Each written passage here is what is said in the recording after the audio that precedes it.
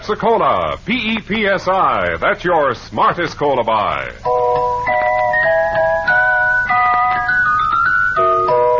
Pepsi-Cola presents Counterspy.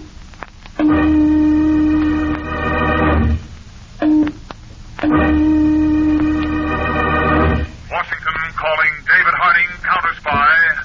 Washington calling David Harding, Counterspy. Harding, Counterspy, calling Washington.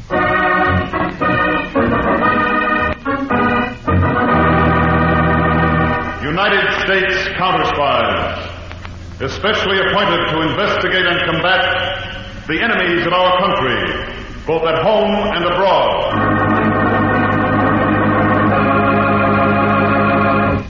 Tonight, the case of the hot car killer. Another Counterspy report to the American people. Brought to you each Tuesday and Thursday by Pepsi-Cola. Pepsi-Cola hits a spot. 2 full glasses, that's a lot. That's right, you heard what they said. 2 full glasses of sparkling Pepsi from one big 12-ounce bottle. You're getting an extra glassful. And what a delicious glassful. The most refreshing, delightful cola that ever tickled your taste. You can't top Pepsi's tangy flavor. And that big, big bottle saves you money, goes twice as far. Pepsi's America's big, big favorite. And America's biggest cola value. So why take less when Pepsi's best? Whenever you reach for refreshment, remember, Why take less when Pepsi's best? And now to Counterspy.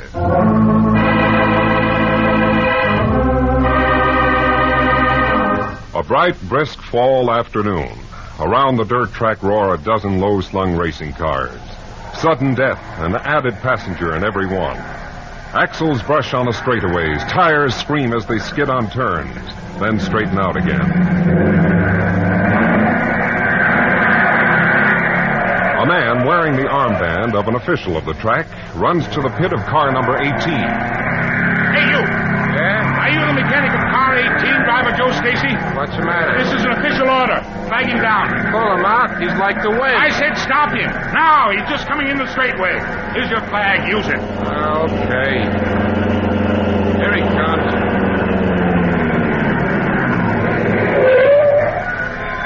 What's the idea of hauling me in?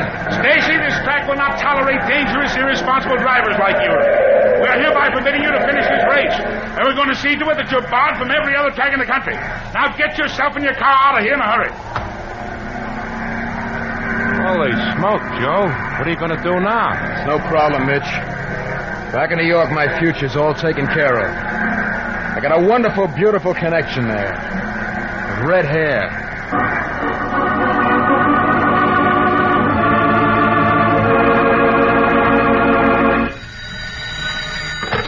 Hello? Hello, honey. It's Joe Stacy. I'm calling you from Chicago. Joe, darling, as if I didn't know. You coming to New York? I gotta, Laura. I've been bounced off the tracks for good. Oh, Joe. After I take a good long look at you, I'm gonna need eating money. You got any ideas? Sure, Joe. I'm a business career woman now. What? I'm a secretary. Private secretary to a corporation. The corporation is 5'8", 150 pounds with gray hair and a big fat bank account. So how do I fit in? Leave that to me, Joe. I'll get you a job with my corporation. I'm going over to his apartment now. Joe, it's a penthouse with overstuffed chairs, soft as marshmallows, and a view of New York. There's only one real trouble with the job. He keeps playing a certain phonograph record again and again and again and again.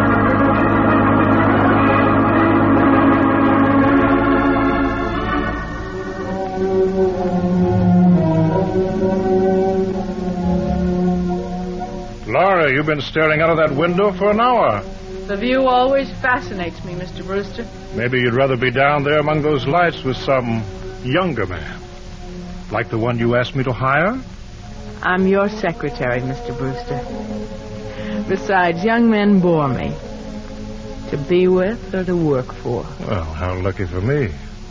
I should hate losing you as a secretary. You will, Mr. Brewster, if you don't stop that phonograph sometime. Very well. I play that music constantly, Laura, because the orchestra was playing it the night you and I first met. Haven't you any such memories? With Joe Stacy, for instance? I live in the present, not the past. Mr. Brewster, the warning buzzer. Someone's coming up in the elevator. Suppose you let them up for me just this once, huh? I don't know how. On my desk there, Yes? the first button is the intercom to the elevator. Press it. That stops the warning buzzer. Now you can talk to whoever's in the elevator while it's held on the floor below. That intercom box on the left. Yes. Yes? Who is it? George Lesage. Mr. Brewster's expecting me. Oh, yes, Lesage. We're bringing you up. Now what, Mr. Brewster? The button on the right starts the elevator again to bring him here to the top floor. I see. Why is that junk dealer coming here? Because he and I have a little surprise for you. Come in, Lesage. Evening, Mr. Brewster. Hello, Miss Montclair. Hello. Yeah, I brought the latest batch of papers for you, Mr. Brewster. All in good order? Yep, ownership papers of 6 total wrecks I bought in from my junkyard. 2 Buicks, a Chevy, a Ford, 2 Pontiacs, all from the West. Well, all plentiful models and relatively easy to steal. Fine. As soon as the cars come in, I can turn them over to you and your used car salesman. Say in a week, huh? Mr. Brewster, I think it's dangerous to mix all those stolen cars with your ordinary used cars in your sales room. Hey, that's the laugh, Miss Montclair. The smartest cover-up that was ever in this racket. Hot cars cooled off. Okay, Mr. Brewster, that cleans me up here. I'm on my way. Lesage, instead of your going to the ferry now, you go to your garage and wait there. I'll keep that appointment. Ah, okay. Laura, the elevator release button, please. Good night, Miss Montclair. Good night. Good night. Mr. Brewster, you didn't tell me the surprise you and Lesage had for me. I've decided to take your childhood friend, Joe Stacy, into my organization. Bring in stolen cars from other cities. Oh. Oh, then he's the one who's coming in on the ferry. And instead of Lesage, you're going to meet him yourself, is that it? I'm curious about him, Laura. An old friend who so fortunately turned out to be an expert car thief and driver. Now tell me, what's the quickest way for me to get to that ferry?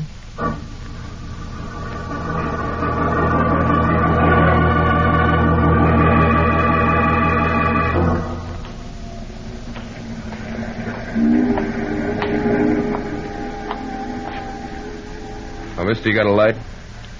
I think so. Stacy? Yeah, Lesage. No. I'm Andrew Brewster. The boss himself, huh? You the car? Second in line. You were instructed to be first. A truck cut out in front of me. I thought you were a former racing driver. Lay off, Brewster. Oh, yes. Laura Montclair said you were touchy about having been ruled off the track. Well, I am. You'll find we'll get along if you carry out instructions, Stacy. And if you don't shoot your mouth off. When you leave the ferry, drive to the garage at 816 East 28th Street. Pick up Lesage. Proceed to his junkyard in New Jersey. Okay. What's Lesage look like? Oh, about your height. With an untidy black mustache. When do I see you again, Brewster? This will be our only meeting. Why this one? Laura talks so highly of you. I wonder why. Curious, Brewster? Or jealous? As you so picturesquely put it, Stacy, lay off. I'm a trifle touchy myself. Goodbye, Stacy.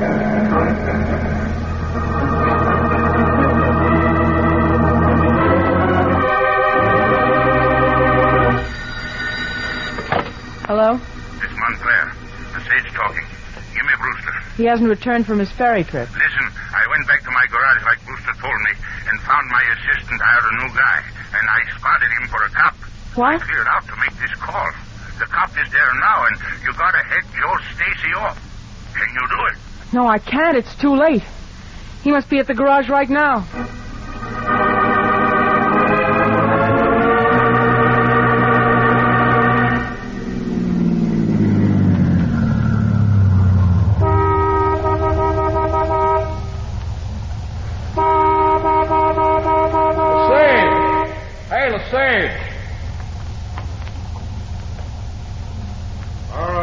come on out of that car. You, Lesage? Yeah. Come on out of that car. Come on. There's your mustache, Lesage. Never mind that. Come out. Not a chance, copper. This is for you.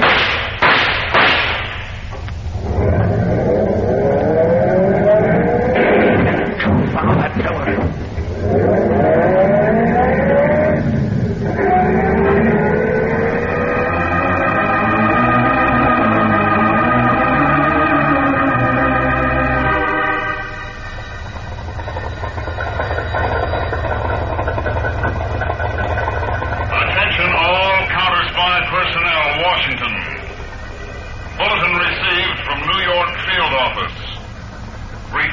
Counterspy file X41. New York detective Jerry Winters found murdered in garage at 816 East 28th Street. Further information being rushed here by New York police. No clue to killer as yet. David Harding to Harry Peters. Meet me at airport in exactly half an hour. We're flying to New York.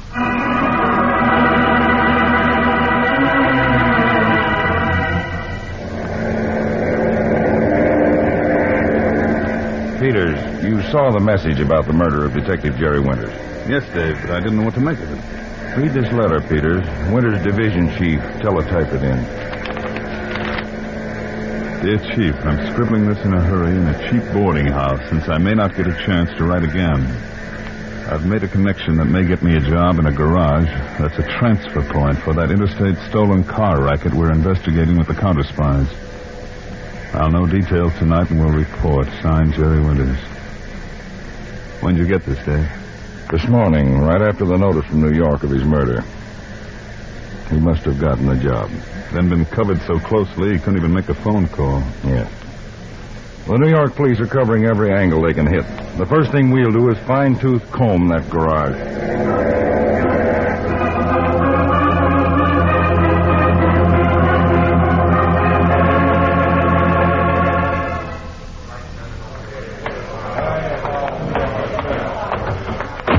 Dave, I've been interviewing all the employees of this garage. They all swear that if there was anything crooked going on here, they didn't know a thing about it. How about the owner? His name is George Lesage, but they say they rarely see him, and nobody knows where he might be right now. How are you making out? Well, I've been working with the examination crew. Take a look at this concrete pillar, Peters. The concrete gouged out about 2 feet up from the floor. Looks as if a car cracked into it.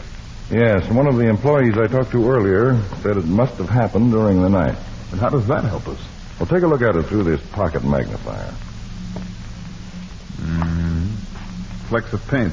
2 colors. Benson of the examination crew says some of the flecks are of brown paint over a year old. And these other flecks of light blue paint with a top coat, a freshly repainted car. And that's one of the first steps of an efficient hot car outfit, Peters, to give the stolen cars a quick repaint. Somewhere there's a car with a dented fender, brown paint underneath, blue paint over it. I want to put out a fast bulletin and find that car.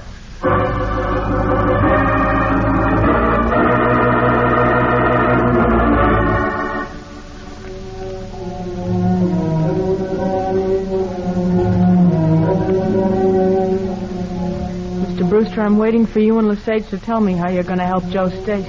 Miss Montclair, Stacy's safe in my junkyard over in Jersey. Besides, Laura, he sounds like a man who helps himself. I introduced him to you, Mr. Brewster. He killed a detective to protect your racket. You've got to help him. On his account? On yours. And mine. I wonder if I can afford to have a cop killer in my organization. What are you getting at? Sage, remember what happened to Whitey? Driving along a mountain road, his car went over the side of a cliff. Accidentally. Laura. I won't help you, Mr. Brewster. Laura, my dear, Stacy knows and trusts you. You're going to invite him for a ride with Lesage tomorrow. You brought him into our organization. It's only fitting that you help him leave it.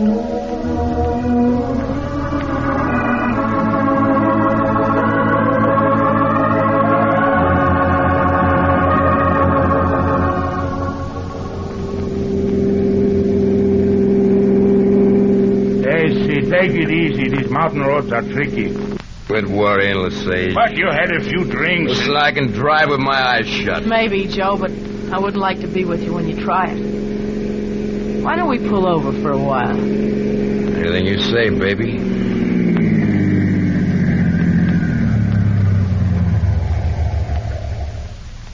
What a wonderful view. Doesn't that train look small from up here? Like a toy.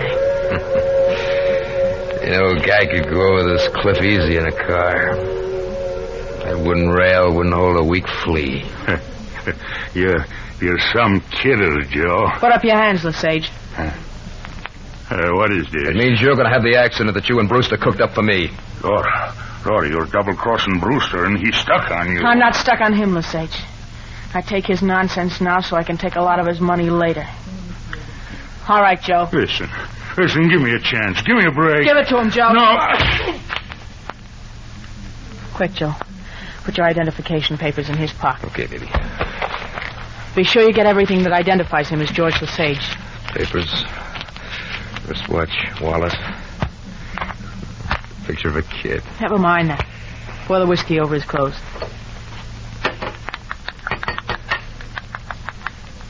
Smell like a saloon. Hurry, he's coming too. Start the engine.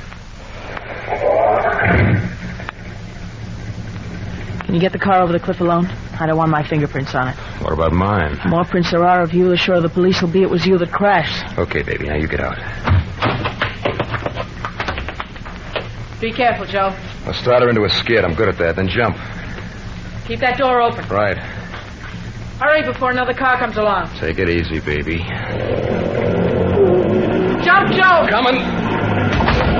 There she goes.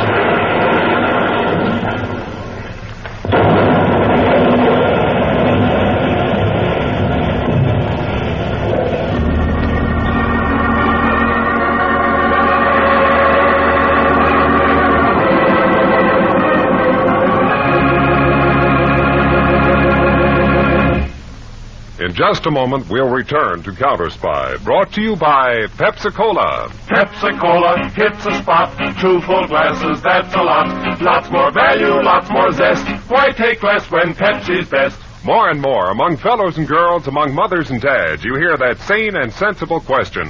Why take less when Pepsi's best? No budget, no allowance ever had a better friend than tangy, sparkling Pepsi-Cola. Because one big 12-ounce Pepsi bottle gives you 2 delicious drinks. That's twice as much tangy taste. Twice as much delicious Pepsi to go just twice as far. That's why more and more families say, why take less when Pepsi's best? Yes, families like yours and mine. Families all over America. They're all saying, why take less when Pepsi is best? Pepsi-Cola hits a spot. Tastes terrific when you're hot. More and better than the rest. Why take less when Pepsi's best? Today, tomorrow, always. Get America's biggest cola value. Take home a carton of 6 big Pepsi bottles. Insist on Pepsi at the store. And say Pepsi at the fountain. Say Pepsi at the stand. Say Pepsi. Whenever you reach for refreshment, remember, why take less when Pepsi's best? Now, back to Counterspy.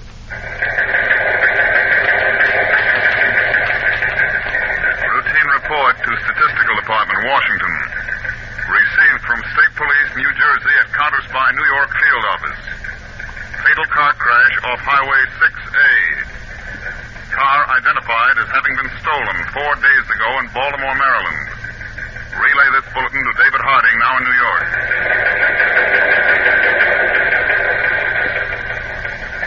File copy of instructions. Harding to Peters.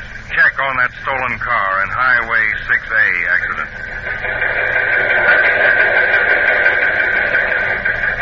Peters reporting to Harding. Wreck almost complete, but left fender shows dent corresponding to gash from concrete pillar in Lesage garage. Undercoat of paint brown. Outer coat blue. Victim tentatively identified from fingerprints on car and papers as one Joe Stacy. Fingerprints forwarded to Washington.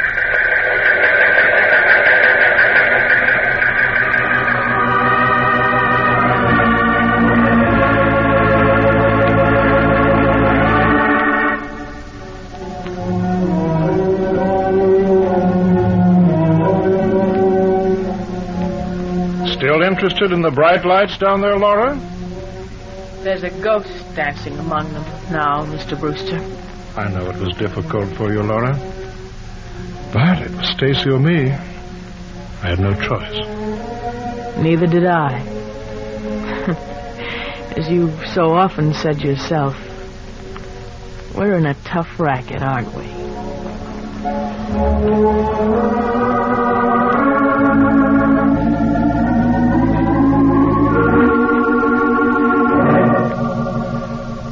Dave, Washington reported yet on Joe Stacy? Yes, but the fingerprints on the body in that smashed car were not those of Joe Stacy. Who then? George Lesage. Lesage? Well, that's the man we were looking for. He owned the garage where Detective Winters was murdered. That's right, murdered by Joe Stacy. Stacy, how do you figure? Well, somebody took a great deal of trouble to make us think Stacy was dead, and that would suit Stacy very well.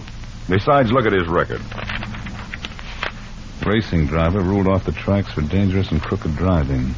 Hold-up charge, suspended sentence, assaulting an officer 30 days.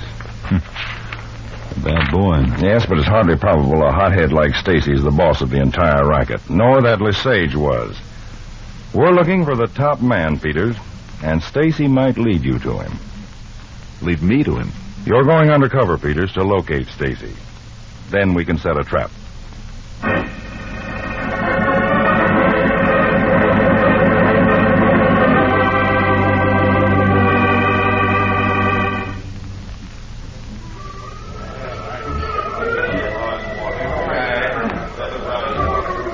Joe, I'm worried. What about, baby? I don't think it's safe for us to meet in such a public place. I got this tablet in my pocket. Besides, this new mustache is sprouting. And the papers are full of pictures of the wreck. I got killed 2 days ago, remember? Joe Brewster will be wanting to see Lesage soon, and then there are the other men. Hey, Bud. Yeah, Marty. Pete Williams in the back room. He says you expect him. Yeah, that's right. Thanks, Marty. Joe. Who's Pete Williams? Oh, he's a guy I met last night right here. At the bar, he started shooting off his mouth about racing drivers. We got into a little argument. It turns out to be an all right guy. He's in the same racket. You sure he's all right? Yeah, he knows a lot of the same people I do out in KC. You go on over to Brewster's apartment, baby. I'll call you later, huh? Okay. So long, honey.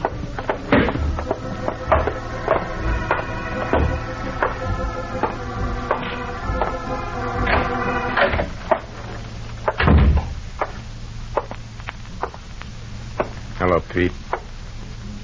What goes? I got a tip for a guy. What guy? Guy named Joe Stacy. Joe Stacy's dead. I read it in the papers. If he isn't already, maybe he's gonna be. What's the tip? The finger's getting put on him. By? His boss. For what? Tip I got says the boss already figured out it wasn't Joe Stacy in that wreck, but a bird named George Lesage. He figures it was Stacy that did it. How do you know? That boss has been trying to contact a couple of trigger men from Chicago. Why are you telling me?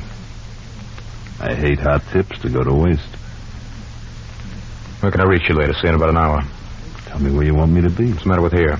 What do you do, phone me? I'll come back and get you. Keep sober, Pete. Sure.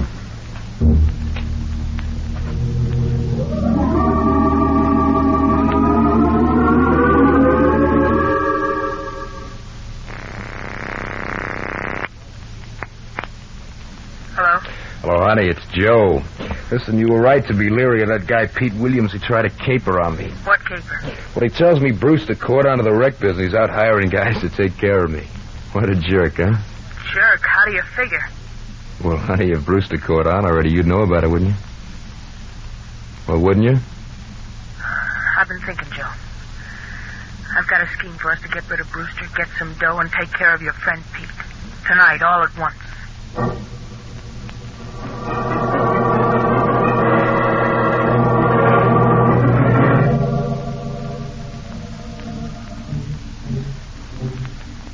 Dave, Peters, I've landed Stacy. Good work. Did he reveal who the boss is? No, but he's pulling me in on his scheme of revenge on the boss. We're going to hold him up. Then Stacy plans to kill him. Well, I'll be close behind you with one of our mobile squads. We'll break it up in time. Well, it may not be easy, Dave. The boss lives in a penthouse and has some tricky system to control the elevator. Stacy's girlfriend is going to double-cross the boss and let us in. Then you'll have to find some way of letting us in. When's the job set for? 11 o'clock tonight.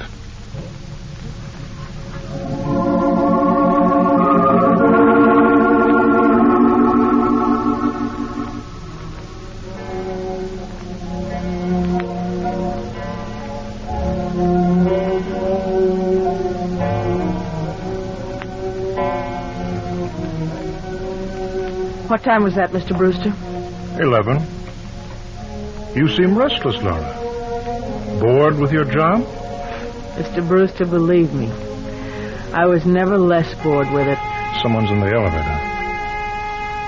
I'm not expecting anyone. I'll find out who it is. Brewster, stay away from that intercom. Laura, what's the meaning of that gun? Push the power button. Laura... Push that power button. As you say. Sit down by the desk. Laura, what is the meaning of this? Shut up! Hello, Brewster. Stacy. In the flesh. I thought you were dead. Laura told Cut me. the act, Brewster. I know about the hood you were trying to get to rub me out. Rub you out? I tell you, I thought you were dead. You're lying, Brewster. Stacy, who is this other man? Pete Williams. The guy who put the finger on you for putting the finger on me. Oh, this man is tricking you, I swear. Listen, Brewster. Wait.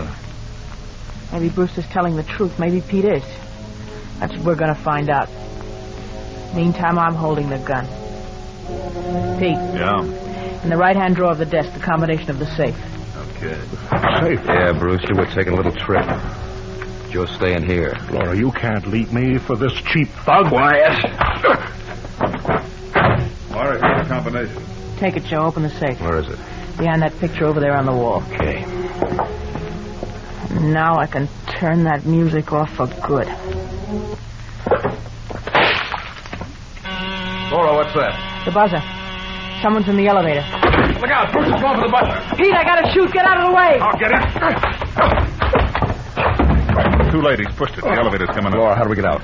Back exit to the roof. Come on, Pete, you too. Now, don't be suckers and run. How do you know who it is? What? He's right, Joe. We'll play innocent. Whoever it is, we invite in. And we put him to sleep. Good girl. Put away your gun, Laura. Yeah. You, Joe, get by the elevator. Right. Now hold everything. There's nobody in the elevator. It's a trick. Hold everything, all of you.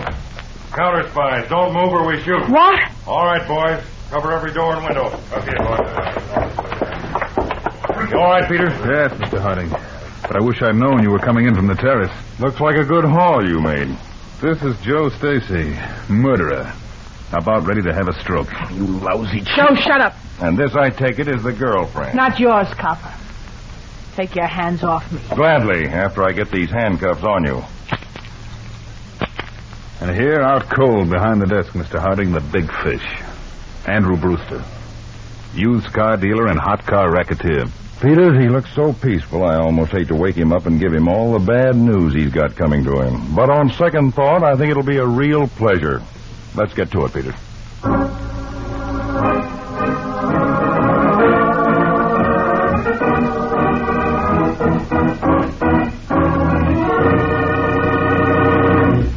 When your friends drop in, be generous, but be thrifty, too.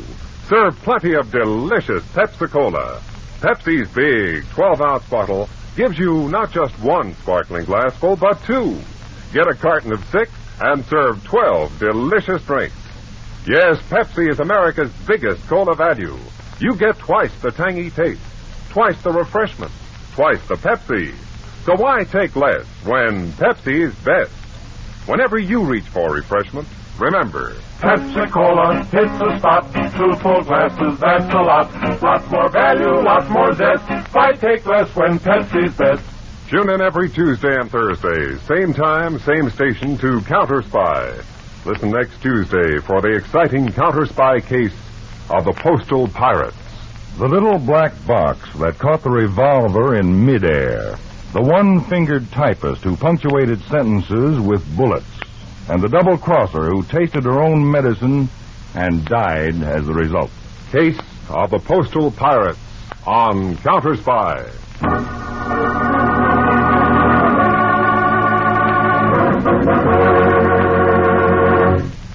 Tonight's Counterspy program originated in New York, was directed by William M. Sweets, and featured Don MacLaughlin and Mandel Kramer, with music by Jesse Crawford. Counterspy is a Phillips H. Lord production for Pepsi-Cola. Enjoy some Pepsi ice cold tonight.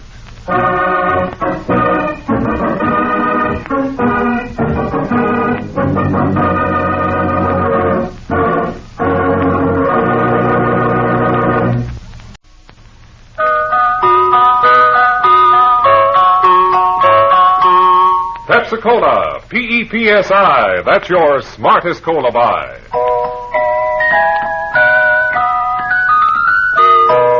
Pepsi-Cola presents Counterspy.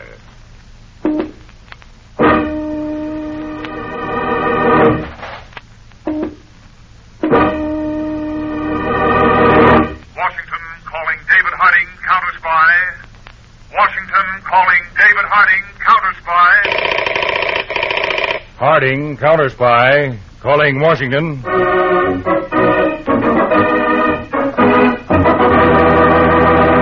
United States Counterspies, especially appointed to investigate and combat the enemies of our country, both at home and abroad.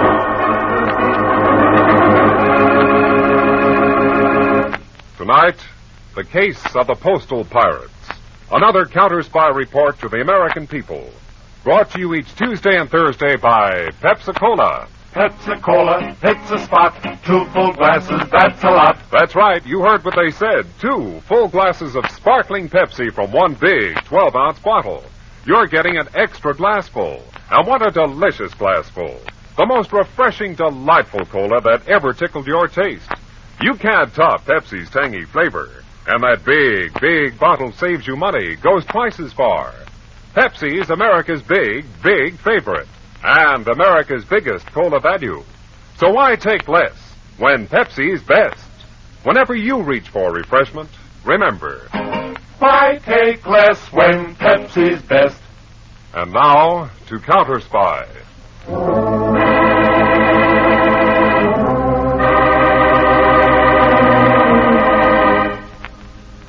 In one of New York City's larger post office branches, it is mid-afternoon and fairly quiet.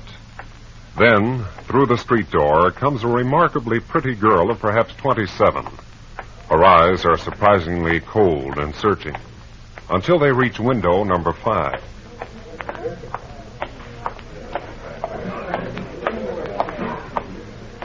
What'll it be, miss? Oh, hello. Hello, handsome. 100 threes. 5 days in a row, 103-cent stamp. So you do a lot of mailing. I've got a lot of friends. I'll bet. Mm-hmm. And, I can see the reason why. Oh, I didn't know postal clerks could make such pretty speeches. Oh, there are a lot of other things we can do, too. That why they keep you locked up in a cage? Well, if you'd like to find out, they let us out at 5. Feeding time for the animals? Oh, you might say. Well, I always did like animals, especially big, burly ones. Well, this one feeds at the Shamrock across the street from here. Oh, there? Mm-hmm. That looks like a place where they feed the animals. Okay, I'll pick you up here at 5.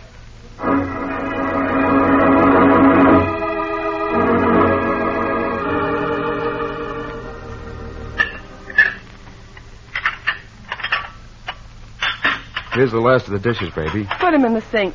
We'll let them soak. All right. Now, isn't my apartment, even with the dishes, better than a public restaurant? Baby, I even love the dishes. And now that we've wined and dined, how about a name? Not that I'd object to calling you baby permanently. I was wondering when you'd ask. It's Kathy. It's nice. Goes good with mine, Jimmy. Is that all? No more questions? Well, my mother taught me never to look a gift horse in the mouth. Horse? Well, I'm not sure I like that. Jimmy. Yeah. Come here. Well?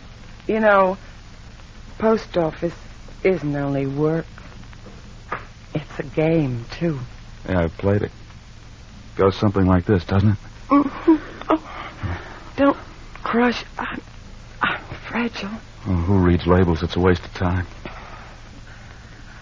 You know, I might have a husband. Well, if you do, he's a chump to let you out of his sight. He's a chump. Oh, you have one? Oh, only on paper. We're separated. He pays the bills and prays for an excuse to divorce me. You trying to give him one? Don't be silly. I said he pays the bills. Are you, bothered? Yeah, a little. It marks you handled with care. I thought you said you didn't read labels. Try closing your eyes. That's an idea. Come here. Oh, remember, fragile. Oh, Jimmy. Oh. My. What a pretty picture. Oh, Nick! What's the idea of busting in here? Well, me and Frank just got a lovely snapshot for my album. You got it all right, didn't you, Frank? Right here from the doorway with my trusty camera. Mm-hmm. Hey, what is this? Evidence, big boy.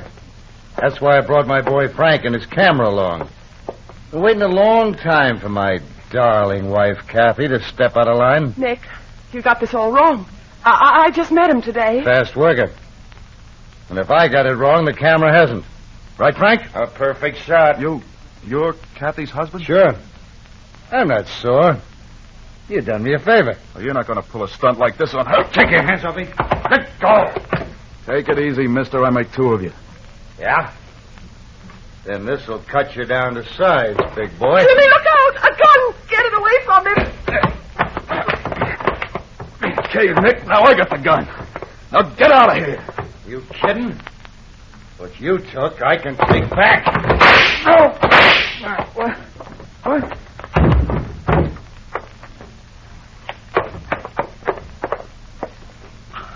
Nick's dead, Jimmy. Holy mackerel. Dead? You're a little late dropping the gun, big boy. But how could... I didn't aim... It's done. He's dead. Oh, we'll have to call the police. Jimmy, don't be a fool. If Nick's body is found here, what do you think this mess will look like to the cops? It was an accident. The cops will love that one. Listen, Jimmy. Nick taught me a lot of things besides what a heel he was. Nick was in the rackets.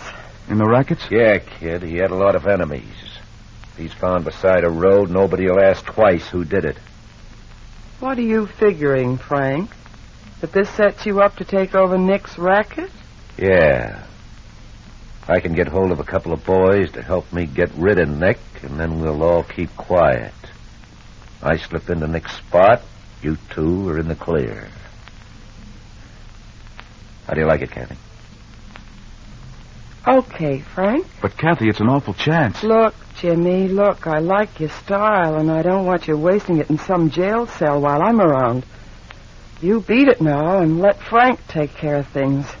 You stay away from me until I call you at home. And that won't be long, honey. That won't be long.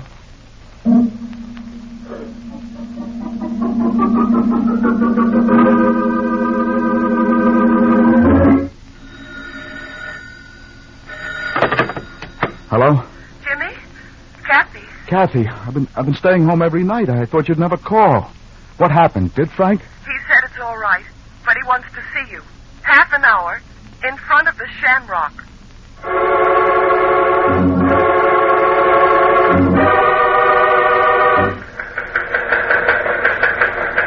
This is David Harding. To Counterspy agents in Chicago, Detroit, Philadelphia, and Boston.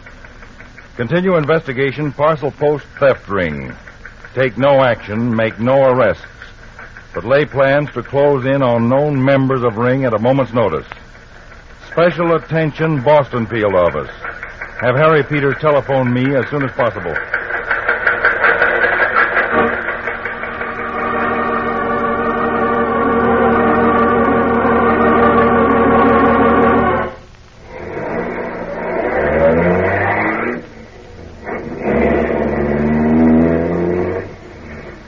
Okay, Frank, what did you want to see me for? Where are we driving? Everything's all right, isn't it? For me, Jimmy, yeah. For you, only maybe. Maybe? Depends on how you play ball. What are you driving at?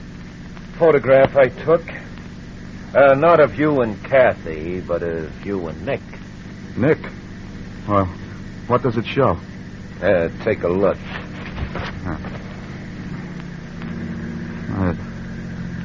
Looks like I killed him deliberately. I cut it perfect. With Nick on the floor and you over him holding the gun. If that picture should show up when Nick is found, boy, oh brother. What do you want? Money? From a postal clerk. Then what do you want? I took over Nick's racket. A racket that's worked in the post office. The post office? Yeah. Nick had guys in post offices, stealing valuable packages. What, just walking out with them? No. After people insure their packages, our guys relabel them. Send them to a special address. That's what you want me to do? Let's say this photo wants you to do it. And, of course, Kathy. She don't want to get mixed up in no murder rap. Kathy? Well, kid? All right, Frank. I guess there's nothing else I can do.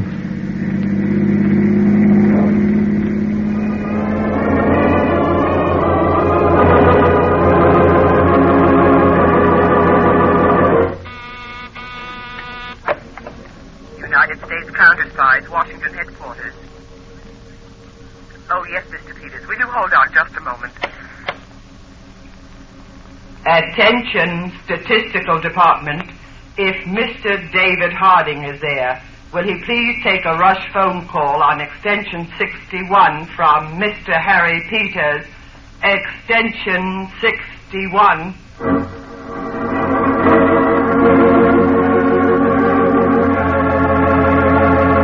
Hello, Peters. I've been waiting to hear from you.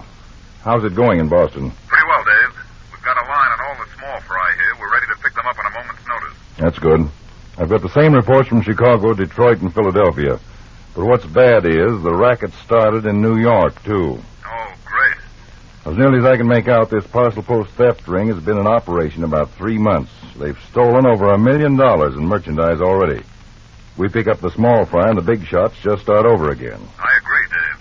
I'm going up to New York. I want you to meet me there. We'll take up the investigation together. Fine. When? Tomorrow. And you can spend the time in between reading postal regulations. I know them backwards already, Dave. Good. I'll have something else for you. Your credentials as Harry Gordon, postal clerk.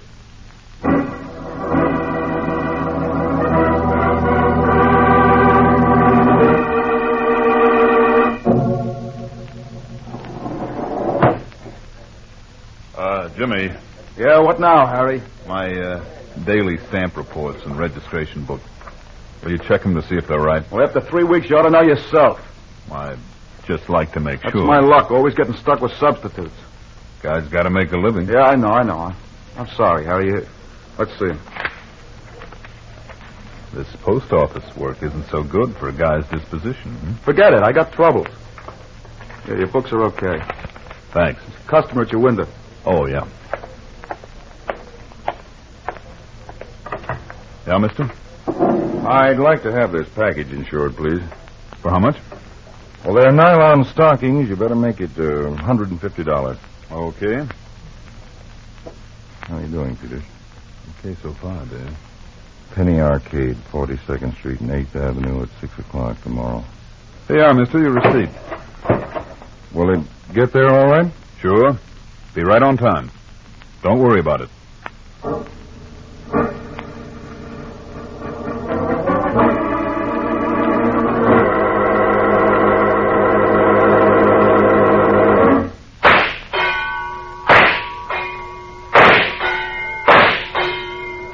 Nice shooting, mister. Like to try a load yourself? Pinball's my speed. The other side of the arcade. Come on and watch. Okay. Any news on Jimmy Morrison, Dave? We traced the package I mailed that Jimmy Morrison relabeled. It went to 428 Front Street, a warehouse. A warehouse? Maybe the central warehouse for the whole racket. Well, there's your pinball machine. Watch me, boy. One thing more.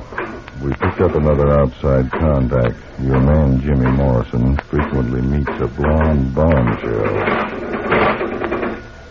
$46,000. Yeah. Blonde bombshell. Want me to follow that?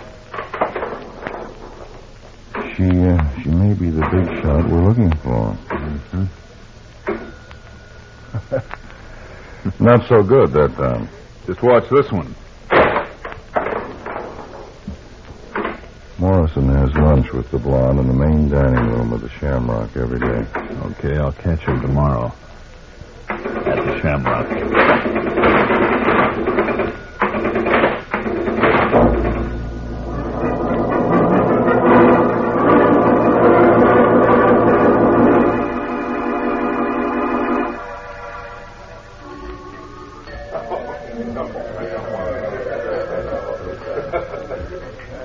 Kathy, I tell you, we can't keep it up. Look, Jimmy, we have to.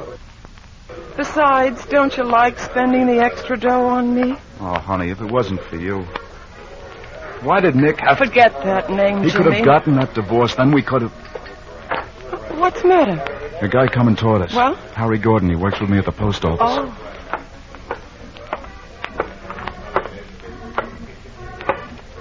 Hello, Jimmy. I almost missed you way over here in the corner. Hi, Harry. Well? Well, what? No knockdown? This is Kathy Thomas. Hi. Hello. Mind if I join you? Thanks. What's on your mind, Harry? You want me to check your books again? No. In fact, this is kind of private. Jimmy's got no secrets from me. Oh, like that? Yeah. Mm-hmm. This might be embarrassing. I'm blushing. Speak your piece. What is it, Harry? Okay. Here it is in 3 little words. I want in. Is that a riddle? Let's cut the sparring, Jimmy. I got eyes and you got careless sometimes. Look, I don't... Wait a minute, Jimmy. Go on, Harry. Let's hear your spiel. Okay, sister. Your boyfriend here's been making funny with the post office. Packages come in from dress goods houses, jewelers, appliance dealers, and what have you. Junior here gets them, relabels them, and 5 will get you 10. They wind up where they shouldn't. You've got an awful big nose. Things could happen to it. Easy, Jimmy, easy. He's a bright boy. Harry, I suppose you could do what Jimmy's doing. I take it I'm in.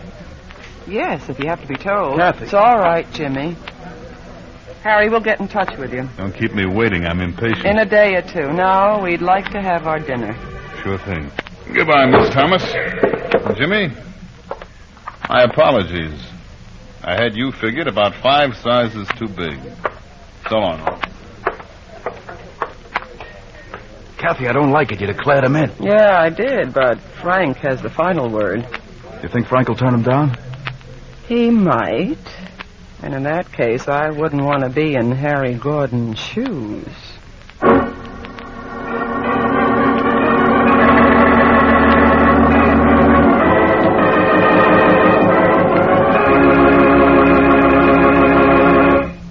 In just a moment, we'll return to Counterspy, brought to you by Pepsi-Cola. Pepsi-Cola hits the spot. 2 full glasses, that's a lot. Lots more value, lots more zest. Why take less when Pepsi's best? More and more, among fellows and girls, among mothers and dads, you hear that sane and sensible question, why take less when Pepsi's best? No budget, no allowance, ever had a better friend than tangy, sparkling Pepsi-Cola. Because one big 12-ounce Pepsi bottle gives you 2 delicious drinks. That's twice as much tangy taste, twice as much delicious Pepsi to go just twice as far. That's why more and more families say, why take less when Pepsi's best? Yes, families like yours and mine. Families all over America. They're all saying, why take less when Pepsi's best? Pepsi-Cola hits the spot. Tastes terrific when you're hot. More and better than the rest. Why take less when Pepsi's best? Today, tomorrow, always. Get America's biggest cola value.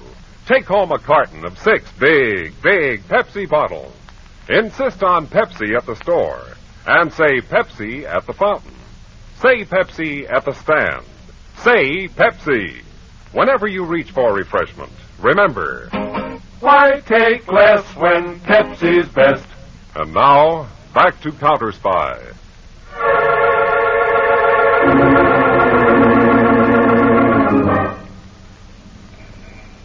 It's just after 5 p.m. in Midtown, New York. From a tall marble building, Peters, alias Harry Gordon, postal clerk, emerges to join the homeward-bound throng. A man sidles up to him. Hello, Harry. What?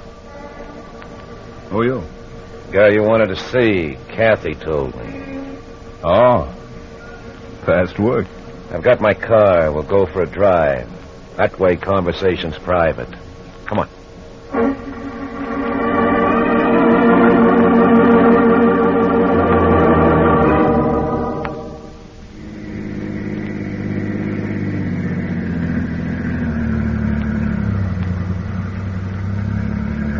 Okay, Harry, stay on the West Side Highway now. Swell car. Handles nice. Yeah, I know. I like to drive. Except in city traffic. That why you wanted me to take the wheel? One reason? And the other? You're a bright boy, Harry. Thanks. Yeah, the kind of a guy we'd like to have. If we were taking on new guys. You're not? We don't like volunteers. We like to pick out our own boys and hold them to us good and tight. I stick like glue where there's dough. Glue melts. We prefer something more solid. Now, you might be a right guy. Thanks. Or a stoolie. I can't sing a note. Maybe even a cop. I haven't got flat feet. Maybe, but we never take chances. Hey, slow down, will you? You're going too fast. I like speed. Now, don't get cute and try to get a cop on our tail. A lot of power in this motor. Slow down, I'll blast your head off. I thought you'd show a rod sooner or later. Okay, I showed it. Now slow down. What for? Right now, this is the safest way I can drive. You crazy fool, look out!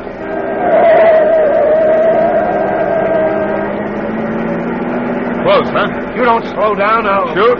Then what happens to us both? The needle's pushing 70. 75. 80. You'll kill us both. That's better than you killing me. Look at the needle. It's 85. It's a car!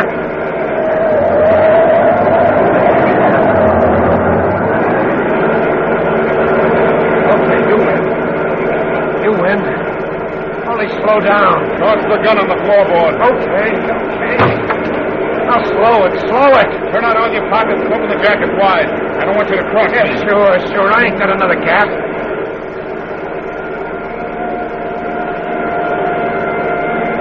Hey, a police siren a block behind. Cops, now we are in the stew. Maybe. That's a good boy. No more guns.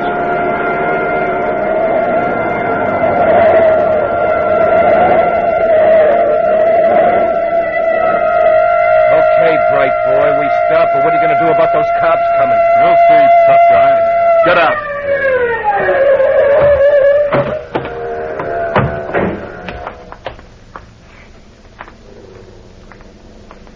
What is this? Only one plainclothes guy in that patrol car. Peters, I've been tailing you since you got into this car. What a race you staged. He pulled a gun on me, Chief. The only way I could make him drop it was to speed up. Chief? Who are you guys? Counterspies. Sorry it turned out this way, Dave. It practically tips our hand. I'd rather have our hand tipped than you dead. We'll move in right away. We'll hand this fellow over to the police and then go right down to pick up Jimmy and the girl.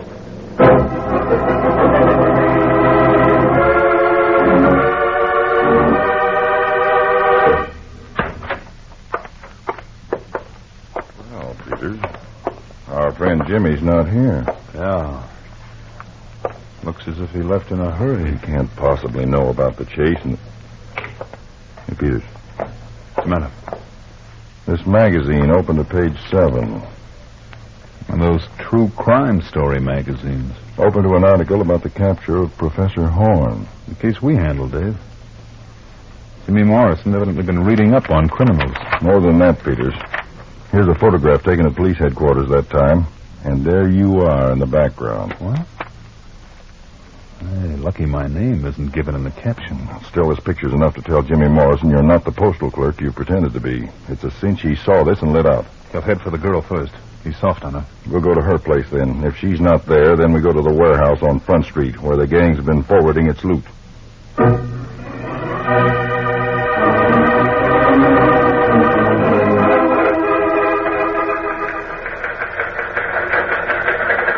This is David Harding. Attention counterspy agents, Boston, Chicago, Detroit, and Philadelphia. Circumstances force us to move now in postal theft investigation. Carry out all raids according to plan. Pick up all members of the ring you can lay your hands on. We will conduct raid on main warehouse here in New York. Act on this order immediately.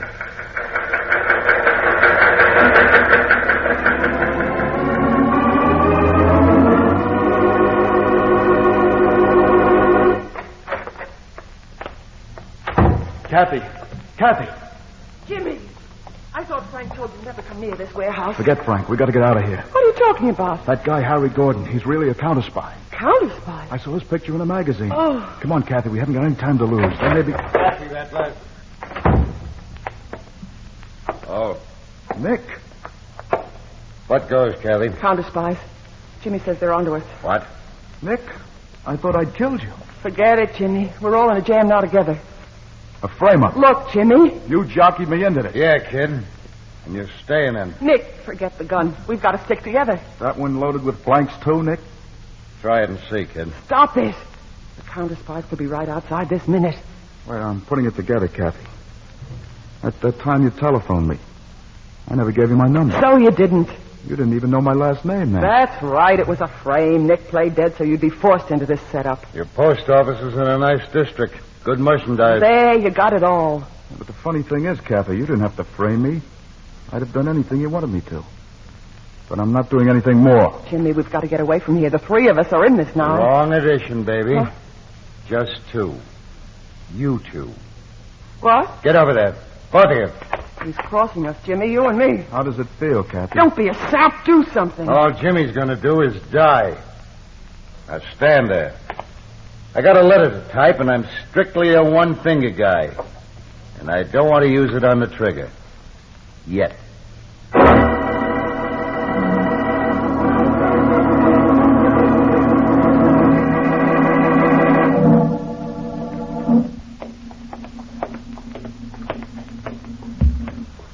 All of our agents staked out around the warehouse, Peter? Yes, Dave, and we're in luck. Oh, how? Conway tells me Jimmy Morrison went into the warehouse just a little while ago. Good. Maybe a meeting of the brains of the mob. What's that?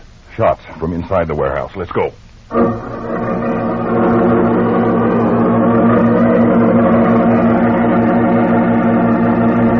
right, you men cover the main floor of the warehouse. Peters and I'll take the office upstairs.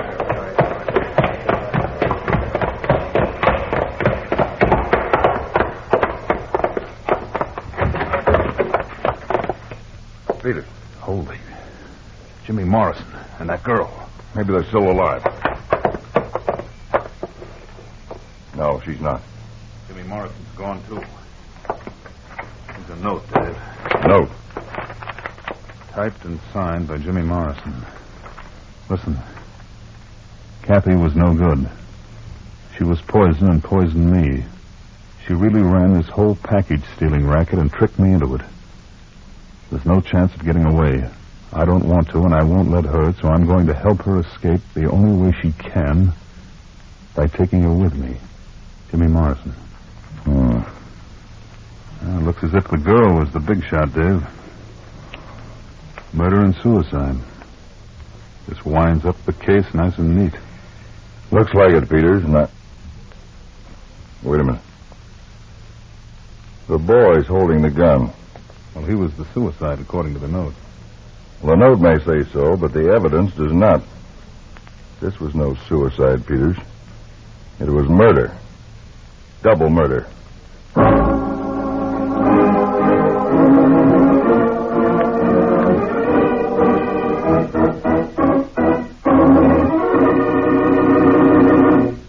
Back to David Harding in a moment. But first, when your friends drop in, be generous, but be thrifty, too. Serve plenty of delicious Pepsi-Cola. Pepsi's big 12-ounce bottle gives you not just one sparkling glassful, but two. Get a carton of 6 and serve 12 delicious drinks. Yes, Pepsi is America's biggest cola value. You get twice the tangy taste, twice the refreshment, twice the Pepsi. So why take less when Pepsi is best? Whenever you reach for refreshment, remember, Pepsi-Cola hits the spot. 2 full glasses, that's a lot. Lot more value, lot more zest. Why take less when Pepsi's best? This is David Harding. The deaths of Jimmy Morrison and Kathy Thomas, plus the simultaneous raids we made in Boston, Chicago, Detroit, and Philadelphia, would have ended our investigation of the parcel post theft ring, except for one small mistake. A mistake that turned an apparent suicide into murder. A mistake that led us straight to the criminal boss who tried to buy life insurance with death. For the exciting conclusion of this case, I invite you to listen Thursday night. Case of the Postal Pirates, File 2 on Counterspy.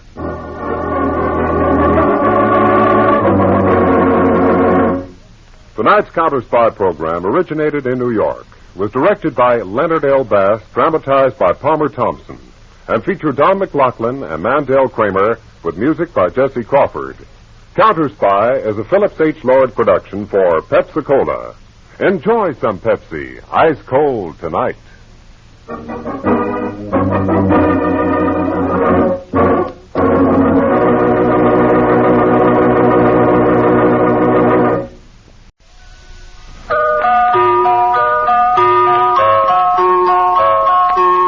Pepsi-Cola, P-E-P-S-I, that's your smartest cola buy.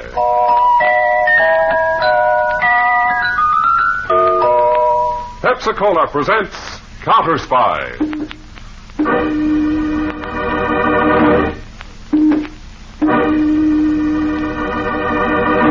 Washington calling David Harding, Counterspy.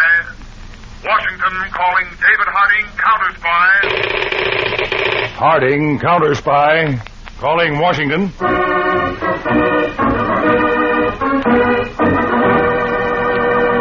United States Counterspies, especially appointed to investigate and combat the enemies of our country, both at home and abroad.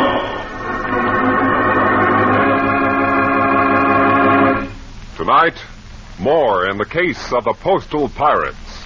Another Counterspy report to the American people. Brought to you each Tuesday and Thursday by Pepsi-Cola. Pepsi-Cola hits the spot. 2 full glasses, that's a lot. That's right, you heard what they said. 2 full glasses of sparkling Pepsi from one big 12-ounce bottle. You're getting an extra glassful. And what a delicious glassful. The most refreshing, delightful cola that ever tickled your taste. You can't top Pepsi's tangy flavor. And that big bottle saves you money. Goes twice as far. Pepsi's America's big favorite. And America's biggest cola value. So why take less when Pepsi's best? Whenever you reach for refreshment, remember, why take less when Pepsi's best? And now, to Counterspy.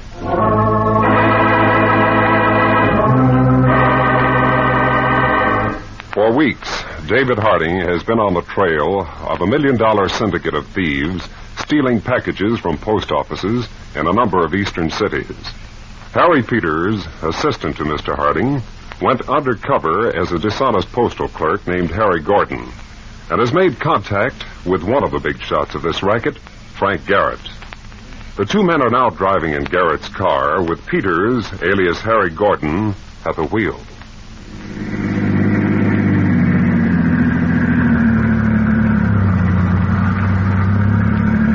Okay, Harry, stay on the West Side Highway now. Swell car. Handle's nice. Yeah, I know. I like to drive. Except in city traffic. And why you wanted me to take the wheel? One reason. And the other? You're a bright boy, Harry. Thanks. Yeah, the kind of a guy we'd like to have if we were taking on new guys.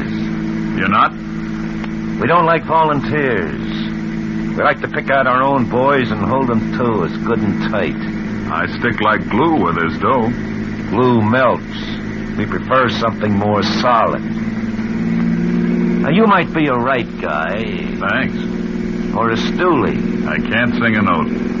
Maybe even a cop. I haven't got flat feet. Maybe. But we never take chances. Hey, slow down, will you? You're going too fast. I like speed. Now, don't get cute and try to get a cop on our tail. A lot of power in this motor. Slow down, I'll blast your head off. I thought you'd show a rod sooner or later. Okay, I showed it. Now slow down. What for? Right now, this is the safest way I can drive. You crazy fool, look out!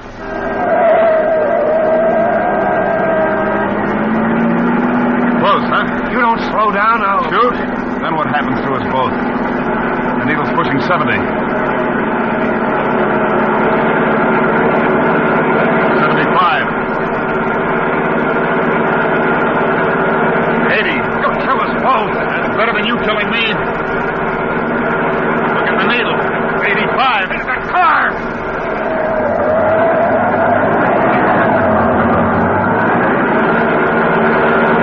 Okay, you win.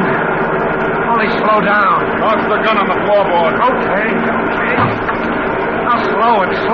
Turn out all your pockets and open the jacket wide. I don't want you to cross me. Sure. I ain't got another gap.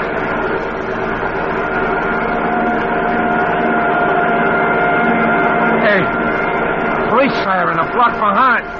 Cops, now we are in the stew. Maybe. That's a good boy. No more guns.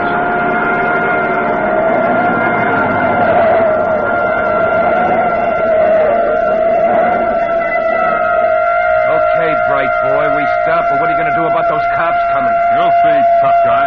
Get out.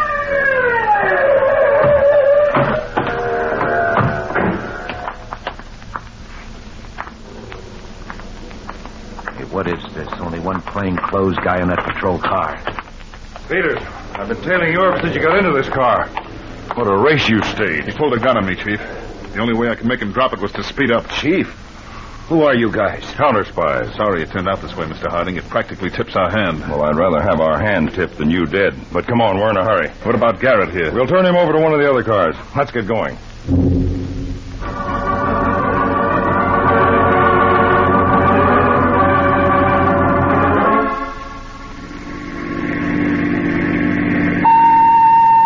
There's the signal, Dave. You can go ahead.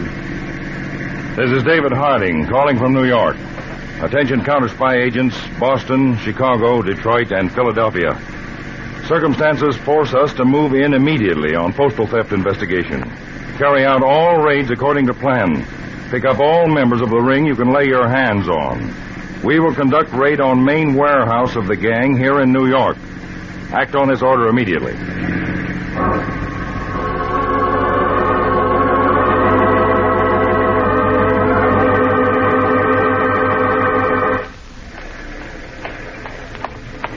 Agents staked out around the warehouse, Peter? Yes, David. We're in luck. Oh, how? Conway tells me that Jimmy Morrison, the crooked postal clerk I've been keeping tabs on, went into the warehouse just a while ago. Good. Maybe a meeting of the brains of... What was that? Shots from inside the warehouse. Let's go.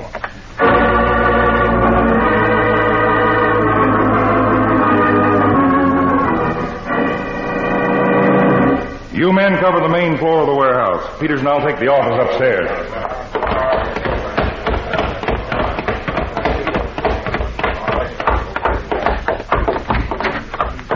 Peters. Look at that. Holy. Jimmy Morrison and that girl. Maybe they're still alive. No. She's not. Jimmy Morrison's gone, too. Here's a note. Note. Signed by Jimmy Morrison. Listen, Kathy was no good. She was poison and poisoned me. She ran this whole package-stealing racket and tricked me into it. There's no chance of getting away. I don't want to, and I won't let her, so I'm going to help her escape the only way she can, by taking her with me. Jimmy Morrison. Looks as if this girl, Kathy, was the big shot, Dave. Murder and suicide. This winds up the case nice and neat. Looks like it, Peters. Now, wait a minute. The boy's holding the gun. Well, he was the suicide, according to the note. This was no suicide, Peters. It was murder. Double murder. The killer may still be in the building. What? Alert the squad. Have them go through this warehouse from top to bottom, fast. And that thug who tried to take you for a ride, Frank Garrett, get him up here. I want to talk to him now.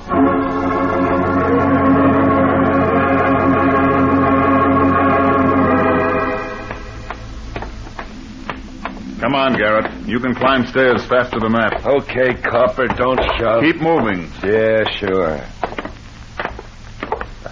All right, Peters. I'll take care of Garrett. You take charge of the rest of the squad. Report to me on what you find. Right, Dave. What's this all about, Mr. Harding?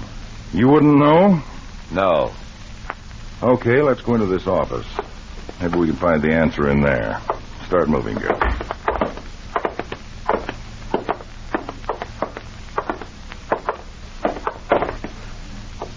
Holy smoke. It's a pretty picture, isn't it?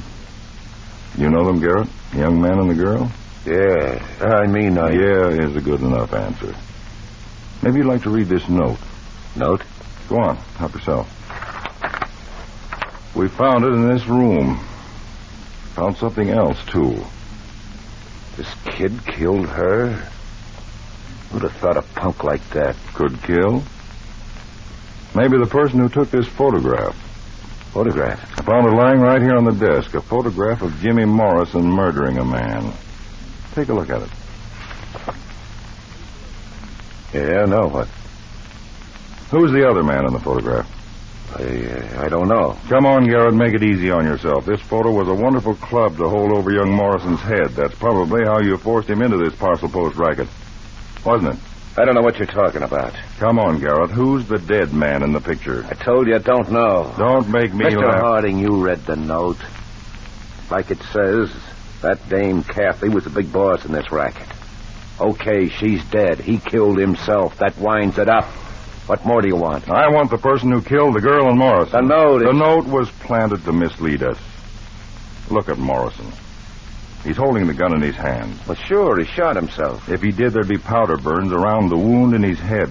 But it's a clean wound. That means he was shot from a slight distance by someone else. Look, I got nothing to do with it. You had your mitts on me when those shots were fired. Right. But you know who that someone else was. I don't know nothing. I ain't saying nothing. You're bright. Figure things out for yourself. Okay, maybe I will. No good, Dave. The boys have been through the whole warehouse. Whoever the murderer was, he got away through an abandoned sewer outlet we found in the cellar. I expected that, Peters. What about Frank here? He doesn't want to talk at the moment. Maybe we can change his mind. Maybe. In the meantime, get our fingerprint and photographic details. Go over this office, Peters. We're not closing this case till we've caught a double murderer.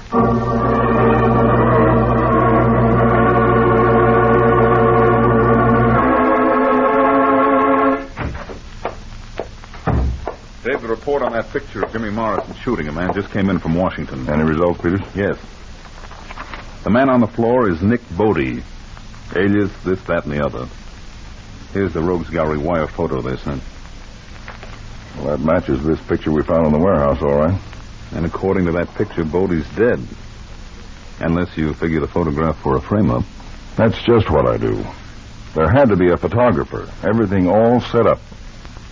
The way I reconstruct it, she and Bodie framed a situation, a fight, so that Morrison could be tricked into this picture. Yeah, but to convince her... Look at it.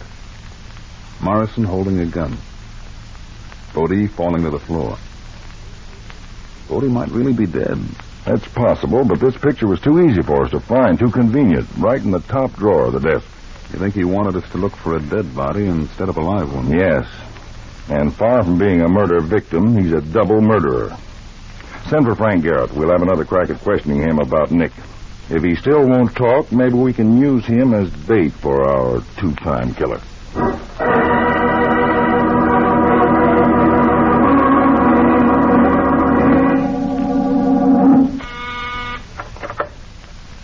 Product Buyers Incorporated, good morning. Mr. Richardson, I'm sorry he's busy. Will you call back later, please? Can I help you, sir? I want to see Mr. Richardson. Who shall I say is calling? Just Nick, Postal Sales. Oh, I'm sorry. Mr. Richardson will see salesmen on Tuesdays and Thursdays only. Beautiful. You give him my name, and if he says that too, I'll go away. All right. Just a minute.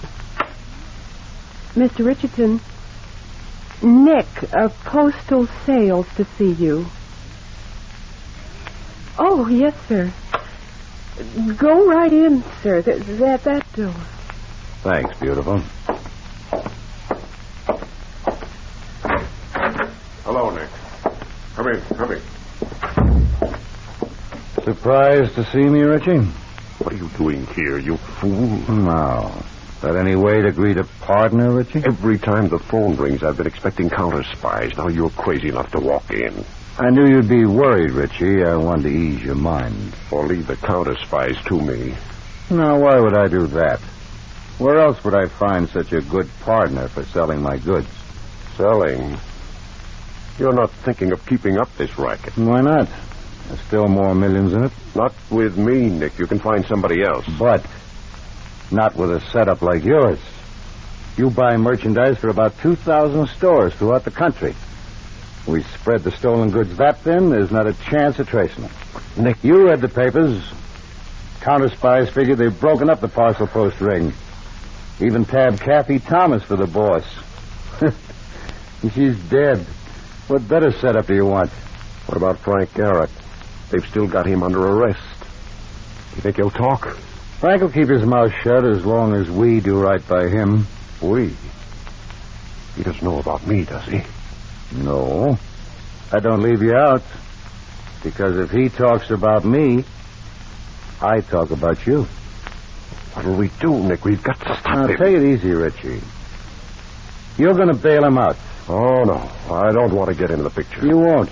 Just be ready with the dough. I know a guy who'll handle the whole thing.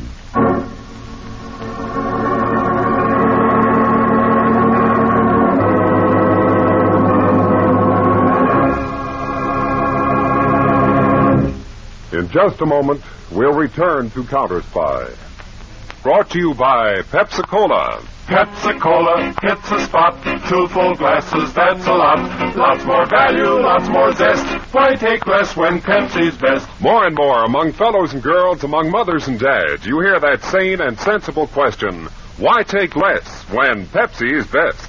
No budget, no allowance, ever had a better friend than tangy, sparkling Pepsi-Cola. Because one big 12-ounce Pepsi bottle gives you 2 delicious drinks. That's twice as much tangy taste, twice as much delicious Pepsi, to go just twice as far. That's why more and more families say, why take less when Pepsi's best? Yes, families like yours and mine, families all over America, they're all saying, why take less when Pepsi's best? Pepsi-Cola hits a spot. Tastes terrific when you're hot. More and better than the rest. Why take less when Pepsi's best? Today, tomorrow, always. Get America's biggest cola value. Take home a carton of 6 big Pepsi bottles. Insist on Pepsi at the store. And say Pepsi at the fountain. Say Pepsi at the stand. Say Pepsi. Whenever you reach for refreshment, remember, why take less when Pepsi's best?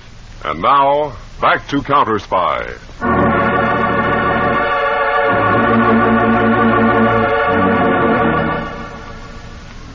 In the Counterspy field office in New York, David Harding and his assistant, Harry Peters, are again questioning the prisoner, Frank Garrett.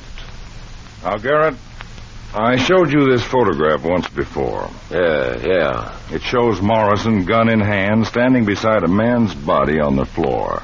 Yeah, I see. We know now that the man on the floor is or was named Nick Bodie. You know him? No. You know if he was head of the parcel post racket? You see who that is, Peter? Right. What's the answer, Garrett? Look, Mr. Harding, for the last time, I don't know nothing about nothing. In fact, I'm the most ignorant guy you ever arrested. So why don't you call it quits and let me go back to my cell? You won't have to, Garrett. Huh?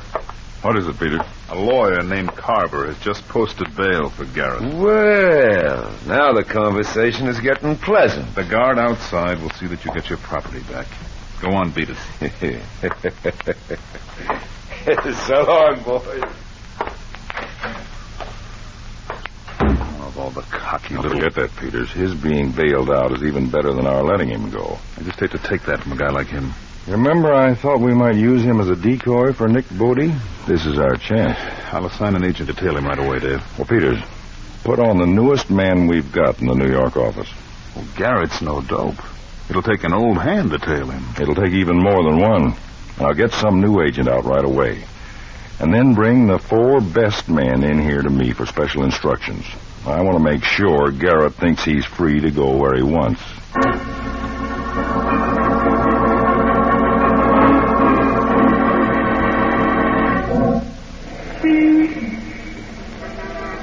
Well, Garrett, feel good to be out? Yeah, sure, Mr. Carver.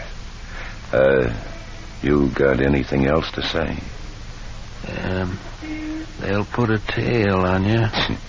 Tell me something I don't know. Like, who gave you the money to put up my bail? Look, call Paradise 23416 between 10 and 10:30 tonight. It's a lunch counter. Don't ask for anyone.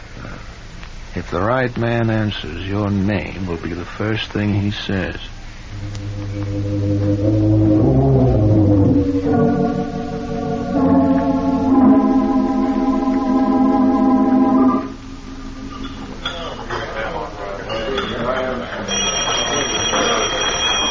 That's okay, Carterman. I'm expecting your call.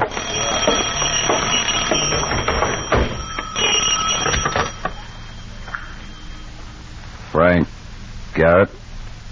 Yeah. Hello, Nick. You recognize the voice? Sure. I knew you wouldn't forget me. You do any talking? Not even about the weather. But they got me on 2 counts, Nick. I don't want to stand still for them. You won't have to. I'll get you some dough and you can jump bail. You're being tailed right now, I suppose. Yeah, I got the guy spotted. A crew cut boy, strictly Joe College. Okay. Now, here's how you lose him fast. You know the Cooley building, 32nd and Broadway? Yeah. There's a side entrance with only a revolving door. Right. Let him tail you in there. Then double back and out the same door. When you get outside, step on the doorstop. That'll lock the door so you can get away before he circles the corner of the building. Right. Cute trick. When you're sure you're clear, call me at Mercury 46000. We'll pick it up from there.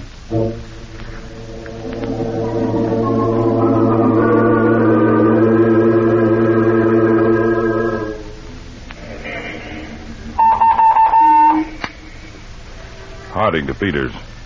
You still with Garrett? Yes, Dave. He just got out of a cab at 32nd Street and Broadway. He's going in the Cooley building. I'm about a half a block behind in my car. Is Stevens still tailing him? Yeah, it's kind of overeager, though. I've got a hunch Garrett spotted him. I'll keep in touch. Wait a minute. Garrett just came out of the Cooley building. There's some trouble at the door. Stevens is locked in. Good. Garrett's back in his cab. Okay. Stay with him. Keep in touch with the other cars. Just make sure Garrett keeps on thinking he's in the clear.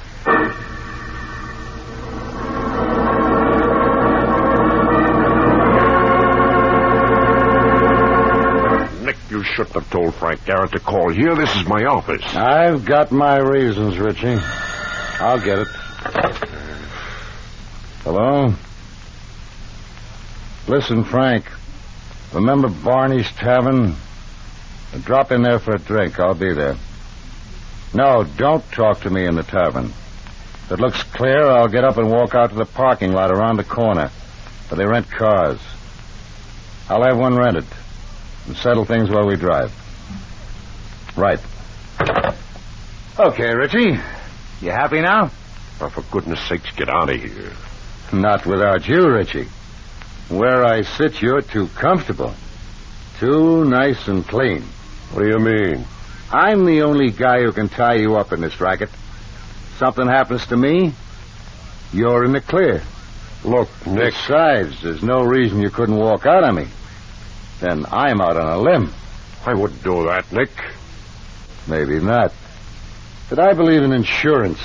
partnership insurance. I'm going to take some out on you. Frank Garrett's help.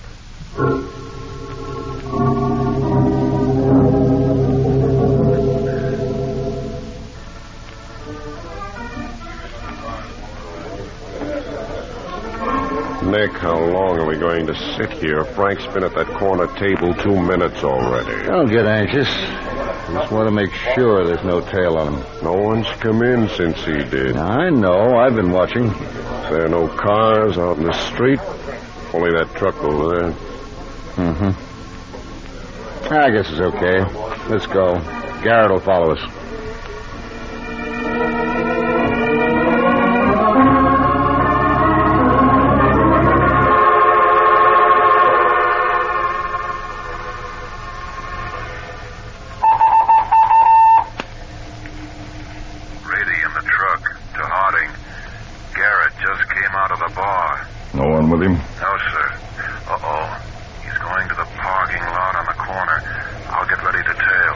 Peters, how far are you from Brady? The next block, Mr. Harding. Brady, give Peters the direction Garrett takes. You follow Peters. Peters, you pick up his trail. Right, Dave. A car's coming out of the lot now. A blue Dodge sedan. It's Garrett. 2 other men with him. Going east, Peters. You can pick him up 2 blocks down.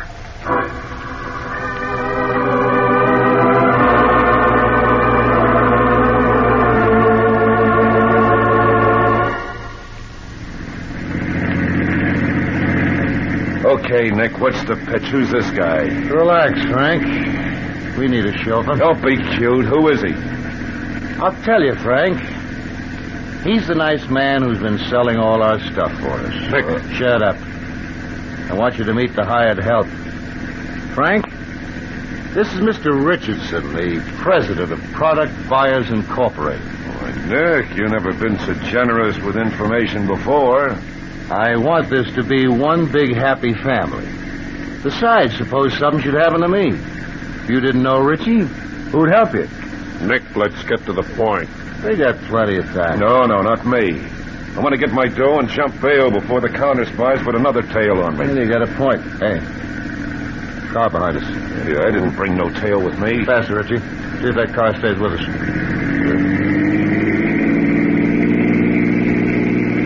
Okay, turned off.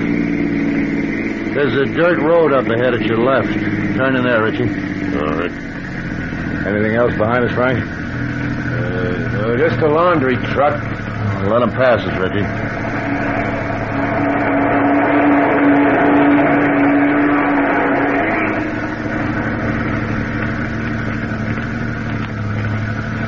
Okay.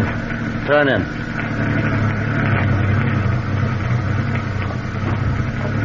How far do I go? I'll tell you when. How much dough you got for me, Nick? $5 grand. $5,000. Hey, I can skip the country with that. Why not? Be a lot safer for everybody with you out of the country. All right, this is good enough, Richie. Stop here. Nick, the gun. What's the matter, Frank? You've seen guns before. Nick, look, give me my dough. Let me lay 'em. I'm a right guy. You know that. Sure. We've been buddies for a long time. Yeah, that's right, Nick. You wouldn't... Kill you? What kind of a heel do you think I am? Oh, no, Nick. I didn't think anything like that. Well, why should you? Now, if Richie... Nick, you need me. Of course I do. Why should I kill a guy I need? We could take the dough, Nick. Nick, put those guns away. Don't get excited, Richie. I'm giving one to you. Me? I couldn't kill my buddy. You could. Then I wouldn't be a heel. Nick, no. I won't do it, Nick. I can't. Richie, you'd rather die instead of him? Look, Nick, Get up, Frank. You wanted to leave the country, and now you're going to. Come on, Richie. I want something nice and big on you. Like murder. Please, Nick, don't make me... Who's that? Shut up. I heard it, too. somebody over there in the brush. Yeah. Here! Over here, whoever you are. All right, Garrett, Bodie, you're covered from all Counterspy. sides. They won't get it. No, don't shoot, Dick. You want it the hard way, you get it that way. Peters, give him a sample. Take me! Nick, no. I go on my arm, you crazy I fool. don't want to die. This is your last chance. Come on, I got it. I'll kill you. Easy does it, Nick. Frank, you double-crossing rat. Get him more of this picture, Dave. Two crooks holding the third one for it. Very pretty. The gun. Take Bodie's gun. Drop it, Bodie. I'll drop it. I said drop it.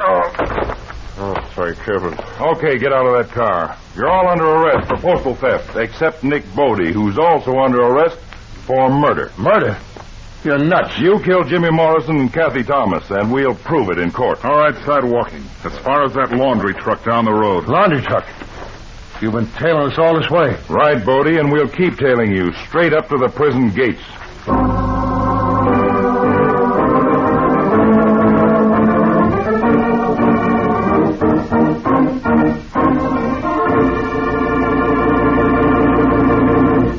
When your friends drop in, be generous, but be thrifty, too. Serve plenty of delicious Pepsi-Cola.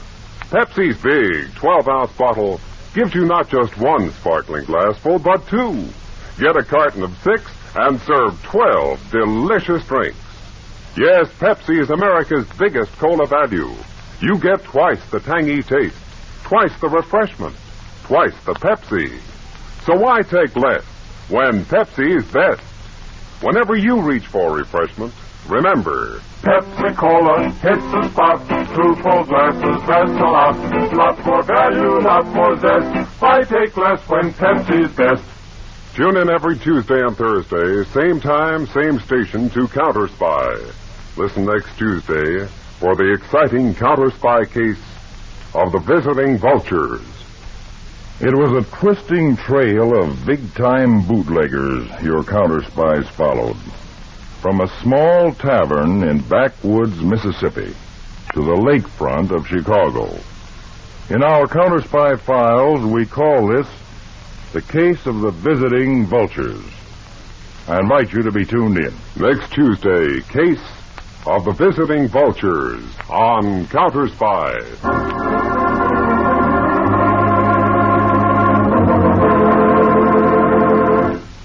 Tonight's Counterspy program, in part transcribed, originated in New York, was directed by William M. Sweets, dramatized by Palmer Thompson, and featured Don MacLaughlin and Mandel Kramer, with music by Jesse Crawford. Counterspy is a Phillips H. Lord production for Pepsi-Cola. Enjoy some Pepsi ice cold tonight.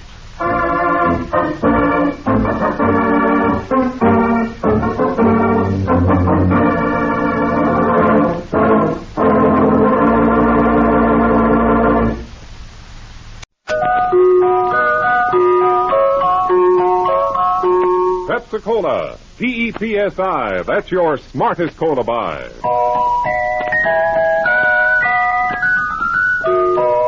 Pepsi-Cola presents Counterspy.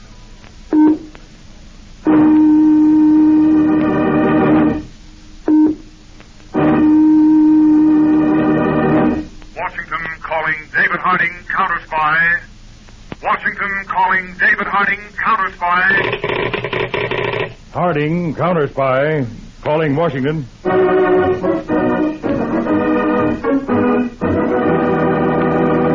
United States Counterspies, especially appointed to investigate and combat the enemies of our country, both at home and abroad.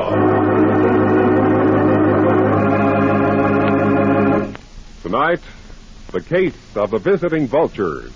Another Counterspy report to the American people. Brought to you each Tuesday and Thursday by Pepsi-Cola. Pepsi-Cola, it's a spot. Two full glasses, that's a lot. That's right, you heard what they said. 2 full glasses of sparkling Pepsi from one big 12-ounce bottle. You're getting an extra glassful. And what a delicious glassful. The most refreshing, delightful cola that ever tickled your taste. You can't top Pepsi's tangy flavor. And that big, big bottle saves you money, goes twice as far.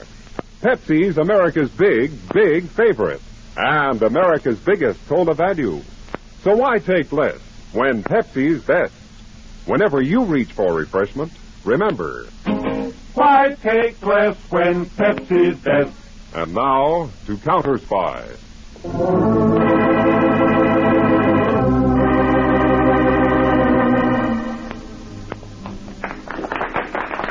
In a conference room in Counterspy headquarters in Washington, David Harding addresses a group of men around a long, shiny table. Gentlemen, I'm honored by the presence here of the governors of the several southern states covered by our Counterspy districts 9, 10, and 11. We realize that your state administrations are faced with a large criminal operation, selling illegally made alcohol and evading federal taxes. Peters, those figures, please. Yes, Mr. Harding. District 9, estimated tax loss, $221,000. District 10, $400,000. District 11, over $500,000. Now, gentlemen, we don't yet know what gang makes that alcohol or where it's made, but all over your states, Counterspy squads are moving into action.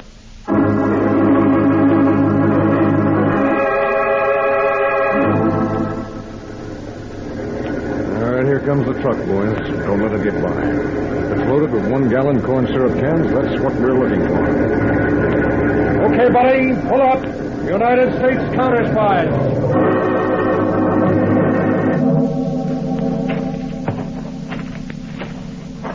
This is the place. It's a dance hall and tavern. They won't open up for us. All right, men. Smash down that door.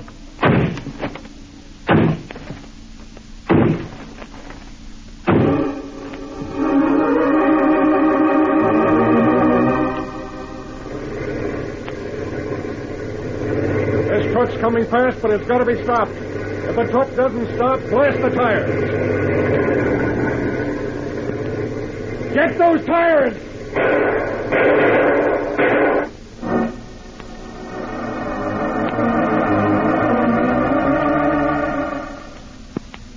So far, gentlemen, no useful leads have been obtained from truck drivers, tavern keepers, and others taken in these Counterspy raids. One lead of possible value has been found, however. My assistant, Harry Peters, is leaving tonight to investigate it in Chicago.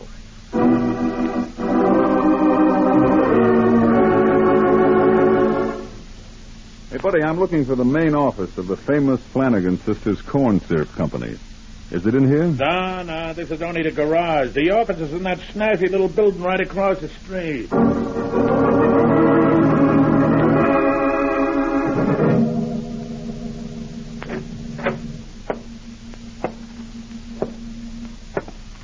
Anybody here?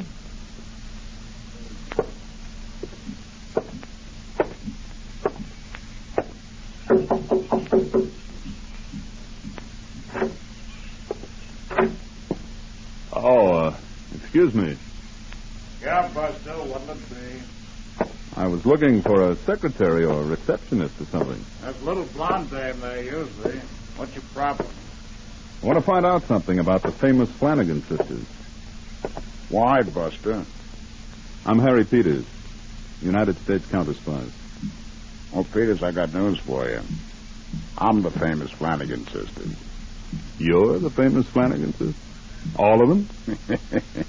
Yeah, it's only a trade name, and I bought the business a couple of years ago. My name's Hype Gordon. Sit down. Thank you, Mr. Gordon.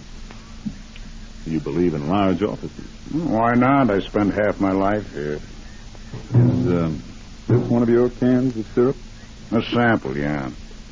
That label, that is a portrait of the original Flanagan sisters bending over a hot stove, making their corn syrup according to a receipt handed down from mother to daughters. Between you and me, the daughter should have handed it back. Tell me, do you know what happens to your used cans? Why? Well, do you take them back, for instance? Like milk bottles, you mean? No. Why? A lot of them seem to be used for shipping illegal alcohol around the country. Labels ripped off, of course. My cans where? Into the so-called monopoly states where liquor is sold only by state-owned liquor stores. Bootleg liquor undersells those stores very profitably because somebody forgets to pay the federal alcohol taxes. We figure around $3 million on this particular operation alone. Oh, you trace those cans to me, huh? Mm-hmm. Through the manufacturer. You want to look around the place, Peters?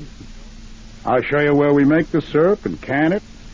50, 60 employees I got. I'll even show you the garage where we ship it out to stores and wholesalers. Maybe I'll even give you a couple of cans to take home to the little woman. Come on. This way.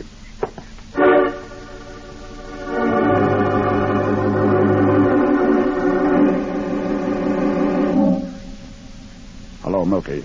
Yeah. That you, Mr. Gordon? Listen, Counterspies are sniffing around my plant here. Counterspy? Holy fish. So don't send any more trucks here from the still till you get word from me. Yeah. Mr. Gordon, you had 3 trucks loaded and ready to roll out of your garage, didn't you? I got 'em out fast. So sit tight, Milky, and we'll be okay. Yeah.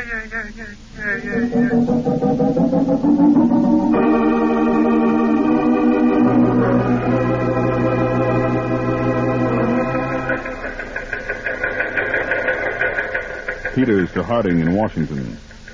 No evidence whatever at Hype Gordon's syrup plant to connect it or him with illegal alcohol manufacture. However, have sent agents to trail 3 loaded trucks that left his garage while I was there. Gordon himself also under surveillance. Has 3 cars, including limousine with French chauffeur. Lives in most expensive apartment hotel in Chicago, swarming with uniformed flunkies. Gordon's rental at least $15,000 a year for lavishly furnished penthouse apartment.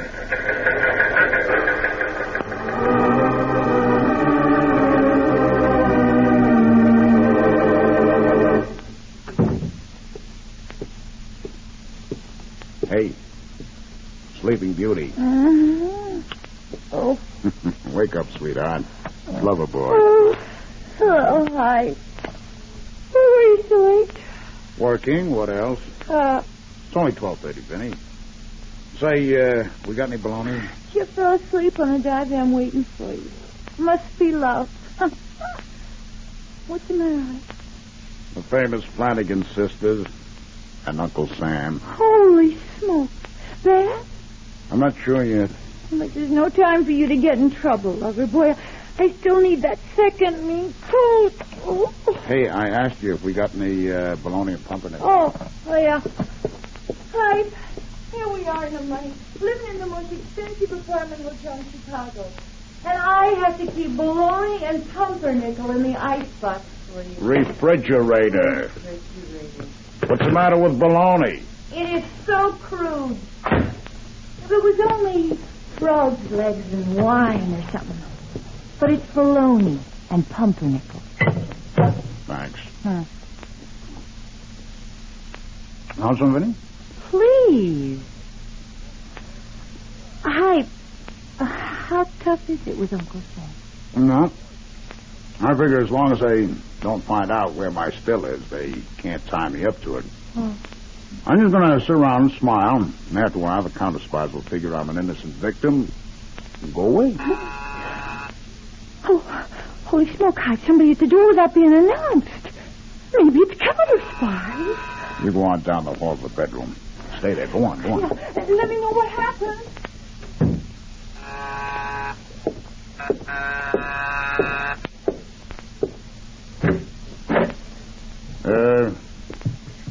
Yeah? Well, hiya, Hype. Well, say, you look just exactly the way I thought you would. Yes, sir.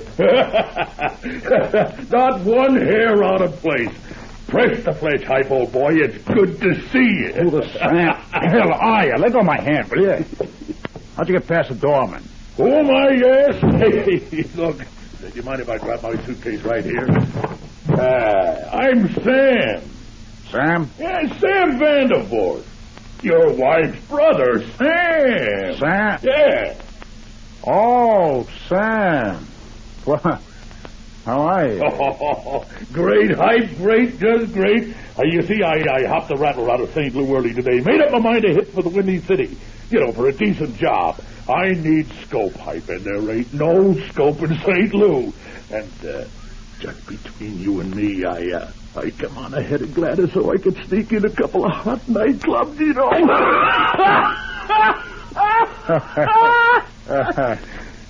Gladys, coming too. Oh, sure. You see, we thought it was about time we met the man my little sister Vinny married last year.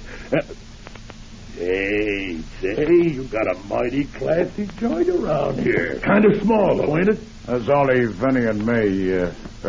She's in back. I better tell you. Oh, no, hold it. Don't bother, Hype. Don't bother. It's late and I can bed down right here. Uh-oh.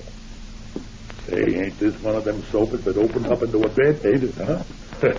Is it big enough for two? What? Well, you know, Gladys and I wouldn't want to inconvenience you, and we'll be mighty comfortable right here in the living room. You mean you couldn't get rooms in a hotel? I can work it for you. Hotel Hype? When I got relatives I'm as fond of like you and Vinny, I wouldn't dream of hurting their feelings by going to no hotel. Bologna and pumpernickel, huh? Good. Yeah. Only I'm sorry there's no frog's legs. Oh, don't feel bad about that, Hype. I love bologna and pumpernickel.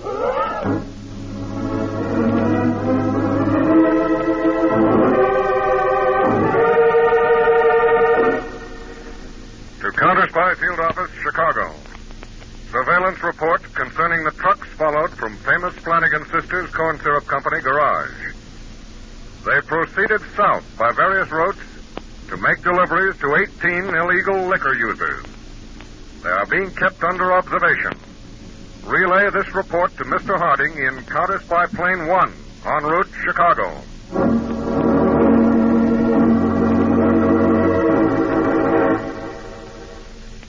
Dave, I'm sure glad you're here in Chicago. This new development nails it right to Hype Gordon. He himself ships out alcohol under cover of shipping out corn syrup. But where is the alcohol made? I see only one thing to do, Peters. Pull a new series of raids on his customers in the southern districts that might scare him into revealing where his still's located.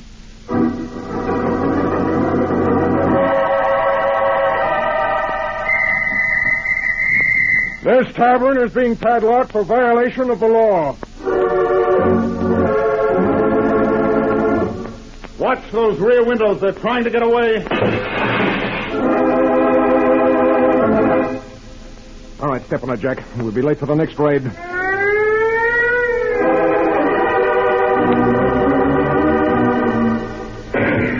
They're shooting at us. Blast the lock off that door.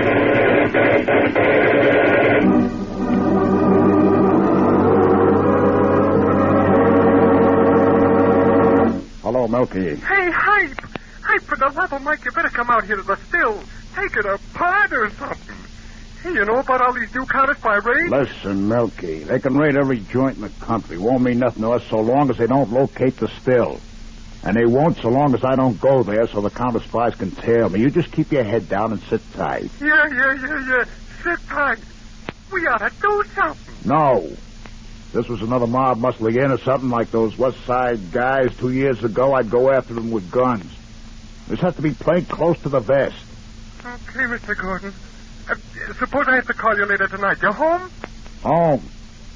I can't go home till way later. My brother-in-law's visiting us. What a schmo. So throw him out. I can't throw him out. My wife sticks up for him. I'm nuts about my wife. And there's my sister-in-law, Gladys. She's tall and skinny. She talks and talks and talks and talks.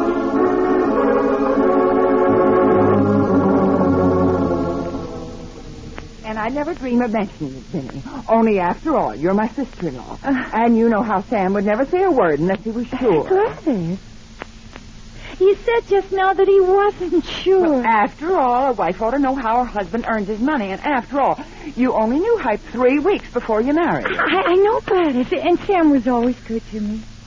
Especially after Pop died back home. But that doesn't give him or you the right to criticize Hype. I'm nuts about Hype. Well, all Sam said was that he didn't think the famous Flanagan Sisters Corn Syrup Company was very successful. And still, you and Hype have 3 cars, and you got 4 closets full of clothes, and that diamond ring.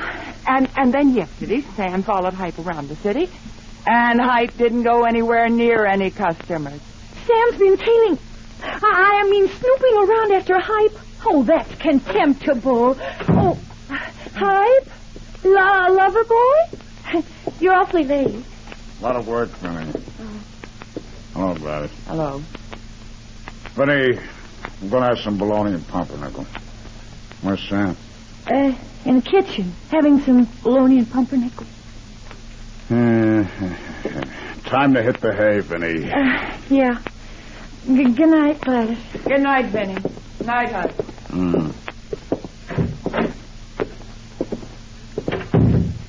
Vinny, the guy drives me nuts.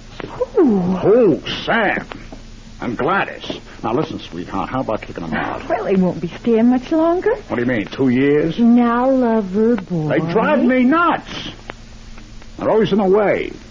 They sleep on the sofa. Dive in. Borrows my shirts. Needs my bologna and pumpernickel. They'll hear ya. It's getting so the only pleasure I have at home. Just taking off my shoes. I can't throw Sam and Gladys out, lover boy. They're all the family I got left. Vinny, my customers down south got raided. Oh. I need a clear head, Vinny, and that schmo brother of yours gets me so mad I can't think straight. First thing you know, I'll do something dumb. And, honey, it'll be his fault. I'll murder the guy. Hype, not so loud. Night. Where are my pajamas? Sam got my pajamas? On the pillow.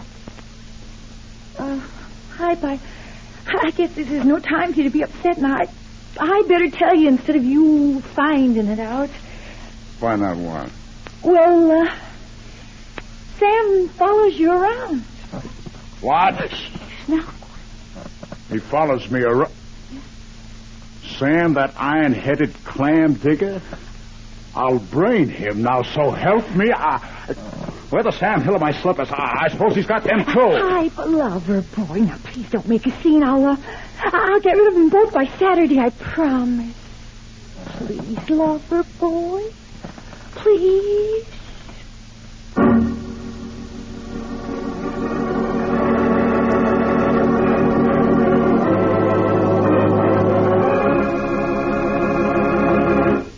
In just a moment, we'll return to Counterspy, brought to you by Pepsi-Cola. Pepsi-Cola, hits the spot. 2 full glasses, that's a lot.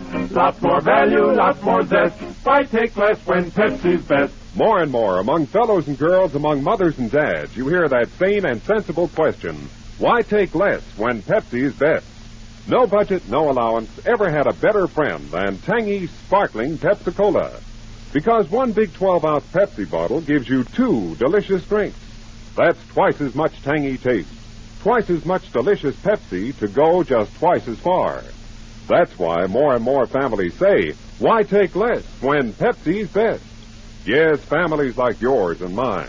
Families all over America. They're all saying, why take less when Pepsi's best? Pepsi-Cola, hits the spot. Tastes terrific when you're hot. More and better than the rest. Why take less when Pepsi's best? Today, tomorrow, always. Get America's biggest cola value. Take home a carton of 6 big Pepsi bottles. Insist on Pepsi at the store. And say Pepsi at the fountain. Say Pepsi at the stand. Say Pepsi. Whenever you reach for refreshment, remember... Why take less when Pepsi's best? And now, back to Counterspy.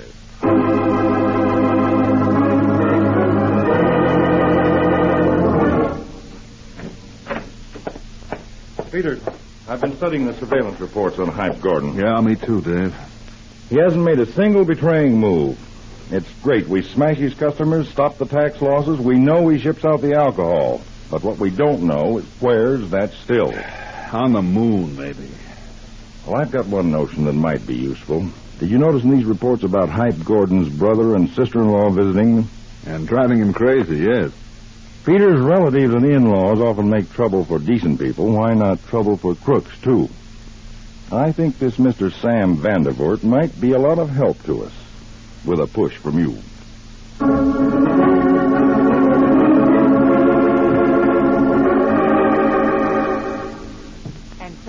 Maybe I shouldn't have said anything about you following Hype around, but it just sort of popped out. Oh, well, Gladys, it don't make no difference. I couldn't find anything out anyway.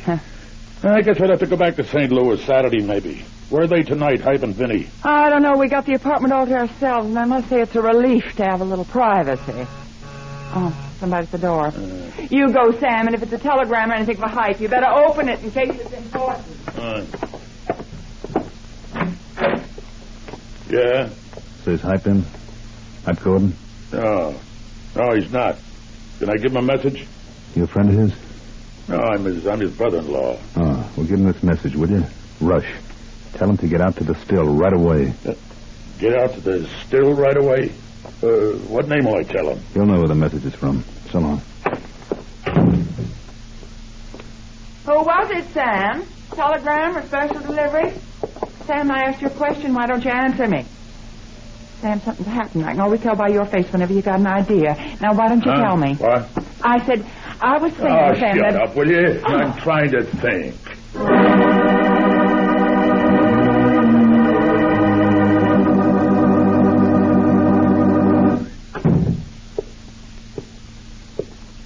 Vinny!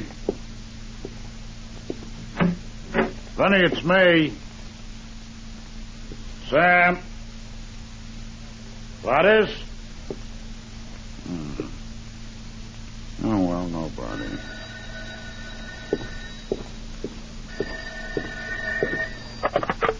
Yeah? Hi, this is Vinny. Where have you been? The athletic club, like I told you. Where are you? I drove Sam out here. Only Hype, the minute we got here and told Milky, he got all excited and ran away. All the other men, too. Milky? The other man? Vinny, are you at the still? With Sam? I couldn't help it. Hype, the minute Sam told me about the message he got, we couldn't find you and we didn't dare wait. Vinny, I don't know what's going on, but I'm going to kill somebody for it. Don't move. Don't do anything. I'll come right out.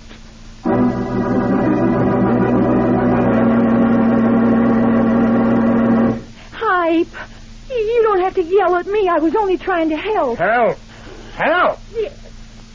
You and Sam together. You've made me do the one thing I swore I'd never do. Come out to this still so I could be tailed. Hype, you got me and Vinny all wrong about Sam, you shut up. Now, what'd you bring that idiot along for, too? Me? Gladys? Look, all of you. I'm trying to find a handle on this, on what happened. Now, what happened? Well, while we were out, you and me, that is, Hype. A guy come to the door with a message for you to get out to the still right away. A guy? What guy? Well, I thought he was sent by Milky. Milky wouldn't send a guy, he'd phone. And so you came out here. Sam, what did you butt in? Now, Hype, you'd better listen to what I got to say. Tell him, Sam. Gladys, you shut up or I'll brain you. All right, let's have it, Sam. All right. You think I'm a chowderhead, don't you? But I figured out right from the start you had a racket, and the minute that guy talked about it still, I was sure of it. So I want a job. Here, working for you. Or at the famous Flanagan Sisters Corn Syrup Company. Or else I talk. Sam, you told me you only wanted to help, Hype. Shut up, Vinny. You'll talk, Sam. To the Counterspies. Oh, Bright Eyes, you listen to me. Now, hold your horses, Hype. Just give me a job and I won't talk. Talk, you big baboon, you! That message wasn't for Milky. It was a Counterspy gag, a trap, and you walked into it, and I gotta walk into it, too, to get you out. Give me a job, he says. Give me a job, you rockhead. I might be out of business altogether before morning. Oh, Hype. I don't buy all that hype. You can't brush me off that easy. What? Vinny. Go on out to the car. Stay there. We may have to leave fast. I'll douse all the lights in here. Sam, you win. You and Gladys, come on with me. I'll show you something.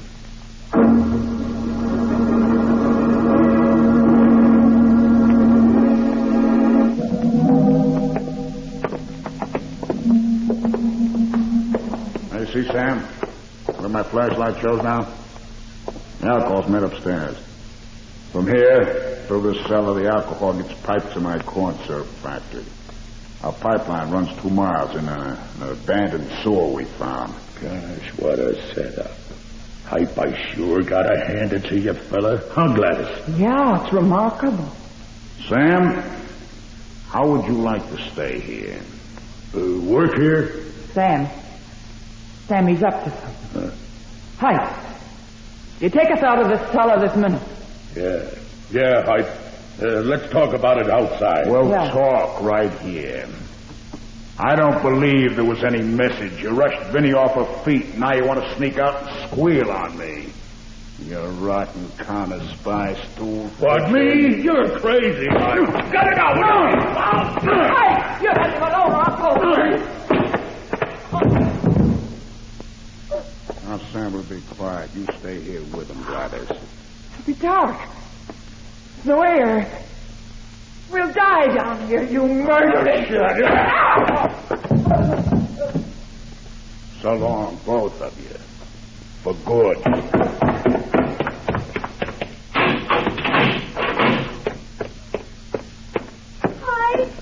Hi. Vinny, why aren't you outside like I told you? Oh, there's strange cars all around. I get scared. It's so dark and creepy here. Cars? Holy smoke, we gotta get out of here. We can't leave Sam and Gladys. Never mind them. Come on, there's a side door. But Sam and Gladys...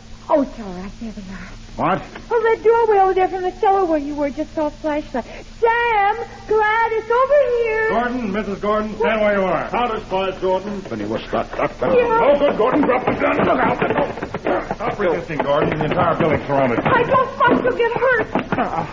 That's better. Handcuffs for Gordon, Peters. With pleasure. Gordon, you and all of your men are under arrest for making and selling illegal alcohol. Just now as we came in, we found Sam Vandervoort and his wife in the cellar. You'll be charged with their attempted murder. Hi. You didn't. Sam's a dirty stool pigeon. Oh. He was working for the Counterspies.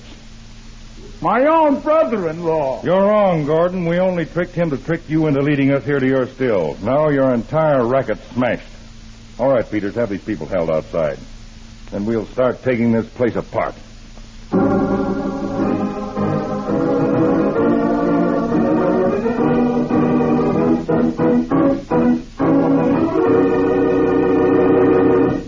When your friends drop in, be generous, but be thrifty, too.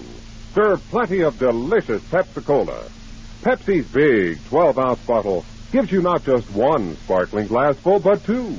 Get a carton of 6 and serve 12 delicious drinks. Yes, Pepsi is America's biggest cola value. You get twice the tangy taste, twice the refreshment, twice the Pepsi. So why take less when Pepsi is best? Whenever you reach for refreshment, remember, Pepsi-Cola hits the spot. 2 full glasses, that's a lot. Lot more value, lot more zest. Why take less when Pepsi's best? tune in every Tuesday and Thursday, same time, same station to Counterspy. Listen on Thursday for the exciting Counterspy case of the Vicious Visitor. Tangling with the criminal I call the vicious visitor was dangerous for all concerned. For his prison guards, it meant a beating in the dark. For his partner, bullets. And for the woman who had once known him, it meant death for her husband, death for herself. I invite you to be tuned in on Thursday to Case of the Vicious Visitor on Counterspy.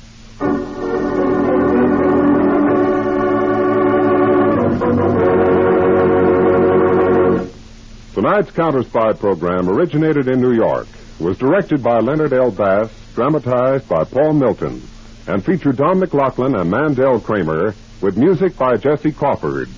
Counterspy is a Phillips H. Lord production for Pepsi-Cola. Enjoy some Pepsi ice cold tonight.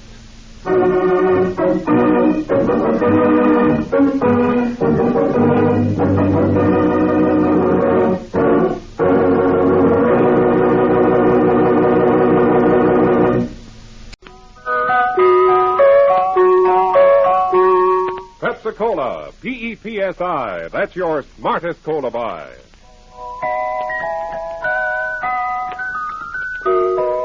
Pepsi-Cola presents Counterspy.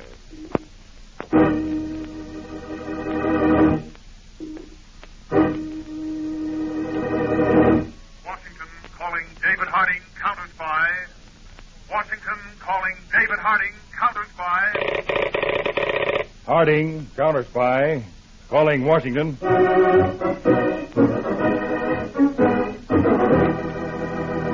United States Counterspies, especially appointed to investigate and combat the enemies of our country, both at home and abroad. Tonight, the case of a vicious visitor. Another Counterspy report to the American people.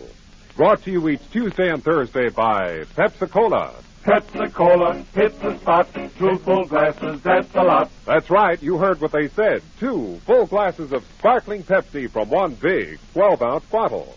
You're getting an extra glassful. And what a delicious glassful. The most refreshing, delightful cola that ever tickled your taste. You can't top Pepsi's tangy flavor. And that big, big bottle saves you money, goes twice as far. Pepsi's America's big, big favorite. And America's biggest cola value. So why take less when Pepsi's best? Whenever you reach for refreshment, remember, Why take less when Pepsi's best? And now, to Counterspy.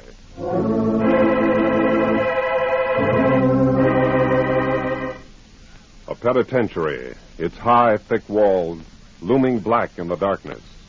Inside, a sudden flood of searchlights illuminates every corner. Gates clang shut. And a siren wails frighteningly into the night.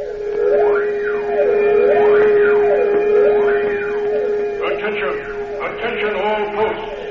Special alert. Block all exits. This is Warden Dean.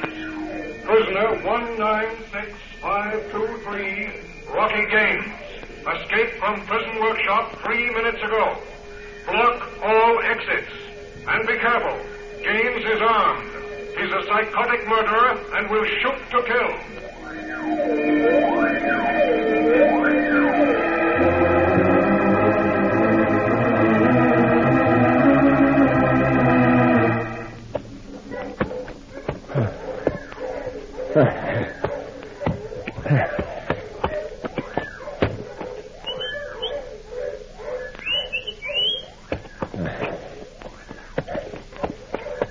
Made it, Rocky. Yeah, well, I made it.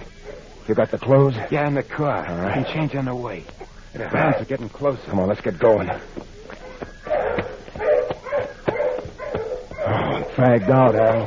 Where's the car? Right where I said it'd be, Rocky. The road cuts through this swamp just a few feet ahead. Dogs are getting closer, Rocky. I got this far, Al. I'll get the rest of the way. I hope. There's the car. Dudley's in the back seat. You can change it. What? Rocky, I'm hit. A couple of shots might hold him off a minute. Al, come on, get in the back, quick. Can't move. Sludge. All right, come on, I'll help you in. Come on.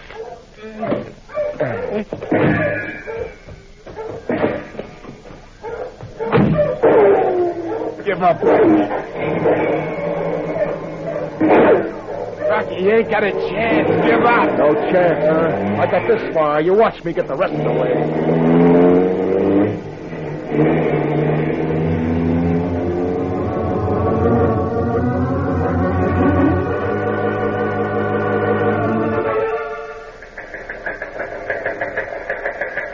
To David Harding, Chief, United States Counterspies, Washington. From Warden Deans, Alderlander Federal Penitentiary, Maxton City.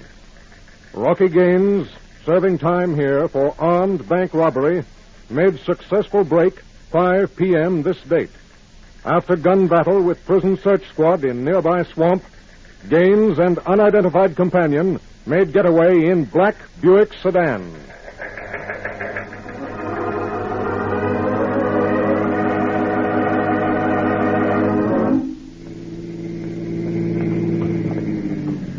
Rocky, where you driving it? We gotta ditch this car, Al. These woods are as good a spot as any. Rocky, them bump. Every time you hit a bump, it kills me. I'm all shot up. Oh, they got money one would do. You don't hear me yapping, do you? Hurts, Rocky. Hurts. Hurts Yeah. bad. Oh. Okay, we'll leave the jalopy here.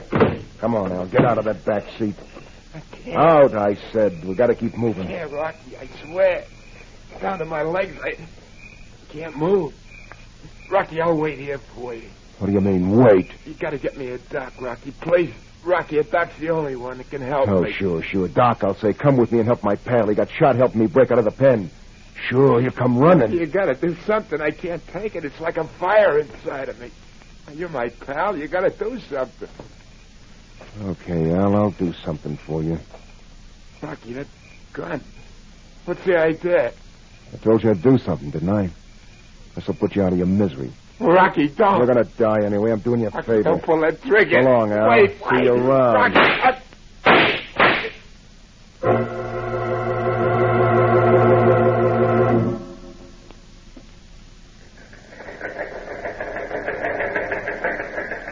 David Harding, Washington, from Conway, now at Albany Field Office. Black Buick sedan used by Rocky Gaines in prison break, found in woods 16 miles north of here. Bullet-riddled body of unidentified man found in back seat. For identification, I'm forwarding fingerprints, bullets removed from body, and blood samples.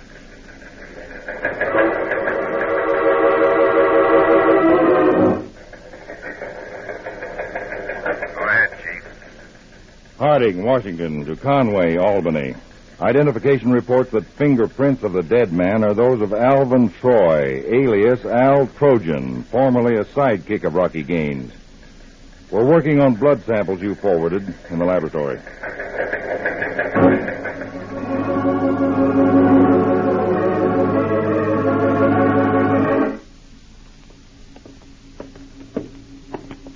How's it coming, Dr. Lowe? Well, I finished the blood test, Mr. Harding. And? I'll have a look. This microscope first. Uh-huh. Now, that's a specimen of the blood we found in the rear seat of the getaway car. Type O.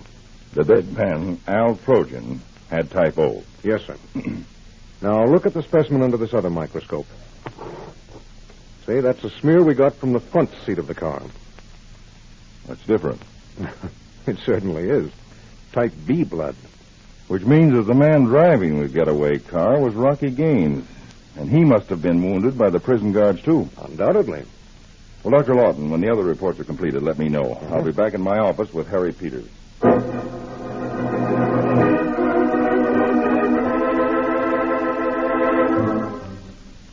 And the lab test, Peters, proved that the blood stains on the front and rear seats of the car were of different types.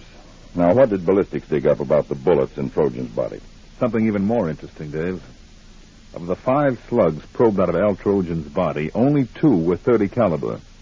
The other 3 were .45s. What? Yes, sir. And the prison guards used .30 caliber rifles.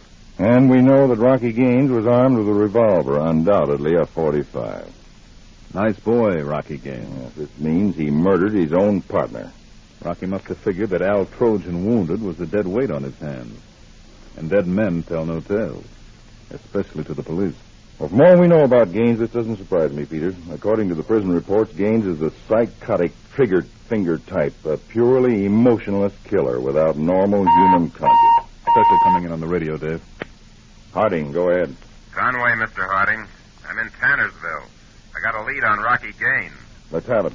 Less than an hour ago, a motorist picked up a hitchhiker on a back road 20 miles from here. And then at gunpoint, the driver was forced out of his car and left high and dry. The driver identifies the hitchhiker as Rocky Gaines? Positively. What direction did he drive off? North. All right, Conway. From now on, we'll use Tannersville as the focal point of our operations. Set up an emergency base for us there. Right, Chief. Why Tannersville, Dave? Look at this map, Peters. Here's Tannersville, the last large town this side of those mountains. Now, you heard Conway. Rocky was driving north. Which means he's probably headed into the mountains, Right. And with the local police, we'll set up blocks at every intersection of those mountain roads. Rocky may get into those mountains, but he has at least one bullet wound. Sooner or later, he'll have to get help up there, or come out for it. And when he does, we'll have to be close by, or some innocent people may get killed.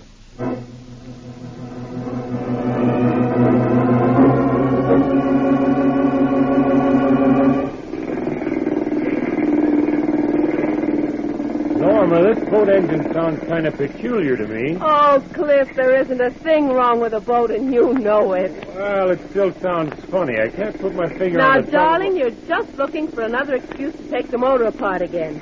Now, isn't that it? Trouble with you, Mrs. Benton, is you know too darn much about me. Well, now, imagine a husband admitting that. Hey, you're running right into the jetty. Oh, I am. I'm sorry. All right, I'll bring it in easy. There. That's it. Okay, kill the motor. Huh? This is a nice landing. Thank you. Any special you want in town, Norma? No. Oh, yes, Cliff. Will you stop by Jane Tompkins and ask if she heard anything about that material I ordered? Jane Tompkins material. Anything else? Not a thing. I'll be back to pick you up here at 12. All right, honey. Here at the jetty at 12. Bye.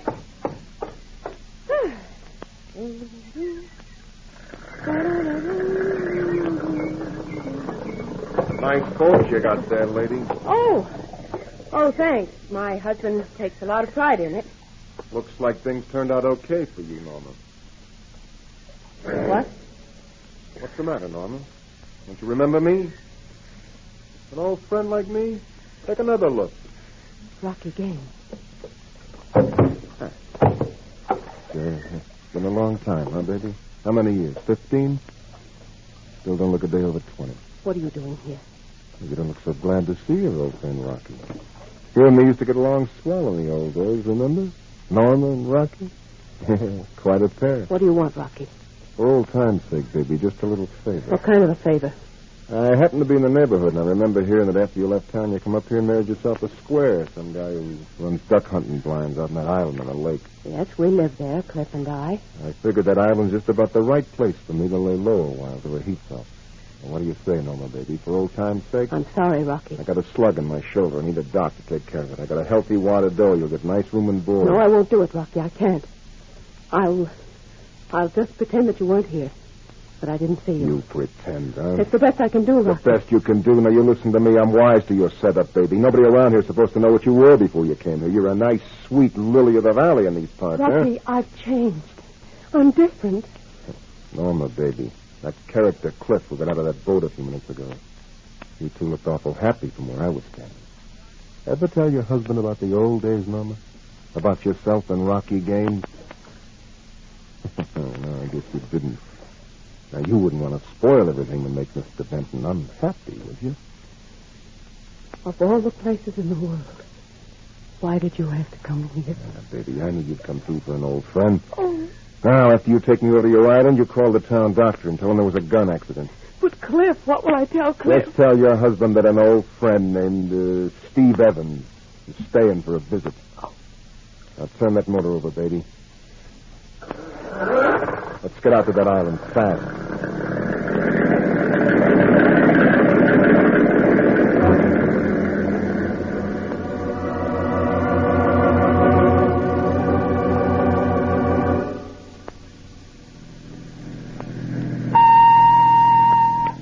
Harding, go ahead.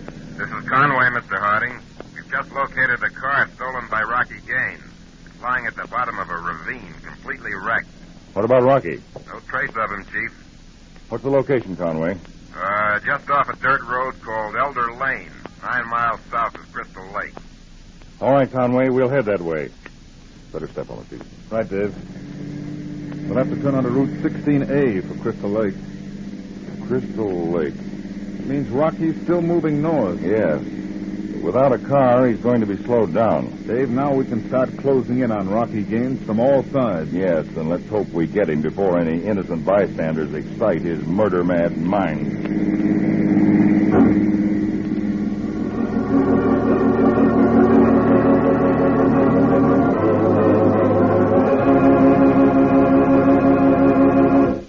In just a moment, we'll return to Counterspy, brought to you by Pepsi-Cola. Pepsi-Cola hits the spot. 2 full glasses, that's a lot. Lots more value, lots more zest. Why take less when Pepsi's best? More and more, among fellows and girls, among mothers and dads, you hear that sane and sensible question. Why take less when Pepsi is best? No budget, no allowance ever had a better friend than tangy, sparkling Pepsi-Cola. Because one big 12-ounce Pepsi bottle gives you 2 delicious drinks. That's twice as much tangy taste, twice as much delicious Pepsi to go just twice as far. That's why more and more families say, why take less when Pepsi's best? Yes, families like yours and mine, families all over America, they're all saying, why take less when Pepsi's best? Pepsi-Cola hits the spot, tastes terrific when you're hot, more and better than the rest.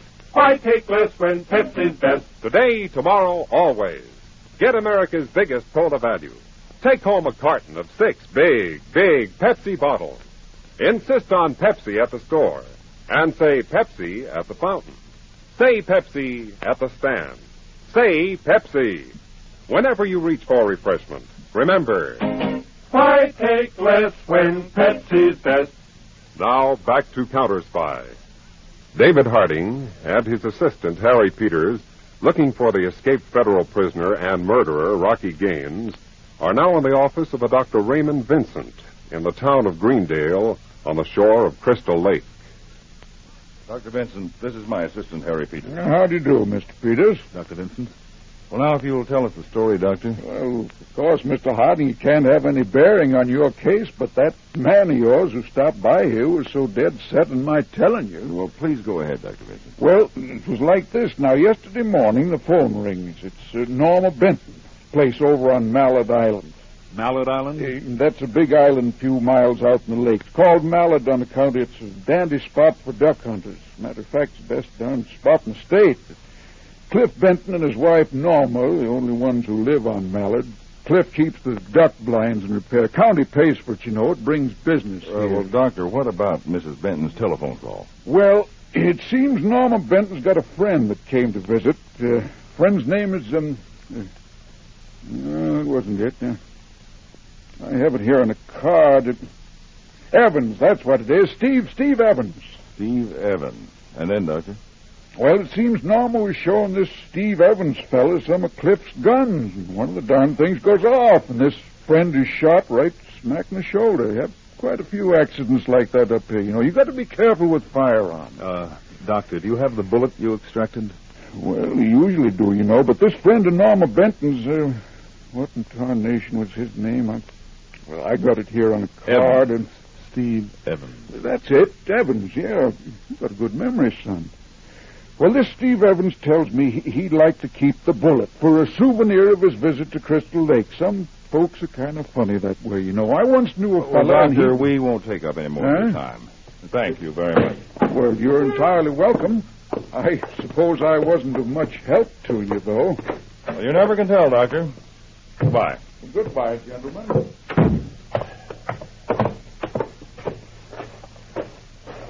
What do you think, Dave? I'll bet you my pension that the Benton's visitor is Rocky Gaines. Hop in, Peter. Yeah.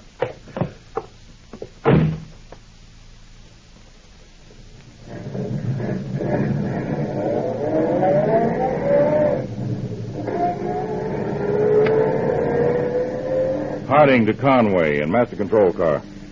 Conway to Harding, standing by. Believe we've located Rocky Gaines on Mallard Island in Crystal Lake.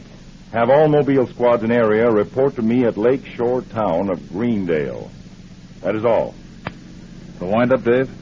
Well, not just yet, Peters. I'm interested in Norma and Cliff Benton. Well, why should they protect and harbor a criminal? Suppose they don't know who he really is? Well, in that case, those two are in terrible danger. Rocky Gaines is a pathological killer. If we make any hasty move, he might murder them. That's true. On the other hand, the doctor told us that Steve Evans was an old friend of Mrs. Norma Benton. Peters, before we close in on Mallard Island, I want a complete checkup on Norma Benton. Then we'll know how to handle this capture.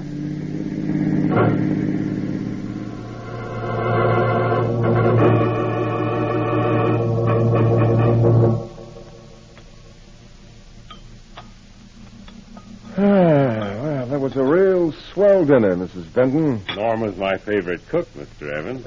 You're lucky to have a wife like her. Yes, don't I know it. But Norma, dear, you haven't said a word all evening. Is there something wrong? No. You hardly ate anything, dear. I wasn't very hungry, Cliff. Something on your mind, maybe, Mrs. Benton? No, there is nothing on my mind. Norma, dear, something is bothering me. Now, you haven't been all right for the past few days. What is it, dear? I'm all right, Cliff. How many times do I have to tell you I'm perfectly all right? Now let me alone. Norma, wait. I just want to be let alone. Norma! Well, looks like I maybe started something, Mr. Benton. No, it's not your fault, Mr. Evans. Only I can't understand what's gotten into her. She was always so happy here, on the island. Such a safe, peaceful place. Yeah, Mr. Benton. This island's about the safest place I've ever been in my life.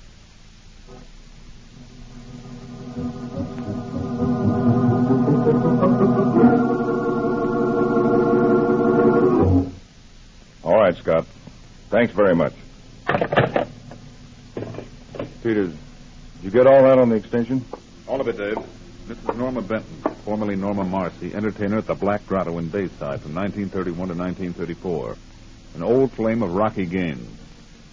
That undoubtedly means Mrs. Benton is giving help to Rocky. Yes, Peters. She's hiding him. Now we know how to handle this.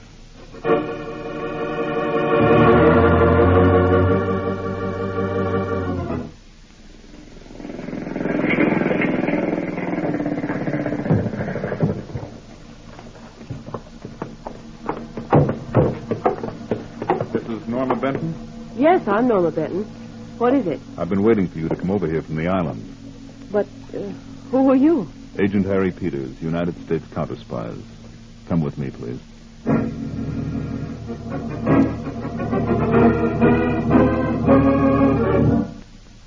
And that's the story, Mr. Harding. Rocky Gaines forced himself on me. I had to take him in. You had to? Why? Because I didn't want Cliff. That's my husband to find out what I was once. I didn't want to hurt him. I see. Can you understand what I mean, Mr. Harding? Well, yes, Mrs. Benton, but there are a great many people like you who make the same mistake. Once you were in a bad crowd, but at least you had the sense to get out. You've nothing to be ashamed of. Some people don't see it that way. The right people do, Mrs. Benton, and from everything I know about your husband, he's certainly one of the right people. I was crazy to help Rocky, I know. If I had come to you in the beginning, Cliff wouldn't be in such danger now. Danger? What do you mean, Mrs. Benton? Rocky warned me not to let Cliff leave the island until after he's gone. He keeps his eye on Cliff all the time. Follows him, never lets Cliff out of his sight. And Rocky always has that gun with him.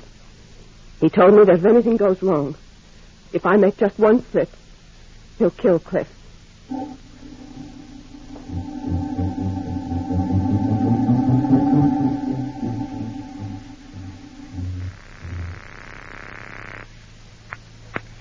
Hello? Well, Mr. Harding, this is Cliff Benton. Mr. Benton, yes. Norma's not in the house now, but she told me about your talk with her. Rocky Gaines finally went to sleep. I just checked to make sure. All right. Peters and I'll start for your island right away. All right. The mooring's on the south shore. I know. We should be there in less than 20 minutes. I'll be waiting for you, Mr. Harding.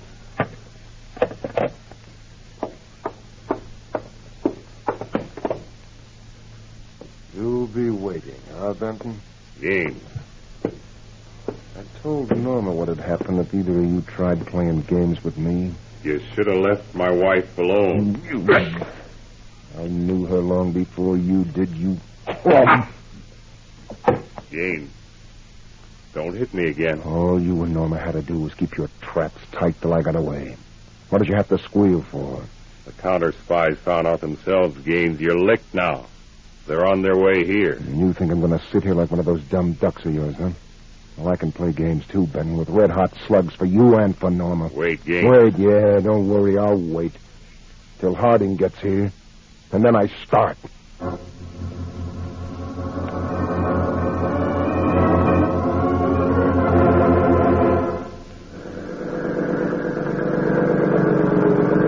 Starlit Island just ahead, Dave. Make for the jetty on the south side, Peters. Right. Peters, what? Through the trees. That light. Light? Right in the center of the island. Over there. I see it. That's the attic light in the Benton house. Norma Benton's danger signal to us. Something must have gone haywire. Maybe Rocky tumbled to the plan. Let's get to shore.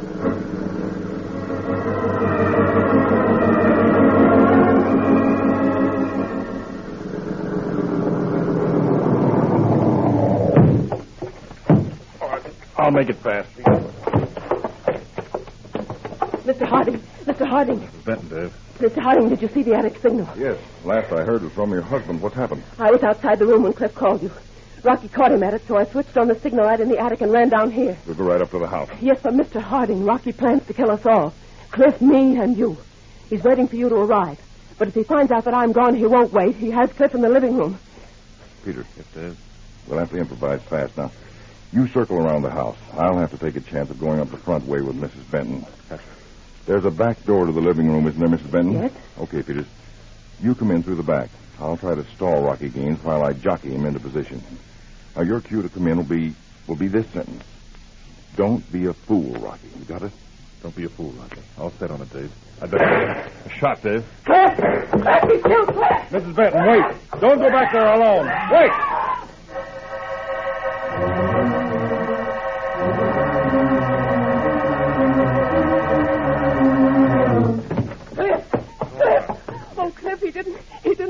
You're all right. Mr. Benton, we heard the shots. Mr. Harding, it wasn't Cliff. Thank heaven it Those wasn't. shots, Mr. Benton. What happened? Where's Rocky Gaines? Right here, Harding. Oh. Behind you. Oh. Get your hands up, Harding. You and Benton both. That's it. Now keep them that way. By the way, Harding, where are all your boys? I saw you come up the path alone. I came over alone, Gaines, to talk sense to you. Yeah? What kind of sense? Give yourself up, Rocky. You haven't got a chance of getting away from this place alive. Look who's telling me about getting out alive. There are counterspies stationed all along the shore. Don't be a fool, Rocky. Fool, huh? I got other tougher spots than this. After I set this house on fire, your Boy Scouts will all come over here on the double. That's when I make my break with the boat. I told you before, you haven't got a chance in the world. Don't be a fool, Rocky. Shut up. You're holding up this party, and at this party, Harding, you're the guest of honor. And like they say, the guest of honor should get the first helping. Was it close for you, Dave? You're telling me, Peters. What happened to you? I said the signal sentence twice. Dave, believe it or not, those woods out back are thicker than we figured. Took me a while to get through. It's a good thing they weren't any thicker. All right, Mrs. Benton? A little shaky, but yes, all right. If Cliff is. We're both very grateful to you, Mr. Harding, for saving our lives. And our life together. Well, it cost Rocky Gaines his life. And that closes the case of your vicious visitor.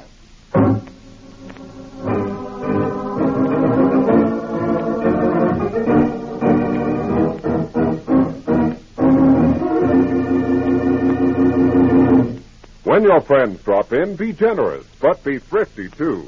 Serve plenty of delicious Pepsi-Cola. Pepsi's big 12-ounce bottle gives you not just one sparkling glassful, but two. Get a carton of 6 and serve 12 delicious drinks. Yes, Pepsi is America's biggest cola value. You get twice the tangy taste, twice the refreshment, twice the Pepsi. So why take less when Pepsi is best? Whenever you reach for refreshment, remember... Pepsi-Cola hits the spot. 2 full glasses, that's a lot. Lot more value, lot more zest. Why take less when Pepsi's best? This is David Harding again. A special word to employers. Give work to our handicapped veterans. Next time a job opens, write to Captain Maurice Witherspoon, Masonic Veterans Committee, 71 West 23rd Street, New York City. Give our fighting men a fighting chance for rehabilitation. Tune in every Tuesday and Thursday, same time, same station to Counterspy. Listen next Tuesday for the exciting Counterspy case of the Sweepstakes Murders. When frightened witnesses could gasp only murdered by a golden sword. When strange and eerie sounds came from the depths of a ship. When a man had to be shot at to make him talk.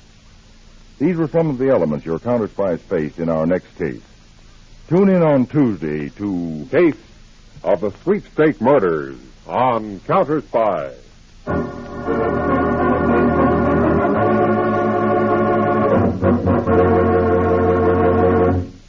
Tonight's Counterspy program originated in New York, was directed by William M. Sweet, dramatized by Edward J. Adamson, and featured Don MacLaughlin and Mandel Kramer, with music by Jesse Crawford. Counterspy is a Phillips H. Lord production for Pepsi-Cola. Enjoy some Pepsi, ice cold tonight.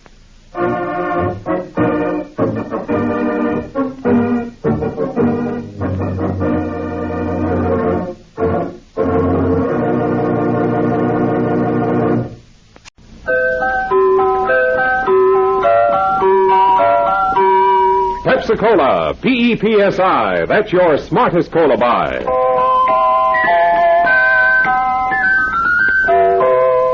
Pepsi-Cola presents Counterspy.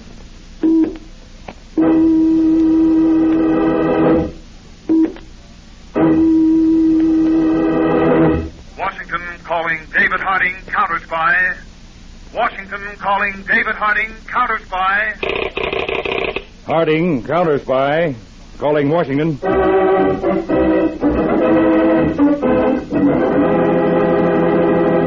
United States Counterspies, especially appointed to investigate and combat the enemies of our country, both at home and abroad. Tonight, the case of the Sweepstakes Murders. Another Counterspy report to the American people. Brought to you each Tuesday and Thursday by Pepsi-Cola. Pepsi-Cola hits a spot. 2 full glasses, that's a lot. That's right, you heard what they said. 2 full glasses of sparkling Pepsi from one big 12-ounce bottle.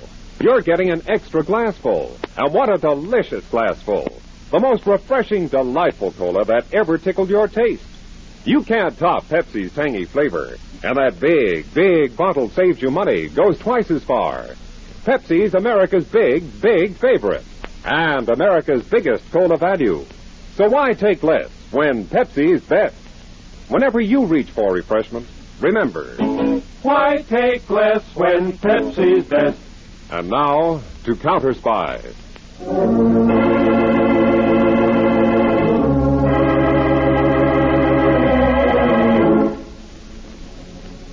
It was a moonless night in the small southern town of Gulfport, near the Mexican border. In a dimly lit, evil-smelling corridor of a rooming house, 2 shadowy men stood before a closed door. Tom, you sure this is the room? Positive, Sheriff. Let's go in. Wait, Tom. Get away from the door. But what? Get back alongside it. That's it. Let's see if it's unlocked. Yeah, it is unlocked. No light in the room. Now listen. I'm going to shove the door open, shine my light in. You stay right where you are till I tell you. Okay, Sheriff.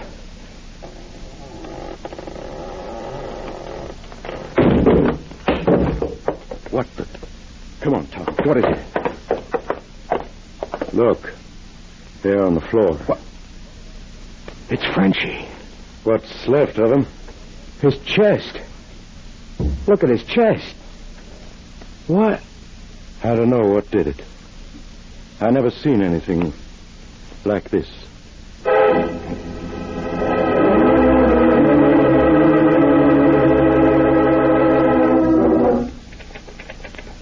It's obvious, Uncle Si. The big shots in the sweepstakes racket found out Frenchie was going to talk to a newspaper reporter. Me. So they killed him.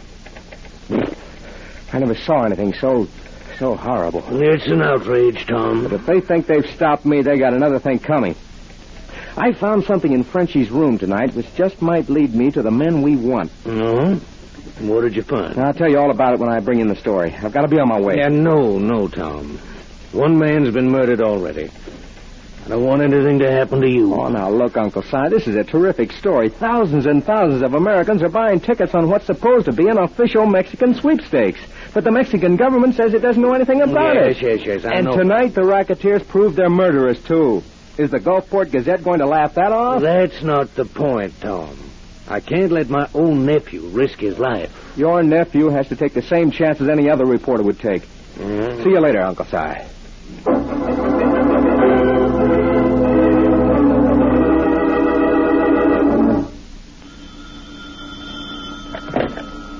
Hello? Is Tom Fisher there? No, he's not, but this is his wife, Ruth. Can I take a message? Yeah. Tell him to lay off the big story he's working on. Unless he wants the same thing to happen to him that happened to Frenchie.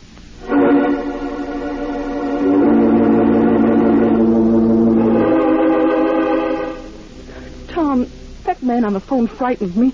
Darling, please drop the story you're working on. Drop the biggest story that ever came my way? Don't be silly, Ruth. But I don't want anything to happen to you. Nothing's going to happen to me. Now, where? Oh, here it is. What's that? Oh, something I picked up in Frenchie's room. Looks like a poker chip. Uh-huh. Well, I've got to get moving. Where are you going? No, you're forgetting the rules. When Papa goes out on a big story, Mama doesn't ask questions. Tom, don't go. Hey, stop it now. Relax. I'll be back soon.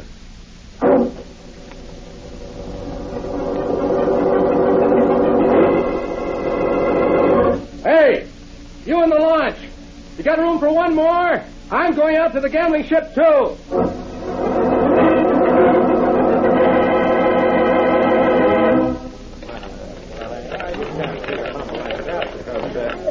Number 22, Jack Anywhere. Number 22 in. Place your bets, please. Place your bets.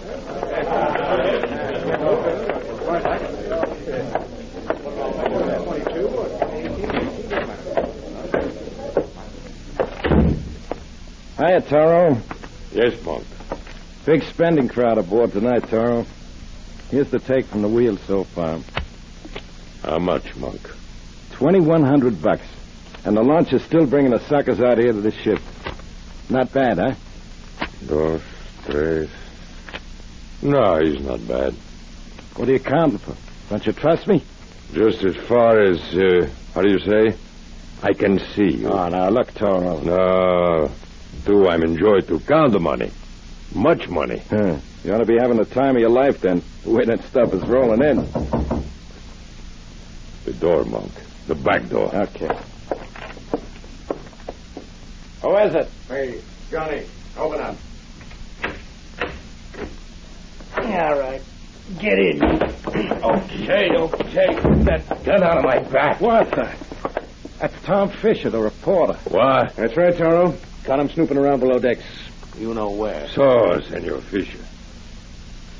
You have found what you expected below, huh? Why, I don't know what you mean. No. You're a poor liar, senor. Nor are you wise. You should have heeded the advice conveyed to your wife. Then she would not become a widow. A what? Now listen, Toro. You know, senor, that I was once a matador, a fighter of bulls. No, This case contains two of my favorite swords. This gold-hilted one was presented to me by enthusiastic aficionados in Mexico City after a corrida in which I dispatched 6 of the bravest and fiercest bulls ever seen in any arena. As you see, from the side, the blade appears to be straight. But if you hold it this way, observe how the blade curves to penetrate to the bull's heart. And now, Senor Bull, I am sighting on your heart.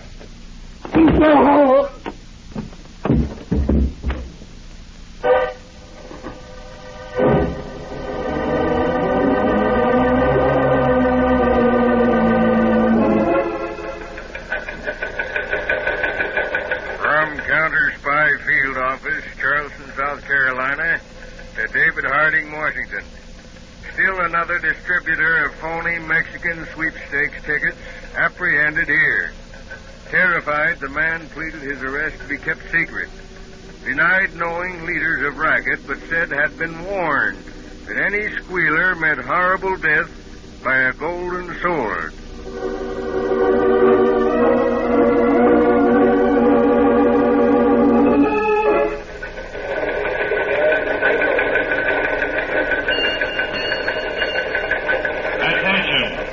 Counterspy Statistical Department personnel. This is David Harding. Referring to counterfeit Mexican sweepstakes tickets. This case has some strange angles and is high on the Counterspy docket.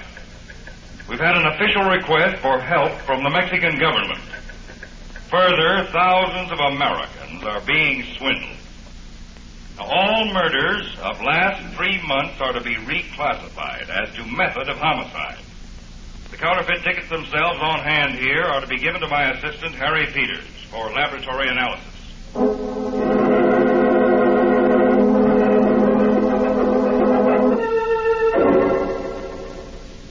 Here it is, Dave.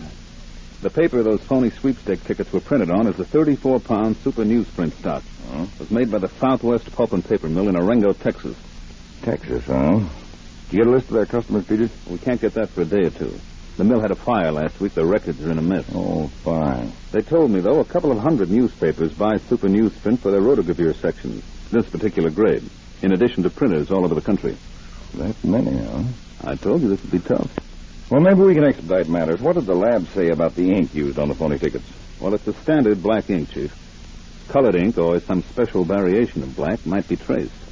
But standard black is practically impossible. Well, how about the printing press? It was a flat bed press, printing in large sheets of paper, not from continuous rolls. Well, as soon as we get that list from the paper mill, I'll instruct our agents. Yes, what is it, Miss Ferguson? This report just came in from Texas, Mr. Harding. I think you'll want to see it. Oh, thank you. Well, I like your new hairdo, Helen. Thank you, Mr. Peters. Only it's not you. Uh-oh. What is it, Dave? Listen to this report. 2 nights ago, a man called Frenchie, a small-time grafter, was found murdered in a rooming house in Gulfport, Texas. He'd been killed by a long stiletto or sword that mutilated his chest and went completely through his body. Oh. Say, now wait. Early the following morning, the body of a young newspaper reporter, Tom Fisher, was found in the Gulf, just off Gulfport.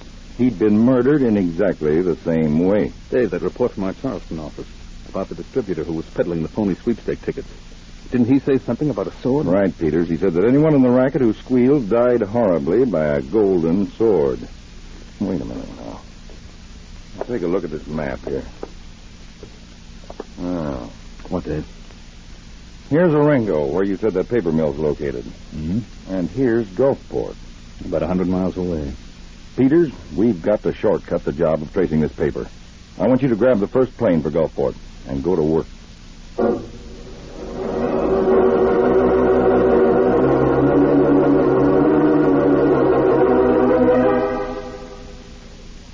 Now, Mrs. Fisher, try to recall.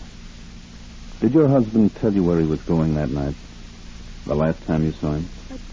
I asked him, but he wouldn't tell me, Mr. Peters. I begged him not to go. Now try to pull yourself together. Come on now.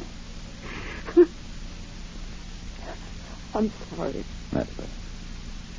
Now, Tom's editor, his uncle, said Tom didn't have any real clue to the men behind the phony sweepstakes racket. Did Tom tell you anything that he didn't tell his uncle? No. Tom said he just looked around the room of that poor man who'd been murdered. Frenchie, yes. Now, try to remember, Mrs. Fisher, this is very important. Tom may have said something which we might use as a clue, some little thing. But he didn't. We had a rule. There was something. Yes? A poker chip. A golden poker chip. A poker chip? Only this one was gold, and it had the picture of a bull on it. Tom said he found it in Frenchie's room. Well, ordinary poker chips aren't usually gold. They're white, red, or blue. But they do have gold chips, the high-priced ones, in gambling houses. Are there any gambling houses in Gulfport, you know? Not in town, but there's a ship out in the Gulf, a converted yacht, where people go to dine and dance and gamble. El Toro, it's called. It's very popular. El Toro. Toro means bull in Spanish, and there was a picture of a bull on the chip your husband had. Oh. Mr. Peters, do you think that's where Tom went that night? It could be. That's where I'm going now. I'll go with you. No, Mrs. Fisher. This might be dangerous. I don't care. I want to find the man who killed my husband. Mrs. Fisher, that's my job.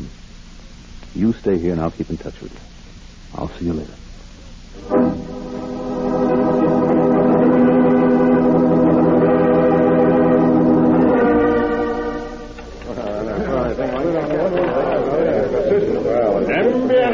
Black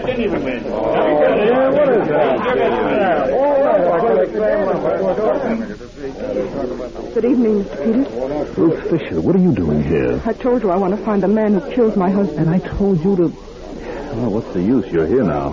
Have you found out anything? No, not yet. I've been circulating around in the crowd, but so... Say, there it is again. What? You hear that sound?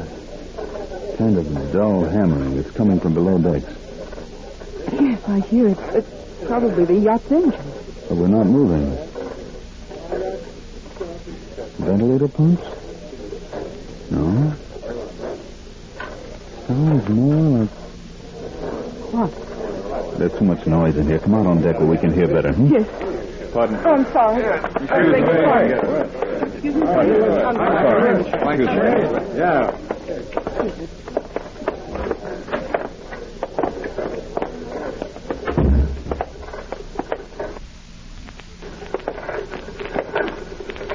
Mr. Peters. Wait.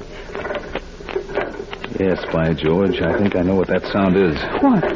A printing press. A printing press out here on the boat? I'm sure it is. It seems to be coming from below decks.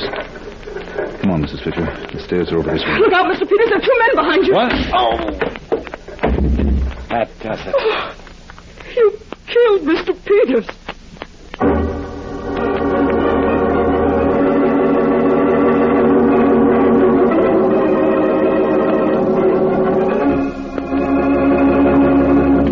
In just a moment, we'll return to Counterspy, brought to you by Pepsi-Cola. Pepsi-Cola hits the spot. 2 full glasses, that's a lot.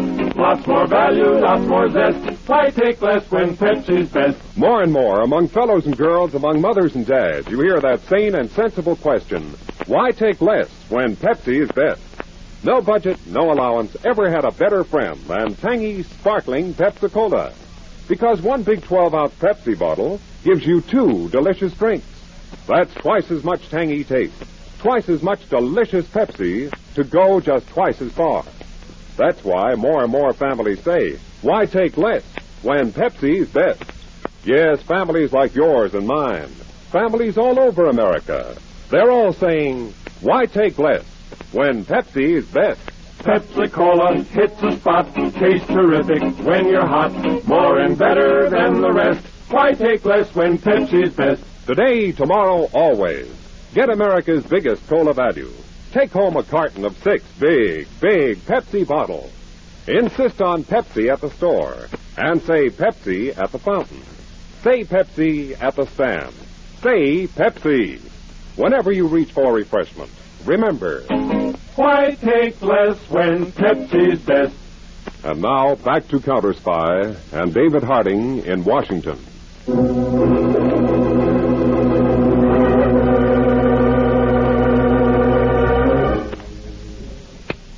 Miss Ferguson, Yes, Mr. Harding. any word from Peters in Gulfport yet? Not a thing. I'm worried, Mr. Harding. So am I. I'm flying down to Gulfport. I was hoping you'd say that. Call the airport, tell them to get a plane ready. Then call Merck Kennedy at the field office in Dallas. Tell him to meet me in Gulfport. I'm leaving at once.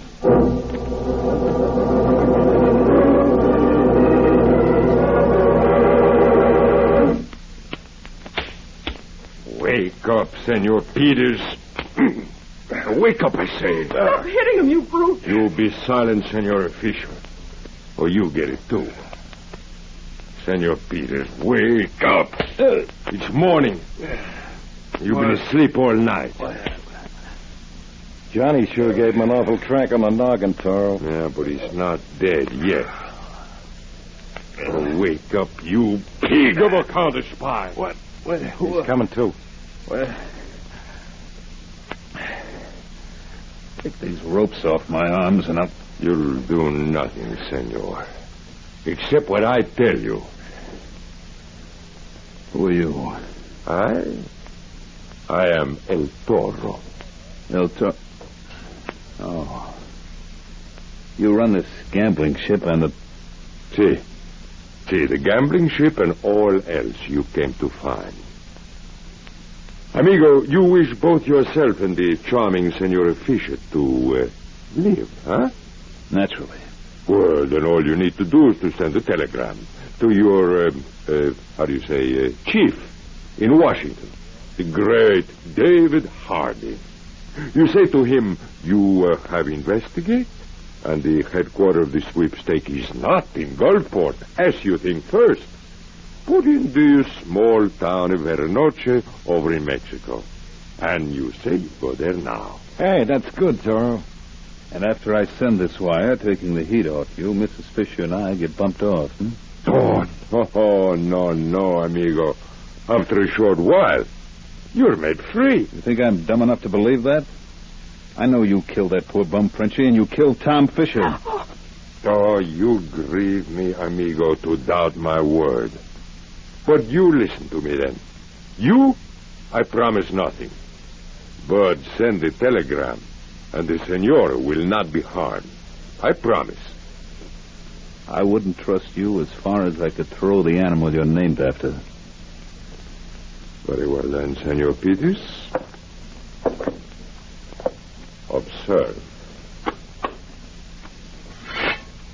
Here is my gold-hilted matador sword, with which I dispatched the treacherous Frenchie and the reporter.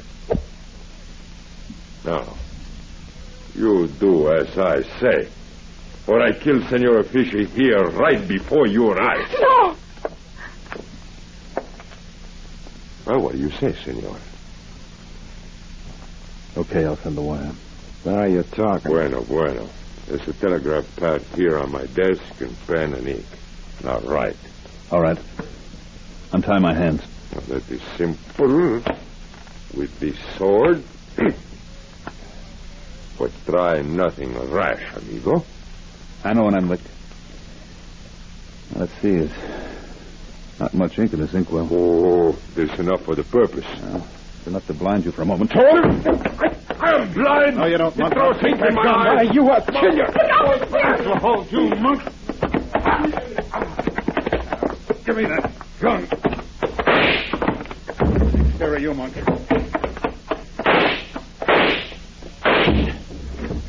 Bad luck. Toro got away. No use our running out into another trap. Ruth, help me push the desk against the door. I want to try and figure something out. All right.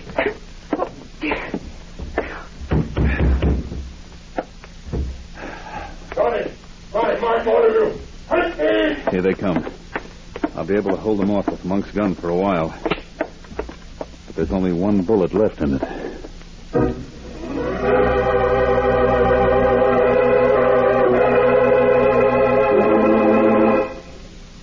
I just had a session with Gulfport Sheriff, Mr. Harding. 2 fellas killed, Frenchie and Tom Fisher. 2 folks disappear, Peters and Mrs. Fisher.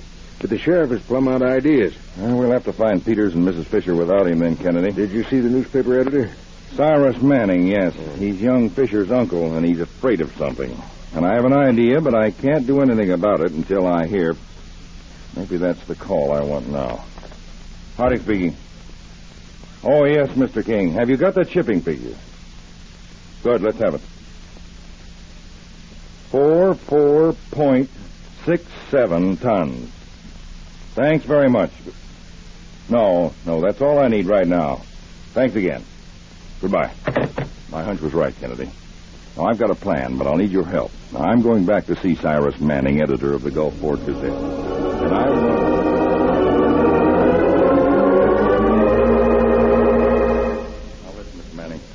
You want your niece, Ruth Fisher, to be found, and you want the killers of your nephew brought to justice, isn't that right? Naturally, Mr. Harding. Well, then tell me who killed your nephew and who's responsible for your niece's disappearance.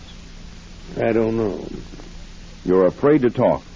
You're afraid you'll be killed, too, by the golden sword. That's not true. But, Mr. Manning, the men you're protecting can't afford to let you live. You know too much. Your only chance to save your life is to confide in me. Those fellows may be planning to murder you at this very moment. Look out, Mr. Manning. Down on the floor. Good heavens. Somebody shot at you from the window. Come back here. Too bad, Mr. Manning. He got away. Mr. Manning, you all right? Yes, I think so. Good See, heavens. I told you. You were in great danger. Use your head, man. Talk before it's too late.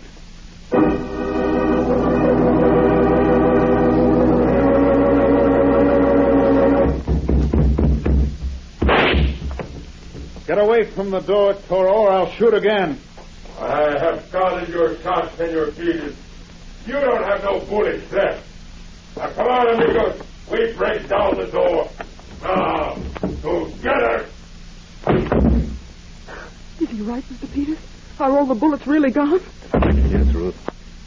I tried to bluff him, and he called my bluff. Oh, dear. Mr. Peters, the door is cracking. I'm afraid it won't be long now.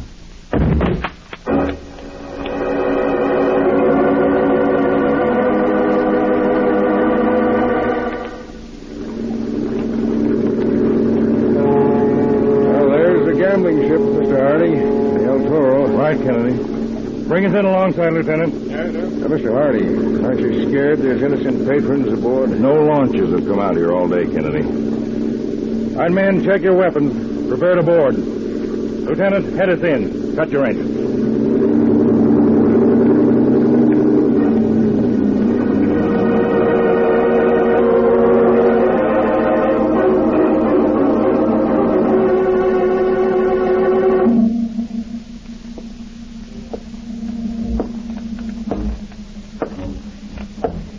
Nobody inside, Mr. Harding, and the deck's empty.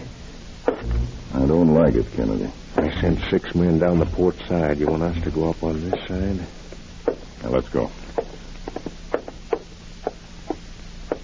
That's the trap. Hit the deck, men! Return that fire!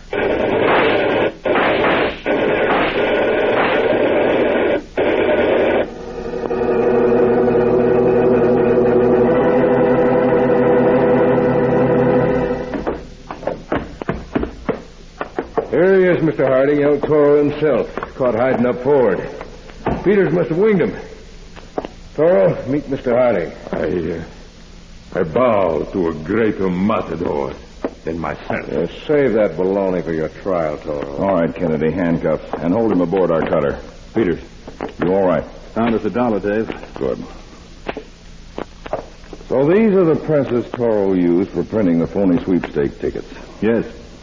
Pretty clever setting them up down here in the hold, Well, he'll never print any more tickets, Peters. That ex-bullfighter is going to the electric chair. By the way, Dave, Kennedy told me about the trick you and he pulled on Manning, the newspaper editor. Firing blank shots near him to make him think Toro was after him, so he talked. Well, fortunately, it worked. How did you happen to suspect that smooth old mint julep was part of this gang?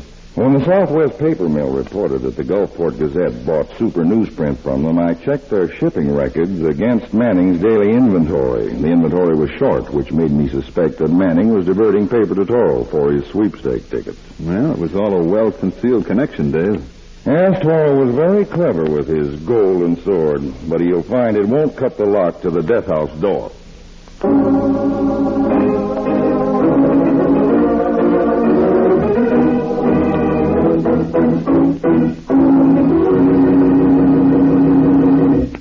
When your friends drop in, be generous, but be thrifty, too. Serve plenty of delicious Pepsi-Cola. Pepsi's big 12-ounce bottle gives you not just one sparkling glassful, but 2. Get a carton of 6 and serve 12 delicious drinks. Yes, Pepsi is America's biggest cola value. You get twice the tangy taste, twice the refreshment, twice the Pepsi. So why take less when Pepsi is best? Whenever you reach for refreshment, remember, Pepsi-Cola hits the spot. Truthful glasses, that's a lot.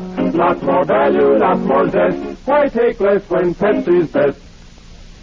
This is David Harding. A special word to employers. Give work to our handicapped veterans. Next time a job opens, write to Captain Maurice Witherspoon, Masonic Veterans Committee, 71 West 23rd Street, New York City. Give our fighting men a fighting chance for rehabilitation. Tune in every Tuesday and Thursday, same time, same station to Counterspy. Listen on Thursday for the exciting Counterspy case of the Genuine Counterfeit. In the case of the Genuine Counterfeits, we faced a baffling situation of mixed identities. 2 men died. Yet who were they? One man lived while another hovered between life and death. And a subtle criminal came within minutes of getting away with a long-prepared, carefully rehearsed plot. The decisive clue, a knife in a man's hand. I invite you to be tuned in on Thursday, day after tomorrow, for Case of the Genuine Counterfeit. on Counterspy.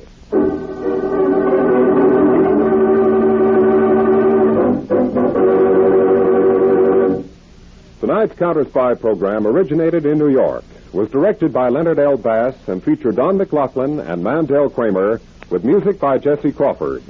Counterspy is a Phillips H. Lord production for Pepsi-Cola. Enjoy some Pepsi, ice cold tonight.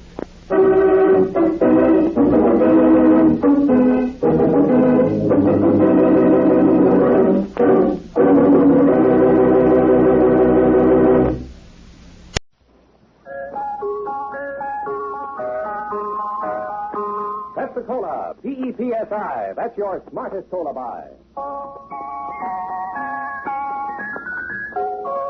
Pepsi-Cola presents Counterspy.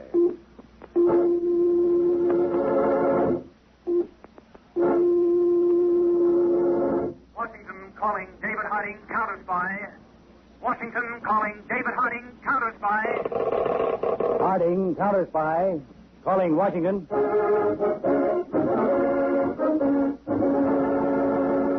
United States Counterspies, especially appointed to investigate and combat the enemies of our country, both at home and abroad.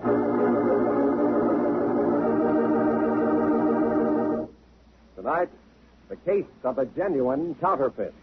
Another Counterspy report to the American people. Brought to you each Tuesday and Thursday by Pepsi-Cola. Pepsi-Cola, it's the spot. 2 full glasses, that's a lot. That's right. You heard what they said. 2 full glasses of sparkling Pepsi from one big 12-ounce bottle. You're getting an extra glassful. And what a delicious glassful. The most refreshing, delightful cola that ever tickled your taste. You can't top Pepsi's tangy flavor. And that big, big bottle saves you money, goes twice as far. Pepsi's America's big, big favorite. And America's biggest cola value. So why take less when Pepsi is best? Whenever you reach for refreshment, remember, why take less when Pepsi's best? And now to Counterspy.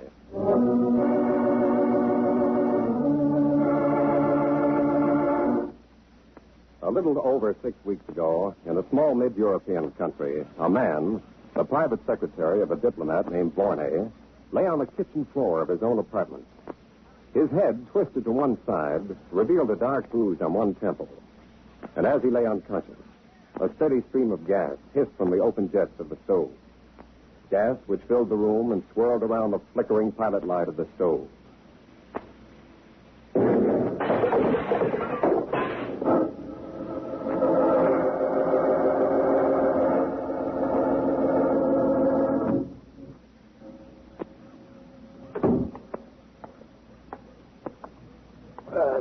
Rudolph, my friend, what are you doing here? Waiting to see you, Mr. Boney. Such a pleasant surprise. Oh, come into the apartment. Thank you. I returned home from the funeral of poor Carlos. You heard of his horrible death in the gas explosion, did you not? Yes, Mr. Boney, I heard. So tragic. And right before I am to leave for America. Oh, come in. But let us not speak of that. Tell me, my friend, why are you here? This paper will explain. Huh? You see, I am to replace Carlos as your secretary. You? Giving up your position in the government? But why, my friend? Because I am your friend. And I realize your danger. Danger? To me? Mr. Boney, I don't believe the death of your secretary was the accident it seems to be. Rudolph, you think the gas explosion was... It may have been an attempt to get at you. But why? I'm a poor old man, unimportant. Would your country send you on an important mission like this if they thought that? But that is why they sent me. Since our ambassador in the United States is ill, I sail to America, arrange for the engraving of bonds for our government, and bring them back personally. Oh, merely an honor to an old man. $3 million, merely an honor? The engraving of the bonds on which the future of our nation depends? Well, perhaps the fact that I avoid publicity and am not known outside our country was an added reason. Oh, a drink? Drink, sir. I warn you, Mr. Boney. Don't underestimate your own importance or your danger. Your drink, Rudolph. Thank you. The death of your secretary, the sudden illness of the ambassador in Washington. I I feel it may all be a part of a dangerous plot. Good heavens. Oh, very well, if you're right, I'd better ask the government for an armed guard on my trip. Mr. Vorney, I have another suggestion. What is it, Rudolph? If you know any way... My suggestion is that you and I exchange identities. That you travel as my secretary, Rudolph, and I as the envoy, Vorney. You would take that chance? Yours is the life of value to our country. You must get those bonds through. Very well. You feel that strongly about it, Rudolph. Very well. You shall be the special envoy, Vorney. I shall be your secretary, Rudolph, on our voyage to the United States. I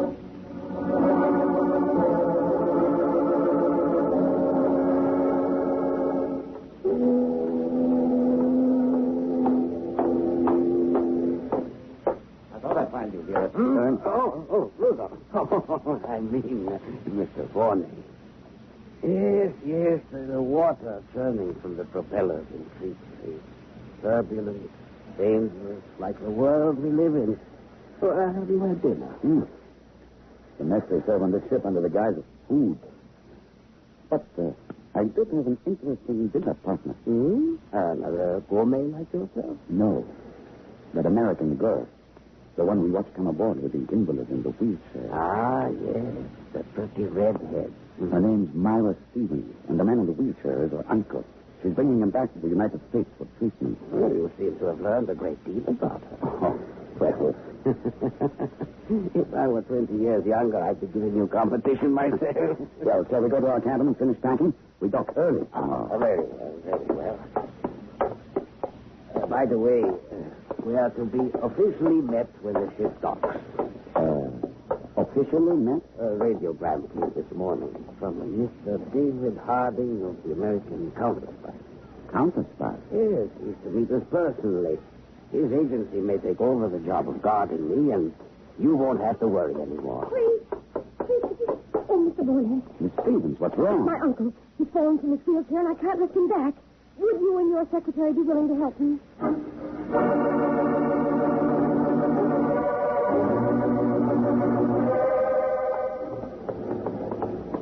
Cabin's right down here. He's trying to reach his medicine when he fell. Here, this is our key. All right. Now, if Miss Stevens, Uncle's not on the floor. He's there on the bed. I thought that... Good work, Myra. The old fool never knew what hit him. That padded pipe is perfect.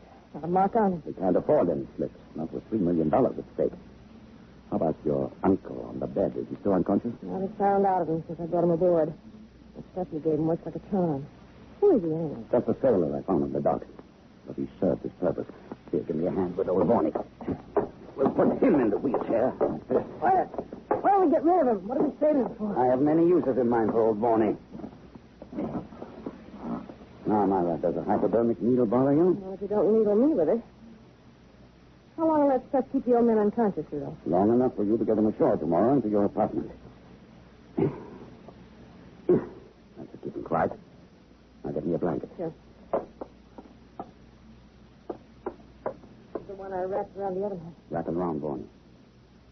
Now, as far as anyone knows, this is the same man you brought aboard. Your poor, invalid uncle. While you go on posing as Vorney. Pretty slick, Rudolph. I planned it, didn't I? One thing I don't get, though. Everyone in the United States will accept you as Vorney. Why did you have to forge a duplicate order for those bonds? My dear, Vorney was sent out to have $3 million worth of bonds printed. With that duplicate letter, I can have $6 million made. 6 is more than 3. So far, so good. At the right time, I send $3 million back to my country as they expect. But for myself, I have $3 million more. Perfect bonds, genuine counterfeit, duplicates, that is, to be sold here and there around the world for my own profit. And mine. You'll get your share. Okay, mastermind. How do we get rid of the sailor? We'll wait till the deck is empty, and then send our sailor on his last sail. Without the boat.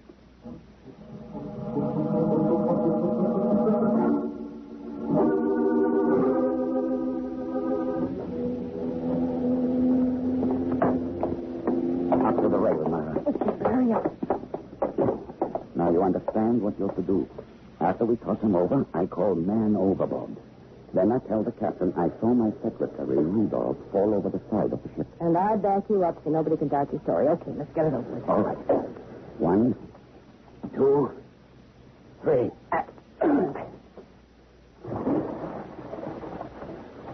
So long, Uncle.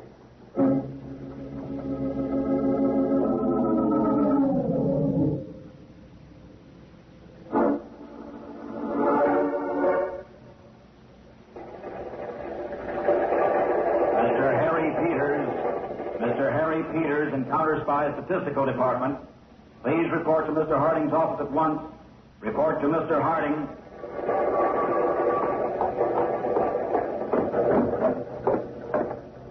What's up, Mr. Harding?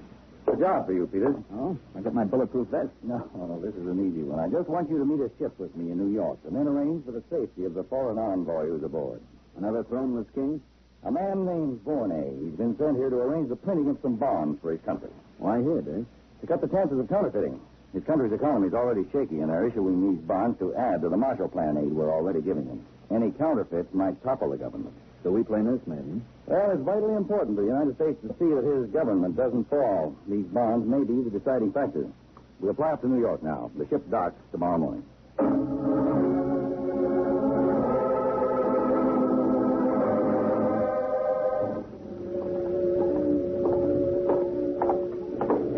Peters, the person said Mr. Vorney went into this restaurant. What? Oh, sorry, Dave. It's that red-headed girl. The one who left the ship of the man in the wheelchair? Mm-hmm. Now, if foreign envoys look like that girl... Yeah, we'd have even more international complications. Come on, Romeo. Mister said Mr. Vorney was wearing a white suit. Over there, Dave. Corner table. Looks rather young, doesn't it? Judging from what I've heard of Vorney. Get the diamond stick pin inside, Mr. Vorney? Ah, you must be Mr. David Hart. Well, I'm sorry we missed you when you came down the gangplank. This is my assistant, Harry Peters. Vorney, I'm very pleased to meet you both. Won't you join me? Thanks. You probably think it odd of me to eat as soon as I land. But you see, I consider myself a gourmet. Food on the float. Well, I understand. I hope the voyage was good otherwise, though. On the contrary, Mr. Harding. It's a tragic. Oh? My secretary, Rudolph, was lost at sea. Lost? He fell overboard. Evidently an attack of dizziness. Poor Rudolph. Strange we hadn't heard of it, Mr. Harding. Well, death on the high seas, ship of foreign registry. I suppose, Mr. Peters, they would not trouble your counterspies with such a minor, though tragic accident. Is everyone sure it was an accident? It was seen both by myself and another passenger, but there was no question. It was definitely an accident. Was he a close friend, Mr. Vorney? Very. Well, my business in seeing you this morning, Mr. Vorney, was to welcome you to our country and arrange whatever protection you desire while you're here. Protection? Mr. Harding, I have a great deal to do in your country. A great deal to see. Well, that's right. This is your first time outside your own country, isn't it? Yes. And I'd rather not have your agents tagging after me. I'm sure you understand. Well, that's up to you, of course. If there's anything at all we can do for you, please call on us. Shall we go, Peters?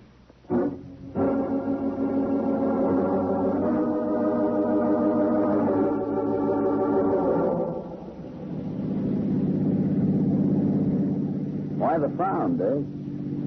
Peters, did you notice the way Vorney was eating? Well, he takes his food seriously. No, I mean the way he handled his silverware. He held the fork in his right hand eating, but when he wanted to cut, he changed the fork to his left. Well, don't we both do the same thing? Of course, we all do in this country. But in the one Vorney comes from, a country he's never supposed to have left before. They do it in the opposite way, keeping the fork in the left hand all the time. No, but Dave... Well, I noticed a small thing, Peters, but there are others, too. Considering the importance of his mission, we can't take any chances. What could be wrong?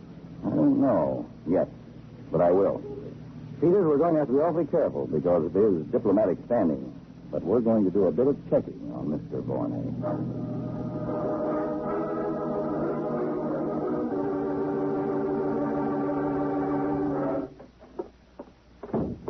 right, Dave. Find proof of foul play in Vorney's secretary. Falling overboard the street? Not yet. Thorndyke is checking that angle now. But I checked into recent news reports in Vorney's country, and I found that the secretary before this one also died under peculiar circumstances. Oh? A short time before Vorney's sale, he died in a mysterious gas explosion at his home. Oh. There's certainly something very fishy about Vorney that isn't explained by his sea voyage. Wait, Dave, there's more. I found that only 3 pictures of Vorney have ever been taken. The only copies of them in the main office of their big news service are mysteriously missing from their files. Peters, this is another proof that we ought to have a better, quicker means of getting photographs of people we're interested in. If we only had some sort of miniature camera that could be issued as standard equipment for every counterspy. That would certainly simplify our work, Dave. Well, question. A camera small enough to fit in the hand with a simplified foolproof mechanism.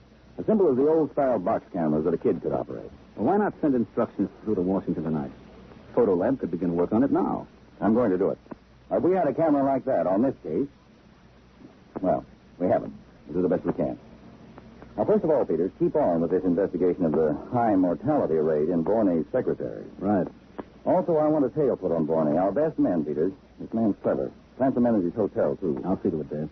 And I want all our field officers alerted to try to locate somebody, a relative, a friend, who can identify Vorney. Dave, the captain of the ship identified him. At least he's the same man who came aboard. Well, we can't pass up any chances. And I also want to know whether Vorney has ordered those bonds for his government. If so, I want delivery to him stalled until we complete our investigation. I'll handle that myself. And no, assign J4 to it. I've got another job for you, Peters. A special job.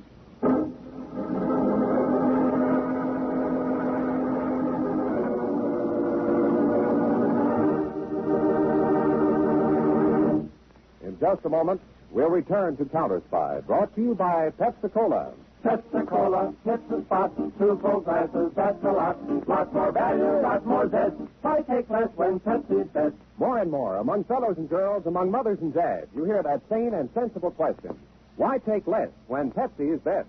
No budget, no allowance ever had a better friend than tangy, sparkling Pepsi-Cola. Because one big 12-ounce Pepsi bottle gives you 2 delicious drinks. That's twice as much tangy taste, twice as much delicious Pepsi to go just twice as far. That's why more and more families say, why take less when Pepsi is best? Yes, families like yours and mine, families all over America, they're all saying, why take less when Pepsi is best? Pepsi-Cola, hits the spot, tastes terrific when you're hot. More and better than the rest. Why take less when Pepsi's best? Today, tomorrow, always. Get America's biggest cola value. Take home a carton of 6 big Pepsi bottles. Insist on Pepsi at the store. And say Pepsi at the fountain. Say Pepsi at the stand. Say Pepsi. Whenever you reach for refreshment, remember. Why take less when Pepsi's best? And now, back to Counterspy.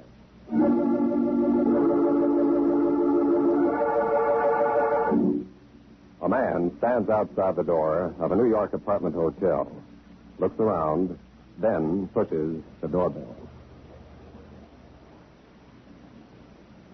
Rudolph, come in. What's wrong? Your phone. Has anything odd happened to you, Myra? Any repairmen trying to get in? People with the wrong apartment number? Noise on the telephone? No, nothing. Think somebody's on to us? Think Harding and his counterspies are suspicious. I told you about my lunch. Harding didn't say anything. He watched me very closely, and now I've been followed every time I leave my hotel. Huh? And you came here? Don't worry, I shook them off. But we must move fast. You run away? Give up $3 million in a year's work? No. I've already ordered the bonds. We just need a little more time. You don't suppose they dope out you're not Vorney? Myra, darling, suppose I prove that I am. Is Vorney still safe in the next room? Sure. Let's go see. Started to wake up about an hour ago. I had to give him another hypo. All right, but from now on, only half a shot. Yeah, look how peaceful he is. If we cut down on the dose, he might wake up and make a lot of noise. And keep him tied and gagged. But I need him conscious enough to sign some papers. Now, where's that gold cigarette case of it? Here in the drawer. I was keeping it. You mean you were going to steal it? I give you a chance at part of $3 million, and you waste time on small change. Myra, you're still just a nightclub girl at heart. Hey, now. Hold his arm when I get his fingerprints all over the cigarette case. But good luck to you. Your prints will be on it, too. Oh, no. I coated my own fingers with collodion. Can't leave any prints. Then what? I read in the paper that David Harding is again in New York. I'm going to drop in and see him and just happen to lead my case. Warner's will be the only prints they'll find on. It's pretty slick, Rudolph, even to you. Isn't it? I just hope it's slick enough to fool the Counterspy.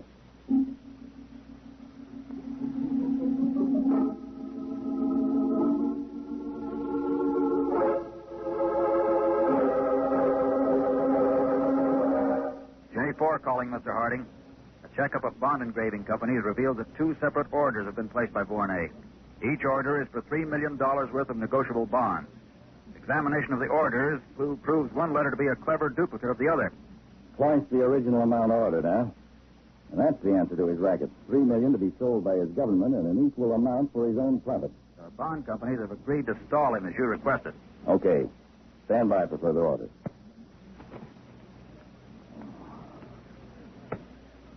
All right, Miss Ferguson, you can send Mr. Vornay in now.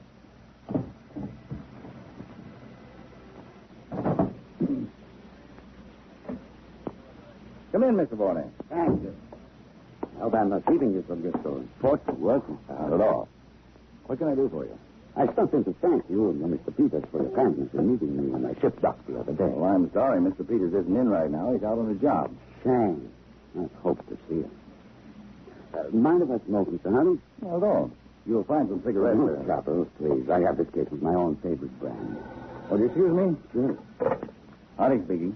All done, Dave. We got into Vornay's room as soon as he left and went over it with the infrared equipment, so there won't be any traces left. Mm-hmm. Get anything? All the fingerprints you wanted. I'm bringing the photographs right down to be developed. One bad break, though. Vornay again shook off the man we had trailing him. No idea where he is now. I have. Here. Would you? Boy, if he could hear this call.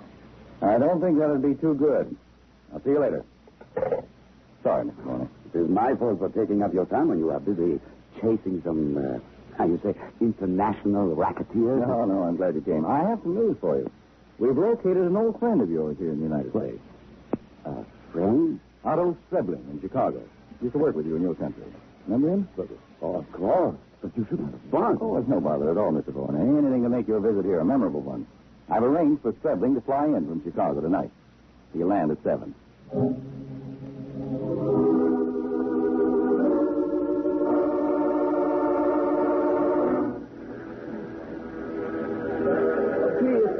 Could someone please tell me where I can get a cab? Could any? For goodness sake, well, no one... Strebling. Mr. Otto Strebling. Yes, I'm Otto. Darling, how good to see you. But Stay along with me. My name is Myra Stevens. I'm a counterspy. A counterspy?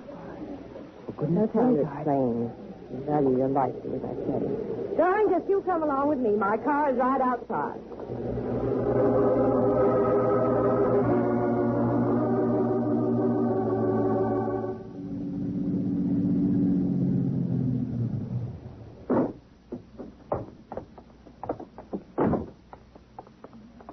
Now into this house, Mr. Strebling. All right, but why do we have to be so careful? Is there anything to run around? I told you, you and Vornay are both in danger. You are taking me to my old friend, Mr. Vornay, aren't you? Yes, he's being hidden here until we catch the foreign agents we're after. All right, get inside. All right, you don't have to poke at me with it. For goodness sake, why do you point that gun at me? Why do people usually point guns, stupid? Now go on to the next room. But you said you would take me to my friend. That's just what I'm doing. It's right in here. There you are, Otto, old boy. Mr. Vornay. Well, but for goodness sake, he is all tied up in his feet. We tried to convince him he should sign some papers. Maybe now when he sees you, he'll behave. You are not with the counterspy. Stay where you are. I may wear a stretch bob, but I can shoot pretty good at close range. You lied to me. Not entirely.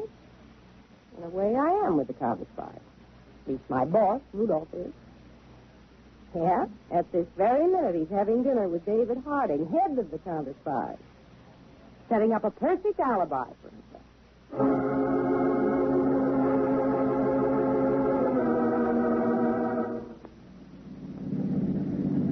Mr. Harding, when I invited you to dinner. Well, we'll have our dinner, Mr. Bourne, but first I thought you'd like to see how we make an arrest in this country. Of course, but... A call I received just before we left was from my agents. They followed the girl accomplice of a certain criminal to a house here in the suburbs.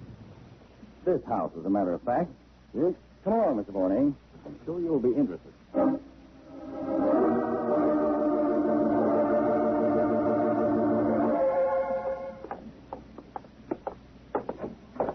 After you, Mr. Harding. Oh, no, Mr. Bourne. After you.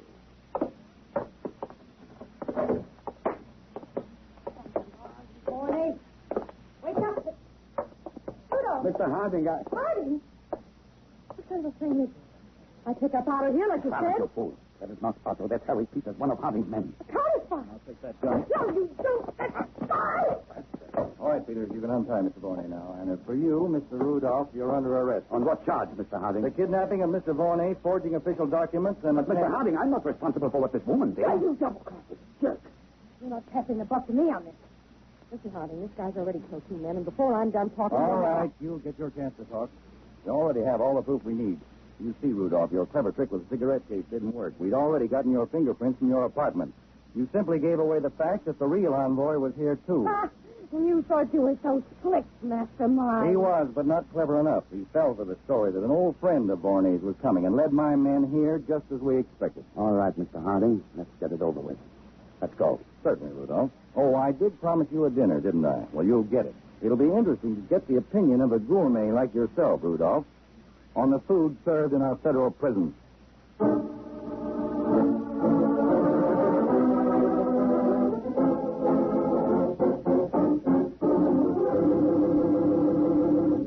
When your friends drop in, be generous, but be thrifty, too.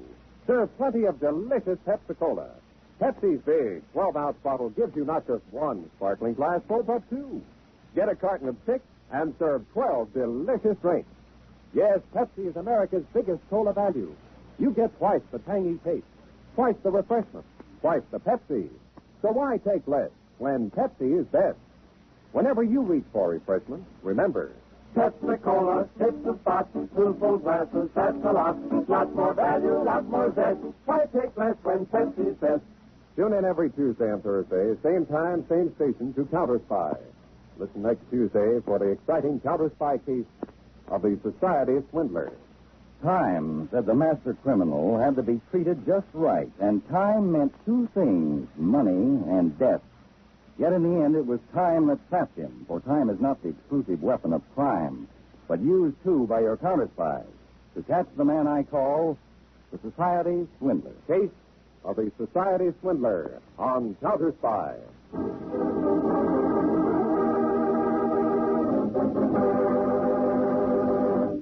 Tonight's Counterspy program originated in New York, was directed by William M. Sweets, and featured Don MacLaughlin and Mandel Kramer, with music by Jesse Crawford. Counterspy is a Phillips H. Lord production for Pepsi-Cola. Enjoy some Pepsi, ice cold tonight.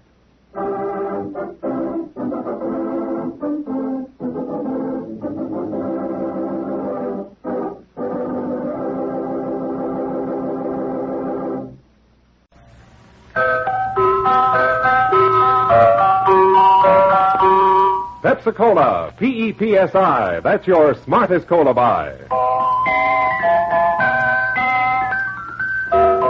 Pepsi-Cola presents Counterspy.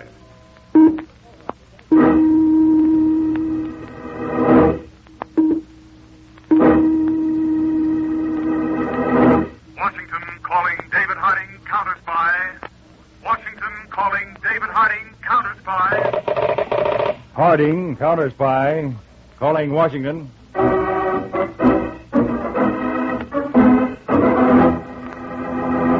United States Counterspies, especially appointed to investigate and combat the enemies of our country, both at home and abroad.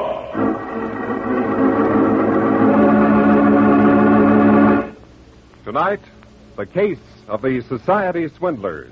Another Counterspy report to the American people. Brought to you each Tuesday and Thursday by Pepsi-Cola, Pepsi-Cola hits the spot. 2 full glasses, that's a lot. That's right. You heard what they said. 2 full glasses of sparkling Pepsi from one big 12-ounce bottle. You're getting an extra glassful. And what a delicious glassful. The most refreshing, delightful cola that ever tickled your taste. You can't top Pepsi's tangy flavor. And that big, big bottle saves you money, goes twice as far. Pepsi's America's big, big favorite. And America's biggest cola value. So why take less when Pepsi is best? Whenever you reach for refreshment, remember, why take less when Pepsi's best? And now, to Counterspy.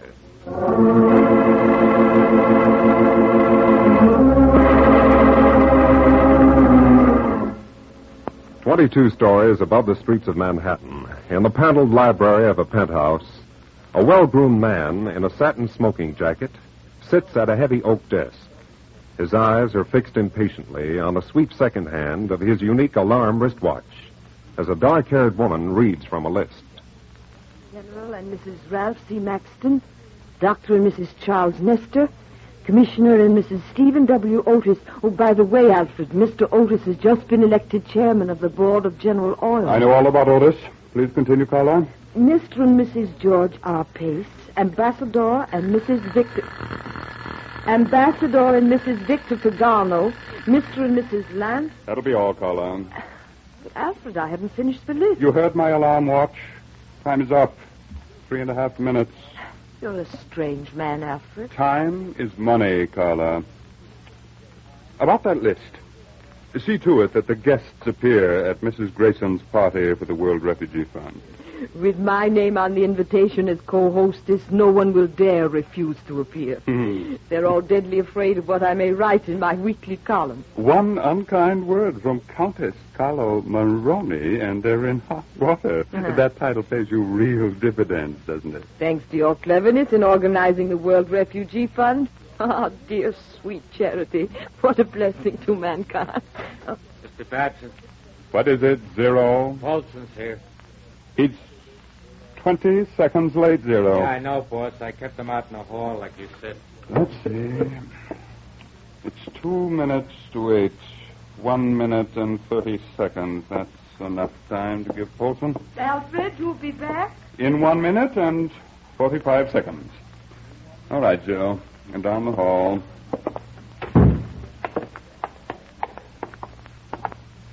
Zero, did Paulson walk up from the 20th floor as I ordered? Yeah, boss.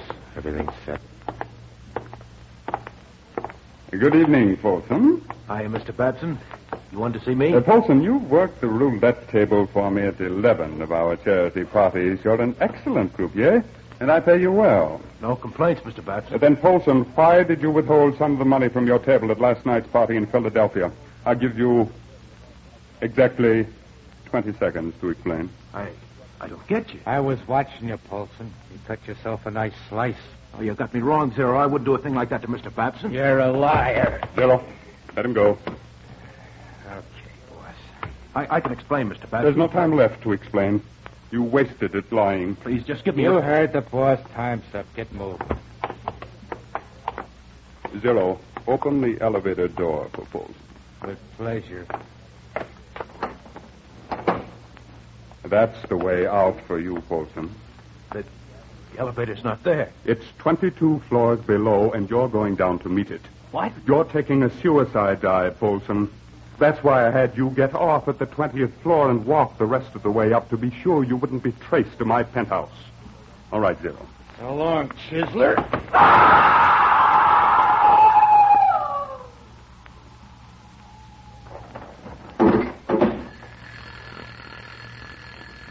One minute and 30 seconds on the nose for Paulson. You timed it just right, Mr. Babson. Of course, Zero. That's the way to treat time. Exactly right.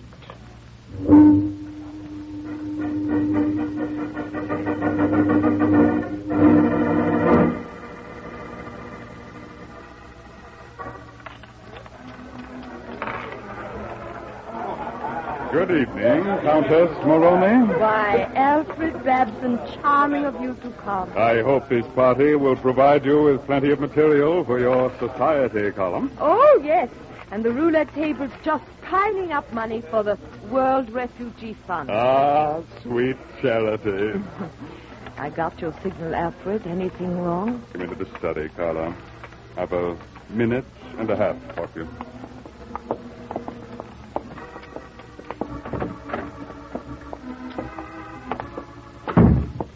Carla, I heard something this afternoon that may mean trouble. Oh? About a man called George Walsh, the cleverest and biggest fake charity organizer on the West Coast.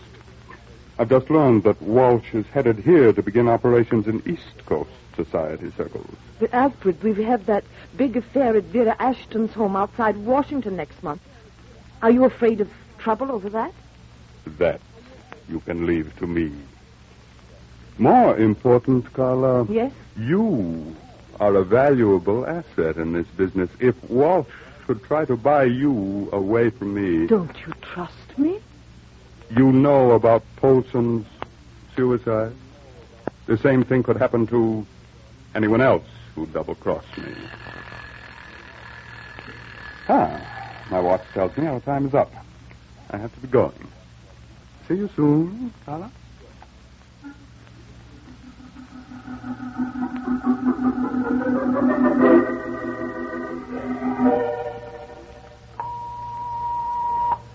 To David Harding, Chief, United States Counterspies, Washington. Copy of report from Counterspy Attaché, Paris. Investigation of United States charity organization, World Refugee Fund, reveals that monies forwarded here from United States are deposited in Paris banks under name of Jean Lebeuf. There is no evidence of monies being used for relief of refugees.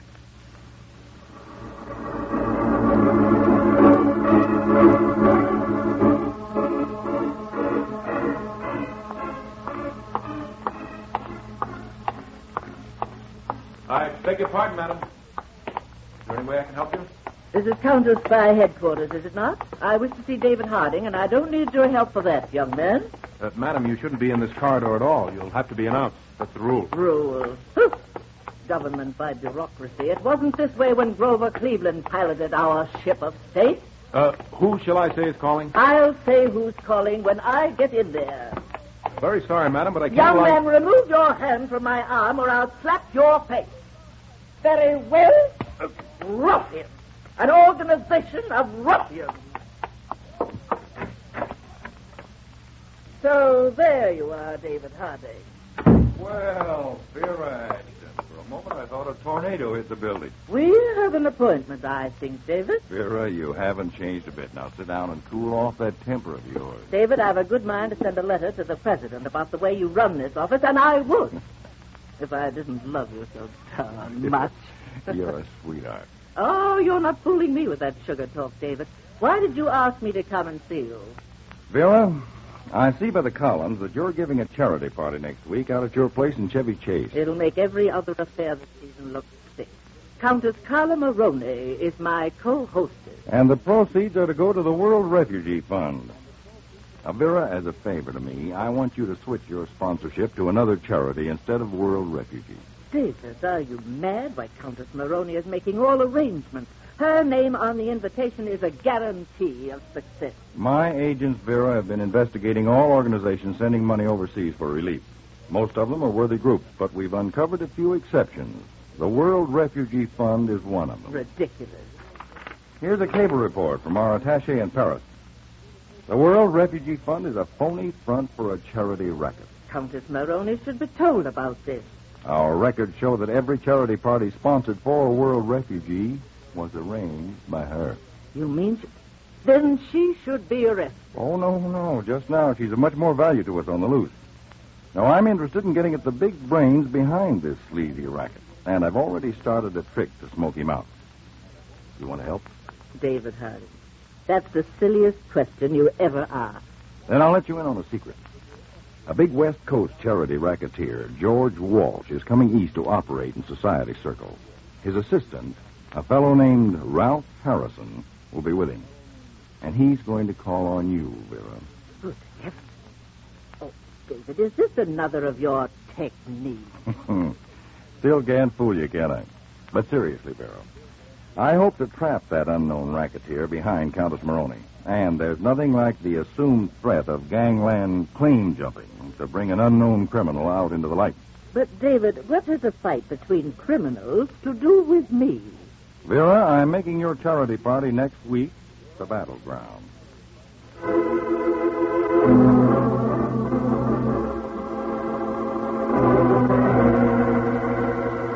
Mr. Harding, I found this memo from you on my desk. Oh, yes, Peter.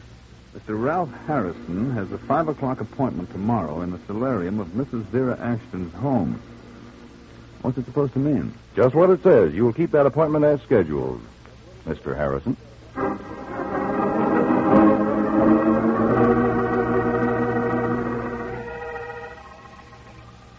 And now, Mr. Harrison, allow me to present you to my dear friend, Countess Carla Maroney.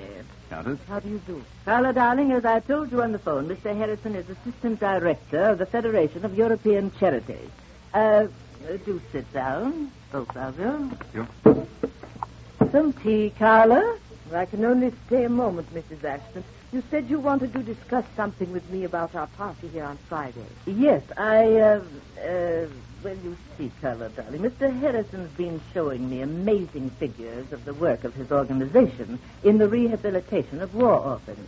And he has convinced me that the proceeds of our party should go to his group instead of Mrs. Ashton, our party was arranged for the World Refugee Fund. Besides, the invitations are all out with my name on them. Well, I'm sure the Countess won't mind lending her name to another worthy cause. I certainly do mind.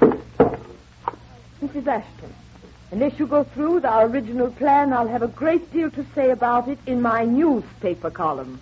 Good afternoon. Just a minute, Countess. May I see you to your car? Excuse us, Mrs. Ashton? Certainly. This way, Countess. Countess, I want to talk to you about George Walsh. Walsh? Mm-hmm. He likes the way you work the angles. He's my boss. And he's ready to offer you double the percentage you get now. I don't know what you're talking about. Countess, we know you're in the racket. Racket? What impudence. I'm at the Crescent Hotel, Countess. You can call me when you decide to accept Mr. Walsh's offer.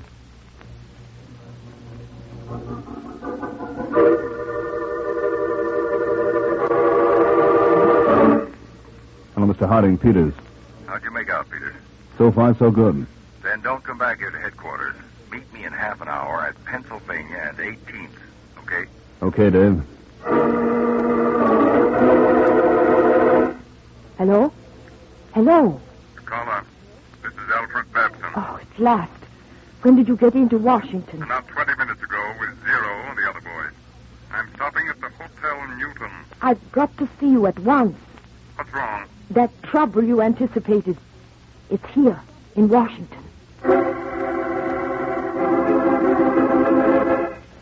Hey, mister, that light? Yeah, here you are. Car in the corner, Peters. Mr. Harding's waiting for you.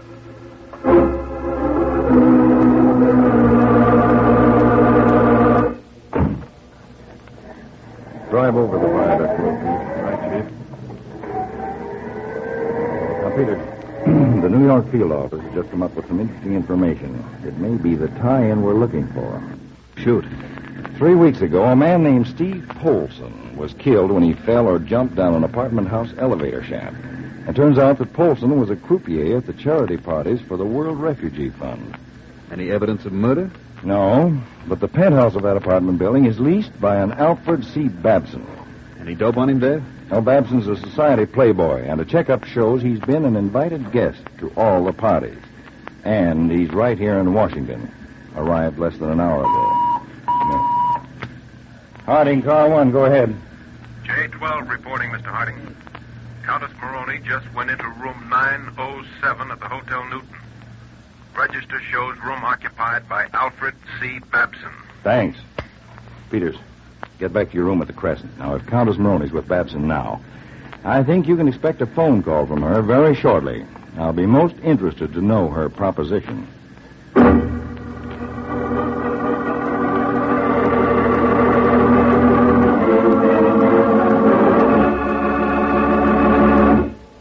In just a moment, we'll return to Counterspy, brought to you by Pepsi-Cola. Pepsi-Cola hits a spot. Truthful glasses, that's a lot. Lots more value, lots more zest. Why take less when Pepsi's best? More and more, among fellows and girls, among mothers and dads, you hear that sane and sensible question, why take less when Pepsi is best? No budget, no allowance, ever had a better friend than tangy, sparkling Pepsi-Cola. Because one big 12-ounce Pepsi bottle gives you 2 delicious drinks. That's twice as much tangy taste, twice as much delicious Pepsi to go just twice as far. That's why more and more families say, why take less when Pepsi is best? Yes, families like yours and mine, families all over America, they're all saying, why take less when Pepsi is best? Pepsi-Cola hits a spot. Tastes terrific when you're hot. More and better than the rest. Why take less when Pepsi's best? Today, tomorrow, always. Get America's biggest cola value. Take home a carton of 6 big Pepsi bottles. Insist on Pepsi at the store. And say Pepsi at the fountain. Say Pepsi at the stand. Say Pepsi. Whenever you reach for refreshment, remember. Why take less when Pepsi's best? And now, back to Counterspy. In a Washington hotel room, charity racketeer Alfred Babson and Countess Carla Maroney are discussing George Walsh's offer. Let's see, Carla. Walsh's offer is double whatever I'm giving you. Alfred, I told you I can be trusted. Boss, we better pull out of this caper. Yes, Zero? Why? We heard Walsh is a tough customer with a mob of guerrillas. Maybe, but I'm not letting this plum fall out of my hands into his lap. Carla, the first step is for you to call this man Harrison and arrange a meeting right away. You take him for a drive across the river.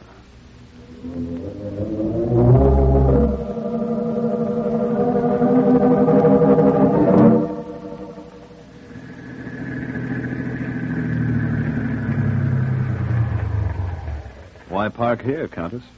I want to talk to you alone, Mr. Harrison, about the offer you made me on behalf of Mr. Walsh. You ready to switch over to the smart money? I've been thinking about it seriously. Can I tell Mr. Walsh it's all set? Yeah, you can tell Walsh it's all set. Hello, stranger. Okay, Countess, go take a walk. Yes. All right, Zero. Nice dame, the Countess. Look, Harrison, my boss has a proposition for you, Mr. Walsh. And what's the gun for? Just to make sure you listen. Now, my boss figures there's plenty for 2 outfits in this territory. If your Mr. Walsh wants to play nice, okay. If he don't, then there's a lot of shooting. And that means the law. And none of us makes out. And it's a deal? I'll have to talk to Mr. Walsh. What's his cut? He and my boss can talk that over. Where and when? You bring Walsh to the Ashton Dames' big party tomorrow night. My boss will be out on the terrace. There'll be a white carnation in his buttonhole so you can spot him. A white carnation? You two show out on the terrace at 11, on the nose. Do you think Walsh will go for a sit-up like that? Mrs. Ashton's party at 11. Chief meets your boss. Yeah, Zero. I guarantee you my boss will go for a setup like that.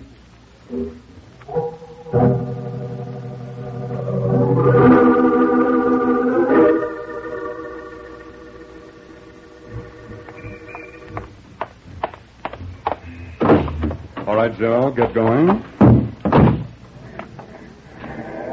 What took you two so long? Boss, I told you on the phone I closed the deal with Harrison, and I took him to where he could get a cab back to Washington. And Zero had to pick me up again. After all, this is my car. Very well. You keep driving around a while, Zero. This is the safest place to talk. Has something new gone wrong, Alfred? No, but I'm sure Walsh will try everything to put me out of the way. But this time, Carla, he's meeting his master. No, Alfred. No more murders. I want to get out of this. Carla, there's only one way out of this for you. The way Paulson took. Now, Zero, about the plan. This is to be timed to the split second. At Mrs. Ashton's house, there's a set of French windows which lead from the drawing room out to the terrace. Carla, at exactly 4 minutes before 11, you will go into the drawing room and switch on the lights. Yes?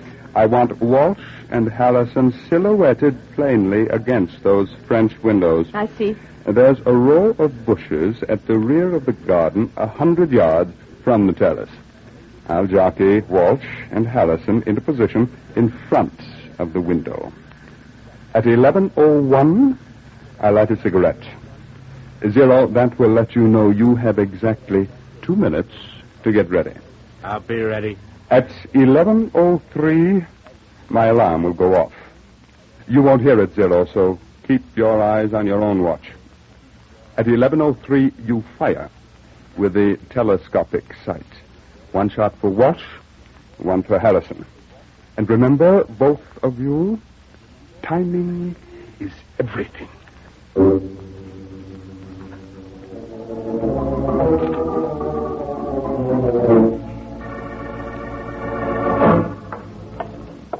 Dave, I've got something that could have helped us on this case. And what is it? Well, I took out specifications for a miniature camera to one of the best manufacturers in the country. Told him the camera was to be used as standard equipment for all counterspies. Their production engineer gulped a couple of times, then put our camera on a priority basis. Yeah. Well, here's a dummy model. Hey, Peters. This certainly is a honey. Mm-hmm. Simple to operate, sturdily built, and films can be bought anywhere. The manufacturer really did himself proud. He's even going to use a faster lens for one thing, and the camera will be lighter in weight. Uh-huh. When can we get these in quantity? I'll phone him you're okay. He'll start deliveries right away. Do it. It's too bad we couldn't use one of these cameras tonight on this Babson case, Chief. It'd be just the thing. Yep, I'm sorry, Peter. But make your phone call and let's go. We've got a bit of a ride out to Mrs. Ashton's house in Chevy Chase.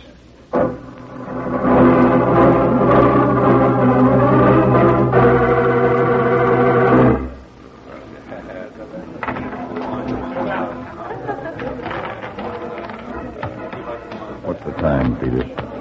1 minute of 11, Dave. There's the Countess coming out of the drawing room. Now, Vera, your cooperation is of the utmost importance. David, I'm worth any 10 of your agents. I'll keep that miserable Countess creature away from the terrace, all right. I'll talk her deaf, dumb, and blind. Vera, I love you. Well, I'd better get started. Come on, Peter. Let's go out on the terrace. Right.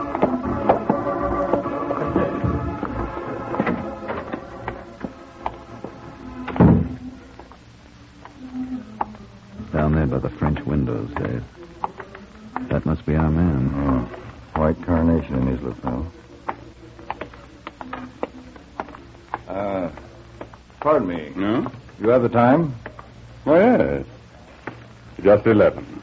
We're on the nose, as Zero said you wanted it. You, Harrison? That's right. This is my boss, George Walsh. Walsh, this is a pleasure.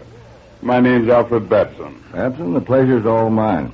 Chief's been looking forward to this meeting, Mr. Babson. Yes.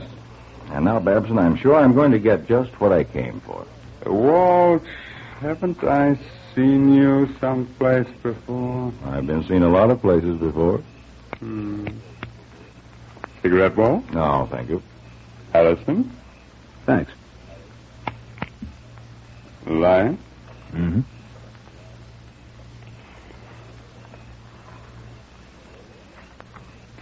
Well, Walsh, we'll have everything settled in less than 2 minutes. We both know what we want, and I'm a stickler for time. I noticed that wristwatch of yours, Babson. An alarm on it. Nice gadget. No, thank you. I had it made especially. Now, Walsh, let's hear your plan. Okay, Babson. Here's my plan. Don't try to get out of it, Babson. The more you struggle, the more it'll hurt. Oh. That's a hammer hold that she's got on you, Babson. Keep it up and you'll have a broken arm. That's better. What's the idea of this, Caper? Go on, Babson, over to the French window. Oh, wait. Move. I said. But, Frenchman, we can't stand here. No? Somebody will see us. We'd better go inside. We'll talk right here, and you've got only 60 seconds left. 60, Babson. Only 60. You're right in front of me, Babson. When Zero shoots from those bushes down there, you get it first. Well, you know. After the Countess made the appointment to meet my assistant, I had her car wired for sound. What I heard you, Zero, and the Countess say sounded very interesting. Babson, 45 seconds left. I'll be killed. Tell him not to shoot. 40 seconds, Babson. Now you're getting just what you gave Steve Polson. I had killed Polson. I couldn't trust him. 35 seconds left. Don't let Zero shoot. Stop him. Walsh, I'll give you anything you want. Sounds as if you have an offer for me. 25 seconds, Babson. Walsh, I'll clear out of the charity racket. You take over the whole operation. Everything. The Countess goes with it. You can have it all. 15 seconds to go. Didn't you hear me? I'm giving you everything. 10. No! Don't shoot! It's me! Don't shoot! Now exactly 3 minutes past 11. It's me! No! Don't shoot! Don't shoot! Don't!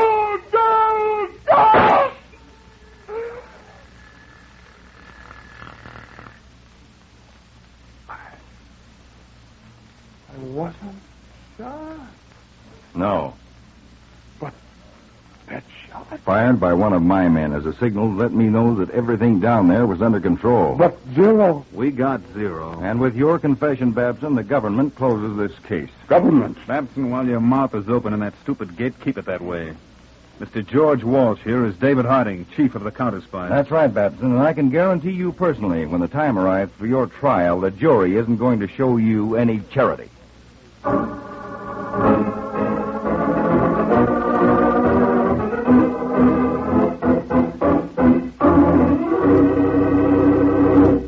When your friends drop in, be generous, but be thrifty, too. Serve plenty of delicious Pepsi-Cola. Pepsi's big 12-ounce bottle gives you not just one sparkling glassful, but two. Get a carton of 6 and serve 12 delicious drinks. Yes, Pepsi is America's biggest cola value. You get twice the tangy taste, twice the refreshment, twice the Pepsi. So why take less when Pepsi is best? Whenever you reach for refreshment, remember... Pepsi-Cola hits the spot. 2 full glasses, that's a lot. Lots more value, lots more zest. Why take less when Pepsi's best? Tune in every Tuesday and Thursday, same time, same station, to Counterspy.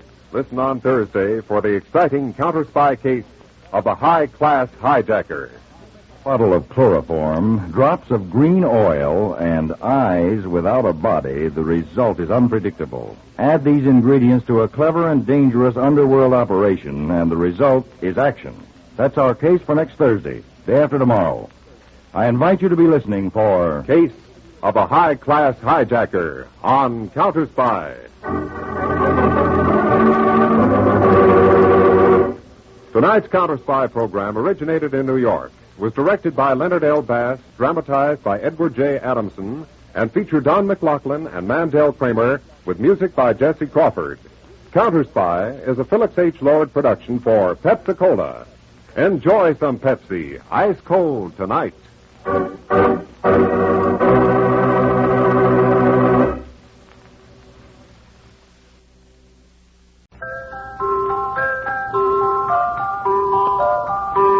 Pepsi-Cola, P-E-P-S-I. That's your smartest cola buy. Pepsi-Cola presents Counterspy.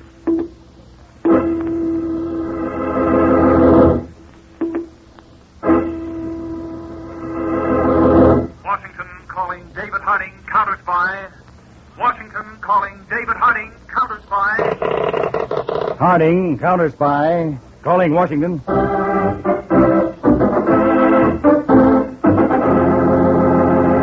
United States Counterspies, especially appointed to investigate and combat the enemies of our country, both at home and abroad.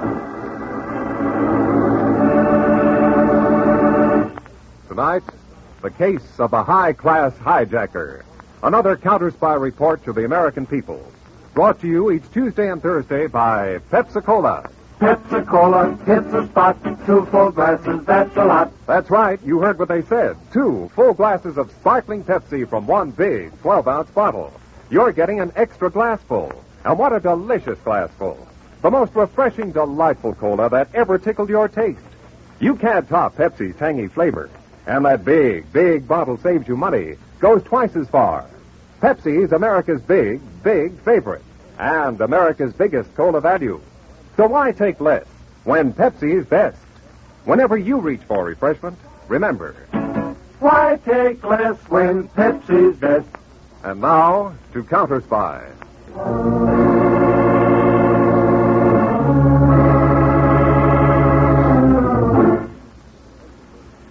It is approaching midnight. On a dirt road at right angles to a paved, steeply graded highway in Tennessee, a dark blue sedan is parked. 2 men sit in the front seat, waiting. Suddenly, the silence of the night is broken by the roar of a trailer truck climbing the steep highway. The thin man in the sedan flicks away his cigarette. Okay, Fatso, let's go.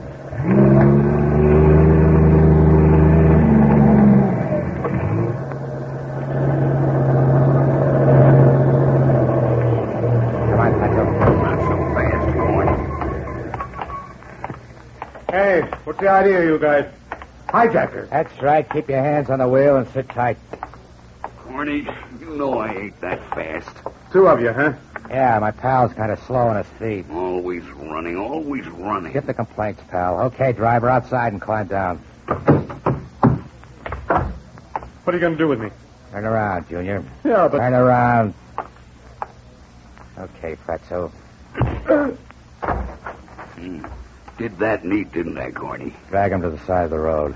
Always I get the heavy work. Good for you, Fatso. Helps you reduce.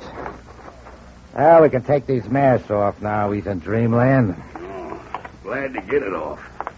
Suffocate a guy. Fatso, you take the car. I'll follow in the truck. Oh, Corny, let me take the truck. It's a long walk to the car, all uphill. All of 50 feet. Scram, Fatso. Start walking. Oh, always I got to walk.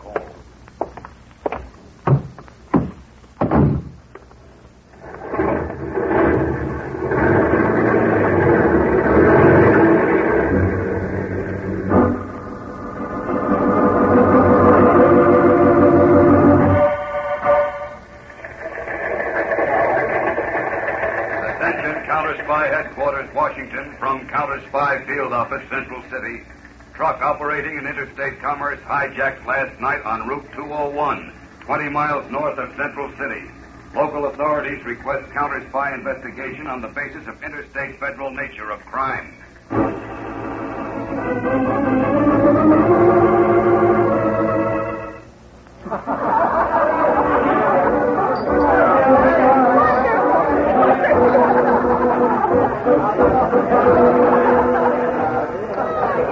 Joyce, the door. More guests arriving. I'll get it, Mr. Midland. Oh, never mind, Joyce. This is out of office hours. I'll play receptionist. All right. You see that our other guests have enough to drink. Of course. Hello, Mr. Midland. Hello, Cornelius. You're early. Yeah, it went like clockwork. Good. Go into the library. I'll get Joyce and we'll finish the paperwork. Right. Joyce. Oh, Joyce. Yes, Mr. Midland. I'm sorry, but a little business has come up. Right away, Mr. Midland. You see, folks, that's what happens to a secretary when she attends the boss's party. It won't take long, Joyce, in the library. Yes, Mr. Midland. I'll be right back.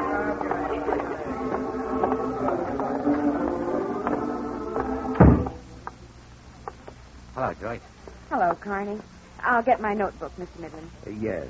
A good haul, Corny? Yeah, sure. Soaps, detergents, toothpaste, candy, regular items. I had Fatso make up a list. Let me have it, Corny. I'll copy it. Joyce, check off any items that we don't buy from regular sources. We'll make out purchase orders tomorrow at the office. Right. Now, Corny, I'm opening up 2 new drugstores in our chain next week. 2? That'll make a total of 14 stores. We're getting big. That means we've got to knock off more trucks to keep up with the demand in our stores. Okay by me, Mr. Midland. The more trucks I knock off, the more dough I get. That's right. Now... Oh, Foot. What's the matter, Joyce? Oh, Fatso's handwriting. I can't read it. Well, just try. It's no use. I'll have to go out to the hideout myself and check this load. All right. I'll drive you out. Tomorrow will do. But from here on in, Mr. Midland, I think we should check these trucks ourselves. Always the efficient secretary, eh, Joyce? I believe in doing a thing right. Then we'll do it right. Corny, on the next load, we'll be out there to check. What is the next load? A tobacco shipment via the Valley Trucking Company 2 nights from now. You and Fatso knock it off, and then Joyce and I will check it off.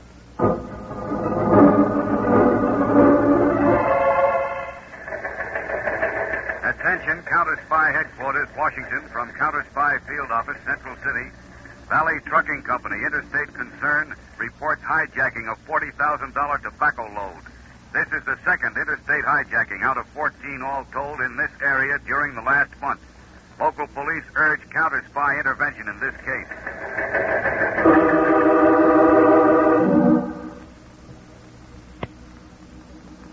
Counterspy Photo Laboratory, Haley speaking. Haley, this is Harding. What's the situation on those new mini cameras? They're coming in fast, Mr. Harding, and they're beauties. Small, compact, and they turn out crystal clear prints and enlargements. Wonderful. Well, get up here with one of those cameras right away. We've got a headache we may be able to use them on.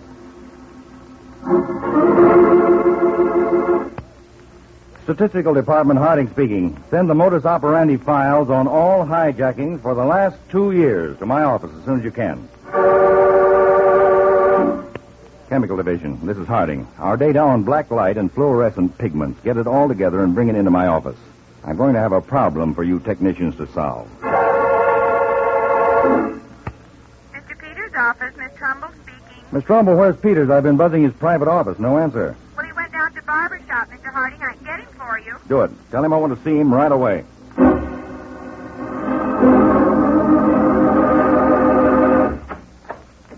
Hello, Chief. What's up? Why the rush? Sit down, Peters.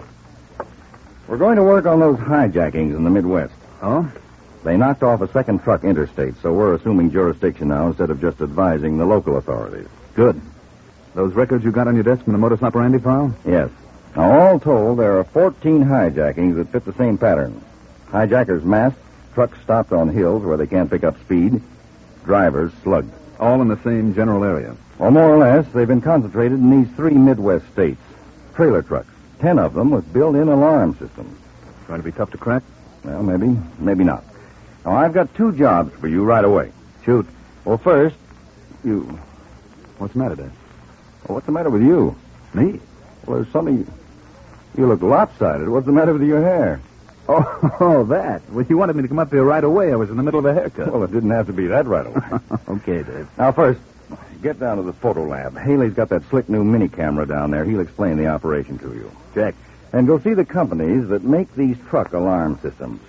We want to attach cameras to their alarms. Will do. Now, next, see Carl Palmer in the Materials Division. He's compiling a list of patent medicines and drugs that were hijacked. Right. Now, you make contact with the manufacturers of those products. You see, they're required to keep a chemical analysis of each batch of their product as manufactured. You want me to get the analysis of the hijacked batch if I can? That's right. Report to me when you've obtained results. Here, or will you be on your way to the Midwest? Well, here, most likely, Dr. Boswell in the chemical lab is trying to turn out a permanent type of breadcrumb for us. The Hansel and Gretel fairy story, remember? A trail of breadcrumbs? We're going to see if we can get the hijackers to leave us the same kind of trail. I don't get it. Well, you don't have to at the moment. Just get started on that stuff I gave you. Right away, Dave. Well, not too right away. Take 10 minutes to finish that haircut. Then get going.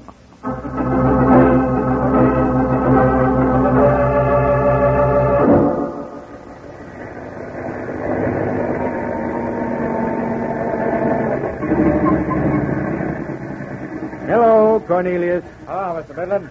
You come to check the load yourself, like you said, huh? Yes. Everything go all right? Yeah, Mr. Midland. Didn't Fatso tell you? Just double-checking. Pull the truck over to the empty van. We'll unload this one right away. Okay. Joyce. We'll check this stuff. It all goes to our Central City warehouse. Make out the bill of lading accordingly. Yes, Mr. Midland. Hiya, Joyce. Hello, Carney. Now, where's that big... That's so. Probably fell asleep in the car. No, I didn't. Not me. A long walk from the driveway. Always a long walk. Hello, Mr. Midland. Hello, Fatso. We brought 3 men to help with the unloading. They're playing cards in the old farmhouse. I'll open the truck and put them to work, Mr. Midland. Do some yourself, Fatso. Good for that front porch of yours. Now, don't you worry about my front porch, Corny. I'll take care of it. Always I do the work. Always he complains, always. Corny, in the next few days, I want you to put on 4 more men. We're expanding our operations. They'll work in the northern part of the state around Norfolk. 4 more, Mr. Midland? Yes, I want to buy as little as possible from legitimate wholesalers. Getting our product this way is much more profitable. Okay. I'll dig up some real good boys. Now, Joyce, you'd better... What's that? Holy mackerel. That fool, he's broken the auto alarm system. Come on. What happened? What did I do? You fat moron. Joyce, the keys, have you got them? Here, Mr. Midland. The alarm box is on the side of the truck. Yes, I see it.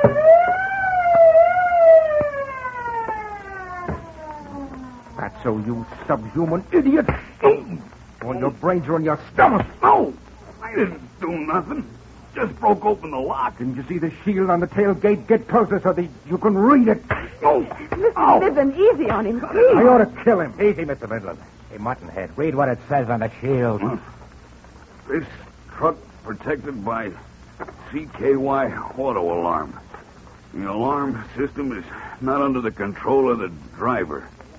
Well, what's it mean? It means that we're lucky I had the foresight to anticipate this. If I hadn't picked a hideout here in the hills, half the cops in creation would have been down on us by now. Always it's my fault, always. I'm sorry. Only nobody told me. What have you got a brain for? You can read, you proved that. Okay, so I did wrong. Well, how come you can shut it off, Mr. Midland, when it says not even the driver can? Because I have keys to the alarm system.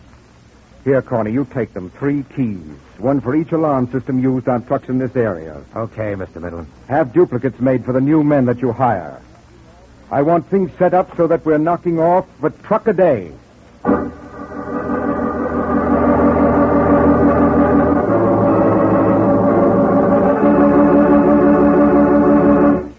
Back to Counterspy in just a moment. But first... Pepsi-Cola hits the spot. 2 full glasses, that's a lot. Lot more value, lot more zest. Why take less when Pepsi's best? More and more, among fellows and girls, among mothers and dads, you hear that sane and sensible question, why take less when Pepsi's best? No budget, no allowance, ever had a better friend than tangy, sparkling Pepsi-Cola. Because 1 big 12-ounce Pepsi bottle gives you 2 delicious drinks.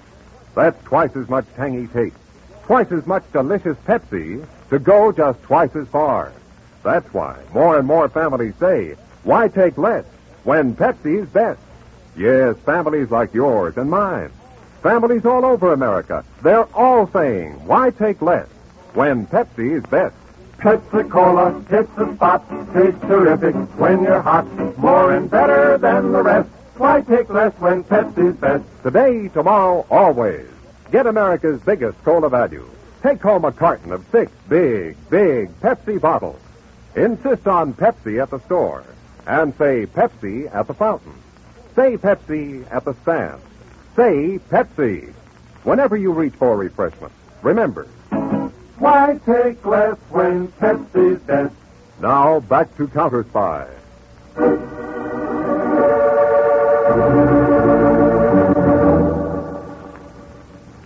Following David Harding's instructions, Harry Peters is calling on a leading manufacturer of automatic alarm systems.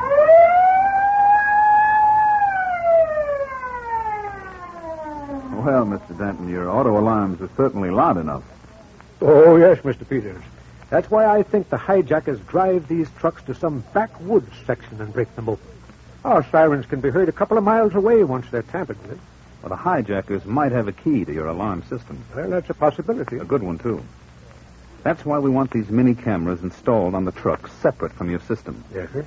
3 of them in each truck. Now, our photo lab has worked out a way to do it. When the truck doors are opened, each camera will take a picture. That way, we'll get 3 actual photos of the crooks breaking in. Well, we'll be glad to inform you, Mr. Peters. Pretty soon, these cameras will be standard equipment for all counterspies, but right now, we'll just want them installed in whatever trucks in that Midwest area use your alarms. I see. Well, that's about 40 or 50. But there are other companies in this general area with similar systems. Yes, I know. I'm going to contact them, too. Good. Now, Mr. Danton, when your mechanics install these cameras, please tell them only this. Yes? They're just an additional feature of your regular alarm system. Oh, naturally. Mighty nice-looking job, these cameras.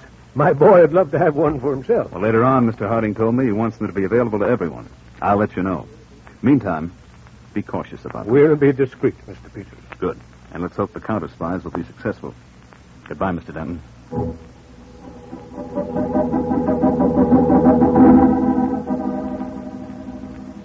And Mr. Frost, you do have a chemical analysis of the lot of your cough remedy that was hijacked. Better than that, Mr. Peters. We keep a spectroscope card of every lot. Color breakdown? That's right, Mr. Peters. We take a sample of every batch we make. Then we throw a light on it, project it through a prism that breaks it down into its component colors, and photograph those colors for our records. We want to make copies of that color card, Mr. Frost. You're welcome to. If you can match it exactly with a sample, that sample will be from the lot that was stolen. That's what we hope to do, Mr. Frost. Thank you.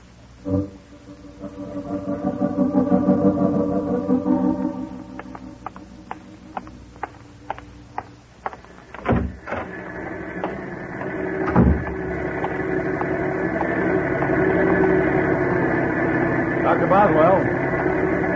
Boswell. Yes? Oh, Mr. Harding. Wait till I turn this off. How's it coming, Dr. Boswell? Well, as you see, I've been working with this standard truck engine mounted on blocks. Mr. Harding, the problem's licked. Good. Show me. Well, here's the oil. I've impregnated it with a green fluorescent pigment. It looks like ordinary oil. Well, look at it under our black light lamp. Well, a nice, bright green dot. Yes, you equip our patrol cars with a black light headlamp, and it'll pick up this spot on a road at 40 feet. Well, now, have you worked out a way of dropping the oil for yes, a trail? Sir. You see, just back of the oil crankcase, this can? Yes, I see it. Well, it has a hole in it and a shutter arrangement like a camera. The shutter is driven by a small electric motor and continually revolves inside the can. Mm-hmm. Well, now, this switch here, which can be fastened to the truck dashboard, controls the outlet in the can. The moment the driver switches it on, oil starts dripping. Good. Good enough. Boswell, have 100 of these made up right away, will you? All right, sir. Mr. Harding, Mr. Peters is on the phone. Mr. Harding, Mr. Peters is on the phone. Excuse me, Doctor. This is Harding. Put Mr. Peters on this line, please. Peters? Yes, Dave. How's it going? Okay. I've arranged for the installation of the cameras, and I've got a color card on Dobbs' cough remedy, one of the hijacked items. Oh, that's better than I expected. We'll have copies of it made and forwarded to all our field offices in those Midwestern states. I've already done that, Chief. Good. Also, send a TWX to our field offices. Have them buy samples of the remedy from every retail outlet in their area. Right. Then they're to make color cards of the samples to check with the card on the stolen lot. Will do. You meet me in Central City. We'll work out of our field office there, since it's the biggest city in the area.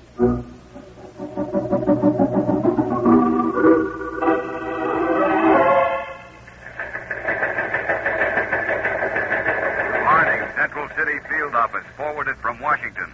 Spectroscope analysis, Dobbs cough remedy reveals Midland Drug Store's only outlets handling the stolen batch here in Danville. Will continue report. There it is again, Dave. Midland Drug Company. 9 times in 2 weeks. And not another company in this whole area has had a single bottle of that batch of cough remedy. Peters, call Joe Lincoln in our tax department. We'll set up some excuse to examine the Midland Drug Company's books. Okay. Wait a minute, hold it. Counterspy Field Office, Harding speaking. Oh? 3/4 of an hour overdue. You have a map of the route he was taking? Good. I'll be over at your office. I'll pick it up in 10 minutes. Goodbye. Hijacking, Dave? That was the traffic manager of the Valley Trucking Company. One of their trucks is 3/4 of an hour overdue in Danville. I'll get out a police alarm on it right away. Well, now, if the truck's located, tell them to call us in patrol car number 23. Right. That's equipped with a black light headlamp. Now, we'll follow the truck's route, and I hope the driver had time enough and sense enough to turn on that oil switch.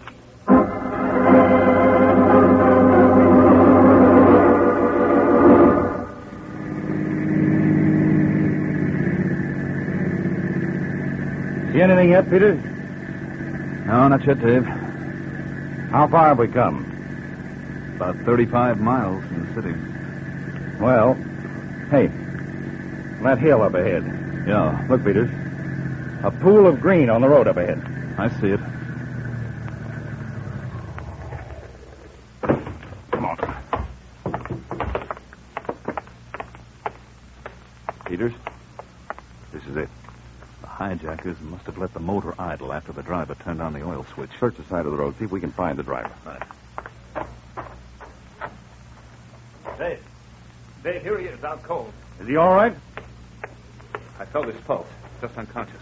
I'll radio the state police to pick him up right away. Then we'll pick up the trail of these oil drops and hope they lead to a real pickup.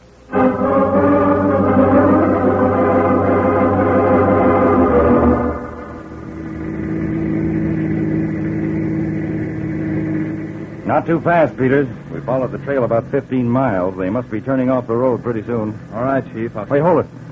Stop. What is it? No more oil spots on the highway. We passed a dirt road on our right just a few yards back. Back up. They must have turned in there.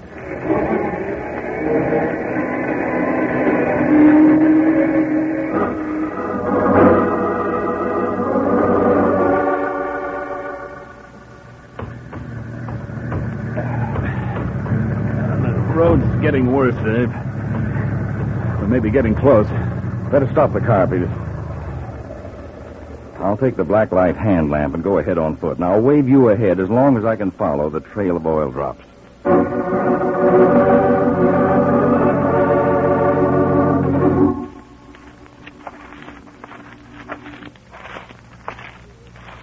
See, Peters?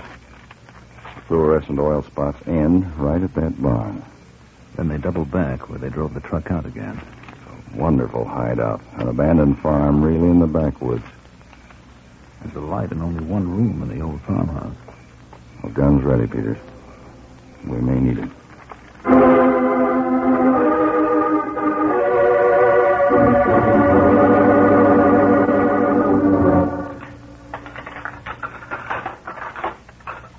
Washing dishes. Always they leave the dirty work to Fatso. Always. Someday I'm going to tell that corny someday. Eat like pigs. The dishes so dirty. And they call me Fatso.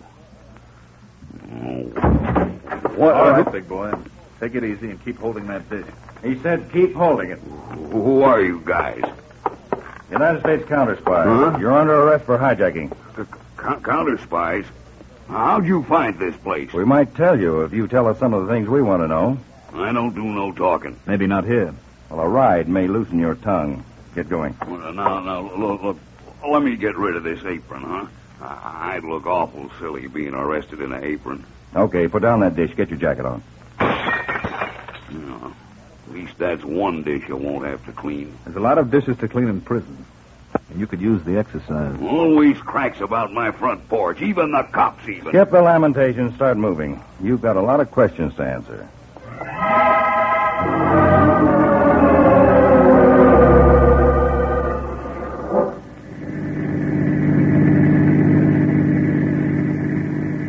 All right, now, Fatso. Car radio, Chief. Yeah, I'll take it, Peters. Keep driving. Calling Counterspy Car 23, Mr. Harding. Calling Counterspy Car 23, Mr. Harding. Harding speaking, Haley. Go ahead. I'm at the Valley transportation truck that was hijacked.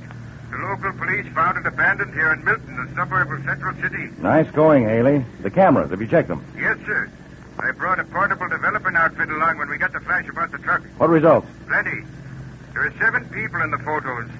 3 men unloading the truck, a girl checking the load, a human blimp eating a candy bar, and 2 other men. Any identification? You haven't heard it all, Mr. Harding. The local police have checked the miniature photos, and they swear that one of the men is Mr. Midland. Midland? Head of the Midland Drug Company. Okay, Haley. Get a squad of men together and head for the Midland Drug Warehouse in Central City. Okay, Mr. Harding. We'll meet you there. Just keep it under observation. Don't move until we arrive. Right, sir. Step on it, Peters. I'll have a little chat with Fatso back here. After what he's heard, I'm sure he feels a lot more like talking. Don't you, Fatso?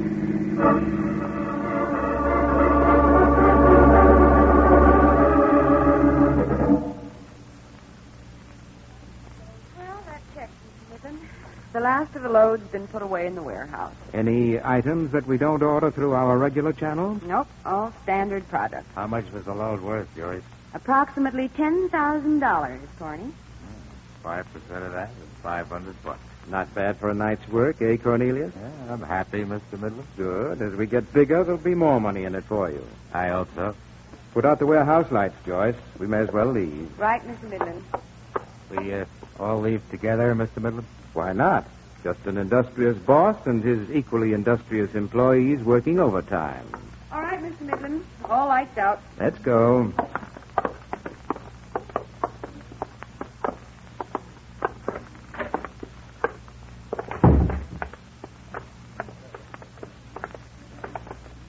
Hello, Mr. Midland. What? I'm sorry, I don't... Know me? You will, Mr. Midland, you will. I'd like you and your companions to come with me. Who do you think you are, guy? His name is David Harding. Harding? Counterspies. Oh, my... I don't understand. It's no use, Midland. We've got the whole picture of your hijacking set up in nice, clear pictures. Oh, no. Corny, get him, Peter. All right, Dave, I've got him. But I don't understand. I had it all figured. My setup, my big organization. There's one thing you didn't figure, Midland. The Counterspies have a bigger organization. Okay, Peters, let's take them along.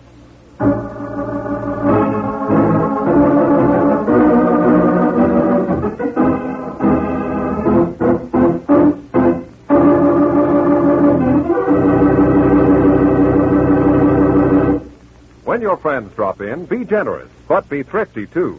Serve plenty of delicious Pepsi-Cola. Pepsi's big 12-ounce bottle gives you not just one sparkling glassful, but two. Get a carton of 6 and serve 12 delicious drinks. Yes, Pepsi is America's biggest cola value. You get twice the tangy taste, twice the refreshment, twice the Pepsi. So why take less when Pepsi is best? Whenever you reach for refreshment, remember... Pepsi-Cola hits the spot. 2 full glasses, that's a lot. Lots more value, lots more zest. Why take less when Pepsi's best? Tune in every Tuesday and Thursday, same time, same station, to Counterspy. Listen next Tuesday for the exciting Counterspy case of the Photograph Furrier. When international complications were threatened because of stolen furs, your Counterspies had to use a camera and a special cameraman. How this setup ran into an unusual obstacle that spelled murder will be exposed next Tuesday. Be sure to be tuned in for Case of the Photograph Furrier on Counterspy.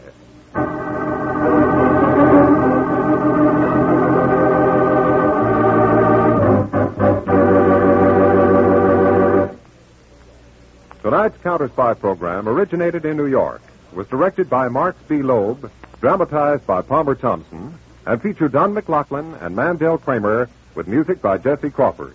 Bob Shepard speaking. Counterspy is a Phillips H. Lord production for Pepsi-Cola.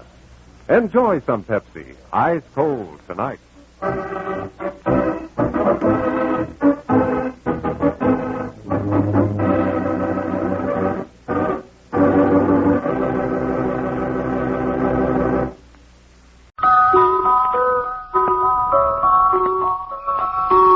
Pepsi-Cola, P-E-P-S-I. That's your smartest cola buy.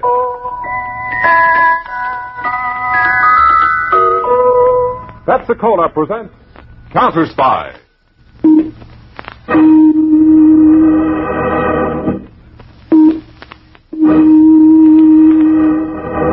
Washington calling David Harding, Counterspy. Washington calling David Harding, Counterspy. Harding, Counterspy, calling Washington.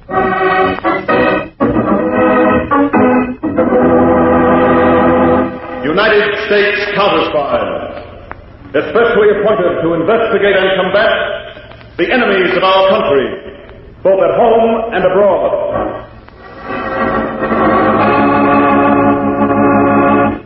Tonight, the case of the Photograph Furrier.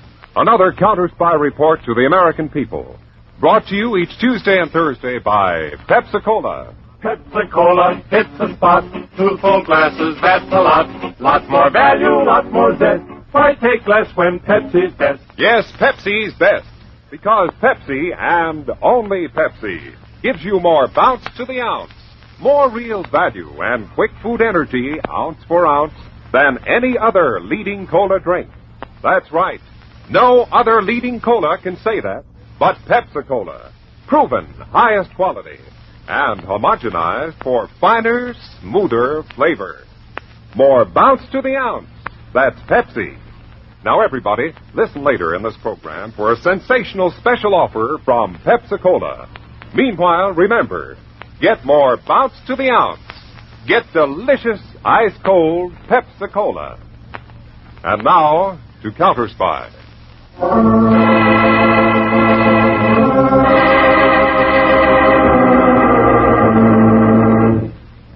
2 a.m. A low-hanging haze clings to the surface of New York's East River. All is quiet, except for the lapping of the water against the dock, and the occasional wail of a tugboat whistle in the distance. Suddenly, the thick silence is broken by the low purr of a motorboat engine.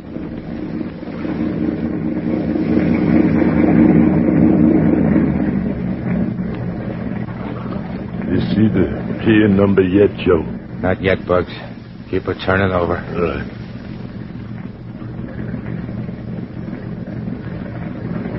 That looks like the right pier, Bugs. There's a ladder at the motor.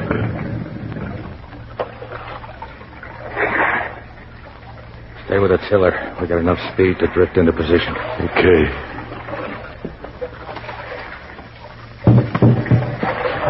That's it. Hold her steady, Bugs, against the dock. Right, Joe. Should I tie up? I'll climb up the ladder first. Make sure it's the right pier.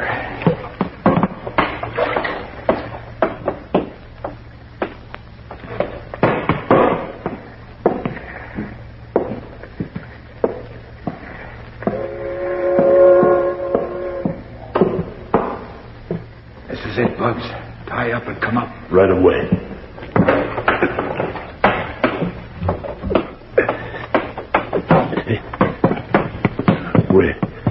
There they are. Imported furs. Bales of them waiting to be moved, just like Lloyd said. He sure gets the straight dope. Yeah. Let's get them over to the edge of the pier, and we'll lower them into the boat. Right, I'll pick up. The watchman. Come on, Bugs, behind this bale of furs with me. Yeah.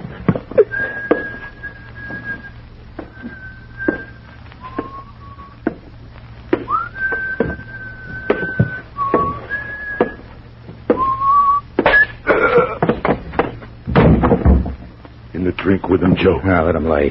We'll keep an eye on him. I'll give him one more with my foot to make sure he sleeps solid. That's enough, Bugs. Let's get to work.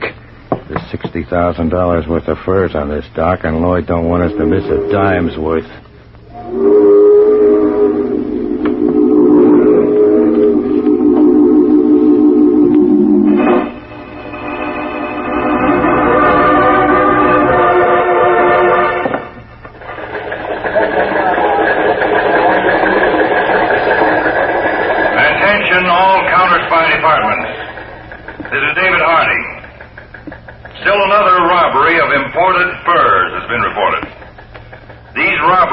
Seriously impairing our trade relations with a number of friendly nations.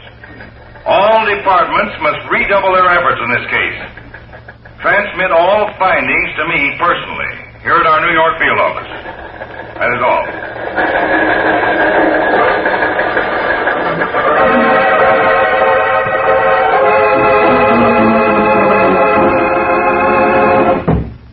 Mr. Harding, that lead on the Bonner Fur Finishing Company. Good. Looks it. They finish the furs for a very smart New York fur salon.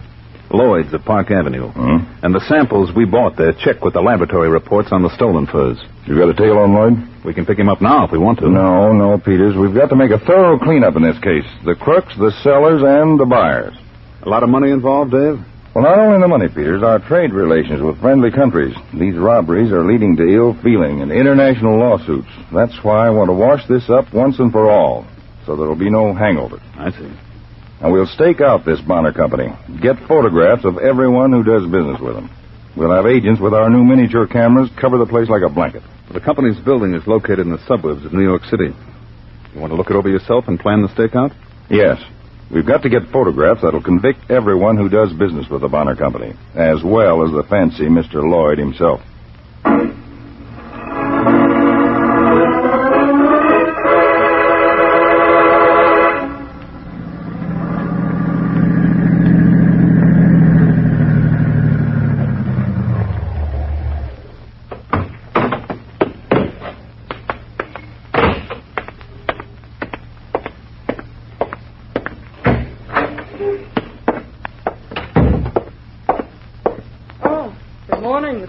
Good morning, Adele.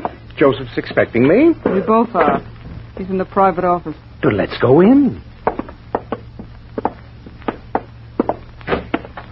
Joe, he's here. Huh? Oh. Hello, Mr. Lloyd. Hello, Joseph.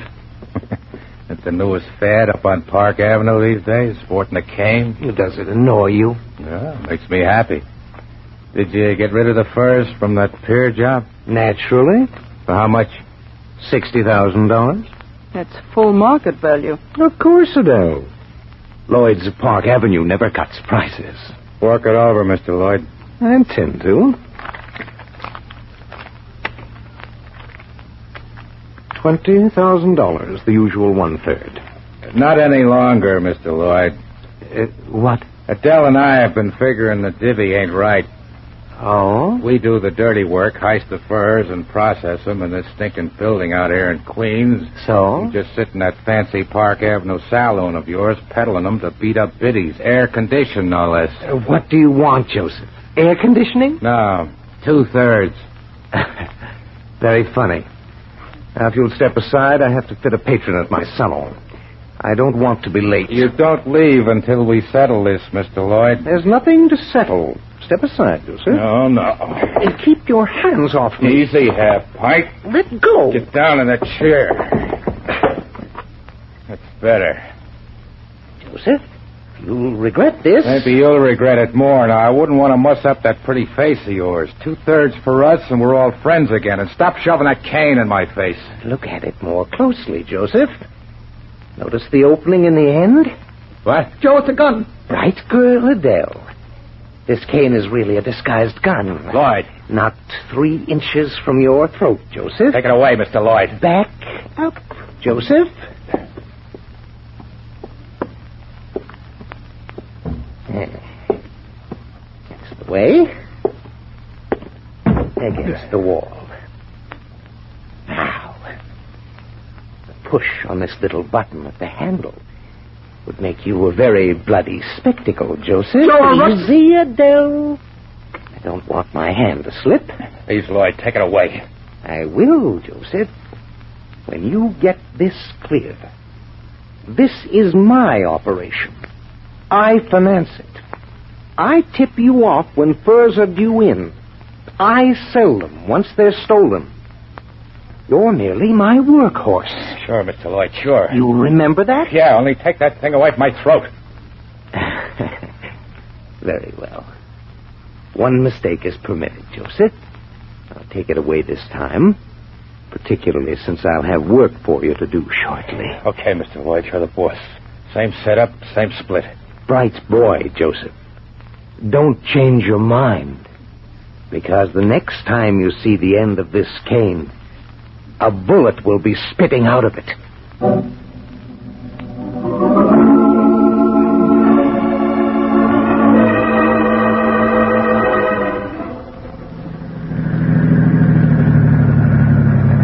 Looks bad, Dave. The Bonner Company is the only building within 4 square blocks of these vacant lots. A flea couldn't be inconspicuous out here. Just across from the Bonner building. That newsstand right by the subway entrance. Think we can use it? Pull up to the stand. I'll buy a paper. All right. All right, morning papers. Get your paper here. Son. All right with you, mister. What'll it be, mister? Times in the Tribune. Sure thing. Dave, maybe we could set an agent to take over this stand. Might make these fur thieves suspicious. Chance. Here you are, mister. Times and Tribune. Thanks. Keep the change. Thanks. That's a nice spot you got here. End of a subway line, end of a bus line, no competition. You been in this spot for long? 3 years. Well, been in business a long time, huh? What's your name? Eddie Sloan. Well, good luck, Eddie. Maybe I'll be seeing you again. Sure. I'm always here, mister. So long. So long. What do you mean? Let's go, Peters.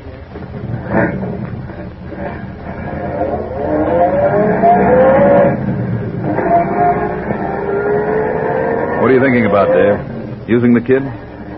Yes. From his stand, he could snap anyone who walked in or out of that building. Looks like our best bet. He could operate the new camera all right. It's simple enough. That's the way I feel. Find out where he lives, his family, all about him. Then bring him in the office tomorrow. If he's as bright and as able as he seems, we'll add a slightly underage counterspy to our staff.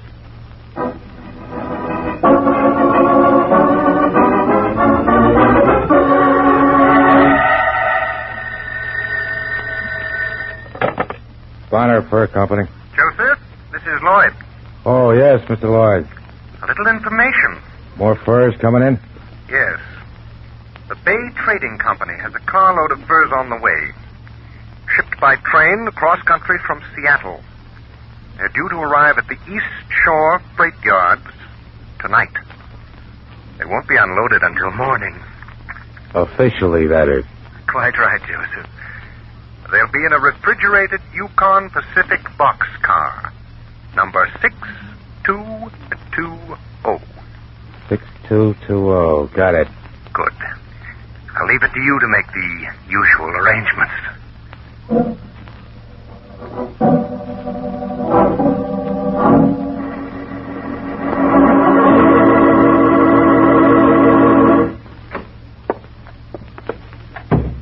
Eddie, this is Mr. Harding. David Harding? That's right, Eddie. Oh, then, Mr. Peters, you weren't conning me and my uncle. You really are counterspies. I wasn't conning you, Eddie. Gosh. Sit down, Eddie. Well, yeah, sure. Peters, have you told Eddie and his uncle what we wanted him for? Just a little. Eddie's uncle says the decision is up to Eddie, as long as it's safe. That's fair enough. Eddie, what do you know about the counterspies? Gosh, everything.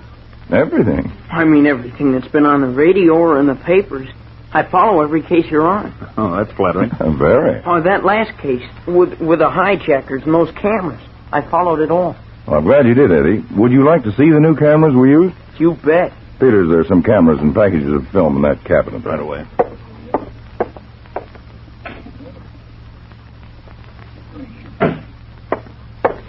Hey, ready? Take a look at it. Boy, it's keen. You could take pictures without hardly anybody knowing you were taking them. Well, that's just what it was designed for, Eddie. In fact, that's what we'd like you to do. Me? Yes, Eddie. Gosh, me helping the counterspies. What do you want me to do, Mr. Well, Harding? not so fast, Eddie. I want to make sure you understand this might be a little dangerous. I ain't afraid. Well, you should be, Eddie. It's always good to be afraid. Then you'll be careful. Oh. Now that we've slowed down, we'll go into the details. Now, first the camera. Go ahead and pick it up, Eddie. It's a beauty. Mm-hmm. And simple to operate. You see, Eddie, it's precision designed, made to be foolproof. Because lots of times we have to use that camera under very difficult circumstances. I see, sir. Now, what we want you to do, Eddie, is take pictures of everyone who goes into that building opposite your newsstand. The fur company. That's right, Eddie. The Bonner building. Crooks, huh? Well, that's what we hope to prove by your pictures, Eddie. They're fur thieves, Eddie. And the men going in will be going there to buy stolen goods. And we want to catch the buyers as well as the actual crooks. I'll do whatever you say, Mr. Harding. Good boy. Now, you won't be entirely alone. No? Well, I've arranged to replace the agent in the subway station change booth with one of our counterspies. From time to time, he'll come up to see whether everything's all right. I can take care of myself. Oh, I'm sure you can, Eddie, but we'll just play it safe. Now, you'll have to conceal the camera so it won't be obvious to anyone that you're taking pictures. Oh, I could cover it with a newspaper. Well, the newspaper could blow away or the camera might slip out. That's right. Well, how about my change box? I use a wooden box. I could get another one, cut a hole in it, and sight it through the hole. Well, that sounds like a better idea. And I'll take good care of the camera. I won't drop it or nothing. Well, don't worry about that. It's very strongly built. Well, now, Eddie, when you've taken all the films on the roll, you'll remove the roll. Mr. Peters or I will come along at the end of the day, and we'll buy a newspaper. Include the rolls with the paper. I start right away, Mr. Harding? Right away, Eddie. Here's your camera, Eddie. Gee, thanks. And plenty of film. Now, Eddie, if you get the right pictures with this new Counterspy camera, you'll be going a long way toward helping us solve this case. In fact, everything depends on you.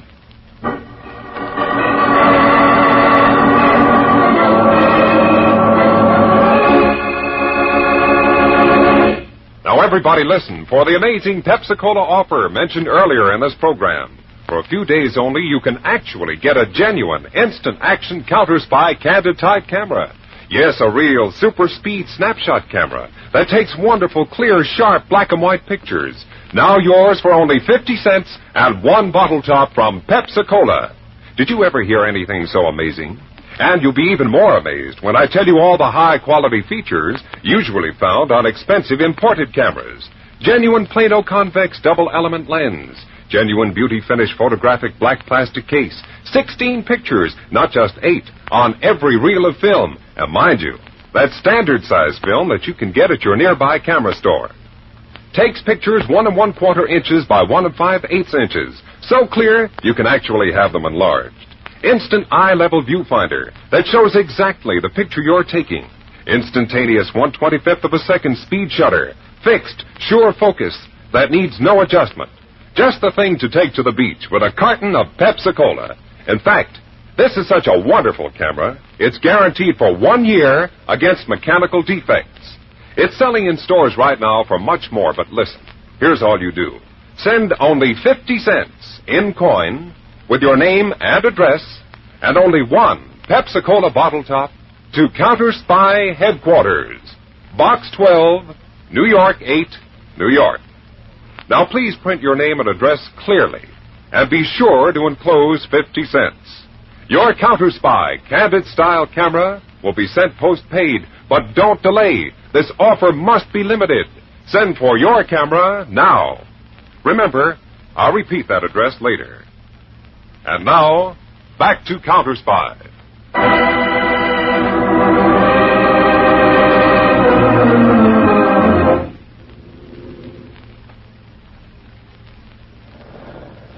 There's the entrance, Joe, the East Shore Freight Yards. Drive right in, Bugs. Yeah, but there's a watchman on duty. I cased him. I know, just drive right in. All right. Hey, you in the truck? The watchman. I heard. Stop for him. What? Stop.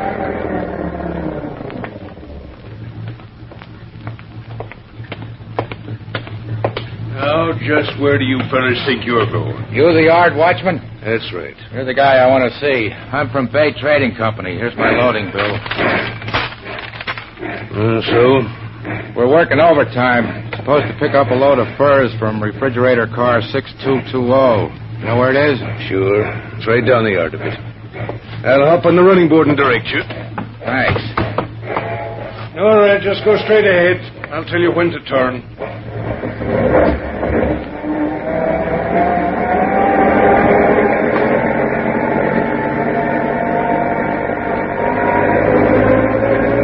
All right, slow down. Slow down.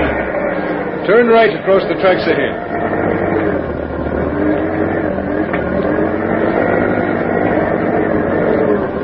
All right, there she is. 6220. You can back right up to the doors. Thanks, Pop.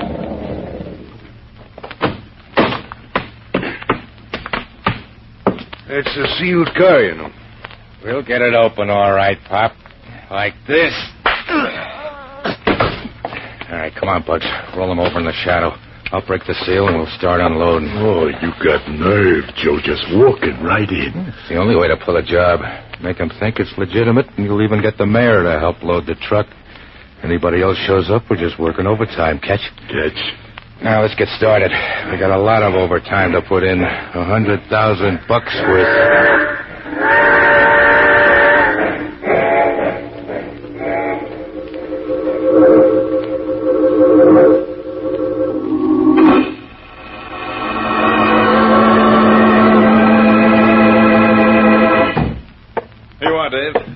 To the pictures Eddie took yesterday. Those cameras do a wonderful job. Yes, Peters. And Eddie's no expert. But still, these photographs show every detail. Mm-hmm. You know, anybody can work these cameras. There are 32 photographs. We've identified 24 of the men as supposedly legitimate fur dealers. Well, we'll investigate and put agents on them. Tell the agents to stand by for a pickup order. Right, Chief. A couple of more days of Eddie's camera work, and we'll be ready to round up everyone who's had dealings with this mob.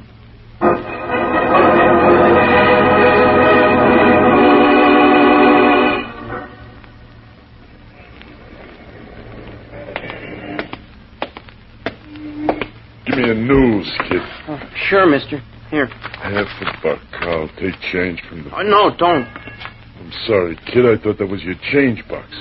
It's a nice camera. Yeah. My hobby. Here you are, mister. 47 cents. Thanks. So long, kid.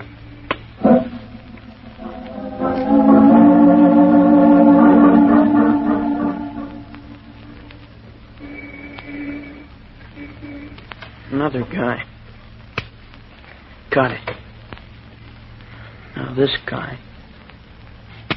You take a lot of pictures, kid. Huh?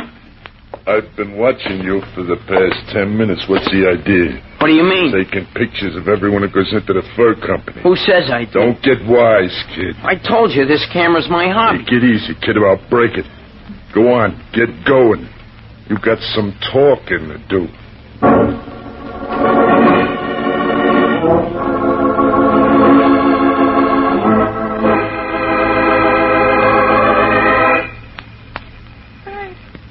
No, Lloyd, this coat doesn't seem to do anything for my figure. But, Mrs. Vanderpool, why tamper with perfection? And that, in a word, is your figure.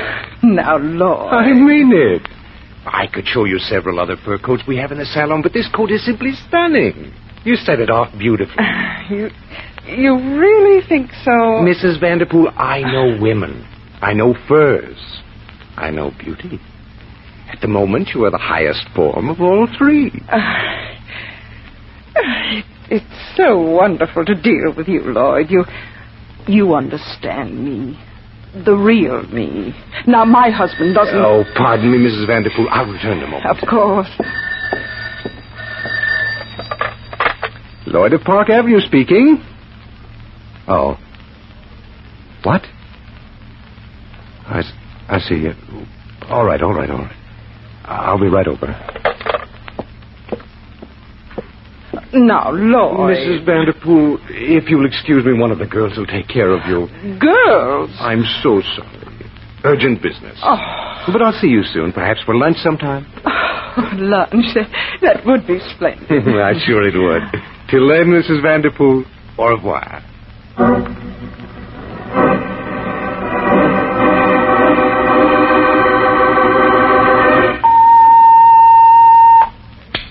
Harding speaking. This is Saunders reporting from the subway booth, Mr. Harding. Oh, yes, Saunders? The newsboy's gone. What? Yes, Mr. Harding. I was delayed on my half-an-hour check. People want to change. It's been 45 minutes since I last saw the boy. 45 minutes. Saunders, I told you... Well, Mr. Harding... Look, never mind. Stay there on duty. Peters, did you get that about Eddie Sloan? Yes, Dad. Alert the rating squad. We've got to move in on that fur company right away. Before, it was a question of chiseling crooks and tax evaders, but now it's a boy's life. I wouldn't risk that for all the crooks in creation. Get the squad moving, fast.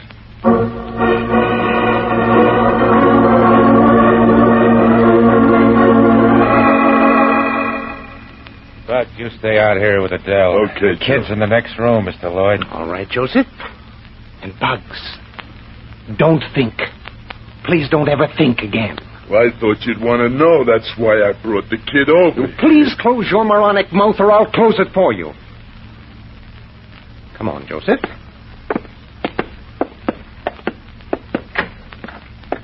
Hey, what's the idea, Pete? I got a newsstand to take care of. This is the little beast, eh, Joseph? Yeah.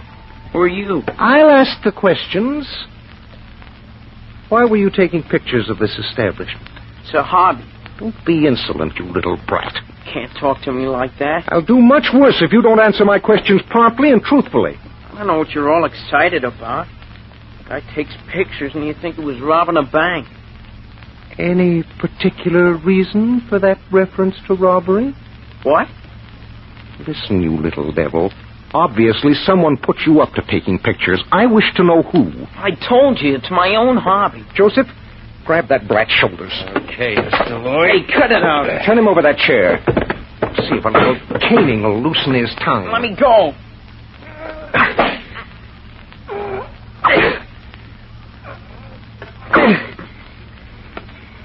All right, you little beast.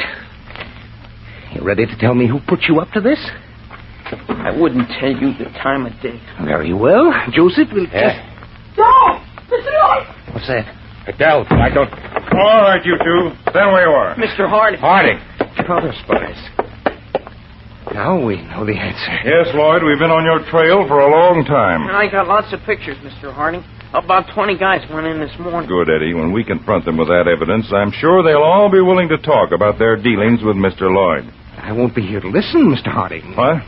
This cane pointing at the boy's throat is a concealed gun. Well, you... Now move, Mr. Harding, and I'll blow this urchin's dirty little throat apart. Joseph, relieve Mr. Harding of his gun. Okay, Mr. Harding. Thanks. Now, Mr. Harding, you'll do as I say, or I'll slaughter the brat with the greatest of pleasure. That's better. Mr. Harding. Silence, you little beast. Now what, Lloyd? Start walking. In front of me. That's right. Through that door. Duck, Eddie. Let go of this cane. Watch it, Peter. I'll kill both of you. No, you don't, Joe. I'll take back. My God, let go of my cane. Not this time, Lloyd. Close. Nice work, Peters. You got Lloyd. Couldn't shoot before, Dave. You might have gotten Eddie.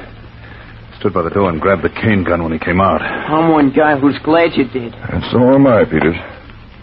Come on, Eddie, let's go. We'll take Joe and Adele along. And don't forget that camera, Eddie. Those pictures are going to help increase our prison population.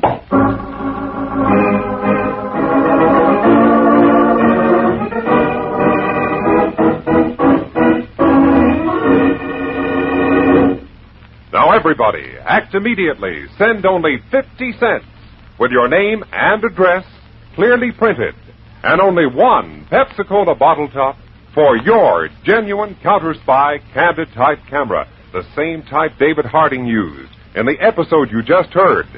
Send to Counterspy Headquarters, Box 12, New York 8, New York. That's Box 12, New York 8, New York. And remember, Pepsi-Cola, hits the spot. Truthful glasses, that's a lot. Lot more value, lot more zest. Why take less when Pepsi's best? tune in every Tuesday and Thursday, same time, same station, to Counterspy. Listen on Thursday for the exciting Counterspy case of the international Intrigue. A case involving such elements as a hidden chateau in the mountains, an X-ray picture of special teeth, and a scientist who died and came to life.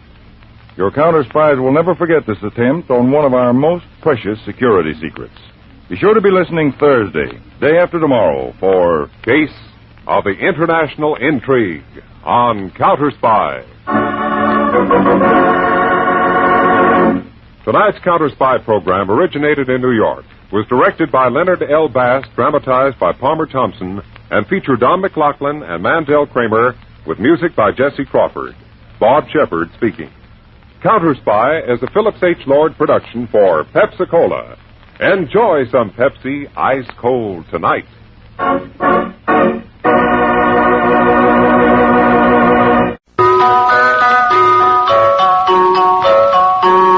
Pepsi-Cola, P-E-P-S-I. That's your smartest cola buy.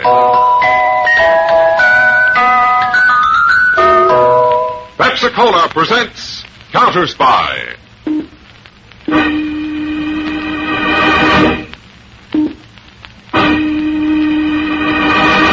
Washington calling David Harding, Counterspy. Washington calling David Harding, Counterspy. Harding, Counterspy. Calling Washington.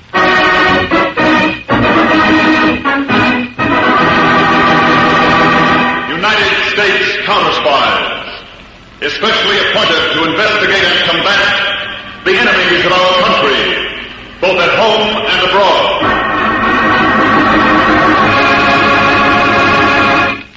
Tonight, the case of the international Intrigue. Another counter-spy report to the American people. Brought to you each Tuesday and Thursday by Pepsi-Cola. Pepsi-Cola hits a spot. Truthful glasses, that's a lot. Lots more value, lots more zest. Why take less when Pepsi's best? And now it's proved. Pepsi's best. Because Pepsi, and only Pepsi, gives you more bounce to the ounce, more real value, and quick food energy ounce for ounce than any other leading cola drink. No other leading cola can say that. Proven highest quality. And homogenized for finer, smoother flavor. More bounce to the ounce. That's Pepsi. Listen later in this program for a sensational special offer. Meanwhile, remember, get more bounce to the ounce. Get delicious, ice-cold Pepsi-Cola. And now, to Counterspy.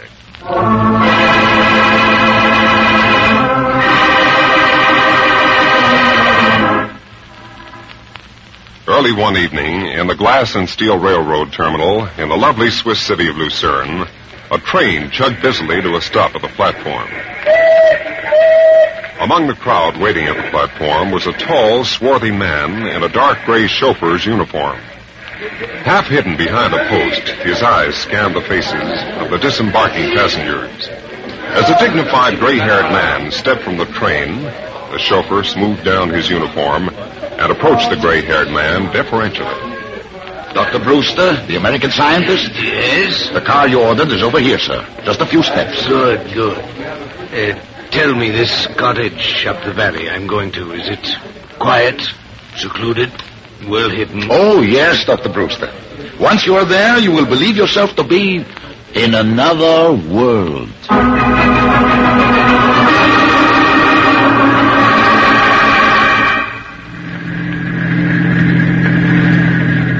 Driver, you're slowing down. Are we near the cottage already? No, Dr. Brewster, but the young lady up ahead on the road seems to be having difficulty with her car. I thought I might see if I could help her.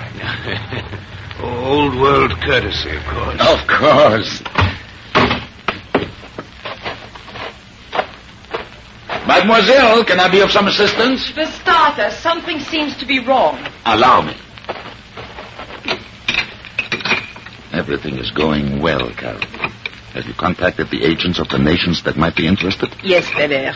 They are eager to see you, particularly that young one, Victor Modesto. I'll be ready to talk to them in 48 hours. Dr. Brewster and I should have reached an understanding by then. Very well. 48 hours. There you are, mademoiselle. It was just a loose bolt. Thank you. I fixed it now so that nothing can go wrong.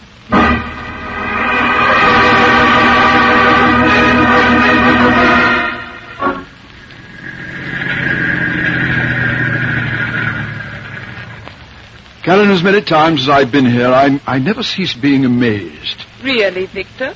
But to think that this chateau, the most impressive in all Lucerne, in all Switzerland, belongs to such a scoundrel as Belair. If you feel that way, why do business with him? Unfortunately, my profession compels me to deal with swine. Such as I? You are the exception, Karen. Not be too sure, Victor. Shall we go in?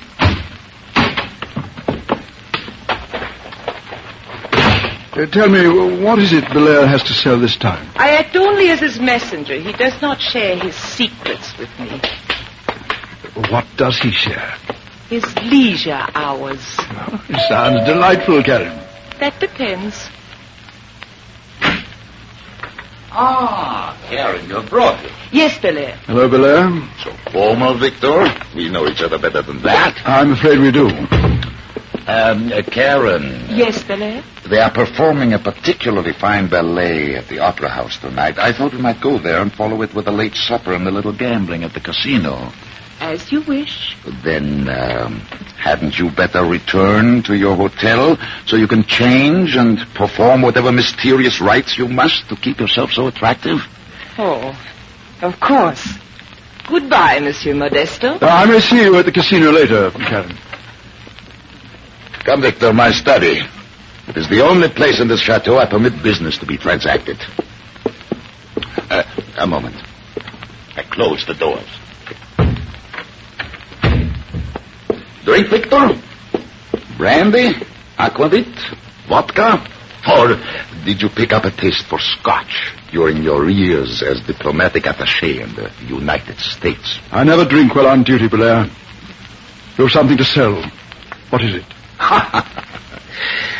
That is why I'm so fond of you, Victor.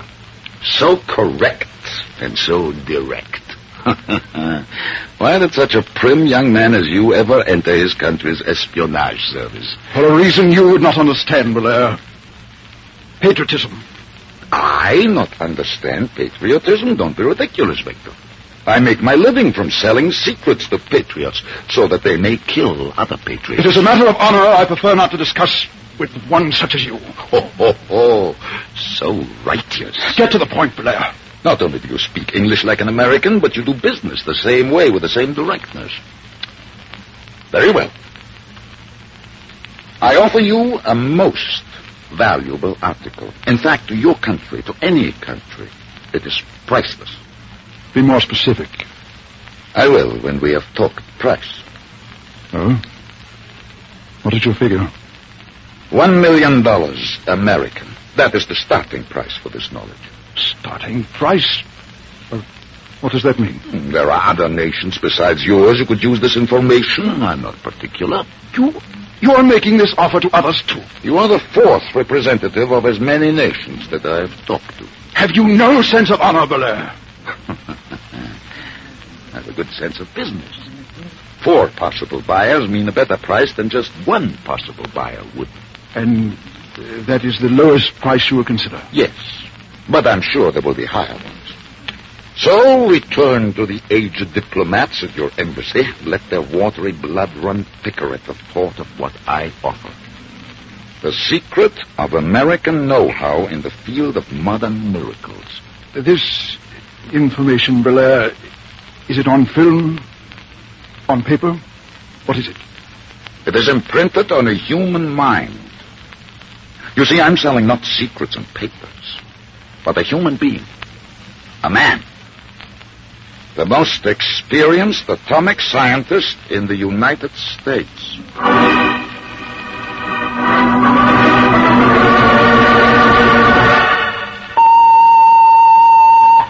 Clear Channel 12. Clear Channel 12. Channel 12 clear. Use. Counterspy Headquarters, Washington. Flaherty, Chief of Communications speaking. Code 72 revised. Code 72 revised. Are you ready, Code Division? Go ahead, Flaherty. Go ahead, Q8. To David Harding, Chief of Counterspies from Archer Codes Division. Here follows decoded message from Switzerland, Q8. Man named Belair, leading espionage operator living in Switzerland, claims to hold American scientist, informed all phases of American atomic progress. Belair acting as agent for scientists to sell his services and knowledge to highest bidder among spy services here. End of message. Thank you, Archer. Dave, that message means big trouble. Maybe, Peter. Maybe, with someone selling us out on our atomic secrets? If they fell into the wrong hands. As long as they're secret, anyone's hands are the wrong hands. Who could that scientist be? I have no idea. But I think this is important enough for you and me to move to the actual point of operation. Switzerland?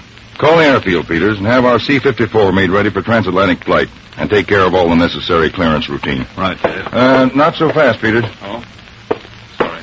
We'll be operating in alien territory without our usual facilities. You better have one of our portable laboratories transferred to the plane. Flying lab. Good idea. Now you can put on speed, Peters. Right, I'll call you as soon as everything's set. If I'm not here, try the communication room. I want to get right to the business of ferreting out the identity of that scientist in Switzerland.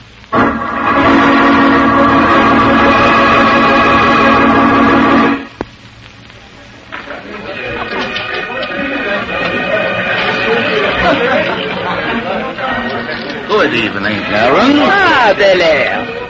I've known you only 4 months, my dear, but you continually amaze me. Good. You grow lovelier each day. Make me wonder more about your life before we met. Belair, did you finish your business with Victor this afternoon? Yes, he made an attractive offer. How does fortune favor you at the gambling tables tonight? She smiles pleasingly since I have adopted this charming gentleman as a lucky piece. Oh? Belair, let me present Monsieur Fulda. Fulda? I've heard that name, monsieur. And I the name of Belair. It's not strange, since we are in allied fields. But it is strange we have never met before. I have dealt with representatives of your government. Yes, they submit very flattering reports on you. Gentlemen, am I to be completely ignored? Karen, I am sorry. But it is not every evening one meets such a notable foreign agent as Monsieur Fulda. I return the compliment, Belair. You will be here in Lucerne for some time, Fulda? Quite some time. Lisbon, where I've been until now, is not quite the beehive of information it once was. You may find Lucerne has taken its place. Gentlemen, this was to be an evening of pleasure. I am sorry, my dear. I apologize, too, Karen. However, if Belair has something of interest to me, perhaps we can arrange an appointment. I was just going to suggest that. You will bring your credentials? Naturally. Then come to my chateau tomorrow at 4. Where is your chateau, Belair? I will send Karen for my good fortune continues. And mine has stopped with all this talk. Can we return to the table? With pleasure, my dear. Some success at gambling might well be a forecast of larger stakes yet to be won.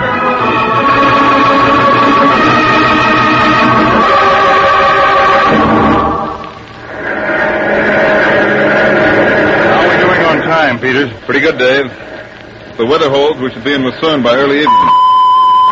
Conway in Washington to C-54H. Conway to C-54H. Yeah, I'll take it. C-54H to Washington, receiving clear. Go ahead, Conway. We've checked passport records, Mr. Harding. 5 atomic scientists have European travel permits. What countries are they in now? Sweden, France, Switzerland, and Italy. I've wired the counterspy attachés in the various cities to verify their presence. Good. Radio photo us complete identification on the men involved. That's all. Peters, let's see if we can raise Agent Q8 in Switzerland on the code transmitter so our arrival won't be too unexpected. We may get more news of the man Belair.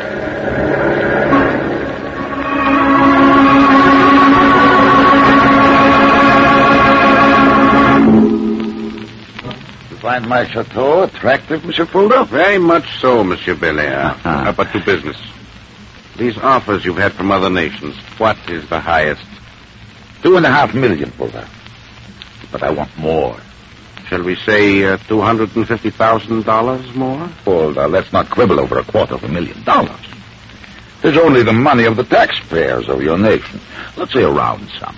$3 million. Of course, I would first have to know who the atomic scientist is and have material proof that you can deliver him. Naturally. And if he is not as important as you say, I withdraw the offer. The gentleman of whom I speak is Dr. Simon Brewster. Brewster? In some respects, the foremost atomic research physicist in all America. It's incredible. It's unbelievable. Why should Dr. Brewster betray his country? Men betray only institutions that have been unjust to them. Dr. Brewster feels the injustice of the rewards he received from the United States. And have you material proof I can submit to my government? You shall see him this evening.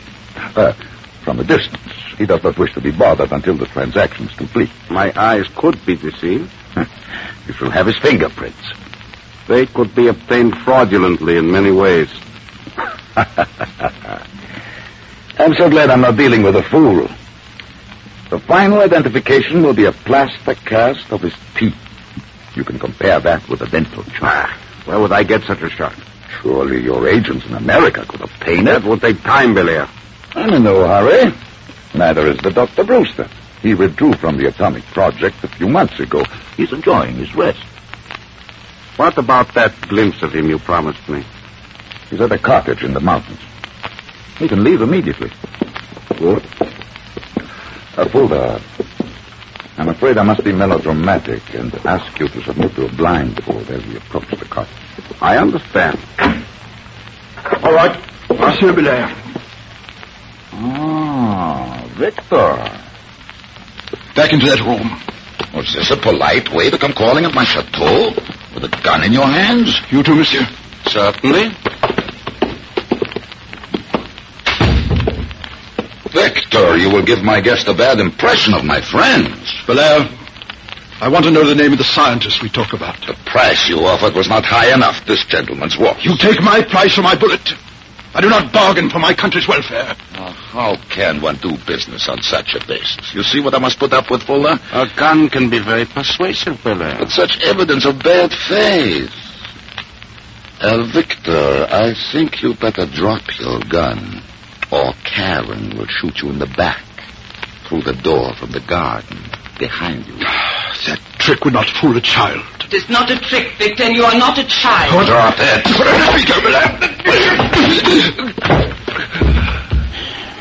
You see, Fuller? These patriotic fools. Always violence. I see something else, too. Mademoiselle Karen is much more than decorative.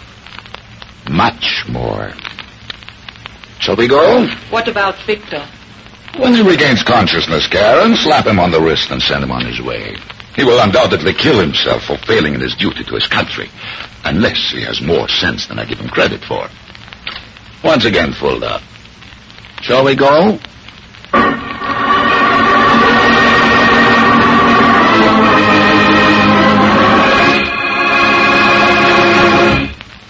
Listen to an amazing special offer. Think of it. A genuine super speed candid style snapshot camera that takes wonderful, clear, sharp pictures for only 50 cents and one bottle top from Pepsi-Cola. Did you ever hear anything so amazing? Here's what a high-quality camera it is. Genuine Plano convex double element lens. Beautiful black plastic case. Takes 16 pictures, not just 8. On every reel of film. Standard size film that you can get at your nearby camera store. Pictures are 1 1/4 inches by 1 5/8 inches. So clear you can have them enlarged. Instant eye-level viewfinder. Instantaneous 1/25th of a second speed shutter. Needs no adjustment. Just the thing to take to the beach with a carton of Pepsi-Cola. In fact, this is such a wonderful camera, it's guaranteed for 1 year against mechanical defects. The same type of camera David Harding uses to catch criminals. Now, here's all you do. Send only 50 cents in coin with your name and address, and only one Pepsi-Cola bottle top to Counterspy Headquarters, Box 12, New York 8, New York. Now, please print your name and address clearly, and be sure to enclose 50 cents. Your camera will be sent to you post-paid, but don't delay. This offer will not last. Send for your camera now, tonight. I'll repeat that address later. And now, back to Counterspy.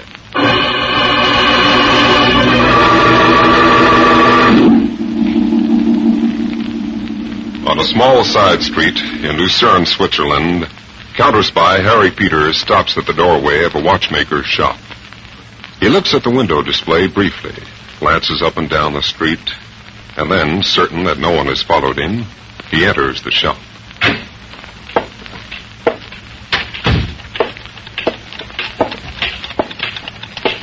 Quite a collection of clocks you've got here. I only wish they were mine. The shopkeeper has stepped out for a moment. Oh? Okay, Peters, it's safe to talk. You're sure? Mr. Fuller? Positive, and skip the folder. Okay, Mallory. Though you do that accent wonderfully. Practice. The chief's in Switzerland? Yes. He's staying undercover, living in the plane out of the airport. It's a good idea. This town's a hotbed of spies. Someone would be sure to recognize him. That's why he wants fast action on this case, Mallory. Well, he's got it. Valaire's got hold of something really big. He told you? Yes, believing me to be the real Fulda. I know it's risky, but I'd like to report to Mr. Harding direct. That big? Yep. Okay, Mallory. You leave this shop first. I'll cover you. If you're clear, I'll give you a high sign and head for the plane. You can meet us there.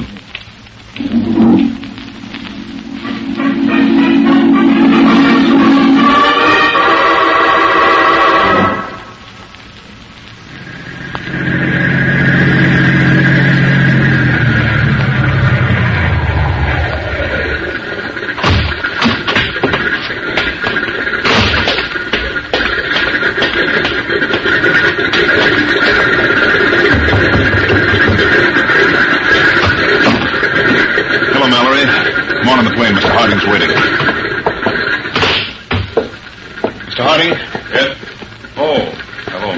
Good to see you. Hello, Mr. Harding. Peter says you're getting action. Too much. You mean Belair suspects you? On the contrary, posing as Fulda, I've made a deal for the scientist involved, $3 million. Who is he? Dr. Simon Brewster. Brewster? You're kidding. I've seen him.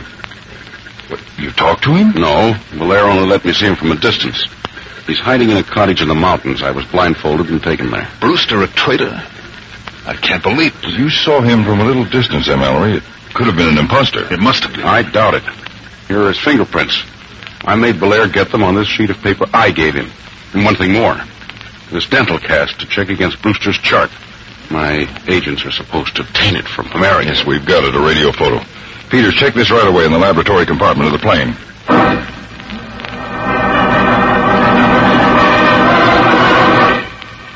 Well, Peters? No doubt about it, Dave. The prints and the dental chart check exactly. Then it is Brewster.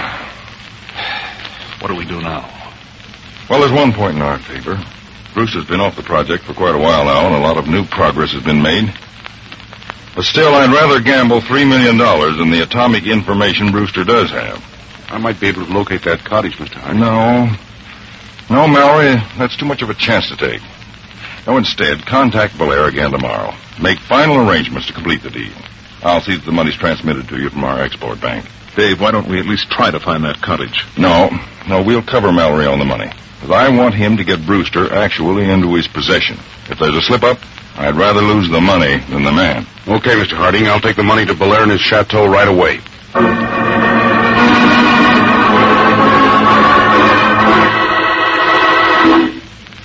Well, Belair, is my part of the bargain satisfactory? Perfectly, Fuller. I have not realized how big a package the money would make, even in large denominations. And now, Dr. Brewster. Of course. I have him right here for you. Come.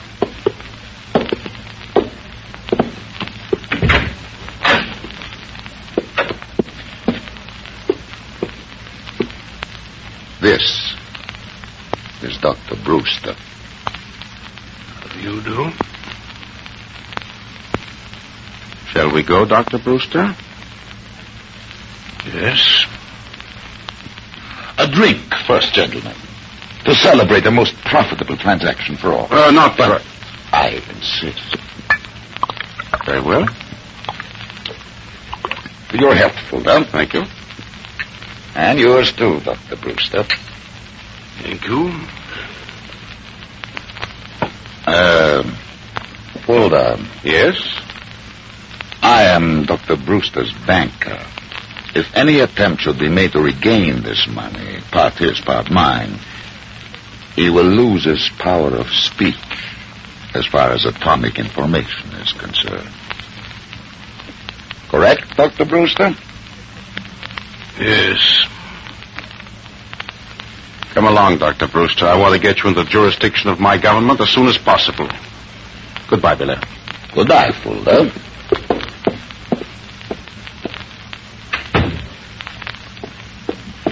Karen, are you upstairs? Yes, Belair. And pack up quickly. You must move fast.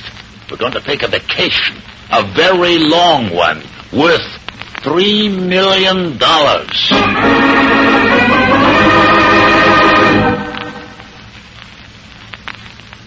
Sit down, Dr. Brewster. I don't understand, Mr. Fulda. This plane isn't even warming up. There's someone I want you to meet. All right, Chief. Hello, Dr. Brewster. Hello. Don't tell me you've forgotten me. Why, no, you're... What's the matter? Hold him, Oh, what the Sam Hill? His pulse, Mallory. Feel it. Right. He's dead. What's the matter, Dave? I heard a scuffle. Brewster's dead of a heart seizure, Peters. Brewster? I wouldn't bet on that. What? This man is not Dr. Simon Brewster. Look at him closely. The features are generally the same, but here, along the chin and the side of the nose, faint scar tissue. See? Plastic surgery. An imposter, as we thought. But the fingerprints, the dental chart, you checked them. They were Brewster's. What's happened to him? I'm afraid of the answer to that question. We can get it out of Belair. I think you're right, Peters. It's time we came out in the open. Mallory, you will come with me to Belair Chateau. Right. Peters? Yes? We'll take the pilot and the co-pilot along for additional support. You'll cover us from outside. Let's get going.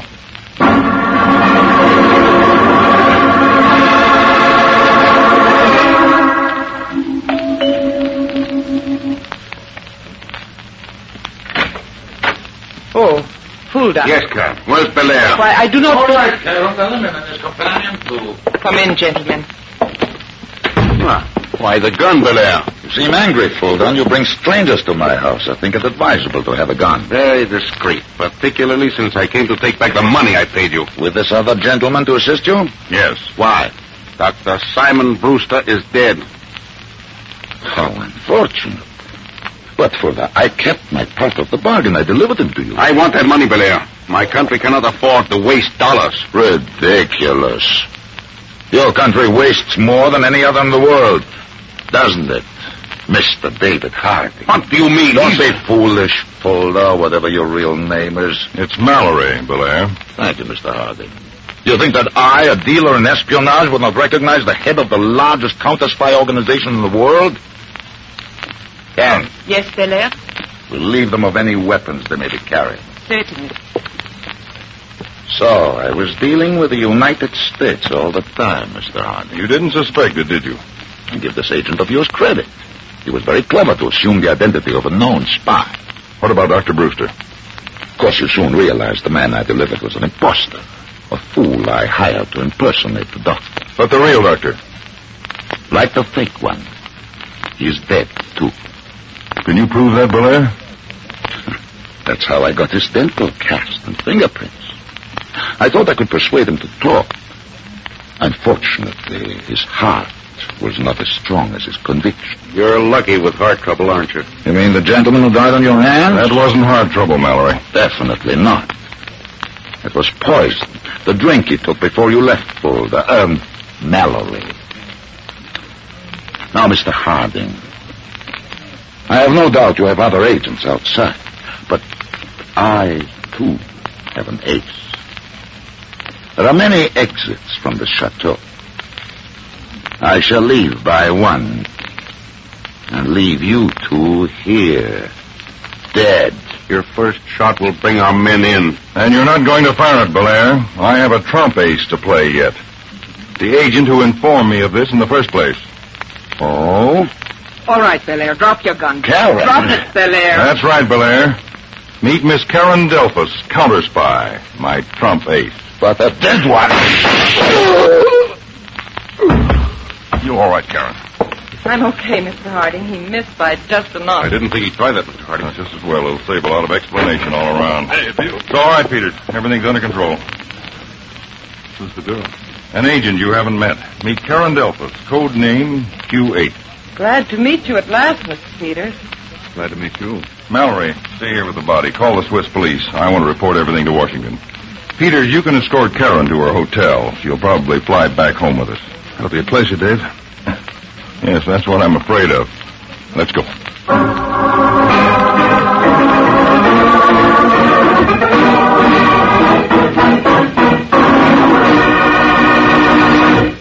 Now, everybody, act immediately. Send only 50 cents with your name and address clearly printed and only one Pepsi-Cola bottle top for a genuine candid-style camera. Send to Counterspy Headquarters, Box 12, New York 8, New York. And remember, Pepsi-Cola, kits and pops, truthful glasses, that's a lot. Lot more value, lot more zest. Why take less when Pepsi's best?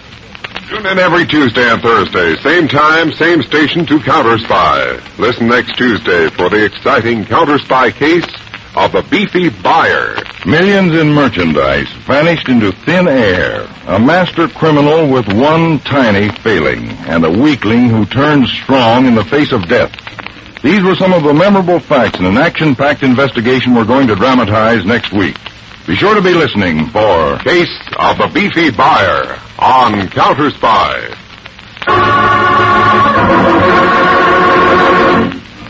Tonight's Counterspy program originated in New York, was directed by Mark C. Loeb, dramatized by Palmer Thompson, and featured Don MacLaughlin and Mandel Kramer, with music by Jesse Crawford. Bob Shepard speaking. Counterspy is a Phillips H. Lord production for Pepsi-Cola. Enjoy some Pepsi, ice cold tonight.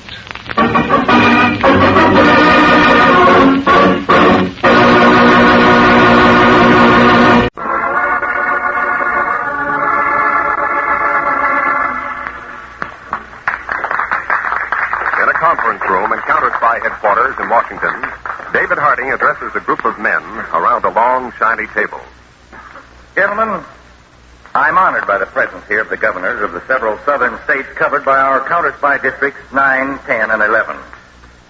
We realize that your state administrations are faced with a large criminal operation, selling illegally made alcohol and evading federal taxes. Peters, those figures, please. Yes, Mr. Harding. District 9, estimated tax loss, $221,000. District 10, $400,000. District 11, over $500,000. Now, gentlemen, we don't yet know what gang makes that alcohol or where it's made, but all over your state, Counterspy squads are moving into action.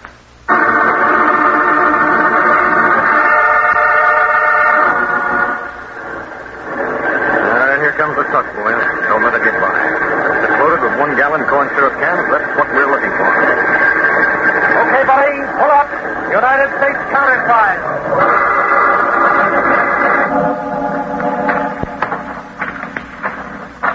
This is the place. It's a dance hall in town. They won't open up for us. All right, men. Smash down that door.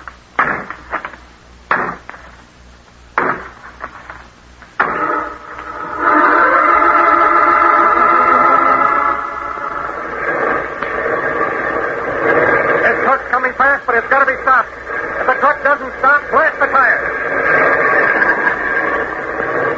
Get those tires!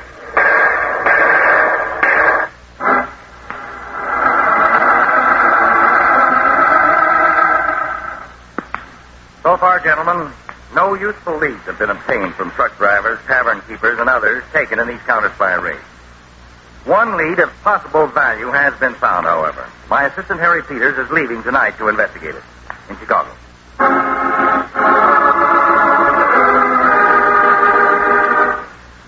Hey, buddy, I'm looking for the main office of the famous Flanagan Sisters Corn Syrup Company.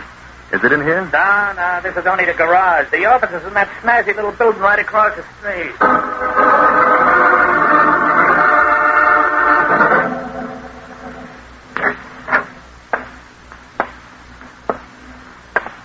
Anybody here?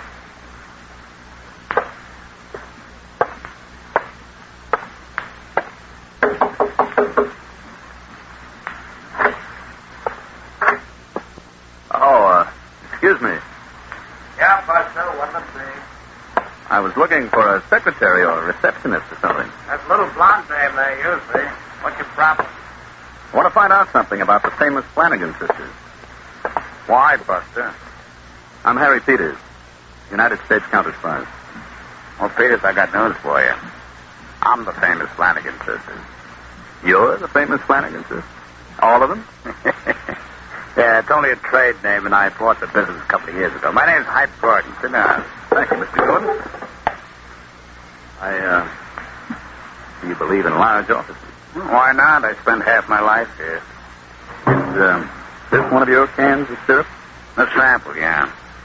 That label, that is a portrait of the original Flanagan sisters bending over a hot stove, making their corn syrup according to a receipt handed down from mother to daughters. Between you and me, the daughter should have it back. Tell me, do you know what happens to your used cans? Why? Well, do you take them back, for instance? Like milk bottles, you mean? No. Why? A lot of them seem to be used for shipping illegal alcohol around the country. Labels ripped off, of course. My cans were? Into the so-called monopoly states where liquor is sold only by state-owned liquor stores. Bootleg liquor undersells those stores very profitably because somebody forgets to pay the federal alcohol taxes. We figure around $3 million on this particular operation alone. Oh, you trace those cans to me, huh? Mm-hmm. Through the manufacturer. You want to look around the place, Peters? I'll show you where we make the syrup and can it. 50, 60 employees I got. I'll even show you the garage where we ship it out to stores and wholesalers. Maybe I'll even give you a couple of cans to take home to the little woman. Come on. This way.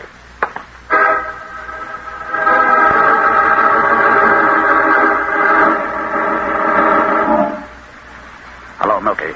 Yeah.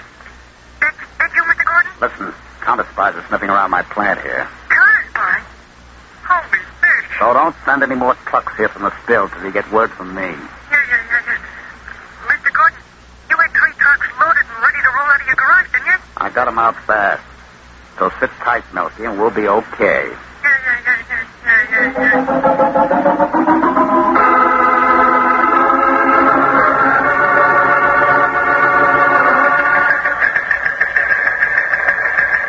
Peters to Harding in Washington.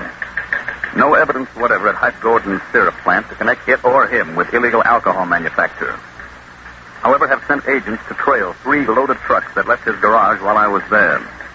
Gordon himself also under surveillance. Has 3 cars, including limousine with French chauffeur. Lives in most expensive apartment hotel in Chicago, swarming with uniformed flunkies. Gordon's rental at least $15,000 a year for a lavishly furnished penthouse apartment.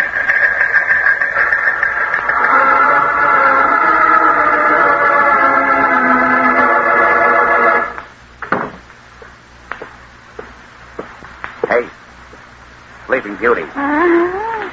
Oh. Wake up, sweetheart. Lover boy. Hello, hi. What are you doing? Working. What else? It's only 12:30, Benny. Say, we got any bologna? You fell asleep on a goddamn waiting for you. Must be love. What's the matter? The famous Flanagan sisters and Uncle Sam. Holy smoke. Dad? I'm not sure yet. But there's no time for you to get in trouble, lover boy. I still need that second mean coat. Oh. Hey, I asked you if we got any bologna and pumpernickel. Oh, yeah. Guys, here we are in the money. Living in the most expensive apartment hotel in Chicago. And I have to keep bologna and pumpernickel in the icebox for you. Refrigerator. What's the matter with bologna? It's so crude. So we don't mean frog legs and wine or something.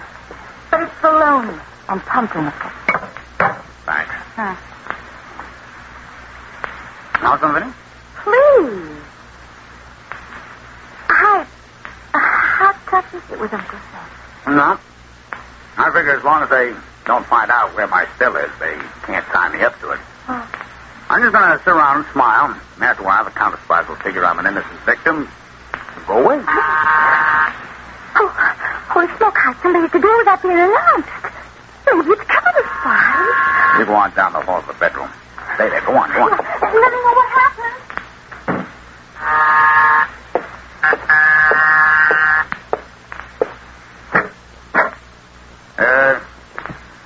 Yeah? Well, hi. Well, say, you look just exactly the way I thought you would. Yes, sir. Not one hair on a plate. Press the flesh, hype, old boy. It's good to see you. Who the hell are you? Let go of my hand, will you? How'd you get past the doorman? Oh, my, yes. Hey, look, do you mind if I grab my suitcase right here? I'm Sam. Sam? Yeah, Sam Vanderford. Your wife's brother, Sam. Sam? Yeah. Oh, Sam. What? How are you? Oh, great, hype, great, just great. You see, I hopped the rattle out of St. Louis early today. Made up my mind to hit for the Windy City. You know, for a decent job. I need scope, hype, and there ain't no scope in St. Louis. And, just between you and me, I come on ahead of Gladys so I can sneak in a couple of hot nightclubs, you know. Gladys, coming too. Oh, sure. You see, we thought it was about time we met the man my little sister Minnie married last year. Hey, you got a mighty classy joint around here. Kind of small, though, ain't it? There's only Vinny and me. Decent back, I better tell you. Oh, no, hold it. Don't bother, Hype, don't bother. It's late, and I can bed down right here. Uh-oh.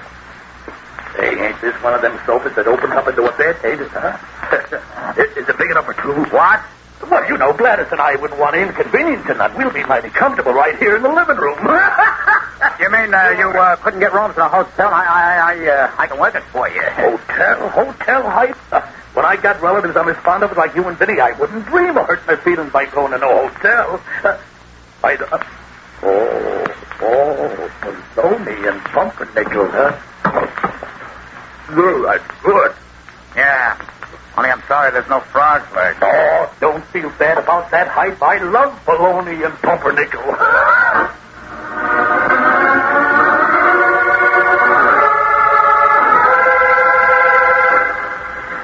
To Counterspy Field Office, Chicago.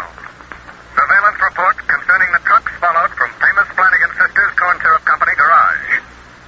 They proceeded south by various routes to make deliveries to 18 illegal liquor users.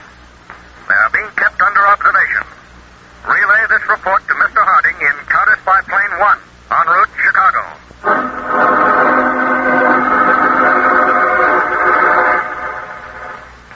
Dave, I'm sure glad you're here in Chicago. This new development nails it right to Hype Gordon. He himself ships out alcohol under cover of shipping out corn syrup. But where is the alcohol made? I see only one thing to do, Peters. Pull a new series of raids on his customers in the southern districts that might scare him into revealing where his still's located.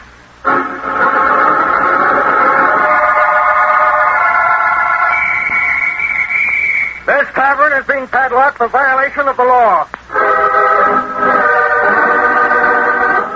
Watch those rear windows. They're trying to get away.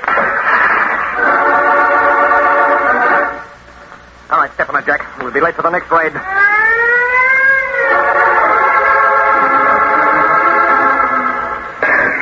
They're shooting at it. Blast the lock off that door.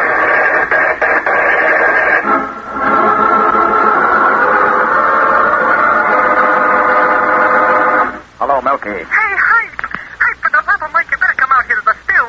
Take it apart or something. Hey, you know about all these new Counterspy raids? Listen, Milky. They can raid every joint in the country. Won't mean nothing to us so long as they don't locate the still. And they won't so long as I don't go there so the Counterspies can tail me. You just keep your head down and sit tight. Yeah. Sit tight. We ought to do something. No. This is another mob muscling in or something like those West Side guys 2 years ago. I'd go after them with guns. This has to be played close to the vest. Okay, Mr. Gordon. Suppose I have to call you later tonight. You're home? Home? I can't go home till way later. My brother-in-law's visiting us. What a schmo.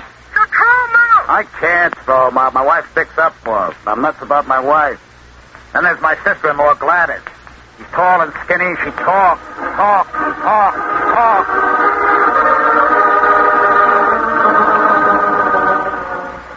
And I never dream of mentioning it, Timmy.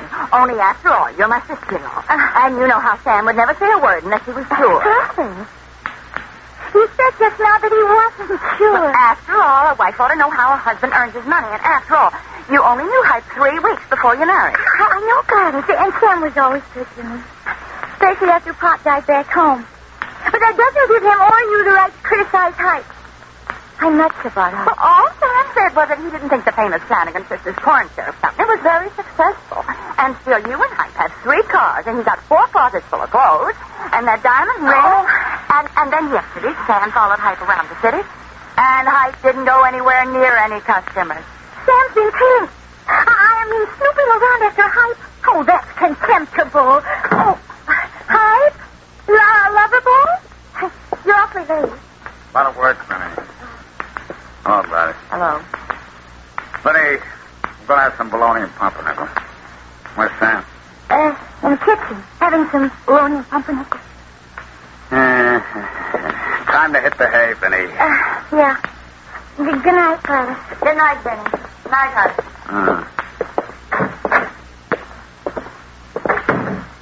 Benny, the guy drives me nuts. Oh, Sam. I'm Gladys.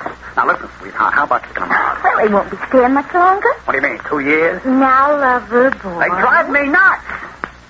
They're always in the way. I sleep on the sofa. Driving. Borrows my shirt. Here's my bologna and pumpernickel. Yeah. It's getting for the only pleasure I have at home. Just taking off my shoes. I can't throw Sam and Gladys out, lover boy. They're all the family I got left. Benny, my customers down south got raided. Oh. I need a clear head, Vinny, and that schmo brother of yours gets me so mad I can't think straight. Listen, I'll do something dumb. And, honey, it'll be his fault. I'll murder the guy. Not so loud. Where are my pajamas? Sam, got my pajamas? On the pillow. Hype, I guess this is no time for you to be upset, and I better tell you instead of you finding it out. Why not one? Well, Sam follows you around. What? No. He follows me around. Sam, that iron-headed clam digger? I'll brain him now, so help me. Where the Sam Hill of my slippers? I suppose he's got them too. I love her, boy. Now, please don't make a scene. I'll get rid of them both by Saturday, I promise. Please, lover, boy. Please.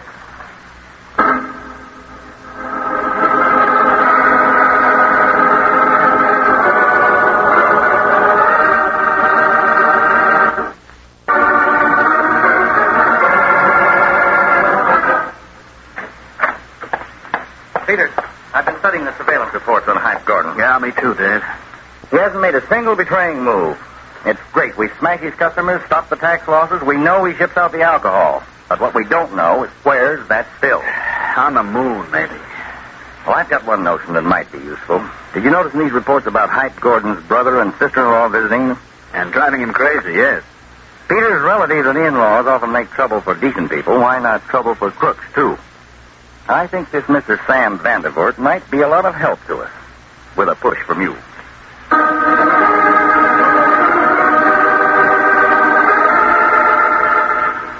And Sam, maybe I shouldn't have said anything about you following Hype around, but it just sort of popped out. Oh, well, Gladys, it don't make no difference. I couldn't find anything out anyway. I guess I'd have to go back to St. Louis Saturday, maybe. Where are they tonight, Hype and Vinny? I don't know. We got the apartment all to ourselves, and I must say it's a relief to have a little privacy. Oh, somebody's at the door. You go, Sam, and if it's a telegram or anything for Hype, you better open it in case it's important. All right. Yeah? Says Hype in? Hype Gordon? No, he's not. Did I give him a message? You a friend of his? No, I'm his brother-in-law. Well, give him this message, would you? Rush. Tell him to get out to the still right away. Get out to the still right away? What name will I tell him? He'll know where the message is from. Come on. Who was it, Sam? Telegram or special delivery? Sam, I asked you a question. Why don't you answer me? Sam, something's happened. I can always tell by your face whenever you got an idea. Now, why don't you tell me? What? I said, I was saying, Sam, shut up, will you? I'm trying to think.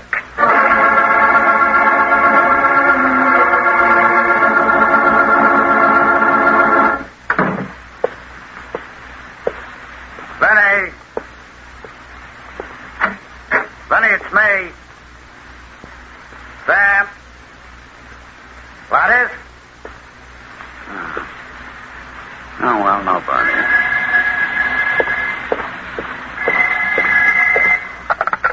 Yeah? Hi, this is Vinny. Where have you been? The athletic club, like I told you. Where are you? I drove Sam out here. Well, now, the minute we got here, told Milky got all excited and ran away. All the other men, too. Milky. The other man. Benny, are you at the still? With Sam? I couldn't help it. The minute Sam told me about the message he got, and we couldn't find you, we didn't get away. Benny, I don't know what's going on, but I'm going to kill somebody for it. Don't move. Don't do anything. I'll come right out.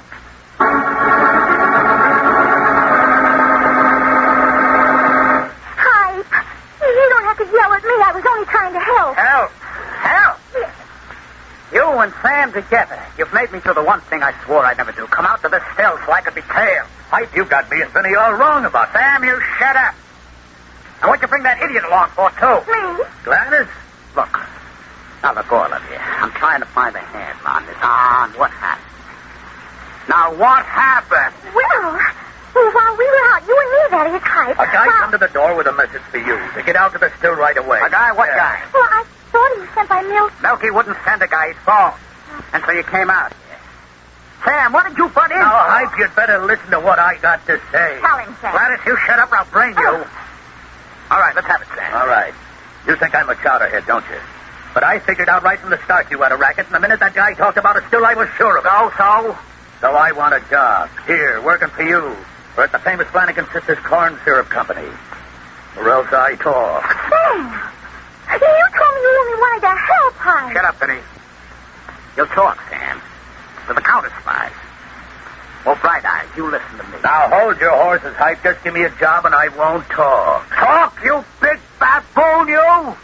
That message wasn't for Milky. It was a Counterspy gag, a trap, and you walked into it. I gotta walk into it, too, to get you out. Give me a job, he said. Give me a job, you rockhead. I might be out of business altogether before morning. Oh, Hype. I don't buy all that hype. You can't brush me off that easy. What? Benny, go on out to the car. Stay there. We may have to leave fast. I'll douse all the lights in here. Sam, you win. You and Gladys, come on with me. I'll show you something.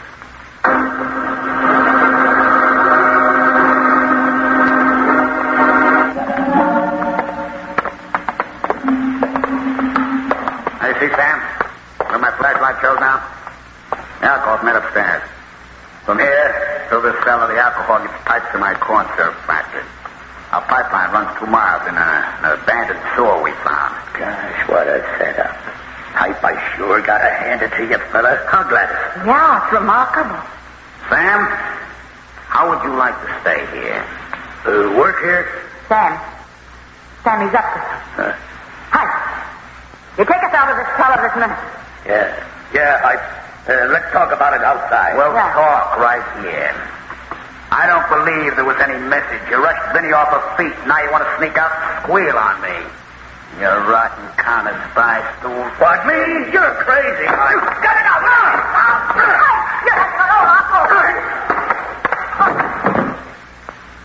Now, Sam will be quiet. You stay here with him, Gladys. The dark. The weird. We'll die down here, you murderer. So long, both of you. For good.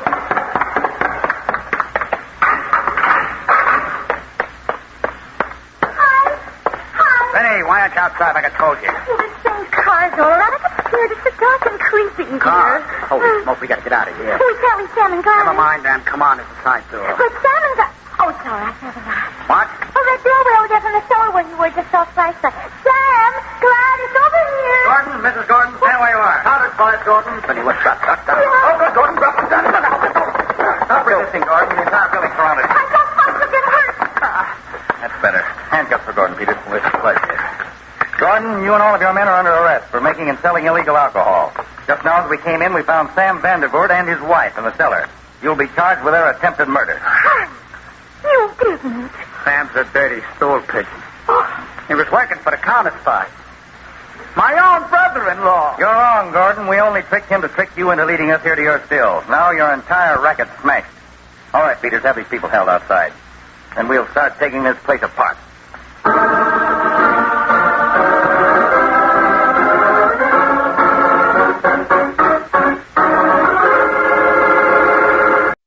And now to Counterspies.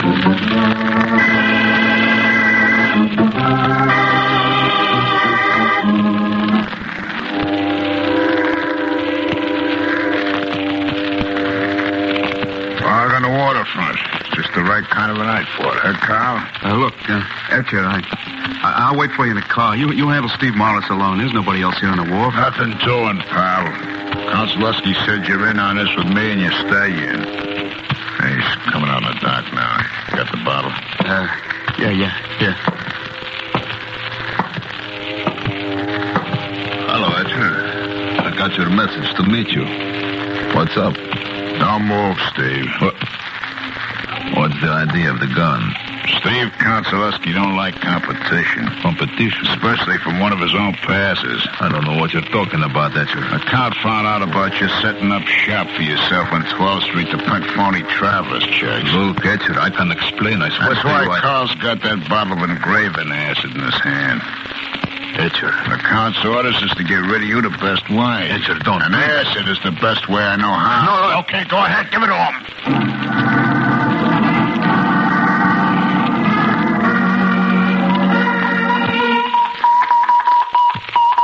All Counterspy field officers stand by. This is headquarters, Washington. A special message from Mr. David Harding. This is David Harding. One of the cleverest counterfeiting rings in criminal history is now operating in high gear. This gang specializes in passing fake traveler's checks and has to date cashed over $500,000 worth in 37 states. All Counterspy field offices will immediately contact local police authorities and set up Cooperation Plan R3. Reports will be radioed daily to this headquarters.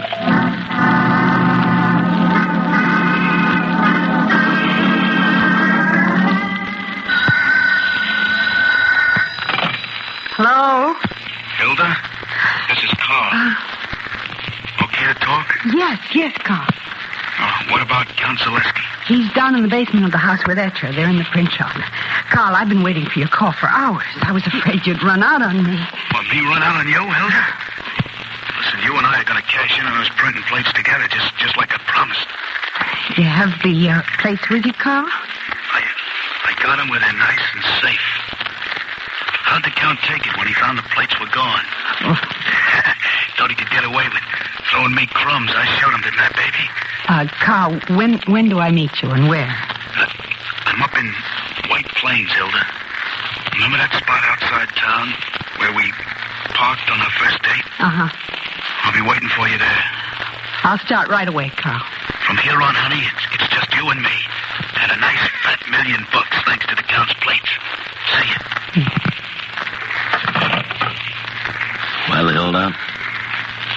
It's all arranged, Count Zaleski. He's waiting for me up at White Plains. And the plates?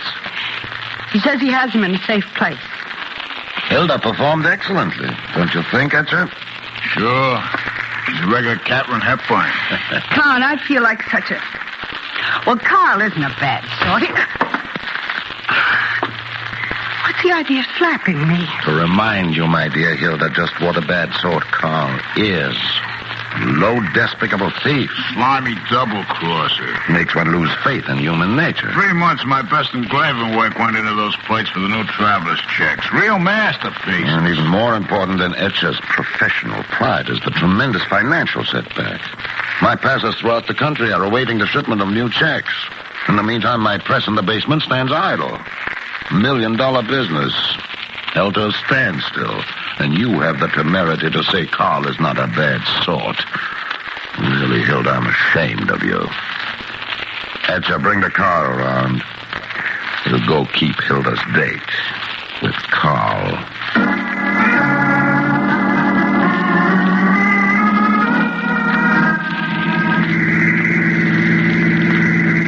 Carl, any untoward move, and I'll fire this automatic without hesitation. Now, honest, Count Zaleski, you got it all wrong. Etcher and I were right beside Hilda when you spoke to her on the phone. Well, she's a liar. She probably took the plates herself.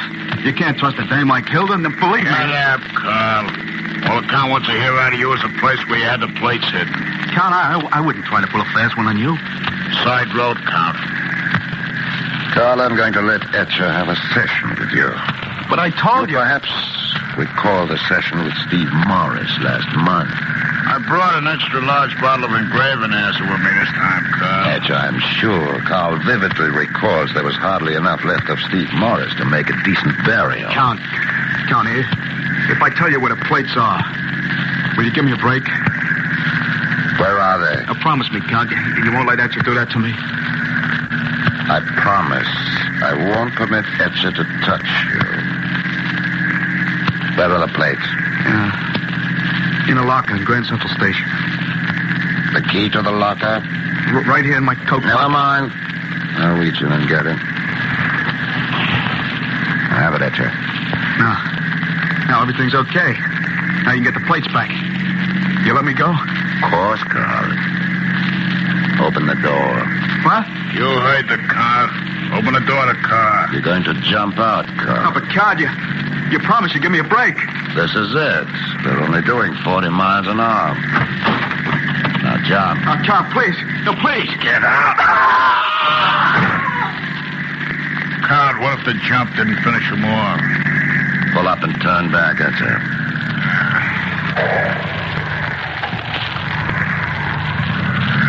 Well, if he's alive and someone picks him up, he'll talk, Count. You should let me give him the acid treatment. We're doing this the way I planned it. Okay, Count. Here are the books. crawl off the road. Took a smart fall. Hey, he sees us coming. Step on it. More speed. He's crawling faster. More speed. More.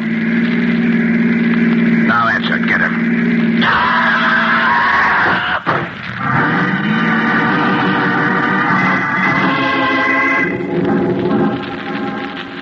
Hello, Hilda. Yeah. Quick, let me talk to the Count. Yes, just a minute. Count Zaleski, et cetera.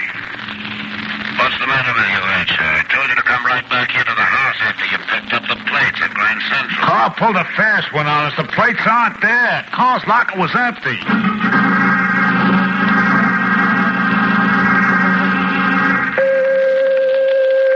Harding, Washington, calling Peters at Baltimore field office.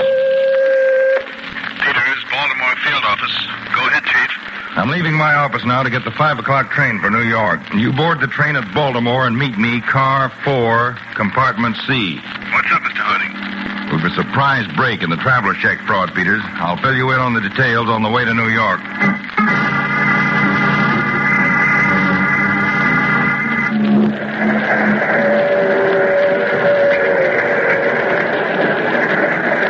Peters, the counterfeit engraving plates are now in our New York field office.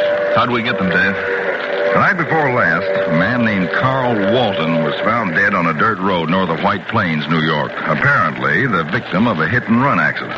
Apparently? Well, our agents went over the scene of the accident. They found evidence that Walton had tried to crawl off the road before the car hit him. Why our interest in Walton, Dave? 2 previous convictions as a passer of counterfeit money.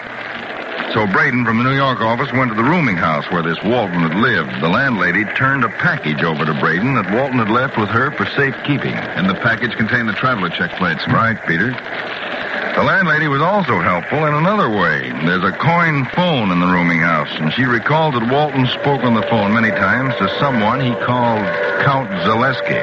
Count Zaleski? Our old friend, the international swindler. And according to our periodic surveillance reports, he arrived back here in the States from Argentina 6 months ago. He rented a brownstone house on East 86th Street in New York City. An operation like the phony traveler's check syndicate would be right up his alley, Dave.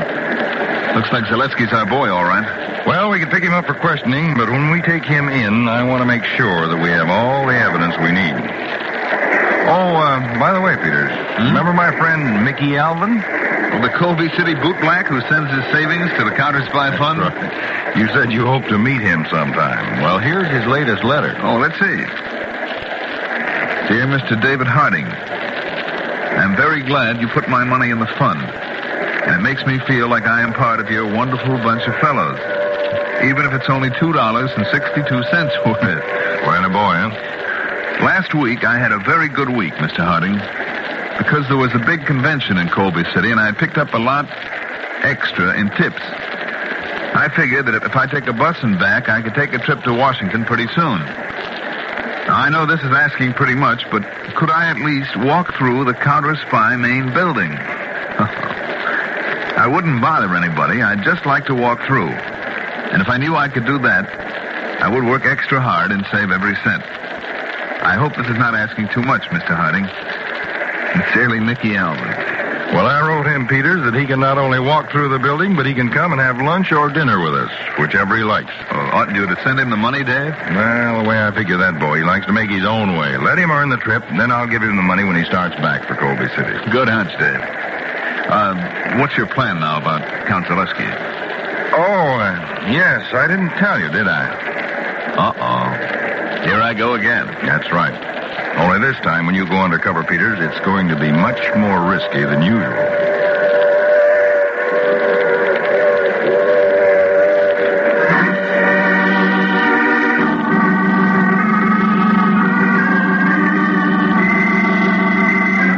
Hilda, I told you to stay away from that window.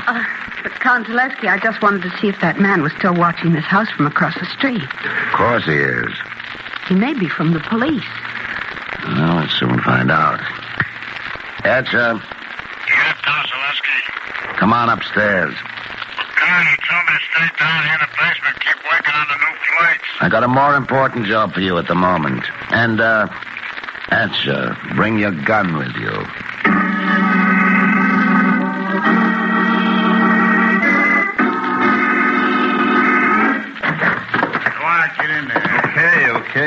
to shove. Here he is, Count Zaleski. Why were you standing across the street watching this house? Oh, me? You answer a question with an answer, not a question. You wouldn't be so free with that mid of yours if you didn't have a rod in the other one. Counterspy, he doesn't sound as if he's from the police. Keep out of this, Hilda. Well, are you prepared to answer my question now? We're standing over there waiting for an invitation to come in. Who are you? You mean in New York? Edgar. All right. Don't take me long to catch on. My name's Vince Powell. I used to be tied up with the Tyler crowd in Mason City.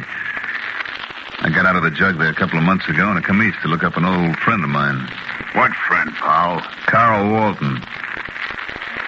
Too bad about what happened to Carl, eh, Count Zaleski? I don't know any Carl Walton. Now, look, Count. If you and me are going to do any business, let's talk on the up and up, Carl was working for you before he had that accident. This guy's too Shut wise. up, Edgar. Paul, you said something about our doing business. Carl left something for me to hold for him. The plates. And Count, your boy here is a real genius, ain't he? About that business, Paul. Well, print and counterfeit ain't in my line. So I figured I'd put those plates on the market. I also figured that I ought to give you first chance to buy them. Where are the plates now? You know something, Count? I think I got a temporary loss of memory. And you know something, Paul? I admire you. Sure. I'm a grand guy. The courage for you to come here and make your offer. Oh, I don't know. I figured as long as I had those plates on tap, you'd make sure that I wouldn't have any, sudden accidents. Now that we understand each other, Count Zaleski, what do you say we talk business?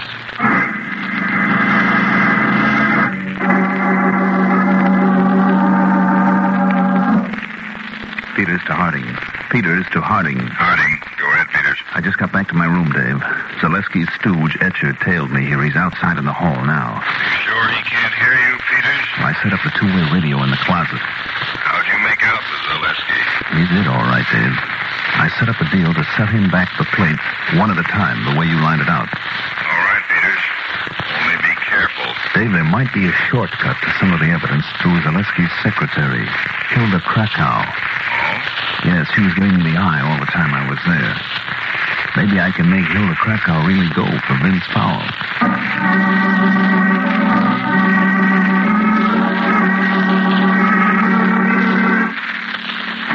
Vince Powell asked me to go out with him tonight, Count Zaleski. Of course, you accepted it.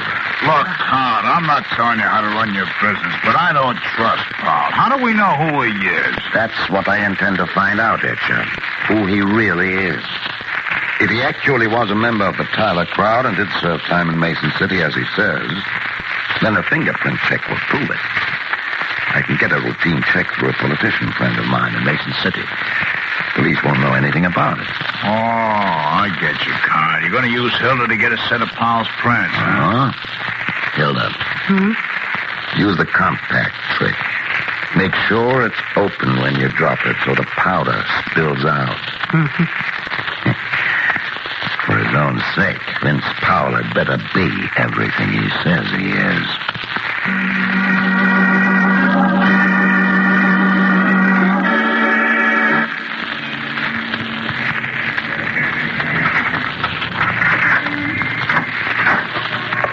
Well, good night, Vince. Good night, Hilda. Aren't you going to ask me in for a nightcap? Count Zaleski doesn't approve of my entertaining friends in his home. But I had a wonderful evening, Vince. Thanks. I know a better way than that of saying thanks. Yeah. See what I mean? Yes, I do. My compact had slipped right out of my hand. Shows what a kiss can do sometimes. The powder spilled all over. No use crying over spilled powder. Vince, aren't you going to pick up my compact? Well? Sure, I'll clean it off with my handkerchief. No. Never mind, Vince. I'll clean it when I get inside. Okay. Here. Thanks. The mirror broke. That's supposed to mean bad luck. I hope not, Vince. I hope dropping this compact meant only good luck. For both of us.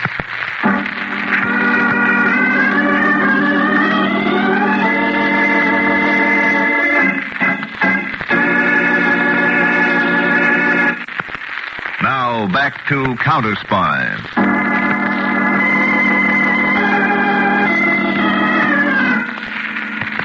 Crouched in the closet of his room, Harry Peters is working over a small two-way radio. Peters to Harding. Peters to Harding. Come in, Dave. Peters to Harding. Go ahead, Peters. Dave, I thought I'd never get you on this two-way. I had some trouble with the condenser. Been fooling around with it for almost an hour. How did you do with Zaleski's secretary tonight? Hilda pulled a fast one on me, Dave. Got my fingerprints by using the old dropped compact gag. I couldn't avoid it. Then Zaleski's not as sold on Vince Powell as we thought he was. Well, I figure he'll probably have somebody in Mason City check on my prints. You sit tight, Peters. I'll contact Washington and have a set of your prints rushed out to the Mason City police. We'll make it easy for Zaleski. Okay, Dave. Here's hoping we beat Zaleski to the punch.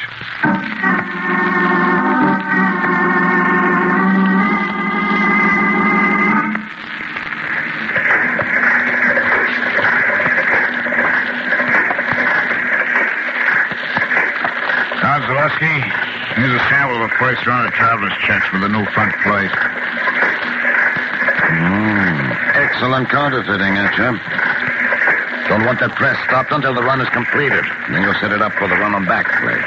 Too bad we haven't got that back plate right now, Con. We'll have it by tomorrow night when Vince Powell makes his second and final delivery. Signal. Someone's coming down the stairs to the basement. Wait, I'll look out through the transparent mirror. Hilda, unbolt the door, Agent. Right. Come on, Hilda. Count Lasky, the call just came in from Mason City. And? The fingerprints checked. Vince Powell's everything he says he is. Looks to me, Count, like our girlfriend Hilda's fallen again. Why, don't be silly. Would be a shame, Hilda, if you fall in love with Powell. Would be such a short-lived romance. What? What do you think? I'm afraid, Hilda, that Vince Powell will soon join his friend Carl Walton. But Vince hasn't double-crossed you. Hilda, did you think I was really going to pay him for those plates? My own plates? Well, the man's practically a blackmailer. And I detest blackmailers.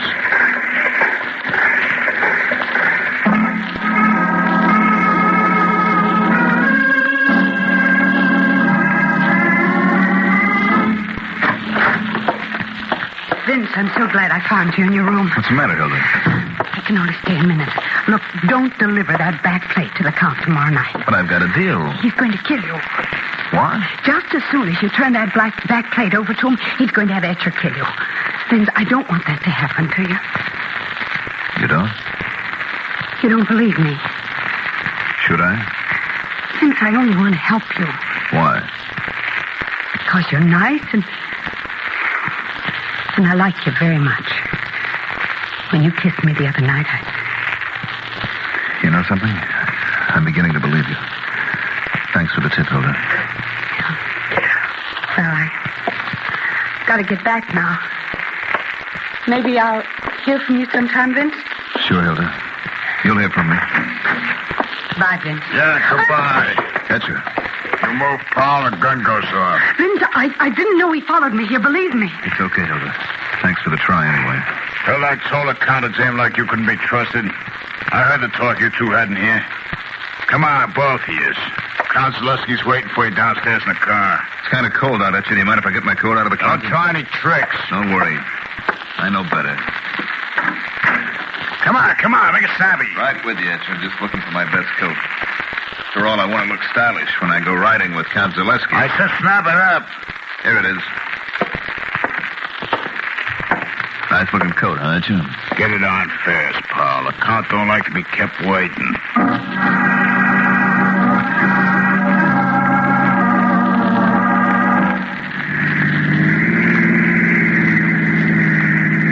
Etcher, there's a turn off the main highway up ahead. Take it.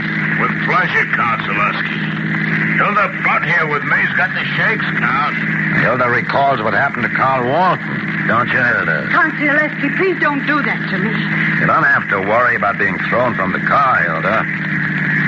I've got something special planned for you when we get through with Powell. You know, Count, I thought you were a smart operator. Why should you doubt it now, Powell? Because getting rid of me isn't going to get you what you want.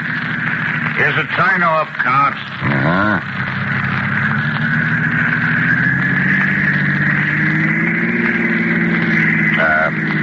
You were saying, Powell? Oh, yes, about my lack of judgment in disposing of you now. You need that back plate to finish printing the traveler's checks. You'll never get it this way. I realize that. But I'm forced to attend to first things first. It'll take Etcher a long time to make a new plate. You can save all that time. Sorry, Powell. No more deals. Be good enough to open that door. Look, Count, don't be a sucker. Open the door, Powell, unless you prefer that I fire this gun at you. Count! Police car. I can see the headlights in the rear view mirror. Step on it, Etcher.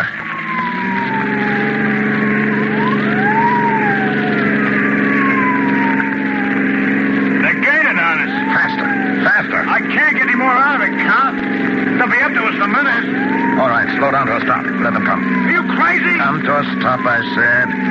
All they can do is give us a ticket for speeding. Brother, are you in for a surprise? Powell, Hilda, if either of you so much as opens your mouth, I shoot.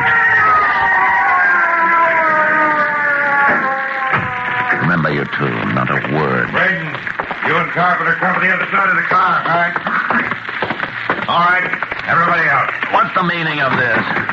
You're under arrest by the United States government. Keep him covered, Braden. Got him, Mr. Harding. Harding? See what I meant, Count Zaleski? I had a couple of bad minutes back there, Mr. Harding, before I heard the patrol car siren. Sorry we took so long, Peters. We wanted to avoid shooting on the main highway. What is this?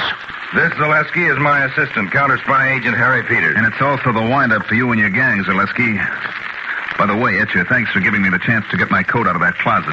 When I went in there, I switched on a radio transmitter, and my conversation with you tipped off Mr. Harding as to what was going on. Chief, I want to talk to you about Hilda Krakow, about putting in a clemency plea for her when they come to trial. Braden, you and Carpenter take care of this bunch. Will do, Mr. Harding. Come on, Peters. We'll talk about that clemency plea on the way back to town.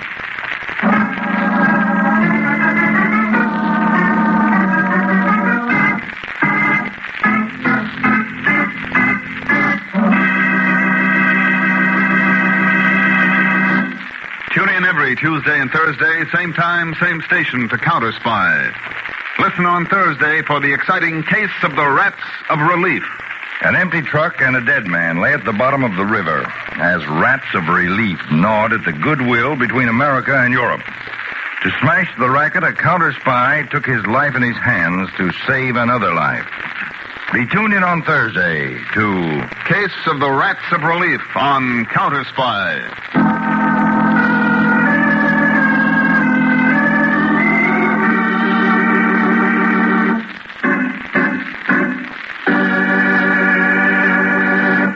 Tonight's Counterspy program originated in New York and was directed by Leonard L. Bass. Dramatized by Edward Adamson and featured Don MacLaughlin and Mandel Kramer with music by Jesse Crawford.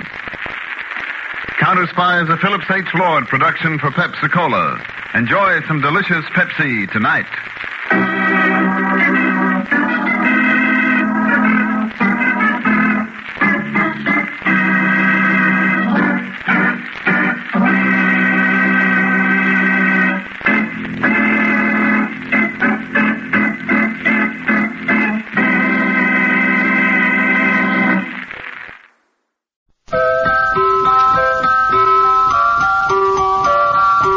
Pepsi-Cola, P-E-P-S-I.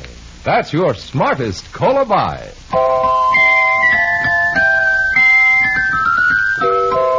Pepsi-Cola presents Counterspy.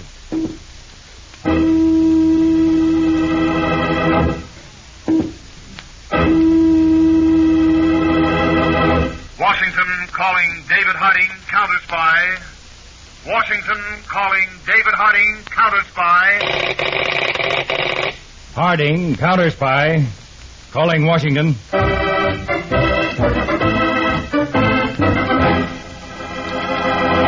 United States Counterspies, especially appointed to investigate and combat the enemies of our country, both at home and abroad.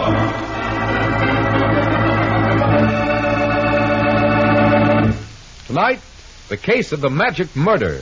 A thrilling counter-spy report to the American people. Brought to you each Tuesday and Thursday by delicious Pepsi-Cola. And now, another report to the American people. In your family's interest, listen to these findings, recently released by the United States Testing Company, Incorporated. After thorough and impartial tests, Pepsi-Cola proved of highest purity. Pepsi-Cola has more quick food energy and value, ounce for ounce, than any other leading nationally known cola. Yes, tested, compared against all other leading nationally known cola drinks, Pepsi-Cola won out. You get the best and twice as much in delicious Pepsi-Cola. And now to Counterspy.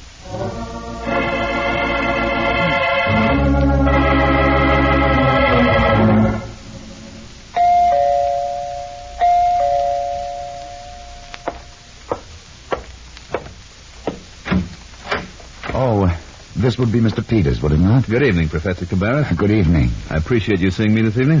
Please come in. Thank you. This chair by the desk, Mr. Peters. Thanks. Well, you were lucky to find such a nice little house so near Washington, Professor. It was your chief of the Counterspies, Mr. David Harding, who helped me find it, Mr. Peters. The 3 rooms are sufficient for my personal needs. I have turned the cellar into a fine laboratory for my homework. Of course, you'll be working most of the time at the government laboratories, won't you, sir? Yes. The development of turbojet engines for land vehicles is a big project. Mm-hmm. I'm honored to have been brought to this country by your great government to work on it. By the possibilities of jet engines for land use, But you did not come for a lecture on engines, Mr. Peters. Not quite, Professor. The main purpose of my visit is to have you fill out this questionnaire. That is what you mentioned on the telephone. Yes. Now, by law, the counterspies are responsible for the safety of distinguished visitors from abroad. The more information we have, the easier our job is. But no one means me any harm, Mr. Peters. We hope not. But in these days, there's no knowing. Oh. Now, will you fill in these blanks? Now then, do we have the full name correctly, Professor? Of the University of Maslava. First name, Jan. Middle name, Fyodorovich. Yes, and last name, Cabarrus. C-A-B-A-R-R-U-S. Correct. It's an odd name, sir. But common in my part of Europe. Oh? Now, our records already show that you hold 5 degrees. Yes. And before the last war, you were a scientific consultant to the government of your own country. Those were happy, fruitful days, Mr. Peters. But today, my country is in the hands of... My feelings on that point are very strong, Mr. Peters. Please, go on. Now, as to your experiences during the war and immediately after, our records require some more information. Well, I shall do my best. In 1939, when the Germans first...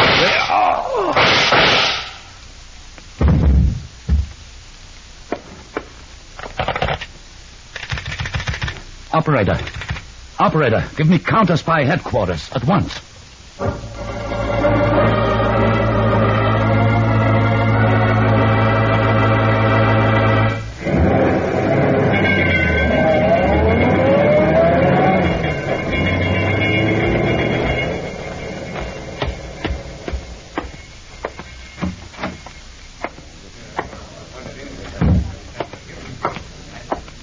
Feeling all right now, Professor Cabarrus?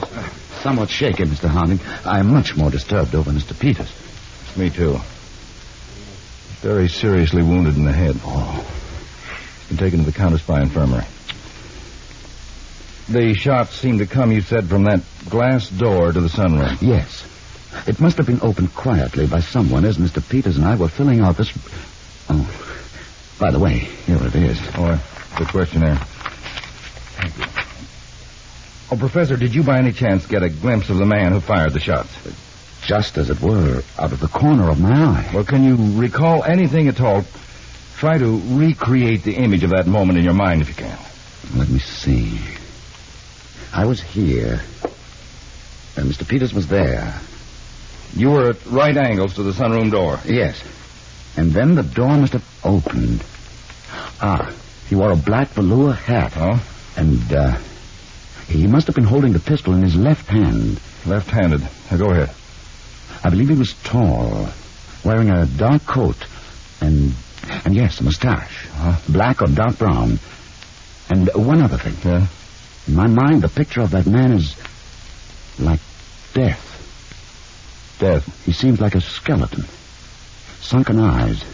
Thin face. I'm sorry, Mr. Harding. This may be all a waste of time. Your pardon, Mr. Harding. Yes, Edwards. You and the boys find anything? Yes, sir. The attacker apparently entered the sunroom from outside the house. Cut out a square of glass above the lock on the door from outside into the sunroom. See. Professor Cabarrus, with your permission, my men will keep working here. We can't even tell now whether the shots were meant for you or for Mr. Peters. Edwards, bring all the data with you later. Yes, sir. I'm going to headquarters to see how Peters is.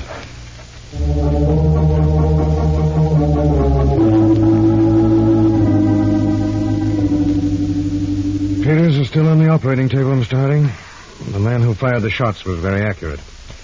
All three hit Peters. One raked a furrow along the top of his head. I expect Edwards will find that bullet buried in the wall at the house there. And the second bullet lodged at the side of his neck. We've removed that one. There'll be no serious after effects. What about the third bullet? Lodged in his skull. We're studying the x-rays now. Doctor, Harry Peters is not only my assistant, but he's my friend as well, and I hope... Oh, we're doing our very best, Mr. Harding. Would you excuse me? Harding. Edwards, Mr. Harding. I've returned with all we found at the professor's house. I'm in the identification section now. Thank you, Edwards. I'll be right down.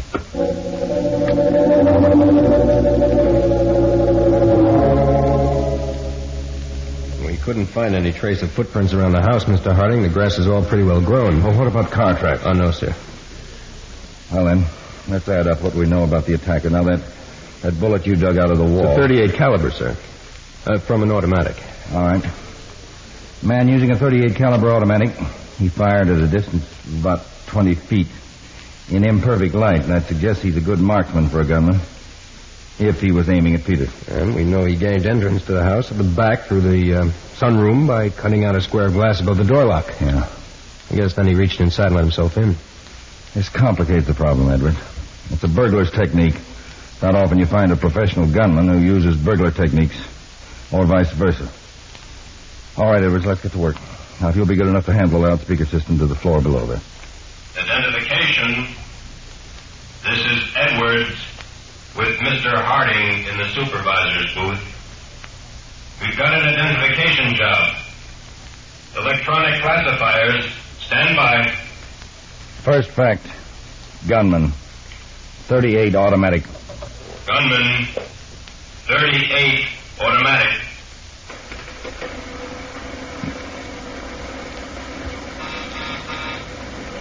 Next. Left-handed. Left-handed. Next. Technique of entry by rear of establishment. Technique of entry by rear of establishment. By door. By cutting out glass. By door. By cutting out glass. Next. Appearance. Mustache. Black or dark brown. Appearance. Mustache. Black or dark brown. Next. Eyes. Black or dark brown. Eyes. Black or dark brown. Those are the facts. Let her roll.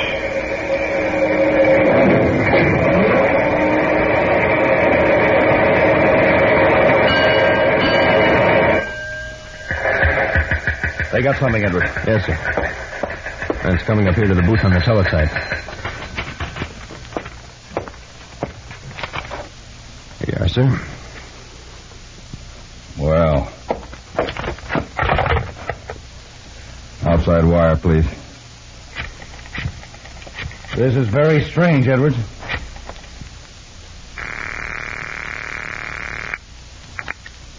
Yes, hello. Professor Cabarrus, this is David Harding. Yes, Mr. Harding. We've located the name of a man answering the description you gave us. And so quickly. It's amazing. The name is Bones Cleburne. We can have him in our hands inside of 2 hours. I'm so relieved, Mr. Harding. There's only one difficulty. He was in an automobile accident in Florida. He's been dead for 8 months. Dead? Well, then, I'm afraid my recollection of the attacker's appearance was not accurate enough. How's Mr. Peters? Well, I'm very hopeful that when Mr. Peters regains consciousness, he'll be able to give us a vital clue in this case. But how is he, Mr. Harding? The doctors are waiting for the shock to subside before operating. He will live? I'm told his chances are only 50-50.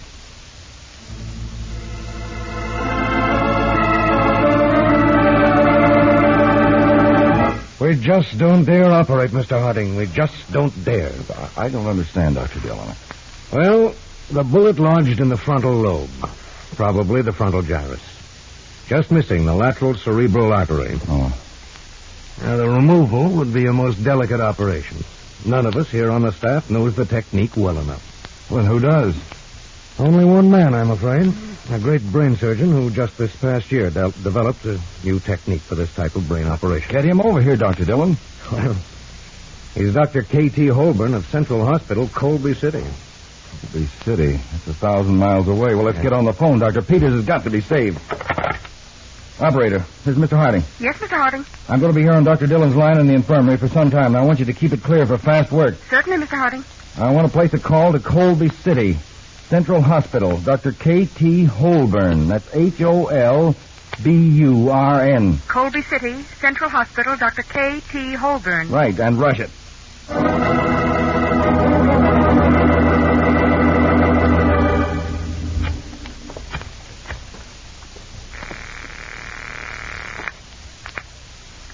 Long distance. Operator, this is Counterspy headquarters. I want Colby City 6700. Colby City 6700. Dr. K.T. Holborn. Dr. K.T. Holborn.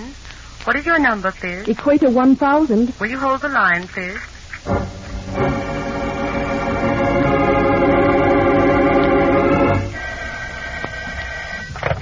No, Harding speaking. Mr. Harding, Dr. Holborn is not at the hospital. Oh? Let me speak with the long-distance operator, please. Surely. Hello? Hello, sir. Dr. K.T. Holborn is not at the hospital. Well, does the hospital know where he can be reached? Now, this is vitally important. I am sorry, sir. They say Dr. Holborn's not in Colby City at all. Where is he, then? He's on a medical research trip to South America. South America? Well, do you know where he is right now? According to the schedule, he left with the hospital. He's in Caracas, Venezuela tonight. A 2-hour stopover. Venezuela? Well, how's he traveling? By plane, sir. Commercial Airlines of South America. The Rio de Janeiro flight. Well, thank you very much, operator. Holborn's in Venezuela, Mr. Harding? Well, that's a bad blow to Peter's chances. I'm not giving up yet, Dr. Dillon. Yes, Mr. Harding? I find that Dr. Holborn might be reached in Caracas, Venezuela, at the Commercial Airlines airport. Rio de Janeiro flight. I've got to do everything possible to reach him. Will you put a call through there, please?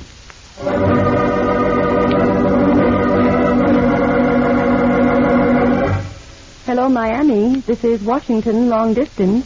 Will you give me your overseas operator? Overseas? Hello, overseas. The ticket. Washington, Equator 1000. Mr. David Harding, Counterspy headquarters, calling Dr. K.T. Holborn at Commercial Airlines Airport, Caracas, Venezuela. Washington, Equator 1000. Mr. David Harding, Counterspy headquarters, calling Dr. K.T. Holborn, Commercial Airlines Airport, Caracas, Venezuela. Will you ring the number, Washington? Counterspy headquarters. This is the overseas operator.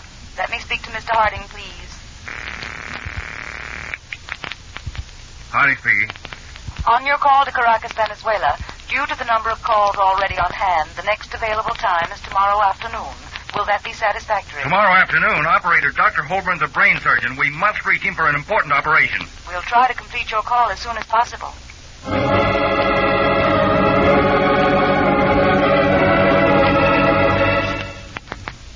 Caracas. Miami, overseas operator. A ticket. A ticket. Washington, D.C. Washington, D.C. D.C. Mr. David Harding. Mr. David Harding. Calling Commercial Airlines Airport. Commercial Airlines Airport. Rio de Janeiro flight passengers. Rio de Janeiro flight passengers. Dr. K for Kenneth, a T for Thomas Holborn. Dr. K. T. Holborn. The call is wanted as soon as possible, Caracas. It's in connection with a surgical operation. We will hurry. The serial number is 14979. Serial 14979.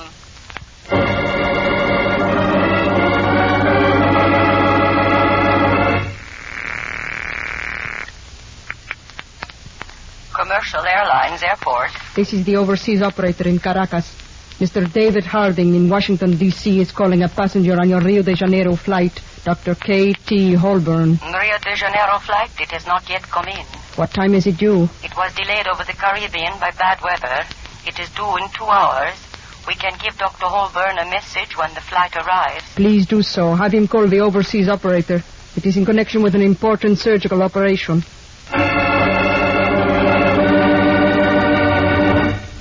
2 hours, Mr. Harding, and there's nothing we can do for Peters. There's got to be. Yes, Mr. Harding? Connect me with the airport in Caracas, will you, please? Put the call through no matter what.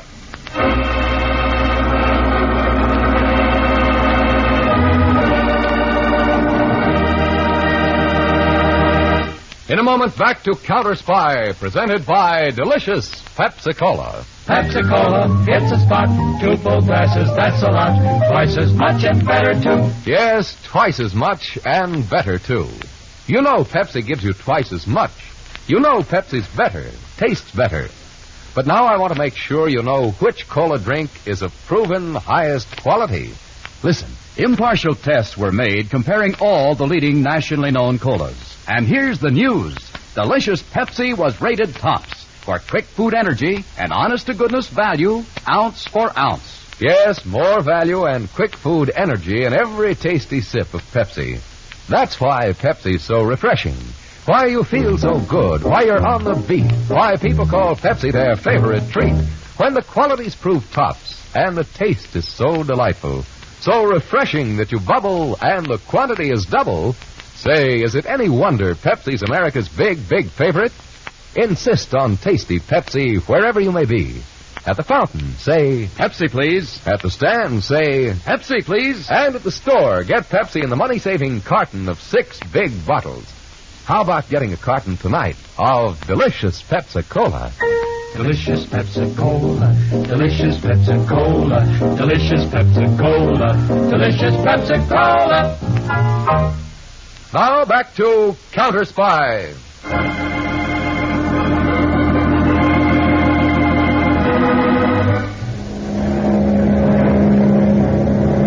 Caracas Airport to Flight 598.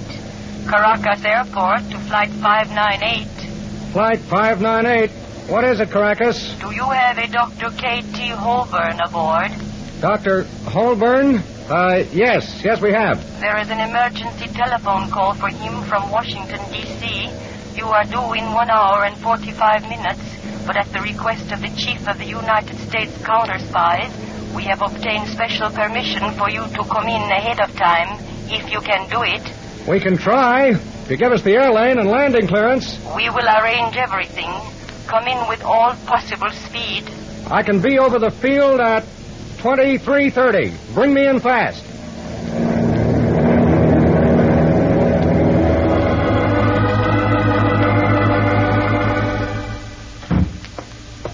Doctor, how's Peters? Resting comfortably, but every minute counts.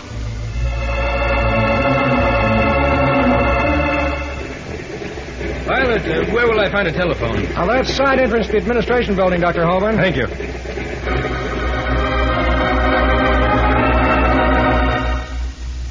Overseas operator, Caracas. And this is Dr. Holborn. I understand you have a call for me? Yes, sir. 1 moment, please. Overseas Miami, your call to Caracas, Venezuela. Washington, your call to Caracas. Equator 1000, your call to Venezuela. We are ready.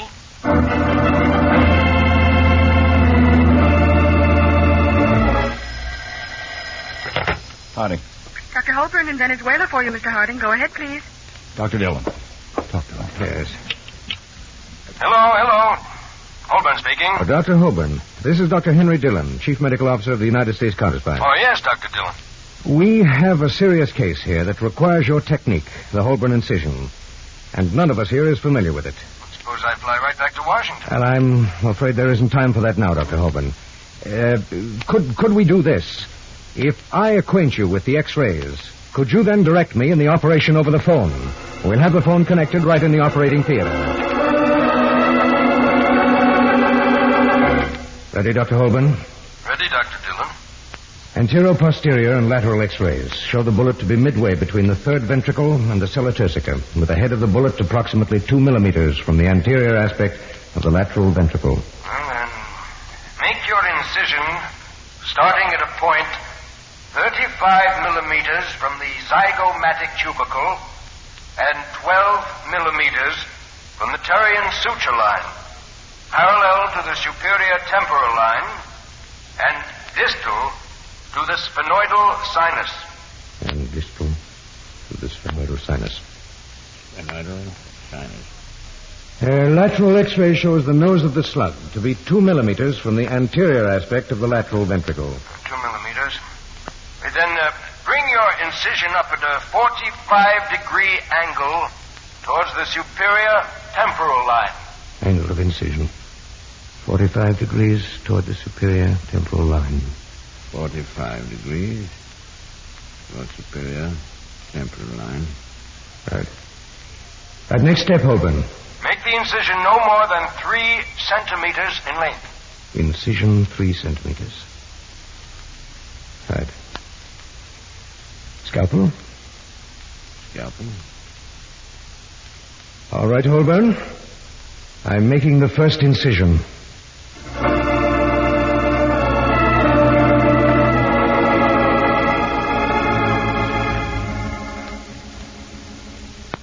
Hello, Peters. Hello, Dave.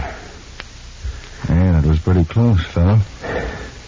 The doc said you tore up the international phone system. Peters, now the main thing is you're going to be all right now. Well, I may miss a couple of days, Chief. Yeah, it wouldn't surprise me. Well, I guess my time's up. Now, Dr. Dillon wasn't even going to let me in at all. Dave, about Professor Cabarrus. Did you get the questionnaire finished? Finished? Well, that was finished before the man opened the sunroom door and fired. Professor Cabarrus gave it to me. Man? Sunroom door?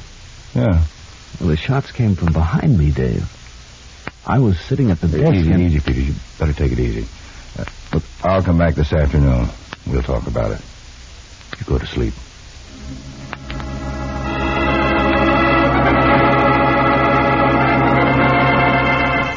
Well, Edwards, Professor Cabarrus isn't here, but we can work anyway. Yes, Mr. Harding. Now, Peters said that he was sitting here at the desk. I faced him right at the sunroom door. Professor Cabarrus said that that's where the attacker appeared. But Peters was looking right at the door and saw no one. And another thing, the 3 bullets that hit Peters hit him in the back of the head. That means then that the bullet came from behind him. And there's only the fireplace behind the desk. This one filing cabinet. Of course, when I spoke to Peters, he was still foggy from the operation and the anesthetic. Look out! Thanks for knocking me out of the way, Edward. Where'd the shots come from? As I was looking at the filing cabinet, the little metal flap covering the lock on the second drawer moved aside. Behind it, I saw the muzzle of a pistol. Now, let's see. Locked. Hand me that poker from the fireplace. All right. Thanks. We'll pry the drawer open. An automatic. What's that apparatus, Mr. Harding? It looks like a photoelectric cell. Yes, projecting a photoelectric beam across the chair at the desk. To actuate the firing of the automatic. But why didn't it go off the moment you sat down there? I can't tell offhand, but we may find it's a delayed action system taking maybe a minute. Mr. Harding. Oh, hello, Professor Cabarrus. Your man at the front door told me you gentlemen were here. I take it you've discovered, sir. The filing cabinet, Mr. Harding. An ingenious murder scheme to kill Peters while he sat at that desk. To kill Mr. Peters? Then he's dead? Somebody wanted him dead. Dreadful. Dreadful. Who could have used my house to try to murder him? I have only one suspicion, Professor. It was someone who wanted to conceal certain facts about himself. Edwards, that questionnaire, please. Yes, sir.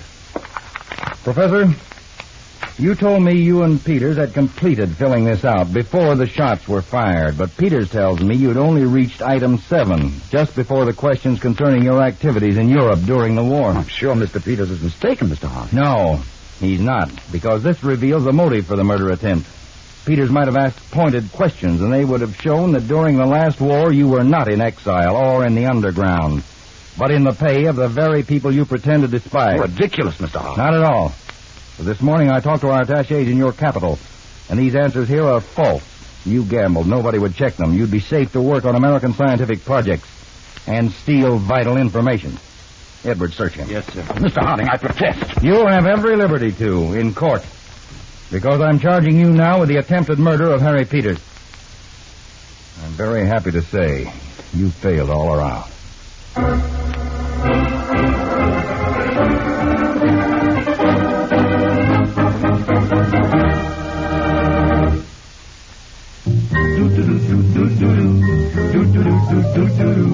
Oh, delicious Pepsi-Cola. Bring it on now. Enjoy that bubbling, tangy, tasty treat. Sure hits the spot. At parties, it's a wonderful idea to serve delicious Pepsi. That extra quick food energy gives folks that bounce, that zing. And Pepsi's big 12-ounce bottles go twice as far. You get a carton of 6 bottles, and you serve 12 full-size drinks. So save that money. Get the best, and get twice as much in delicious Pepsi-Cola. Pepsi-Cola hits the spot. 2 full glasses, that's a lot. Twice as much and better, too. Pepsi-Cola is the drink for you.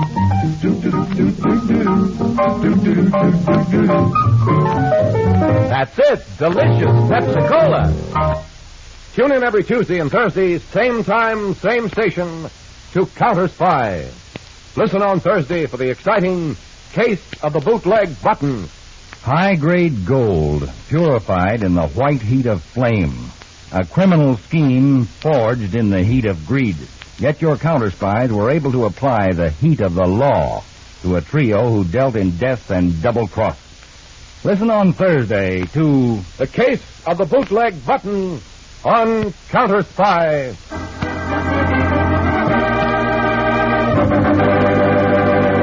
Tonight's Counterspy program originated in New York and was directed by Leonard L. Bass, dramatized by Paul Milton, and featured Don MacLaughlin and Mandel Kramer with music by Jesse Crawford. This is Jay Jackson speaking.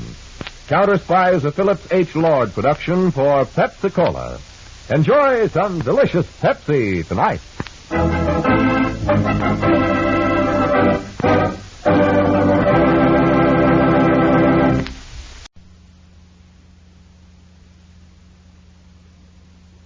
P-E-P-S-I. That's your smartest cola buy. Pepsi-Cola presents Counterspy.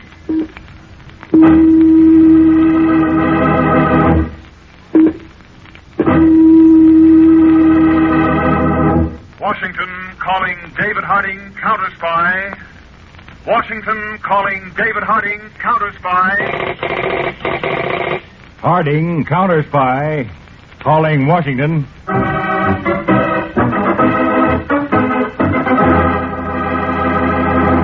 United States Counterspies, especially appointed to investigate and combat the enemies of our country, both at home and abroad.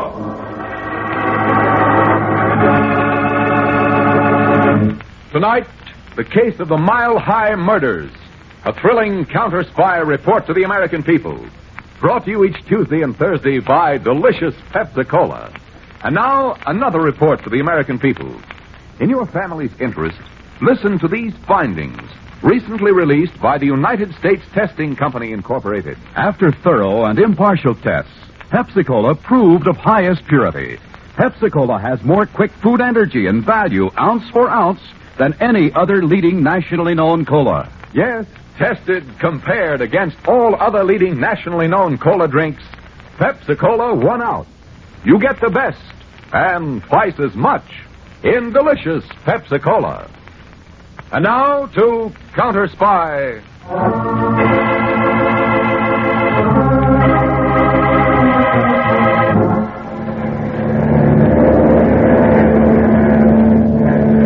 M5 Havana calling Easy George Able Nan. M5 Havana calling Easy George Able Nan. This is Easy George Able Nan. Come in, M5. Come in. Important emergency instructions. Repeat emergency. I'm sending boat out to rendezvous point 17 William Richard, which you will pass over in a few minutes. At point 17 William Richard, you will bail out the plane. M5. What about the merchandise? Disregard merchandise. Now, look, M5, I can't do a thing like that. After all, the cargo. Cargo must be sacrificed to preserve safety of all concerned.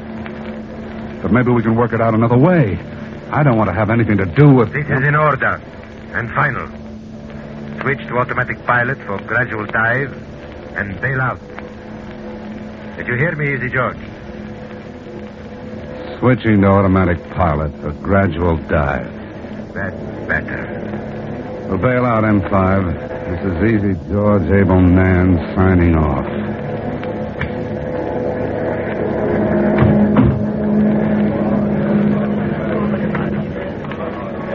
Quiet down. Quiet down. I've got bad news for you. I can't smuggle you into the States. Now, you do just as I say, or I'll have to use this gun. All 8 of you, move back in the ship. Back to the tail. That's it right there. Now stay right there till I pull this lever. Parachuting out the bomb deck. Please, have mercy. Sorry, honest, but I can't help you. We do not have to be afraid to die, my friend. But if we were as wicked as seasoned man, we should be afraid to leave. I said I was sorry. That's all I can say. He jumped out of the plane. We will be killed. We will all die. We must pray, please, pray. Ave Maria, gratia plena, Dominus tecum, benedictus tuum.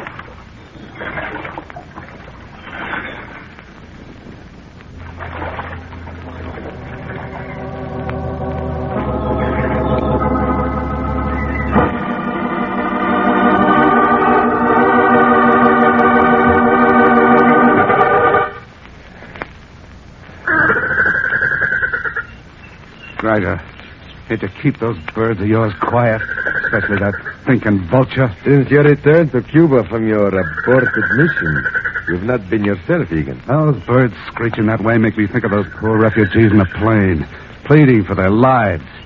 Rosa, See, senor Egan. give me another drink. See, senor. And hurry up, you fat sow. Egan is anxious to drown his conscience in my best wine. It's easy for you to talk, Gregor, sitting here in your patio and listening to your crazy birds. You didn't have to dump 8 helpless people into the ocean. Sure, you can sleep at night. Here is your drink, senor Egan. Thanks, Rosa. Egan, in our business, sometimes drastic steps are necessary for self-preservation. Talk is cheap. You didn't see their faces. Perhaps, but I see the logic in disposing of them. If you had landed at the field in Florida with that shipment of aliens, you would have been picked up by the police. Would you have preferred that? Of course you would. All right, but how did the police know about the trip? Someone dropped a hint to them. Tell him, Ross. At El Montero Cafe, I was told this flight was spotted. Was anything said about me, Rosa? No, senor. By the way, Egan. Yes? Rosa also heard something else at the Montero Cafe. Something about you. Rosa. I heard, senor Egan, that when you had delivered some of Senor Gregor's clients safely to the United States, you took money from them. Blackmail money. That's a rotten lie. course, it's only a rumor. I don't care what it is. It's still a lie. It had better be, Egan. For your sake. You can't frighten me, Gregor, because I've got nothing to hide. I've always been on the up and up with you. Very well, Egan. Now let's get back to business. We will continue our weekly passenger run from Cuba to Florida. How can we? The cops are onto us. We will no longer use a large plane. Temporarily, we will reduce our activities by using the small 5-passenger plane. And from now on, you will not land at our isolated field in Florida. Instead, we will avail ourselves of desolate stretches of beach along the coast. Nothing's going to stand in the way of your making a fortune. Not even my neck, huh, Gregor? Nothing, Egan. And least of all, your neck.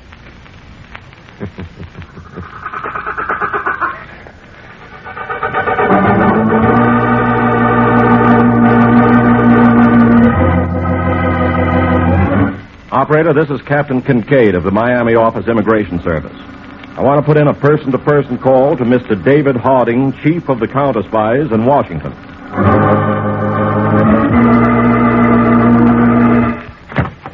Hello, Captain Kincaid. This is Harding. Oh, Mr. Harding, on that matter we discussed last week when I was in Washington, an emergency has arisen.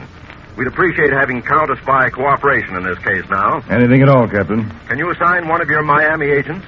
Better than that, Captain. I'm going to give this case my personal supervision. My assistant Harry Peters and I will leave immediately for Miami by jet plane.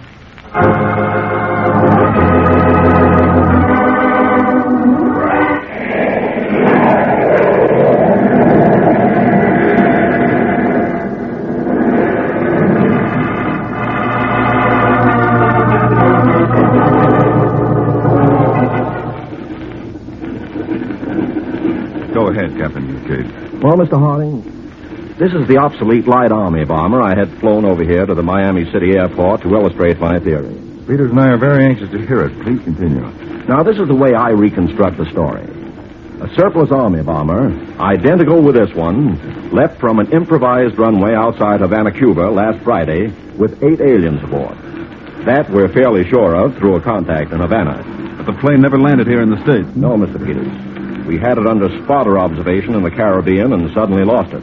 And it didn't return to its Cuban base either. What about the aliens? Just getting to that, Mr. Harding. All right, Bob. Mr. Harding, my theory is the bomb bay doors were opened like that, and the aliens were forced to jump to their deaths in the Caribbean, thousands of feet below. Mass murder. Chief, this is about the lowest crime we've ever come across. The absolute lowest. Well, Kincaid, I suppose the smugglers must have been tipped off that their plane was spotted and warned the pilot, maybe by radio, huh? I figure it the same way, Mr. Harding. It could be, Chief, that the pilot bailed out and was picked up while the aliens went down with the plane. If that's possible, Peters. That would account for the disappearance of the plane. Anyway, let's get started. Havana, our next stop, Chief? Havana next, Peters. With the cooperation of the Cuban police, we're starting on this alien smuggling racket by smuggling ourselves into Havana by speedboat.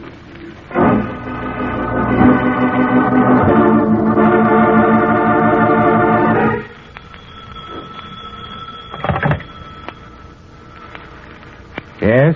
Senor Gregor, I'm coming to your house. I have something very interesting for you. What is it, Rosa? A letter, senor, from people in the United States to people here in Havana. What I've told you about Senor Egan is no longer a rumor.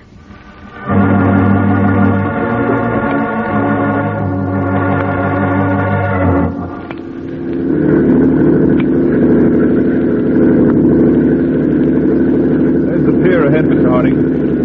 See what these lights are. Thank you, Peter. Yeah, that looks isolated enough for our purposes. Good idea, Dave, taking the speedboat instead of a plane. Smugglers probably have their eyes on every airfield in Cuba. Yes, there's no doubt about that, Peter. They have a terrific investment to protect.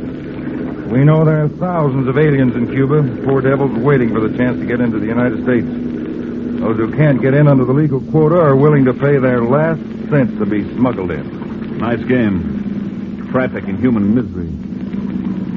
Dave, have you lined out a modus operandi for us? Yes. Now, once we're smuggled in, we'll try to get ourselves smuggled out again. Smuggled out? Dave, they'll know that we're not aliens. They'll never catch on to you, Peter. Uh-oh. Here I go again. You're still my star actor, Peter. Okay, let's have it. Well, by the time we get to Havana, you're going to look and talk like an alien willing to pay any price to get refuge in the United States.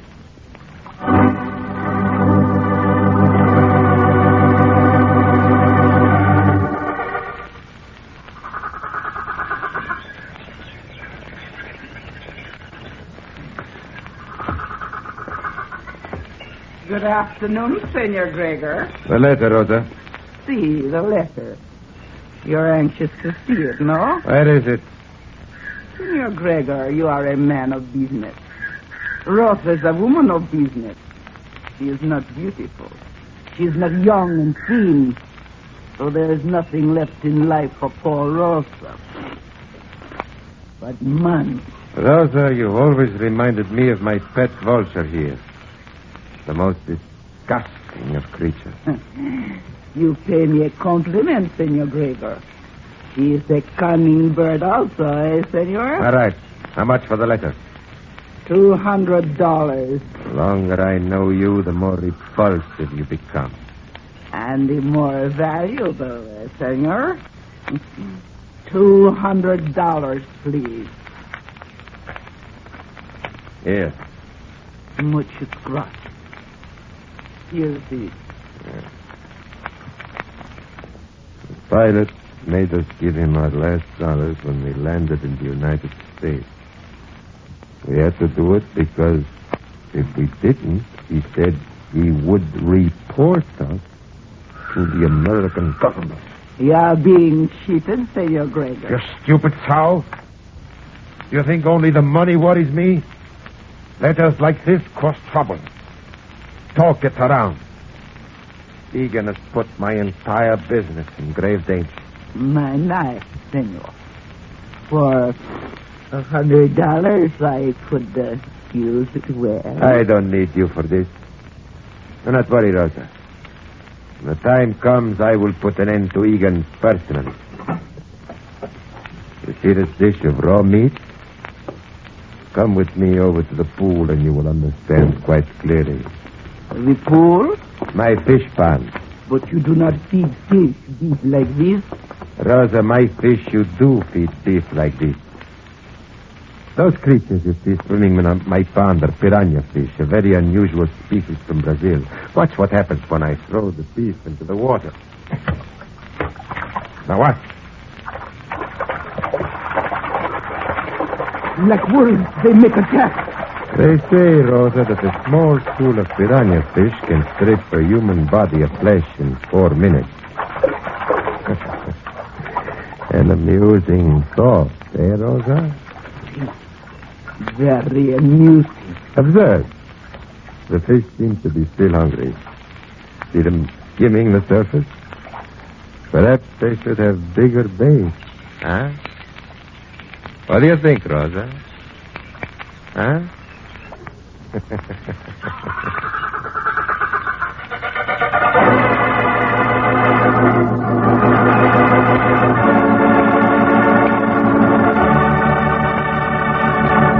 In a moment, back to Counterspy, presented by delicious Pepsi-Cola. Pepsi-Cola, it's the spot. 2 full glasses, that's a lot. Twice as much and better, too. Yes, twice as much and better, too. You know Pepsi gives you twice as much. You know Pepsi's better, tastes better. But now I want to make sure you know which cola drink is of proven highest quality. Listen. Impartial tests were made comparing all the leading nationally known colas. And here's the news. Delicious Pepsi was rated top for quick food energy and honest-to-goodness value, ounce for ounce. Yes, more value and quick food energy in every tasty sip of Pepsi. That's why Pepsi is so refreshing. Why you feel so good. Why you're on the beat. Why people call Pepsi their favorite treat. When the quality's proof tops and the taste is so delightful, so refreshing that you bubble and the quantity is double. Say, is it any wonder Pepsi's America's big, big favorite? Insist on tasty Pepsi wherever you may be. At the fountain, say, Pepsi, please. At the stand, say, Pepsi, please. And at the store, get Pepsi in the money-saving carton of 6 big bottles. How about getting a carton tonight of delicious Pepsi-Cola? Delicious Pepsi-Cola, delicious Pepsi-Cola, delicious Pepsi-Cola, delicious Pepsi-Cola. Now back to Counterspy.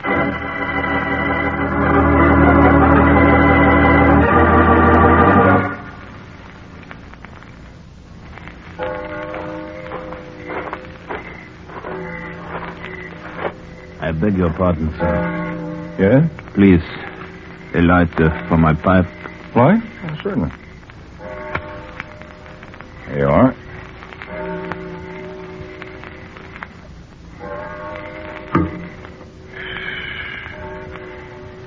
All clear, Mr. Harding? All clear, Peters. No one in this section of the park. We can talk right here. How did you make out as Mr. Kovac? Passed my first test with flying colors, Dave. I registered at the hotel patronized by refugees. I managed to make friends pretty quickly. Any leads? One of my new friends advised me that I might get what I wanted if I paid a visit to El Montero Cafe. El Montero Cafe, huh? A small native barroom on Del Caro Street. The place is run by a fat, middle-aged woman named Rosa. My friend also said that a visit to Rosa is the first step in making entry into the States. Rosa must be the contact between the aliens and the smugglers. Looks that way, Dave. All right, Peters, or rather, Mr. Kovac, I guess it's time for you to visit this Rosa at El Montero Cafe. See how you make out in your second test.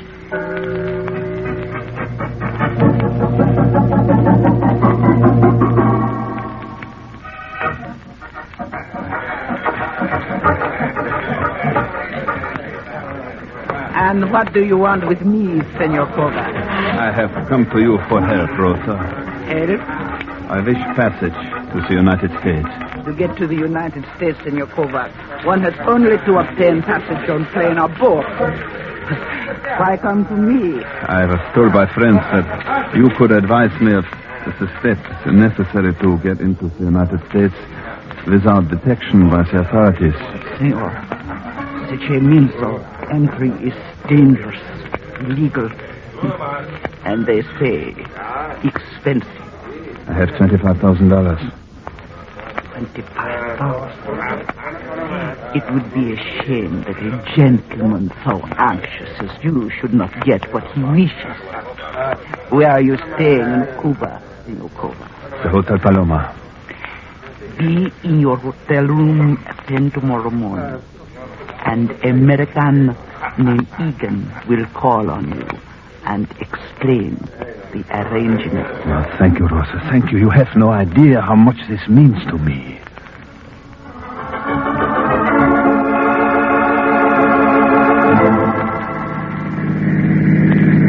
Then you passed your second test with flying colors, too, huh, Peters? I guess I did, Dave. And your idea of mentioning $25,000 didn't do any harm. Did you manage to get a line on Egan after I called you earlier? According to the Cuban police, Egan runs a small passenger plane service between Havana and Miami. Mm-hmm. Probably a cover-up for smuggling activities. Anyway, Chief, we'll be able to put an end to Egan's business tomorrow morning. Well, Peters, I'm not just interested in Egan and Rosa. It's obvious we can pick them up any time. No, there's somebody else, somebody who's masterminding this operation. I guess you're right, Dave, but how to get to him? Well, I'd say that's up to you, and how well you do on your third test, Mr. Kovac.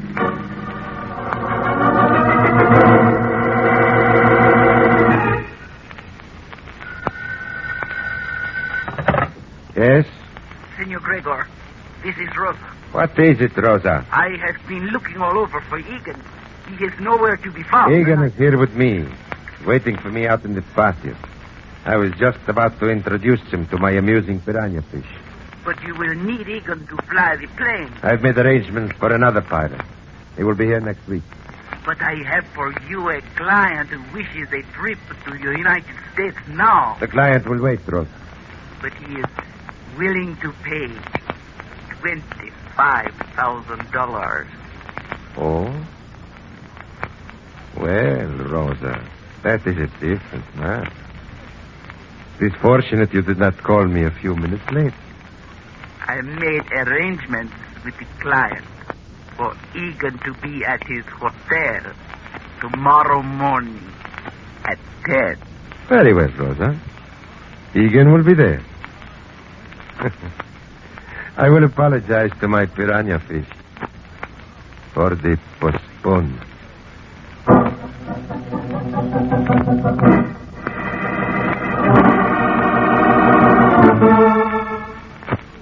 There will be no postponement, Mr. Egan. Don't you worry about that, Kovac. You show up tonight in the back room at El Montero Cafe with the $25,000.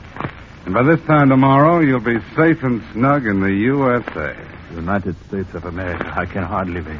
Mr. Egan, I'm so grateful to you for... excuse me, please. Hello? Senor Kovac, this is Rosa. Is Senor Egan there? Oh, yes, he is. Senor Egan, it is Rosa. She wishes to speak with you. Okay, thanks. Yeah, Rosa? There is trouble. Do not betray yourself with words or looks. Sure, Rosa.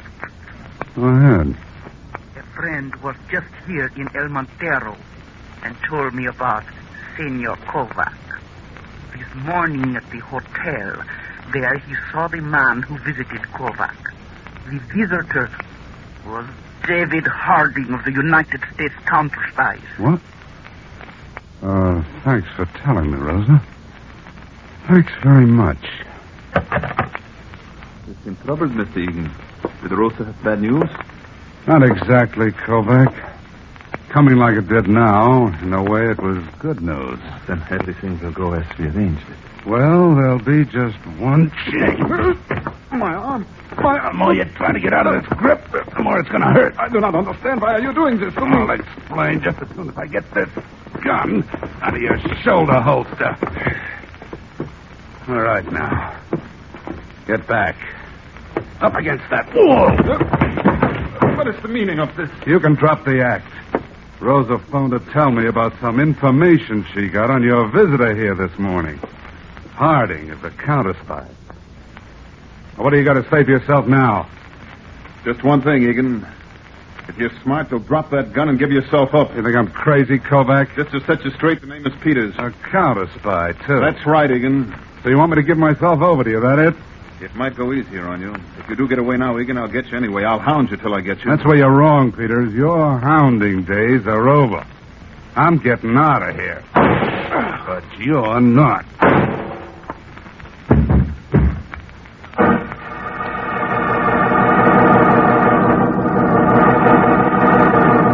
You fool, Egan. Murdering a counterspy, you stupid, idiotic fool. What did you expect me to do, Gregor? Let him take me in? This will ruin everything. So I'll lay low where they won't find me. Don't you realize now the counterspies will find you wherever you go? They won't rest until you're captured. I thought you were so smart, Gregor. I thought you had a way of handling everything.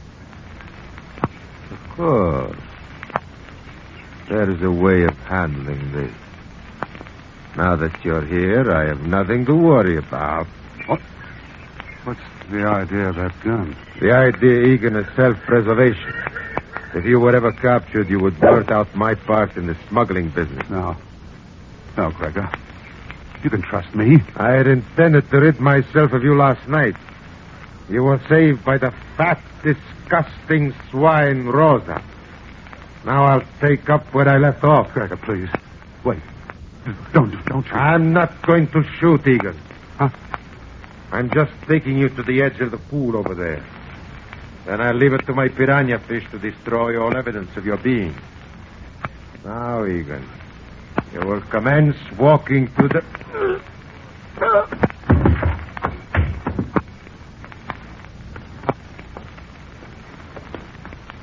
Buenos dias, Senor Egan. Rosa, you threw that knife into Gregor. Si. But why? You were on its side. That you do not understand how a woman feels to be talked to the way Senor Gregor always talked to me. I am not so young, nor am I so beautiful. I am not so fat, so disgusting as he said.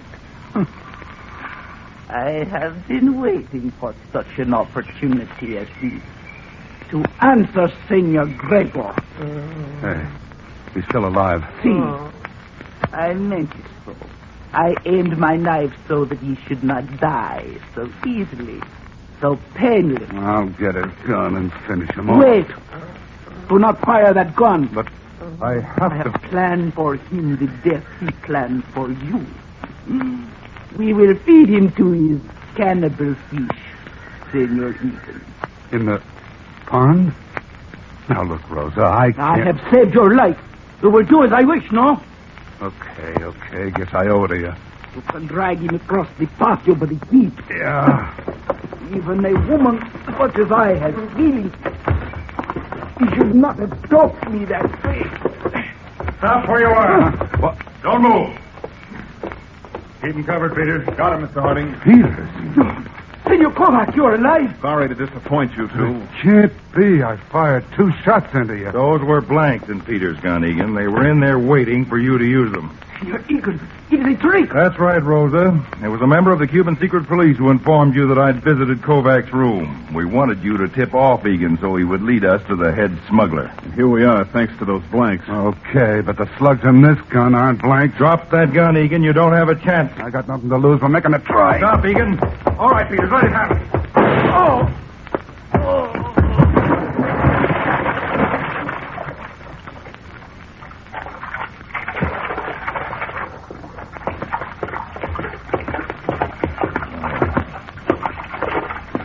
Peters, that engine. Yes, Chief. Nobody can live with those banana fish. You can call the Cuban police now. Tell them to come out for Rosa and Gregor. And we'll fly back home.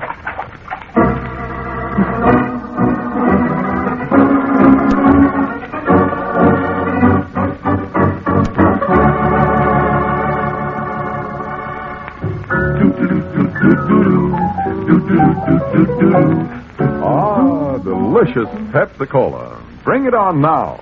Enjoy that bubbling, tangy, tasty treat. Sure hits the spot. At parties, it's a wonderful idea to serve delicious Pepsi. That extra quick food energy gives folks that bounce, that zing. And Pepsi's big 12-ounce bottles go twice as far. You get a carton of 6 bottles, and you serve 12 full-size drinks. So save that money. Get the best and get twice as much in delicious Pepsi-Cola. Pepsi-Cola, it's a spot. 2 full glasses, that's a lot. Twice as much and better, too. Pepsi-Cola is the drink for you.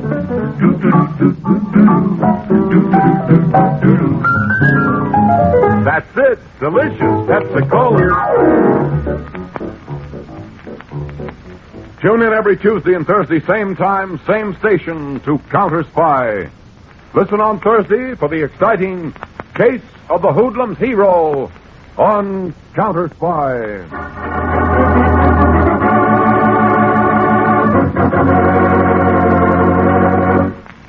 The Counterspy program originated in New York, was directed by Leonard L. Bass, dramatized by Edward Adamson, and featured Don MacLaughlin and Mandel Kramer, with music by Jesse Crawford.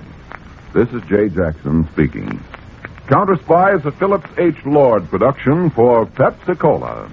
Enjoy some delicious Pepsi tonight.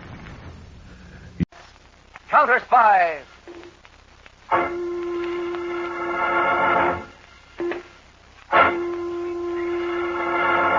Washington calling David Harding, Counterspy. Washington calling David Harding, Counterspy. Harding, Counterspy. Calling Washington.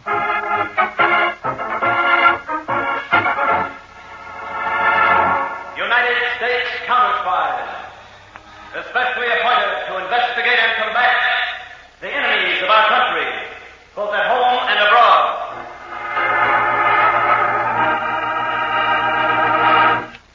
Tonight, the case of the Hoodlum's Hero, a thrilling counter-spy report to the American people. Brought to you each Tuesday and Thursday by delicious Pepsi-Cola. And now, another report to the American people. In your family's interest, listen to these findings recently released by the United States Testing Company, Incorporated. After thorough and impartial tests, Pepsi-Cola proved of highest purity. Pepsi-Cola has more quick food energy and value, ounce for ounce, than any other leading nationally known cola. Yes, tested, compared against all other leading nationally known cola drinks. Pepsi-Cola won out. You get the best and twice as much in delicious Pepsi-Cola. And now to Counterspy.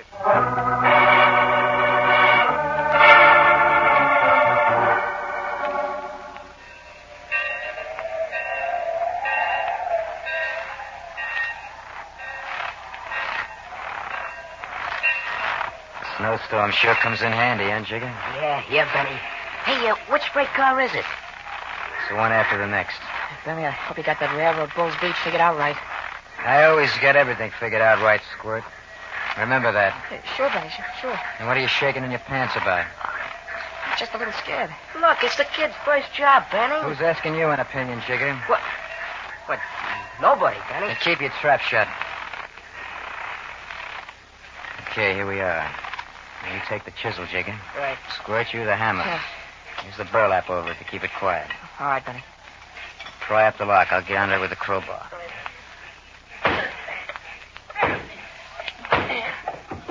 Yeah, it's starting to give. A couple more whacks will do it.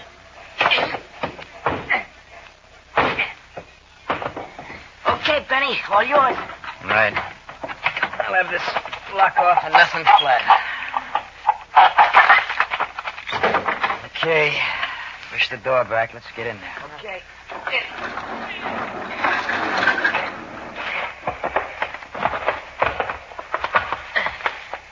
Now, give me the flashlight, Jigger. Here you are, Benny. Them's the crates. Now we'll see if they got those fancy precision tools in them like I was tipped off. You hold down the end of the crate, Squirt. Jigger will pry up the top. All right, Jigger. Right, Benny.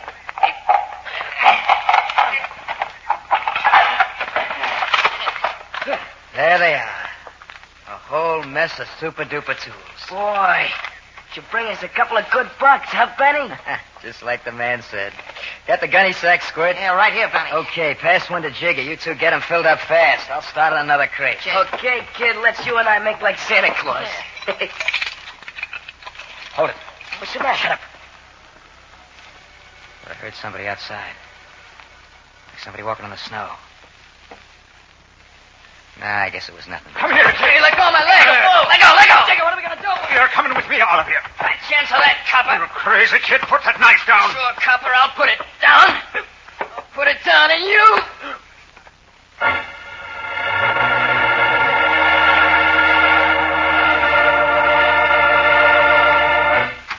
Honey, Jigger, over here behind the hallway stairs, Squirt. Where you been, Squirt?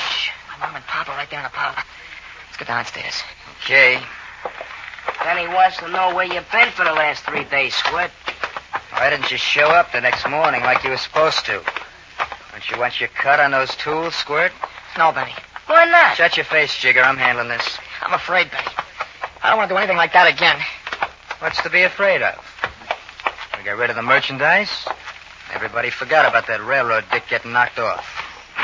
Just the same, Benny. Just the same, you ain't pulling out. But Benny, look, You're staying in, you understand? Benny. You're in till I say you can pull out. Benny, please, no more. No more. I'm going to slap that face of yours around so I make sure you know what I'm talking Okay, that's enough of that. What's the idea? We were just standing... Come with me. You and these 2 kids with you. Let's go. Well, where we going? You're going to headquarters.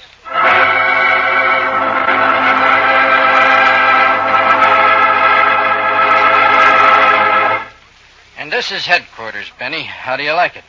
No clippers in the back, Muggsy. Yeah, Mr. Laredo, sure. Well, I asked you kids how you liked It's okay, Miss Laredo. It's real okay. Gee, your own barber chair and everything. Yeah. Hey, who's the silent kid? I am?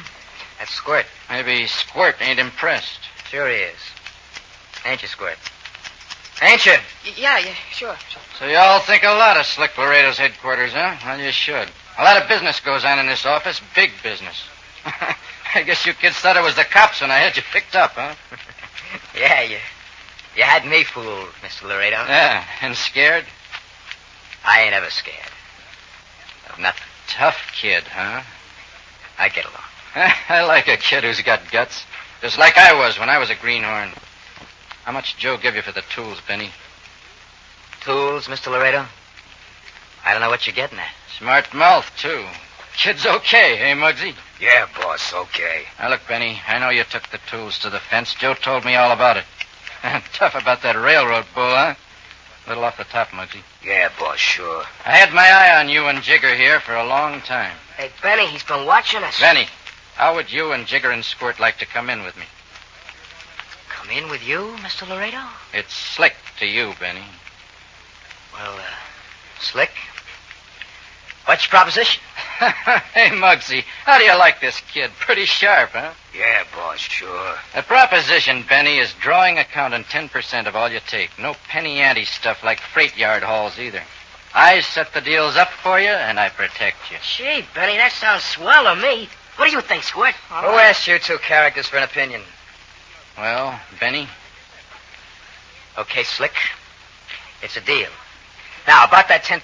What about it? I like to look forward to promotions. Oh, real sharp kid, huh? We'll talk about promotions after your first job. It's set for Tuesday night, bookie joint over on 3rd Avenue. I'll line it out with you tomorrow, okay? It's okay with me. And, Benny. Yeah, Slick? Get rid of that knife you carry. You're in the big time now. I got a special gun for you. Okay, Muggsy, go easy on the sideburns, huh? Yeah, boss, sure.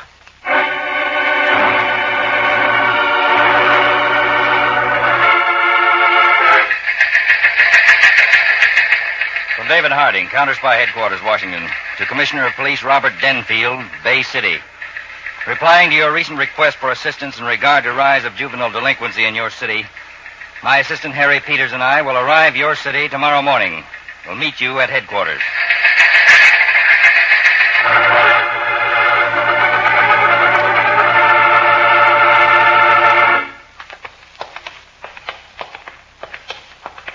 Write down this card, Mr. Harding.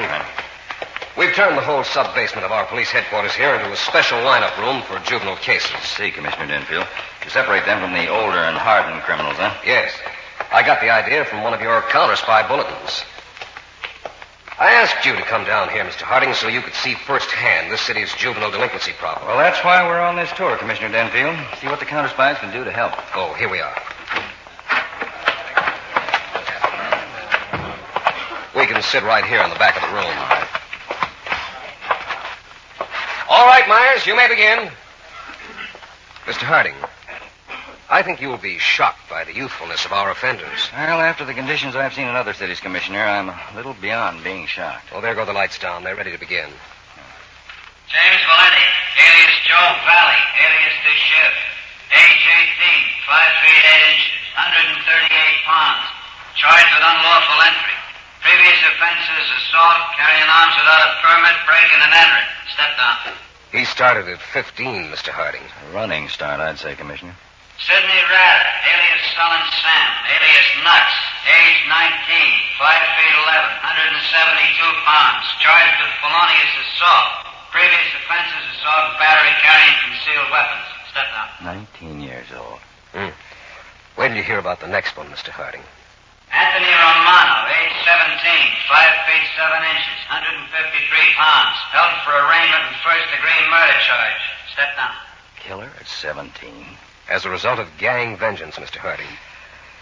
Have you seen enough? Yes, plenty. Hold it, Myers. All right, Commissioner. Mr. Harding, some days we get as many as 30 juvenile offenders. Well, Commissioner, I've seen cities where the rate was even higher. But in many cases, we've been able to effect a marked decrease. However, it's not a thing you lick overnight. Oh, I know that, Mr. Harding. And I know, too, the fine work you're accomplishing with your junior counterspy organization. I hope you can help us. Well, we'll do all we can. I'd better get upstairs to my assistant, Harry Peters. He should be about finished going through your files.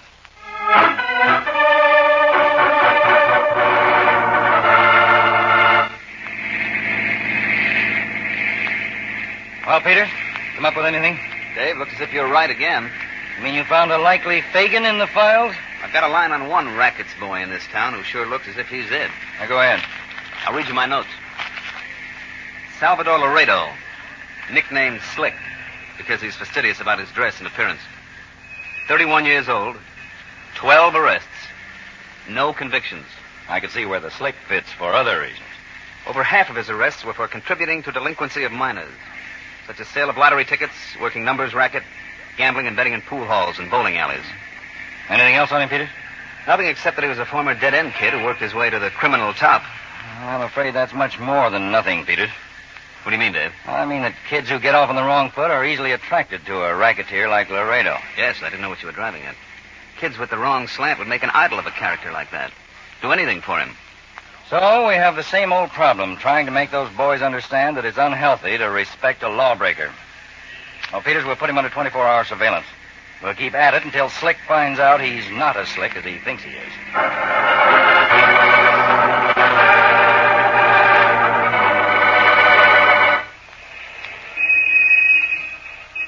What time is it, Jigger?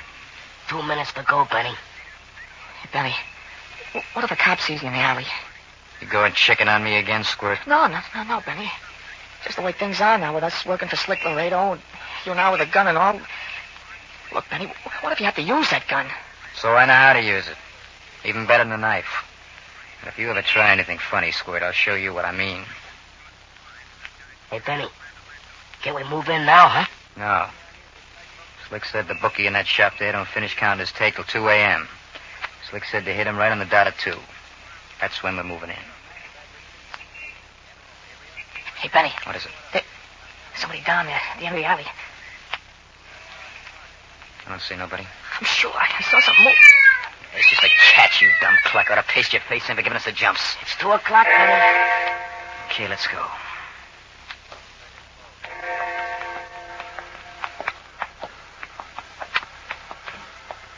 All right, here's the back door. You stay behind me when he opens the door, Jigger. Remember the code knock? Yeah. 3 long and 2 short. Mm-hmm. Now, you, Squirt, you stick right here. Keep your eye peeled.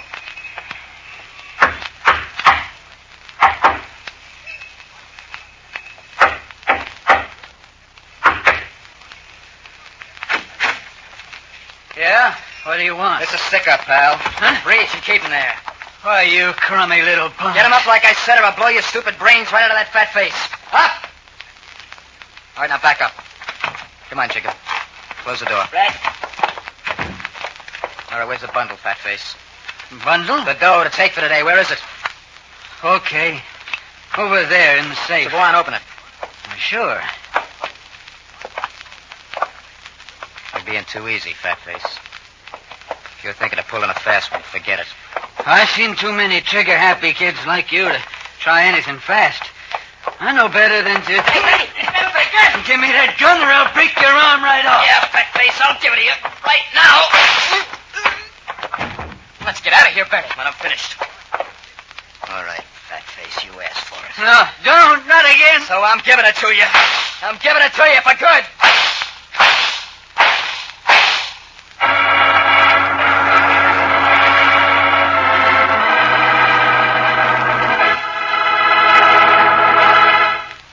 In a moment, back to Counterspy, presented by delicious Pepsi-Cola. Have you heard about those tests by that famous laboratory? Have you heard the latest news in the Pepsi-Cola story? Yes, there's big news about Pepsi. The cola you've always known was most delicious. The cola you've always known was best value is now shown to be the cola of proven highest quality. That's right. The U.S. Testing Company Incorporated reports you get more quick food energy ounce for ounce in delicious Pepsi-Cola than any other nationally known leading cola drink. Yes, your Pepsi is really tops. Tastes the tops, is the tops, and gives the most. So go ahead, enjoy that extra zing and bounce delicious Pepsi gives you. Insist on it wherever you may be. When you stop at the fountain, make sure you say, Pepsi, please. When you stop at a stand, make sure you say, Pepsi, please. And at the store, get Pepsi in the money-saving carton of 6 big 12-ounce bottles. Pepsi 6 bottles serve 12 refreshing glassfuls, twice as much. So save money and get the best. Come on, sing the Pepsi song with us. Pepsi-Cola, it's a spot. 2 full glasses, that's a lot. Twice as much and better, too. Pepsi-Cola is the drink for you. Delicious Pepsi-Cola. Delicious Pepsi-Cola. Delicious Pepsi-Cola. Delicious Pepsi-Cola. And now, back to Counterspy.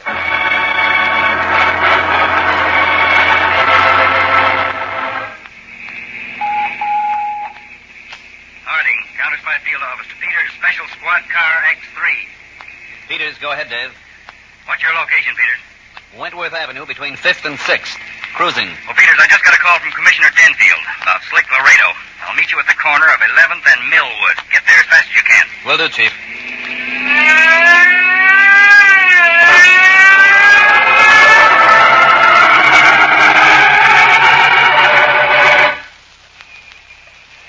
Peters, the name of the murdered bookie is Johnny Sandusky. That mean anything to you? Yes, Dave. Sandusky's name was on one of those Laredo reports I turned into you. He was one of Slick Laredo's biggest rivals in this town. So was Vince Fresno, until he was mysteriously murdered 2 months ago. Get the picture, Peters? How can you miss it? Laredo's out to consolidate his position as top racket boy. That's it. We know from our surveillance reports on Laredo that he wasn't within 5 miles of the store where the murder took place early this morning. So the question is, who does Laredo's dirty work? You think it might be some kids, Dave? Well, that's possible, in view of the fact that Slick Laredo is notorious for exploiting minors. What's your plan, Chief? Well, an old but reliable one. To capitalize on criminal pattern. You can almost be sure that Laredo isn't going to stop eliminating his competition until he can wear his crown without worry. Well, according to our reports, Laredo still has 2 big rivals outstanding. Georgie Troy and Ken Easton. Yes. So I've asked Commissioner Denfield not to have Laredo picked up for questioning in Sandusky's murder. Let him think he got away with it, I have an idea it'll encourage him to proceed with his elimination tournament with a little less caution. In other words, Dave, build up his ego. That's right, Peters. Build it up for the big letdown.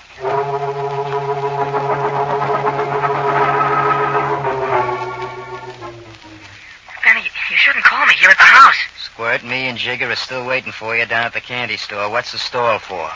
My mom's right in the next room. I can't talk now. You don't have to talk. I'll do the talking. Slick Laredo's expecting us over at his headquarters. And Slick's like me. He don't like to be kept waiting. Yeah, but Benny, I don't feel so good. You'll feel a lot worse if I have to come there and get you. No, Benny, please, don't do that. Okay, then, Squirt. You got just 5 minutes to get here.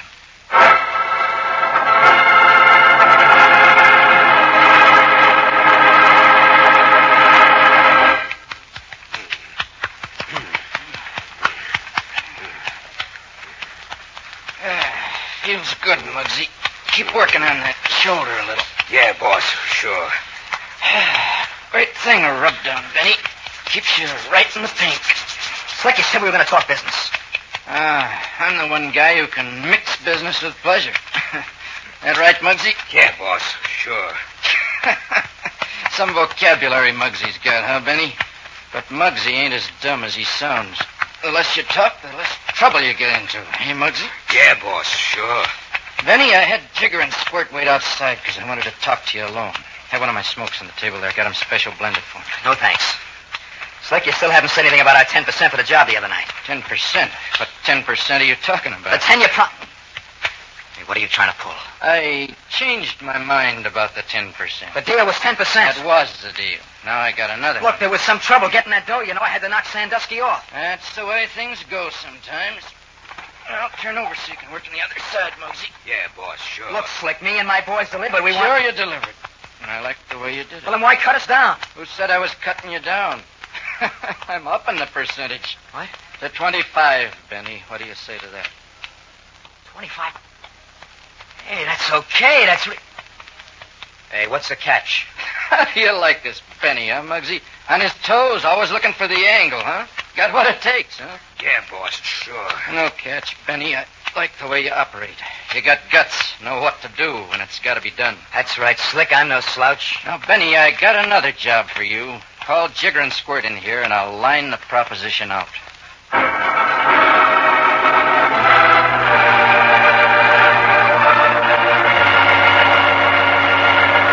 Dave, Agent Braden just radioed his report to our patrol point. Any activity at Ken Easton's bookie shop, Peters? Nothing so far, Dave. Report says it's quiet as a mouse over there. All right, Peters, but I'm willing to bet a good part of my pension that there'll be activity soon, either at Easton's or Georgie Troy's place across the street.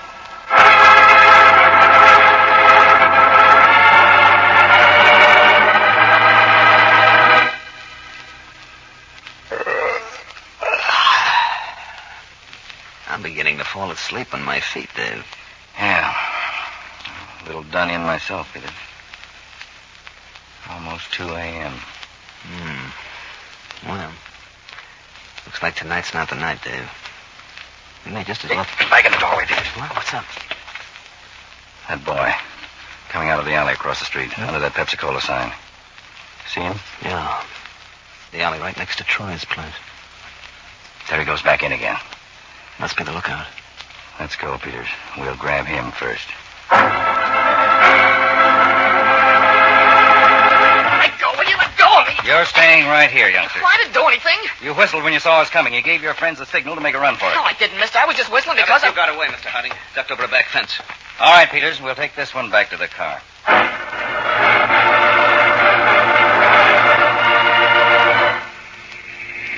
Now, look, Squirt. Telling me the truth will only do you good. Please, Mr. Harding, I told you what I was doing in that alley. Mr. Harding said the truth, Squirt. I know quite a bit about boys, Squirt. I've dealt with all kinds. I can tell pretty quickly just what kind of a person a boy is at heart. You're frightened. That's why you're not telling me the truth. And it's not because you're afraid of me. It's someone else. Mr. Harding, let me alone, will you? You're protecting someone else, not because you like him, but because you fear him. He's got nothing to fear now, Squirt. He'll kill me if I talk. I know he'll kill me. Whoever it is, Squirt, I promise you he'll never get the chance. Is it Slick Laredo? Slick? How did you know we were... Then it is Laredo. No, he's not the one I'm scared of. But you have been working for Laredo.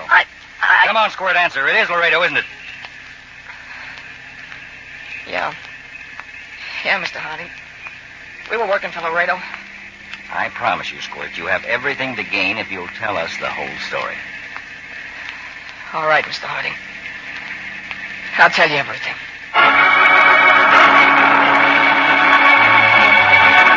What'd you come back here for, Benny? You're supposed to follow orders. I want to talk to you, Slick. So talk. Alone. Vamoose, Muggsy. Yeah, boss, sure. So now we're alone, Benny. I want to talk to you about the job tonight. The job we didn't finish pulling. Didn't finish? Because we didn't get a chance. What are you driving at? The cops are outside Georgie Troy's place. What? They grabbed Squirt. Jigger and me lammed over a fence just in time. Will Squirt talk? Sure he'll open. Squirt's yellow from top to bottom. Well, we better blow out of town. You're staying right here, Slick. What? Hey, what's the idea of that? I'm giving this gun back to you, Slick. Back? Right in that sneaky face of yours. Hey, what's the matter with you? Crazy or something? Yeah, like a fox. Before I beat it out of Georgie Troy's place, he tipped me off to your angle, Slick. Angle? I ain't got any angle. You didn't care about the dough we got for you on the holes. That's why you gave us 25%. All you cared about was getting the competition out of the way. You can't believe Troy. He'd tell you anything. You were just using me to torpedo Sandusky and Troy. The next haul was to be set up at Ken Easton's joint, wasn't it, Slick? Easton was to be next, huh? And then when I got rid of Easton for you, I'd get the kiss off. Benny, you got it all wrong. I wouldn't do a thing like that to you. You're a stinking liar. I'm going to give you the same kind of a break you were going to give me. I'll give you... Take care of him right now. Hand me his gun. Here you are. Goodbye, Benny. Have that gun, Laredo. Boss.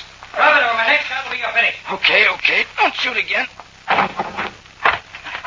Keep the other one covered, Peter.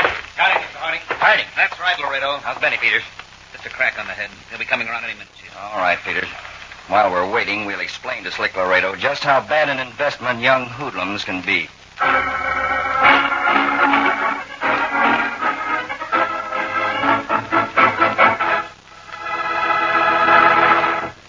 Well, that takes care of the hoodlum's hero.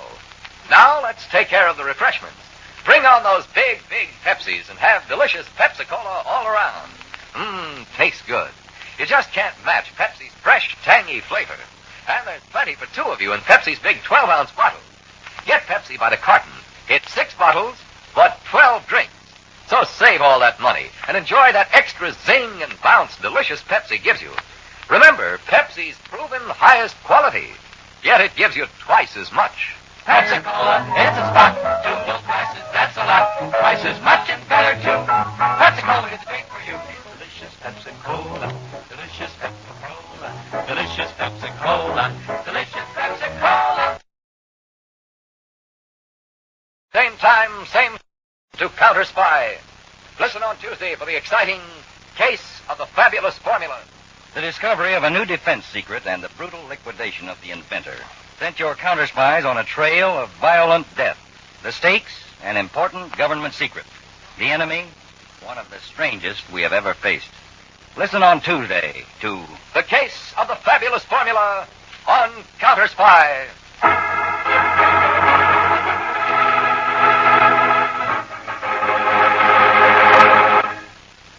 Counterspy program originated in New York, was directed by Marks D. Loeb, dramatized by Edward Adamson, and featured Don MacLaughlin and Mandel Kramer, with music by Jesse Crawford. This is Jay Jackson speaking. Counterspy is a Phillips H. Lord production for Pepsi-Cola. Enjoy some delicious Pepsi tonight.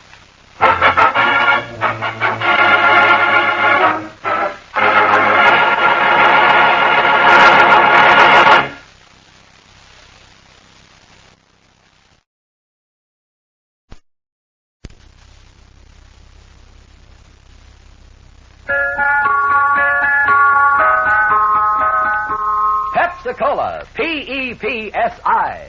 That's your smartest cola buy. Pepsi-Cola presents Counterspy.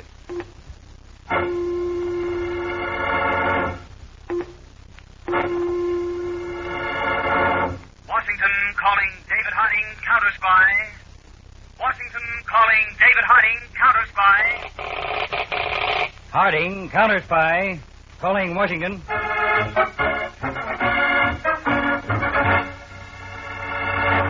United States Counterspies, especially appointed to investigate and combat the enemies of our country, both at home and abroad. Tonight, the case of the fabulous formula, a thrilling counter-spy report to the American people. Brought to you each Tuesday and Thursday by delicious Pepsi-Cola. And now, another report to the American people. In your family's interest, listen to these findings, recently released by the United States Testing Company, Incorporated. After thorough and impartial tests, Pepsi-Cola proved of highest purity. Pepsi-Cola has more quick food energy and value, ounce for ounce, than any other leading nationally known cola. Yes, tested, compared against all other leading nationally known cola drinks, Pepsi-Cola won out. You get the best, and twice as much, in delicious Pepsi-Cola. And now to Counterspy.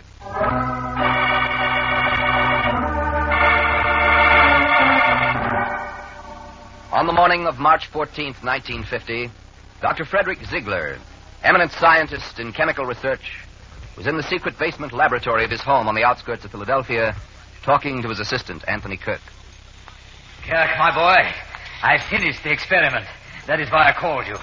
I wanted you to be one of the first to hear the good news. Well, I really appreciate that, Dr. Ziegler. Of course, you never did tell me just what the experiment was. Well, now I feel free to tell you, Kirk. What I have accomplished will be vitally important to our national defense. Come over here to the left table. All right. Just a moment till I unlock this door. Okay.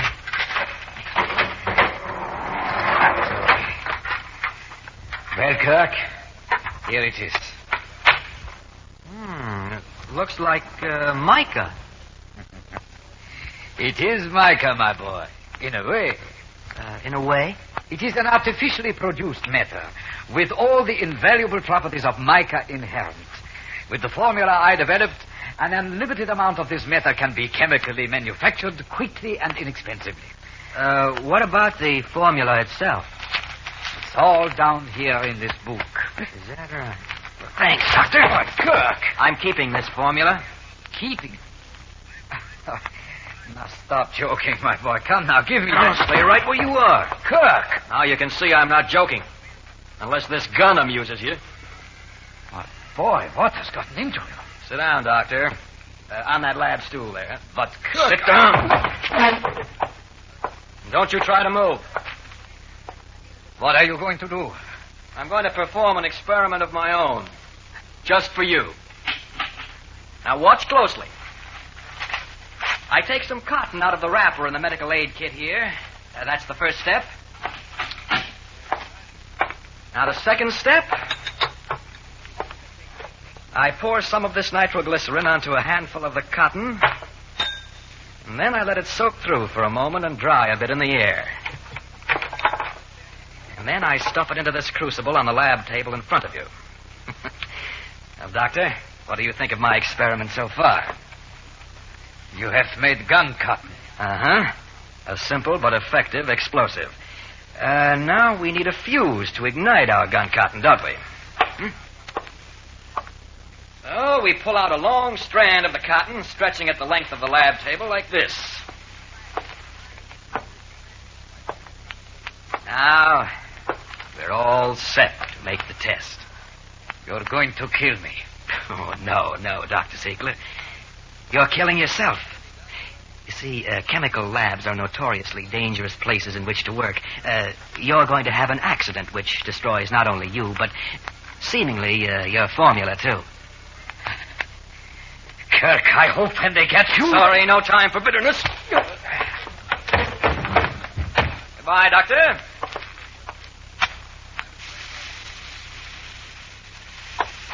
Thanks for everything.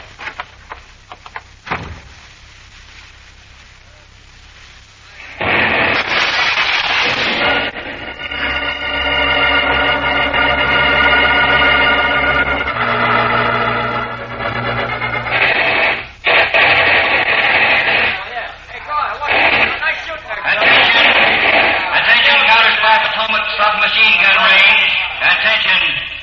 This is David Harding. Will Agent Harry Peters please discontinue his target practice and drive back here to Washington immediately?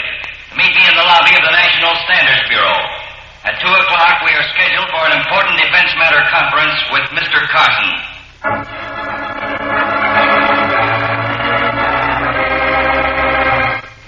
Well, Rudolph, that's the whole story. The explosion went off just as I stepped out of the side door. Now, Kirk, you're sure about Dr. Ziegler's housekeeper, huh? Positive. Today is her day off. And you're also sure that the formula on these pages you gave me is complete? There's no mistake about that, Rudolph. Good. There's Freddie now. Yeah, wait a minute. I'll let him in. Come on in, Freddie. You. Well, nice work in getting that formula, Kirk, old chap. Thanks for the compliment, Freddie, but right now I'm more interested in getting paid off for my work and leaving Philly. I received a message from the contact. This note was delivered to me a half hour ago. Read it, Rudolph.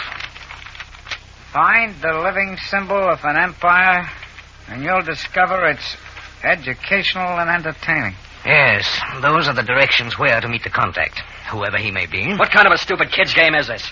Freddie, you told Rudolph and me we'd get our share when we delivered the formula. Yes, when it's delivered to the contact. Well, I've been working a bit on this cryptogram. The living symbol of an empire. All right. The British Empire. The lion. Does that make sense? Yeah, let me see that again. Lion, educational and entertaining. Sure, the public library. No, you forget, old thing. It says living symbol. Those are stone lions. Now, look, I've done all the dirty work so far, and I want money for it, not puzzles. I want money. Hold on, Kirk. What now? Lions. Living symbols. Yes, come along, you two. Where are we going, Freddie? Why, to the Lion House, Rudolph, old chap. The Lion House in the Park Zoo.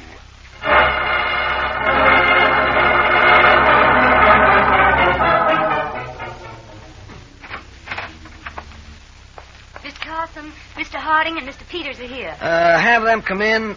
And Miss White. Yes, sir? I don't want any interruptions for the next half hour. Very well, Mr. Carson. Gentlemen, will you come in, please? Good afternoon, Mr. Carson. Afternoon, Mr. Harding. How are you, Mr. Peters? Fine, thank you. Please sit down, gentlemen. I had just sent for some lunch. Join me? No, thank you, but I would take a Pepsi-Cola. Make that 2. Miss White, please add 2 Pepsis to my order. Yes, sir. Now, Mr. Harding, I've been keeping you informed about Dr. Frederick Ziegler of Philadelphia and his efforts to compound artificial mica. Yeah. Well, at last he has succeeded. Oh? Yes, I got a call from him early this morning. That's wonderful news, Mr. Carson. Well, I suppose you'd like the counterspies to keep the doctor, his home, and his private laboratory under surveillance. Is that it? That's it, exactly. Well, on the way upstairs here, I started to brief Peters on the importance of artificial mica, Mr. Carson. Maybe you'd like to take the ball for me. Glad to. Mr. Peters, the Department of National Defense has a very special interest in mica. Yes, Mr. Harding got that far. It's used in radar and radio apparatus. A very strategic material for such equipment, and our supply of it in its natural state could be readily cut off. Mm-hmm. Last year, the United States used 10,000 tons of mica, and all but 135 tons came from abroad. Then Dr. Ziegler's really got something there. Yes, he most certainly has. Now we'll be supplied with mica in unlimited quantity. Pardon me. Miss White, didn't I tell you I wanted no interruptions? I'm sorry, sir, but this is very important. It's about Dr. Ziegler. He's dead. What? The doctor's housekeeper just called. The doctor was killed in an explosion in his basement laboratory. They haven't been able to reach his assistant, Anthony Kirkish, yet. Thank you, Miss White. You heard that, gentlemen? Yes. Peters, call the airport. Tell them to have my plane ready. We're getting to Dr. Ziegler's lab in Philadelphia as fast as we can.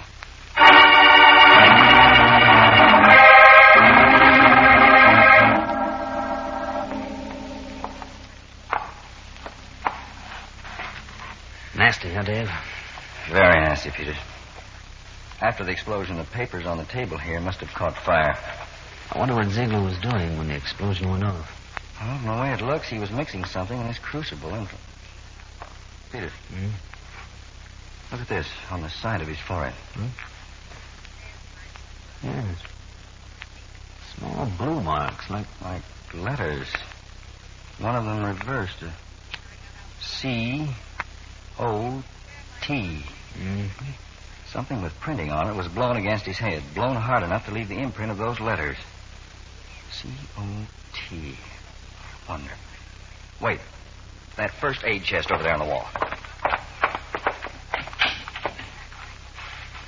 Peters, look at this package of cotton. Part of the label has been torn away with the letters T-O-N left on it. I think we have the answer to the explosion, Peter.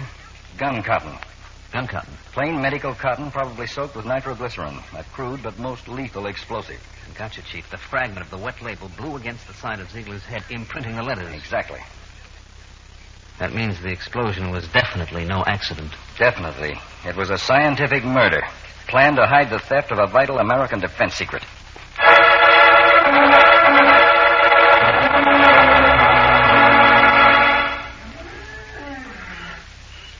Lie in the house. Rudolph, if I'd known after a year of being cooped up with a nutty old scientist, I'd be playing games in the dark in the park zoo. Easy does it, Kirk, old boy. Look, Friday, I don't go for this waiting any more than Kirk. Not knowing who the contact is at Winnegar Show and me carrying practically TNT in my coat pocket. Violets, 25 cents. Violets, gentlemen. Look, we don't want any. Hey, watch where you're going. Violets for your pretty lady. Only 25 cents a box. I said no. Get out of here. Beat it. No need to be surly, Rudolph. Here's a few coins, Mother. You can keep the posies. Just hop along like a good old girl, eh? Yes, sir. And thank you, sir. Right. Violets. Fresh violets. You're a smart one, Freddie. Why'd you give that old dame a handout? She's liable to remember us and... Did it occur to you, Rudolph, that your ugliness may have made a more lasting impression if I hadn't amended matters with a few coins? Freddie is right, Rudolph. Freddie is right. Okay. Only you two are beginning to give me a rope. Rudolph! What happened to him, Freddie? There, Kirk. You can see now what happened. A knife in his back. Who threw it? Where did it come from? Well, there's no time to worry about that now. I've got to get out of here quickly. The formula. In his topcoat pocket. Hurry, get it. Okay, fine. Well, Kirk, don't stand there. Now that you have the formula, let's skip along. I haven't the formula. What's that? Here. Look at these pages. Nothing on them. They're blank.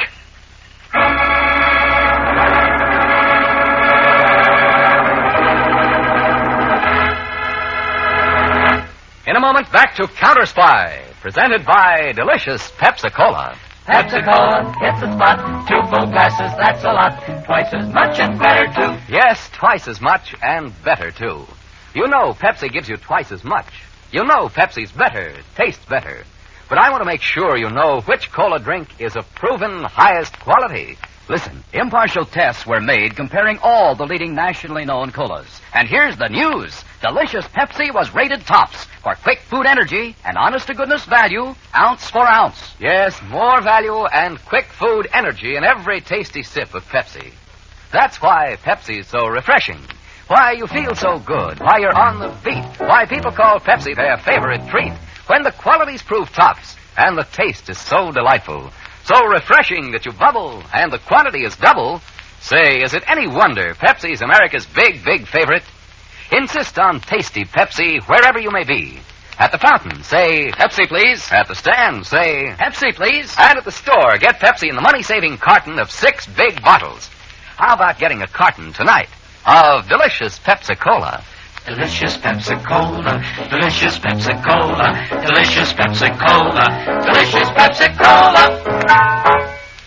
And now, back to Counterspy.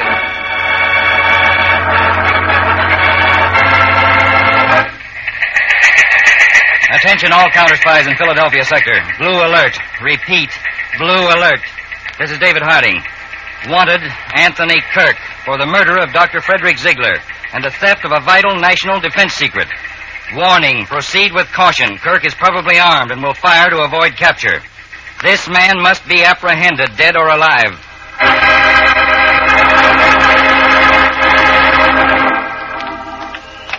We'll be out of the park in a few moments, Kirk. Lucky no one saw us near Rudolph. What bothers me, Freddie, is what could have happened to the formula that was in Rudolph's pocket. I have an idea, Kurt, of fancy business on us. You mean a double cross? Right.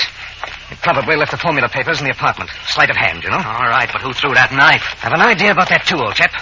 I believe that knife was meant for one of us. What? I believe Rudolph's plan, with the help of an accomplice, was to rid himself of us one at a time. Oh, and he stepped in the wrong direction and got the knife from... Here, hold up, old chap. What's wrong? Up the walk a bit. The flower woman. We can't let her see us. It's too late now. She's coming this way. What do we do? We still have luck on our side, old boy. It's getting quite dark. No one's in sight. The bushes on either side of the walk would afford excellent protection. Protection? What do you mean? For what? For an ugly but necessary action. All right, here she comes. Violets. Only 25 cents a bunch. Violets? Hello, Mother. Well, don't you remember me? Oh, yes, yes. You're the kind gentleman who was at the zoo. I met you again. There's something I want to repay. Well, this is the place to do it. So it is, Freddie. What? Hey, what is this? She's not an old woman at all. But even you didn't recognize me, did you, Freddie? Vivian! But I had no idea you were the contact. Freddie, who is she? Well, Kirk, old chap, I have the honor to present you to Vivian Lawrence. Your unknown employer, Kirk. I don't get all this. Well, I'll be brief, Kirk. I got the formula from Rudolph's pocket back at the zoo. And it was I who threw the knife which killed Rudolph. A knife just like this one. Oh, but why did you do it? Rudolph was working for you, as I was. You used exactly the proper tense, Kirk. As you were. All right, Freddie. Drag him into the bushes and we'll be on our way.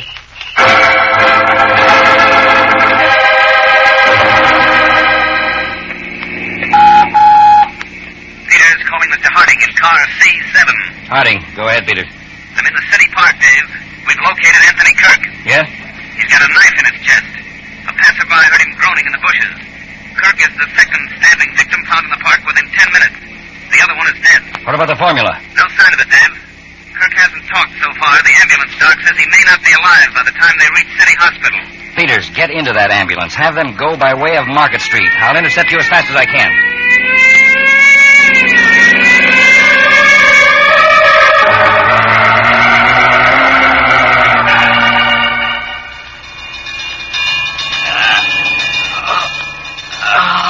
Kirk, here's Mr. Harding, Chief of the United States Counterspies. I want you to listen to what he says. Kirk, you're dying. Talking now, telling the truth, can only help. The doctor said you have perhaps 5 minutes at the outside. 5 minutes? It's your last chance to do one decent thing, Kirk. You did kill Dr. Ziegler. I killed him. And you stole the mica formula. Yes. Where is it? She has it. Go ahead, Kirk. She. Who is she? Her name, Kirk. Name? Try, Kirk, try. Vivian Lawrence. He's dead. Vivian Lawrence. Familiar to you, Peters? Sure is, Dave. We had plenty of trouble with that dame before Pearl Harbor when she was poking around over here for the Tin Caesars. The cleverest operator in the business. You could say that again. Clever enough to get back into this country without detection. Yes, and clever enough to get out and sell that formula to the highest bidder, unless we work as we've never worked before.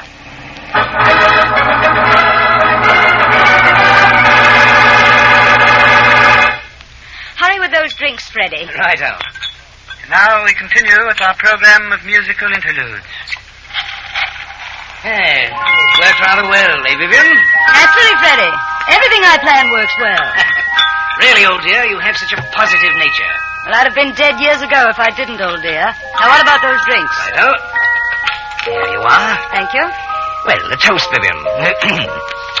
Here's to this city of brotherly love from which we extracted such a prize. To Philadelphia, Freddy. And $1 million worth of American scientific ingenuity. I must interrupt this program to bring you a special message from Mr. David Harding, Chief of the United States Counterspies. Mr. Harding. What could that dull soul have to say? I'll change the station. No, wait. Let it alone. Good evening. Your counterspies have just learned the identity of the person who has stolen the formula of a secret American scientific development. Vivian. That person's name is Vivian Lawrence. Vivian, they're alive. Now, you can help your government by being on the alert, on a constantly sharp lookout for any woman who resembles the description which I will give to you, and reporting such person to your nearest counterspy field office. Now, here's the detailed description of Vivian Lawrence. She is 36 years of age. Height? We'll get out of this city. Yes, but where will we go? What do we do? I've found ways out before, and I'll find one now.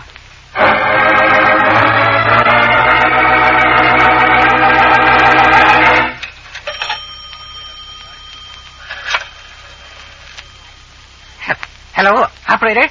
Get me the sheriff's office. Hello, Sheriff. This is Bill Sampson. I operate the gas station on Seminary Hill Road, 5 miles east of the Crystal Railroad crossing. There's a man and a woman outside in a car, a blue Cadillac sedan, pulled up for gas. I'm stalling him. I'm sure the woman is that Vivian Lawrence I heard about in the radio. Positive. Yeah, the car's got a Pennsylvania license number on it. Number is N6574R. They're going in the direction of the railroad crossing. All right, Sheriff. I'll try to stall them as long as I can. Now, will you let me alone, lady? I did what you told me. You won't shoot that gun, will you, lady? You'll go away and let me alone.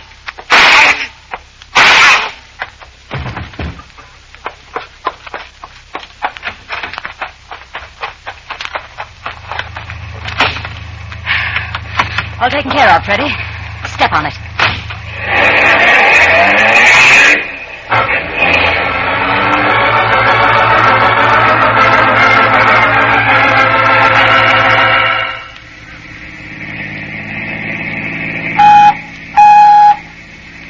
Attention all counterspies and cooperating local police in Sector D, State of Pennsylvania.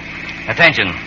This is David Harding in Control Car X1. Information just received that Vivian Lawrence is driving along Seminary Hill Road, due west, in direction of Crystal Railroad crossing. Car is a blue Cadillac sedan. License number Pennsylvania N6574R. All patrols will converge on area. Roadblocks will be set up at all intersections. I'm on my way there now to supervise operations.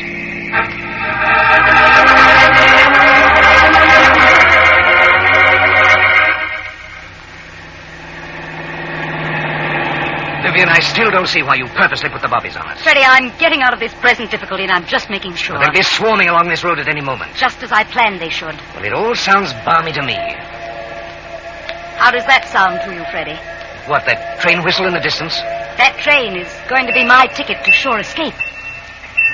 Don't stop. But there's a railroad crossing ahead. Never mind that warning signal. Drive up on the crossing and park. But the train's coming. Yes, in exactly 1 minute it will round the curve before the crossing. I've calculated everything down to the last second. Oh, I've got you, old girl. The police know this car and the license number.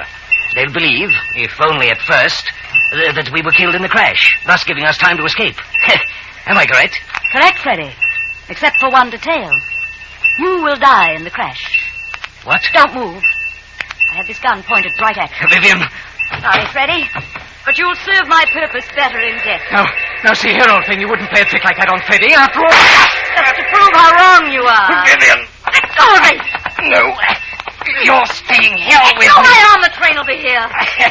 The joke's on you, old girl. Let go. No. You're dying with me. Let go, I say, let go.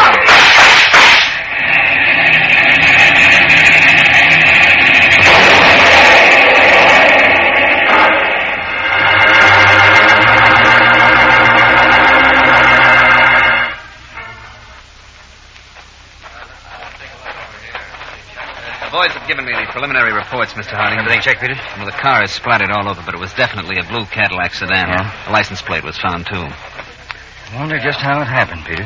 Well, I guess they tried to race the train to the crossing. If that was it, they certainly lost that race.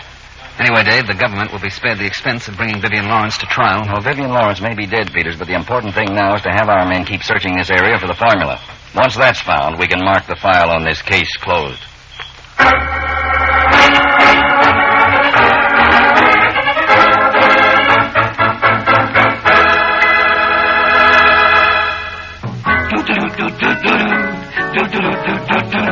Ah, delicious Pepsi-Cola. Bring it on now. Enjoy that bubbling, tangy, tasty treat.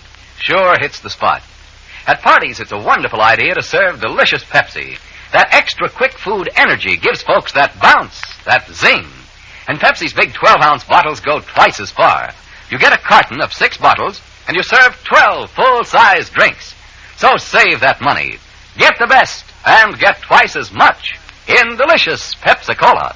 Pepsi-Cola, it's a spot. 2 full glasses, that's a lot. Twice as much and better, too. Pepsi-Cola is the drink for you.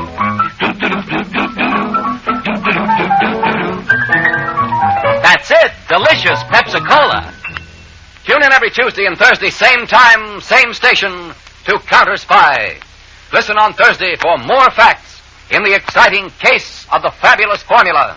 After the train wreck had been thoroughly investigated, we found our triumph had been short-lived.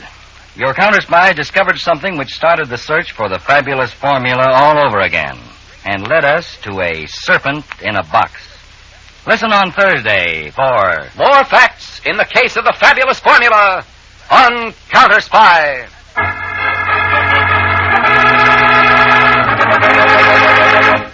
Tonight's Counterspy program originated in New York and was directed by Leonard L. Bass, dramatized by Edward Adamson, and featured Don MacLaughlin and Mandel Kramer with music by Jesse Crawford. This is Jay Jackson speaking. Counterspy is a Phillips H. Lord production for Pepsi-Cola. Enjoy some delicious Pepsi tonight.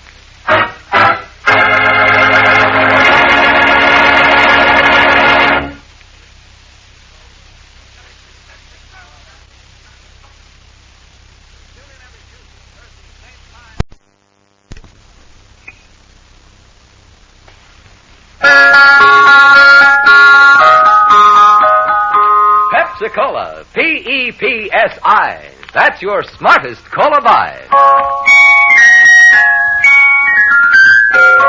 Pepsi-Cola presents Counterspy.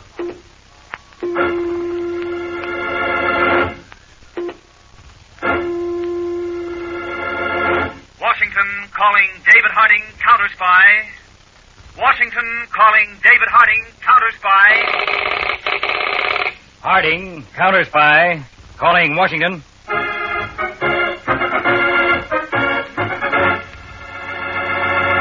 United States Counterspies, especially appointed to investigate and combat the enemies of our country, both at home and abroad.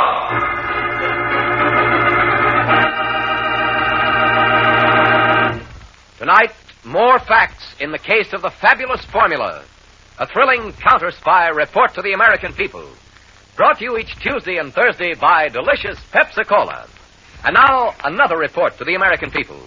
In your family's interest, listen to these findings, recently released by the United States Testing Company, Incorporated. After thorough and impartial tests, Pepsi-Cola proved of highest purity. Pepsi-Cola has more quick food energy and value, ounce for ounce, than any other leading nationally known cola. Yes, tested, compared against all other leading nationally known cola drinks, Pepsi-Cola won out. You get the best and twice as much in delicious Pepsi-Cola. And now to Counterspy.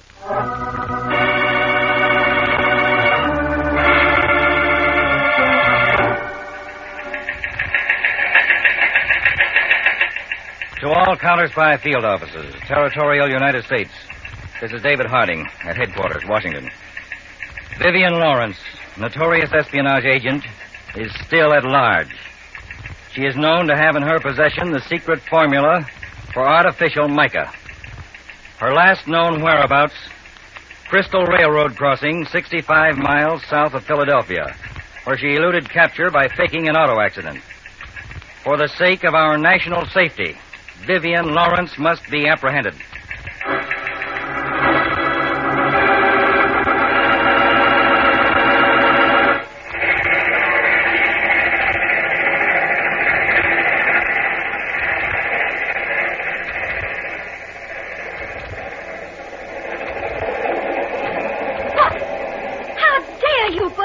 Compartment this way. What's the meaning of this? Sorry to disturb you, madam. May I see your identification? My identification? I declare, you've got no We right. have direct orders from Mr. Harding to investigate all female passengers on this train. Mr. Harding? Yes. I'm a United States Counterspy. Oh, a counterspy. Well, now, let me see what I have in my handbag. If you don't mind, I'd like to look in that bag myself. Well, I do declare. You act like you don't trust me. The bag, please. Oh, very well. Thank you. I think this driver's license will do. Mrs. Wilma Gordon, 6932 Northwest Peachtree Street, Atlanta, Georgia. And according to your ticket here, you're going to Atlanta. You're traveling alone, Mrs. Gordon? Yes. And now, if you'll be good enough to tell me why you violated my privacy. Your government is searching for Vivian Lawrence, an espionage agent. Miss Lawrence is clever at using disguises and assorted accents. Accents? Well, I do declare. You think I'm that horrible woman? I really do declare. Such stupidity in our government. My senator shall hear about this just as soon didn't as say you were Vivian Lawrence. I know you're not. Huh? You see, Mrs. Gordon, I'm Vivian Lawrence. What? As I said, Vivian Lawrence is capable of many disguises and accents. But why did you come here? What do you want with me? I need a compartment and a ticket, a means of escape. Mrs. Gordon, you and I are very similar in looks. I've decided we're going to change places.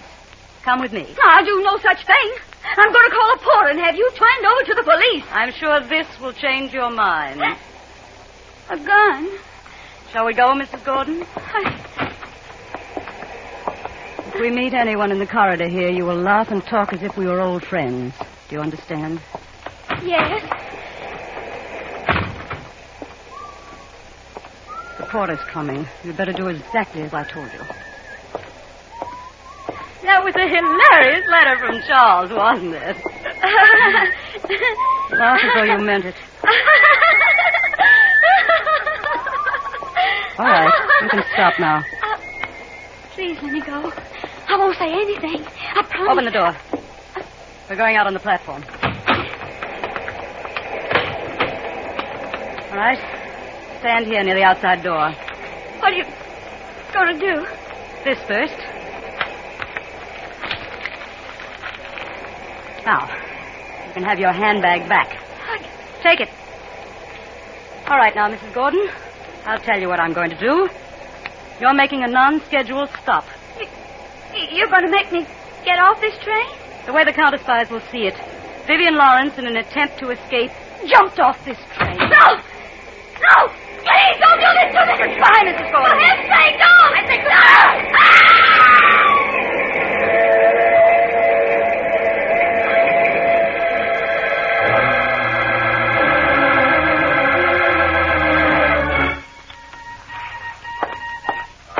I brought us back a couple of bottles of Pepsi-Cola, Mr. Harding. Oh, thank you, Peters. I need it. Dave, you've been here in communications all night. A little shut-eye wouldn't do you any harm. Pepsi tastes mighty good, Peters. You weren't even listening to me. Oh, there's no sleep in me, really. I'm standing by till we hear something on Vivian Lawrence. What gets me, Dave, is where could that dame have disappeared to after she faked that auto accident at the railroad crossing? Oh, Mr. Harding. Yes? Agent Braden's on the wire from Bay City with an urgent call. I've switched it to your desk here. All right, Miss Evans, thank you. Harding, go ahead, Braden. I just got a call in the field office here from the local police, Mr. Harding. A woman answering Vivian Lawrence's description was found alongside the railroad tracks 20 miles south of here. She must have jumped from a train. The body's pretty much banged up. Peters and I'll be right down there by plane. Braden, are they sure it's Vivian Lawrence? Oh, you don't have to worry about that, Mr. Harding. They found a handbag nearby with papers in it. The papers are labeled Formula for Artificial Mica.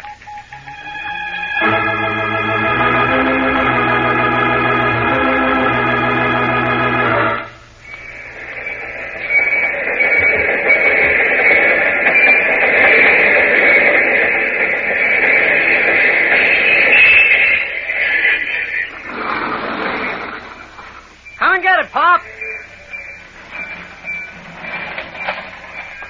Howdy, young fella. Here's a fat bag of mail for you this trip, Pop. Thank you, son. Mighty lot of postcard reading in that bag for you. I gave up reading folks' postcards years ago, son. Nothing new took place here in Galesport since the flood of 28. Since the flood of 28, huh? I'll see you tomorrow, Pop.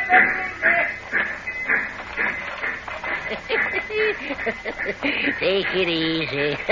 And I reckon I will. Nothing else to do at my age but take it easy. Don't turn around. There's a gun in your back. Keep pushing that baggage truck or I'll fire right here. I ain't planning on dying just yet. Keep walking straight ahead to the station office. Believe me, lady, you didn't stake out a likely place for a holdout. Nothing much here in Galesport in the way of pickings. I think you're mistaken. I think Galesport has everything I want. Just about everything.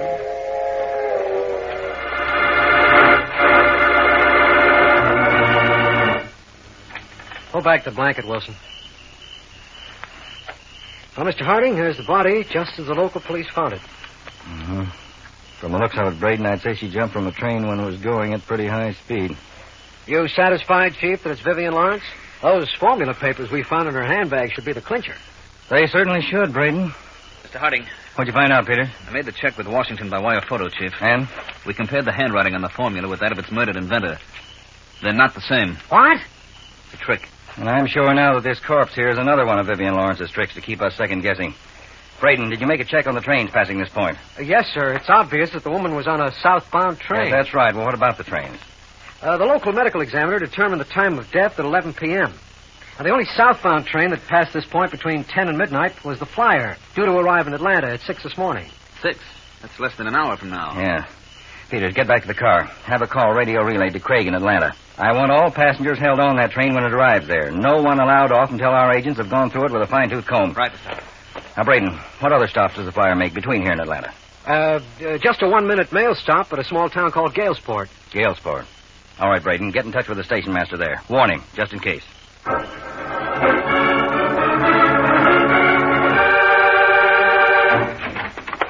Inside, quickly.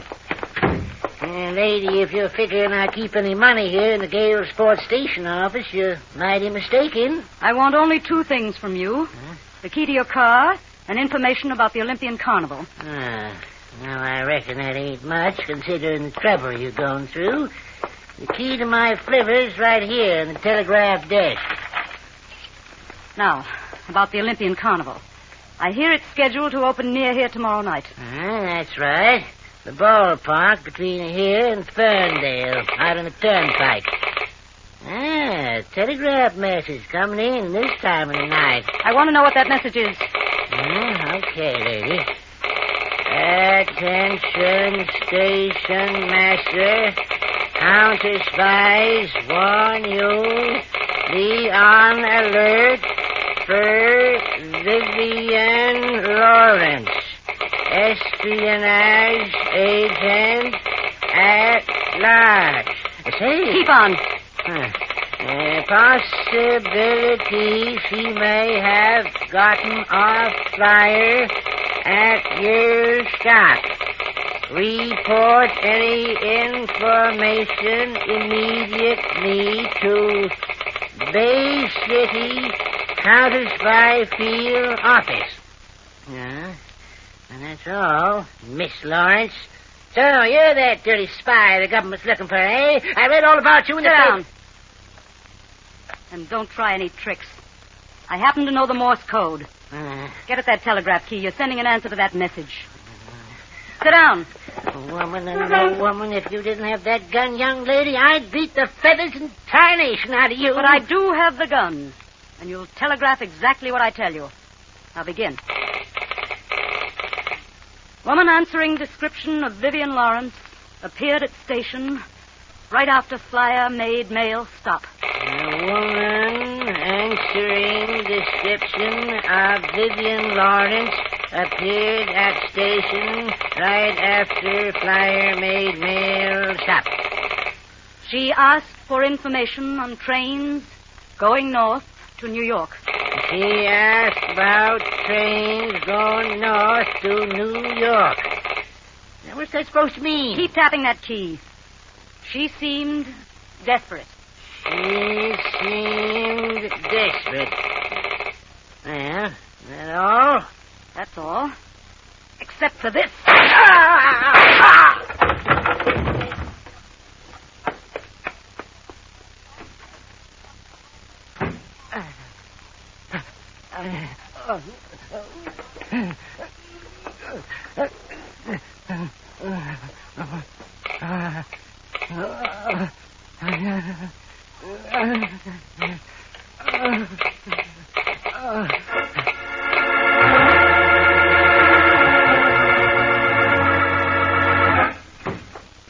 What is it, Peter? The station master here in Bay City just called. Huh? A few minutes ago, we got a telegraph message from the Galesport station master saying that Vivian Lawrence was there. She asked about trains going back towards New York, but a funny thing happened. What do you mean? Right after the first message from Galesport came in, a second followed. It said, disregard previous message. Find Vivian Lawrence at... Then it stopped with the letters O-L-Y-M-P. O-L-Y-M-P? Yes. They've been trying to contact the Galesport station, Dave, but so far no answer. I told them to keep trying. Well, come on, Peters. We're not going to wait. We'll get our answer direct at the Galesport station.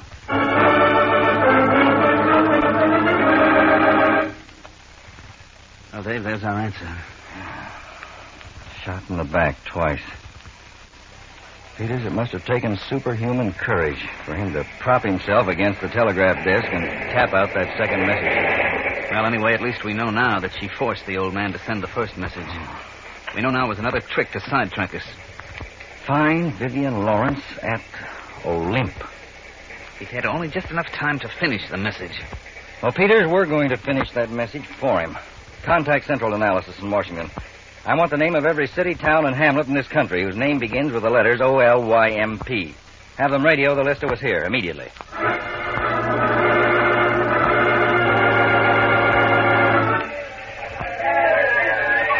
And now, ladies and gentlemen, the Olympian Carnival Sideshow presents Hakim and the Cobra. Notice, friends, how this most vicious, this most venomous of all reptiles, the deadly cobra, rises from his basket and weaves and dances to the weird strains of Hakim's flute. If Hakim was to stop playing before the snake winds down into his basket and the lid is closed, this cobra would strike, injecting the unfortunate victim with the most fatal of all poisons. Now see how the serpent obeys his musical master, friends, winding himself down into his basket. And now the cobra is safely under cover. Don't go away, friends. Hakim has for sale a valuable good luck cobra ring made by the natives of northern India. My good luck cobra ring, ladies. It is only 25 cents. It is sure to give you a lifetime of good fortune and happiness. I'll have one of those rings, please. Here you are, madame. Hakim, meet me at the Ferris wheel in 10 minutes. I thought it was you, Vivian, but your disguise, it almost fooled me. How did you get here? What are you doing? Never mind the questions. The Ferris wheel in 10 minutes.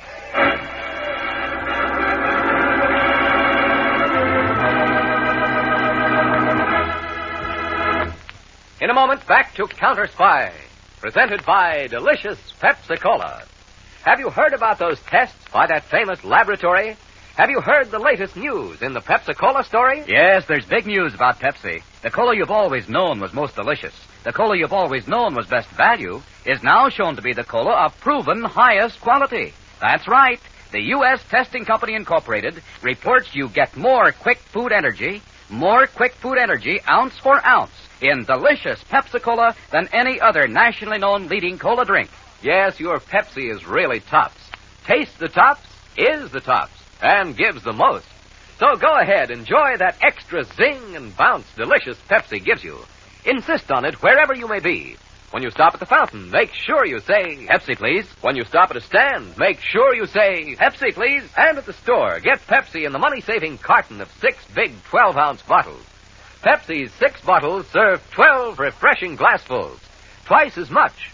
So save money and get the best. Come on, sing the Pepsi song with us.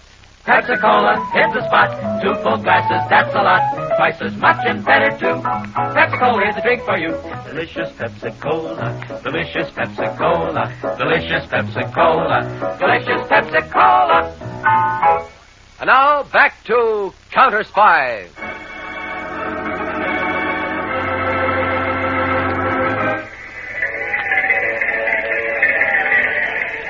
I've already bought the tickets to the Ferris wheel, Hakim. Let's get in.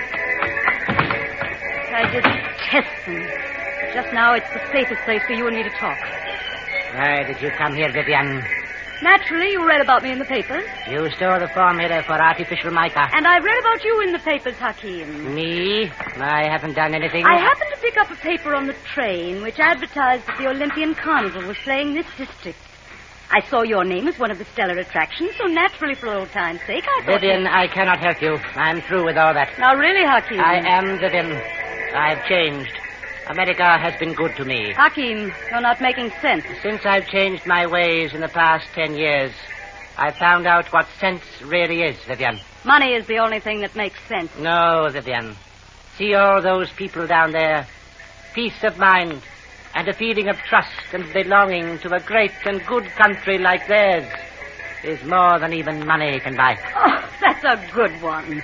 You in that cheap tent show talking that way, taking suckers for measly quarter rings. If you believe that a ring will bring luck, then perhaps it may. This foolish talk is just a waste of valuable time. I'll be brief and to the point, Hakim. I need a place to hide out temporarily. I'm sorry, Vivian, I cannot... Traveling would be the last place the Counterspies would look for me. Vivian, it's no use. No? I'm sorry. You said that before. It still makes no impression on me. But I'm sure this gun makes quite an impression on you. Vivian. I would say it's about a 50-foot drop from here to the ground. You wouldn't do that? Why not? Killing is nothing to me, Hakim. If you don't hide me there, if you don't do exactly as I ask, I assure you those rings of yours will bring you nothing but the very worst of luck.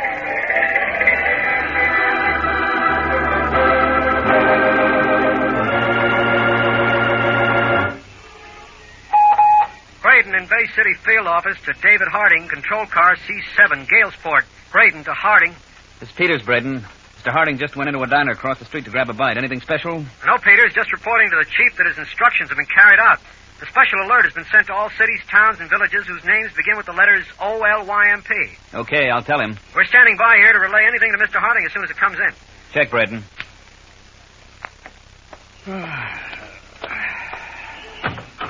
Get it started, Peter. Dave, I thought you were so hungry. I had a sudden change of appetite. Head straight out this street. You hit the turnpike. What's this all about? Vivian Lawrence, maybe. What? I happened to pick up the local paper back at the diner. In it, I saw an item announcing the opening tonight of a carnival on the turnpike between here and Ferndale. A carnival? The Olympian Carnival. Olympian? O-L-Y-M-P. Could be, Chief. It very well could, Peter. Open her up wide.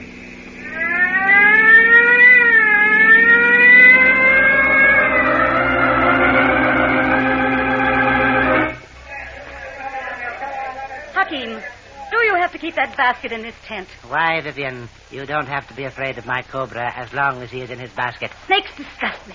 Well, he won't bother you for a while. Just a moment. Yes? Where do you think you're going? It's time for my next performance. You're sure about that? You don't trust me? What do you think? But, Vivian, you cannot afford to keep me here under watch. If I don't appear at the show tent, they'll come here to see what is wrong. I know that. But just remember, Hakim, I expect you to go directly to the show tent and return here without any stop. Is that understood? Understood, Vivian.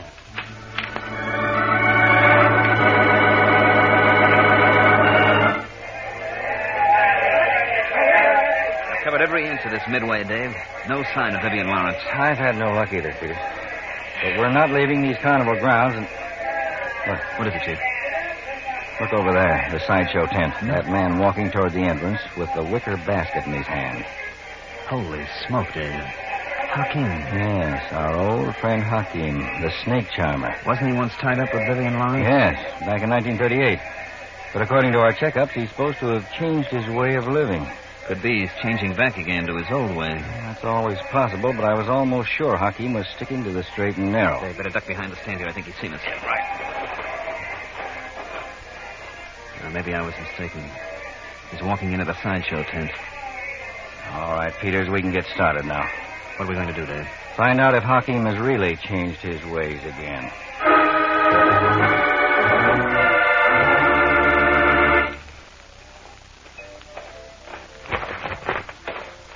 What took you so long, Hakim? Vivian, you've got to get away from here. I told you I'm staying. But he's here at the carnival. He? Who are you talking about? David Harding. I saw him as I entered the sideshow tent.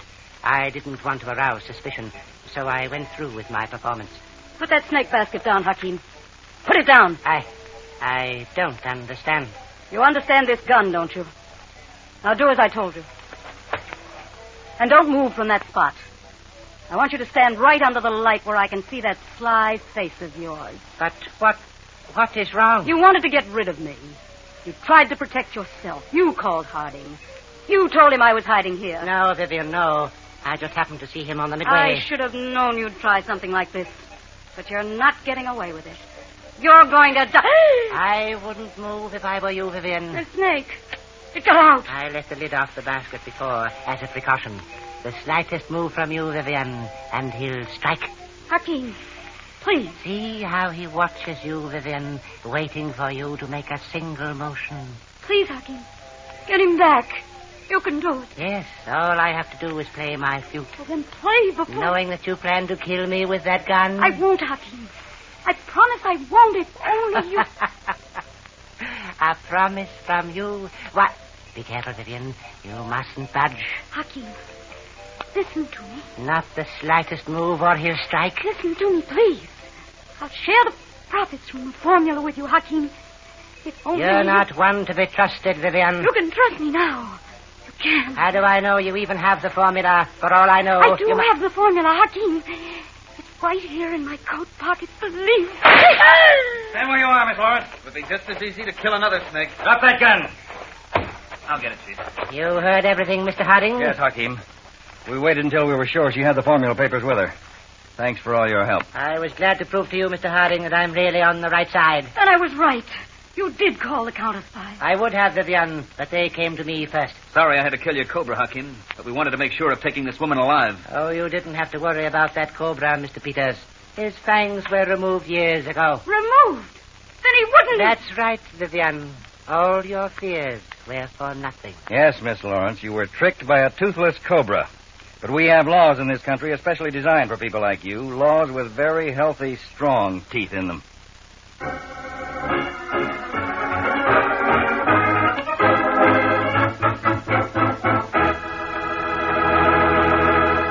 Well, that takes care of Vivian Lawrence. Now let's take care of the refreshments. Bring on those big, big Pepsis and have delicious Pepsi Cola all around. Tastes good. You just can't match Pepsi's fresh, tangy flavor. And there's plenty for two of you in Pepsi's big 12-ounce bottles. Get Pepsi by the carton. It's 6 bottles, but 12 drinks. So save all that money and enjoy that extra zing and bounce delicious Pepsi gives you. Remember, Pepsi's proven highest quality, yet it gives you twice as much. Pepsi-Cola, it's a spot. 2 full glasses, that's a lot. Twice as much and better, too. Pepsi-Cola is the drink for you. Delicious Pepsi-Cola. Delicious Pepsi-Cola. Delicious Pepsi-Cola. Delicious Pepsi-Cola. Tune in every Tuesday and Thursday, same time, same station, to Counterspy. Listen on Tuesday for the exciting Case of the Hijacked Country. Years ago, it took a well-equipped army and an aroused population to carry out a revolution. But in modern times, a few determined men can seize a country by the throat, and not always for the purpose of revolution. For the amazing facts of the greatest hijack in history, listen on Tuesday to The Case of the Hijacked Country on Counterspy.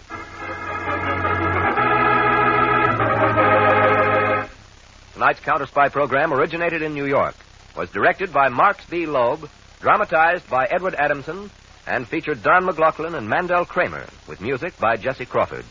This is Jay Jackson speaking. Counterspy is a Phillips H. Lord production for Pepsi-Cola. Enjoy some delicious Pepsi tonight.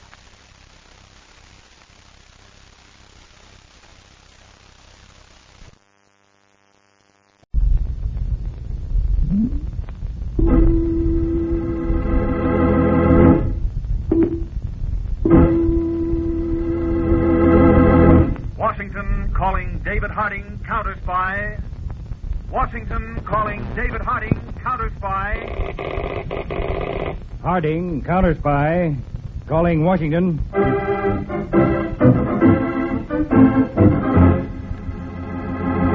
United States Counterspies, especially appointed to investigate and combat the enemies of our country, both at home and abroad. Tonight, the case of the Hijacked Country, a thrilling counter-spy report to the American people.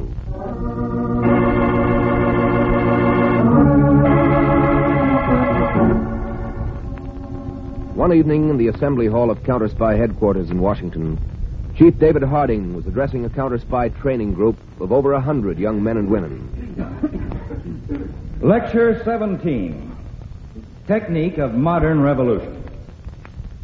In years to come, many of you will serve in foreign posts, and I want you to know how a few daring individuals can seize an entire country. In former times, pitched battles were fought. In modern times, control is cleverly seized by shrewdly planned action. Battles come later. Maybe. Now, this technique of revolution may also be used for other purposes. As we learned when I recently sent my assistant, Harry Peters, to Costaguana in South America, where, as you know, the United States is interested in Las Rosas pitchblende mines for uranium. Peters. Yes, Mr. Harding. With that map, will you tell the group something about Costaguana? Well, Costaguana lies on the east coast of South America, neighboring on Puerto Blanca. Spanish is the language of the population, mostly farmers and ranchers, of 1,200,000. A close friend of the United States, Costaguana has no army, only a national police force of some 800 men. Las Rosas pitchblende mines are in the mountains, here. And that was where I reported to the administrative officer, one Colonel Juan Martino.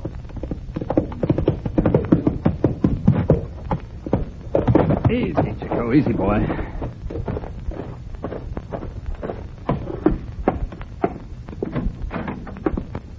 I beg your pardon, Colonel Martino? Yes, senor? I'm Harry Peters, United States Counterspies. My credentials and orders to report to you, sir. Ah, Senor Peters, welcome to Las Rosas Mines. Did you have a good journey? Fine, thank you, sir. I flew to Porto Alegre and then took ship to Costaguana, and by horse up here into the mountains. I'm surprised that road can't be used by cars and trucks. Next year we plan to build a new highway, Senor Peters. Have you seen yet the counter-spy you will replace as security officer? Jorgensen? Yes, sir, I have. He's very anxious to start the long trip home. Yes, no doubt. You know, Colonel, I've never seen such beautiful mountains. The contrast with the tropical seacoast is amazing. And the life, too, Senor Peters. Here we work day and night. 2,000 miners and their machines to get pitchblende. But in the tropical climate of the coast, there is relaxation, gaiety. And, of course, it is down there they make the political troubles. Mm-hmm. I hope there will be no troubles while you are here. Tell me, how often do you deliver pitchblende ore to the coast, Colonel? Oh, once a month, senor. In fact, a shipment is about to leave. Come. Mm-hmm. One manner of working will interest you, ours, and you should know all the details in any case.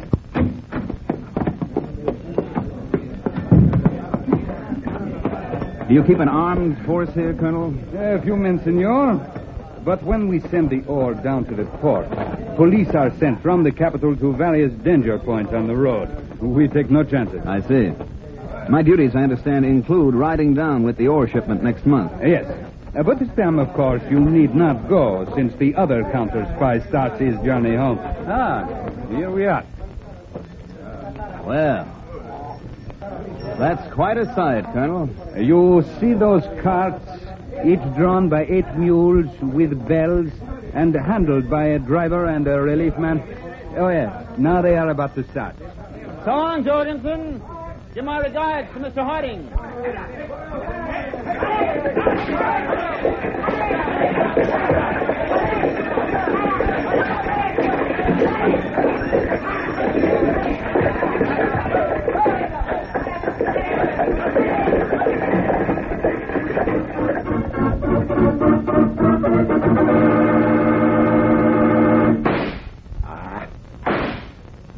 Better.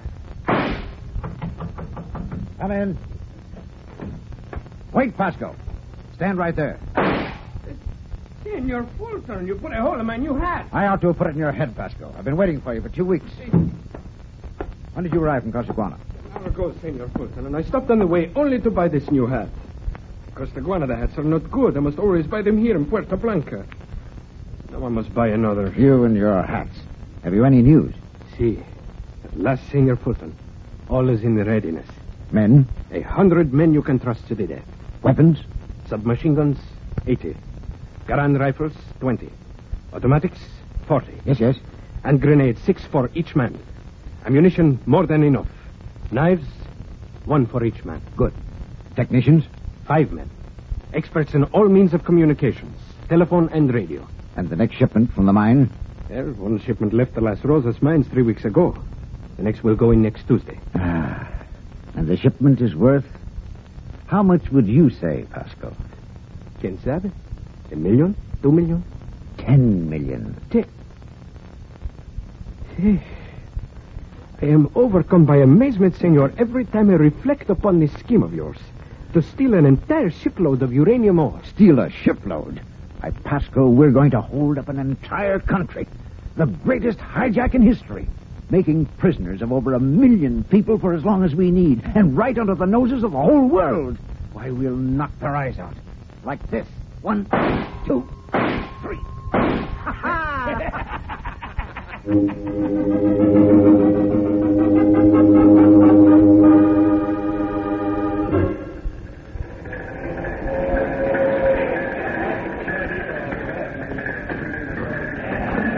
And soon, Senor Peters, this vein of the mine will be extended another 500 feet into the mountain. I see.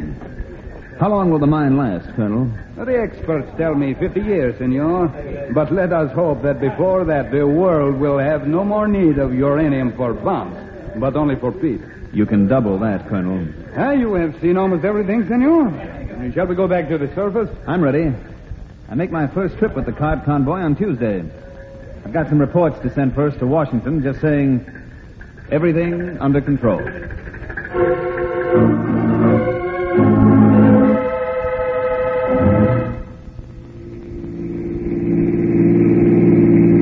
Senor Fulton, we will be at the presidential palace of Costaguana. No danger of President Ramos changing my appointment, is there, Pascal? Oh, no, senor. He's a mild little man, a former professor at the university. And your appointment was made by important friends of ours. While you are with him, 2 of our men will stay in the anteroom and make sure no one intrudes.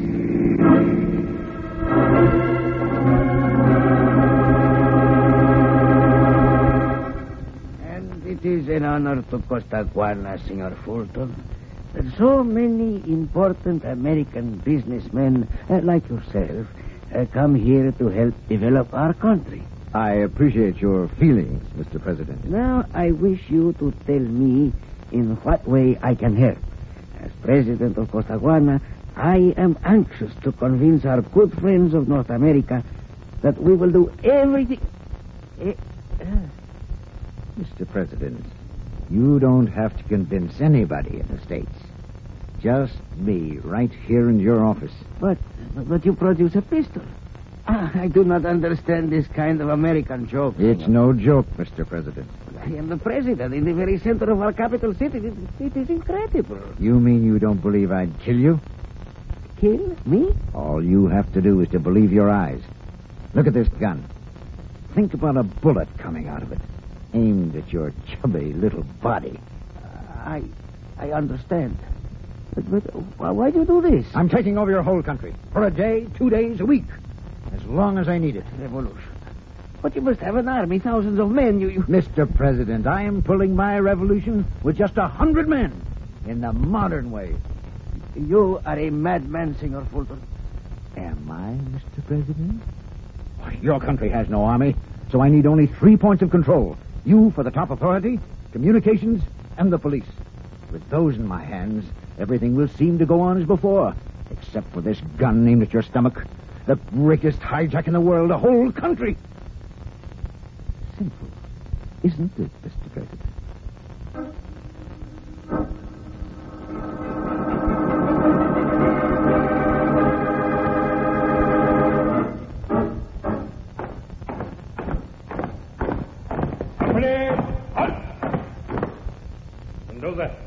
Take your 5 men into this wing of the building, the telephone section. Proclaim the revolution in the name of the people, and kill any of those people who make trouble. What? March! Luis, 10 men into the radio and telegraph section. Take control. Then keep everything going as usual. What? March!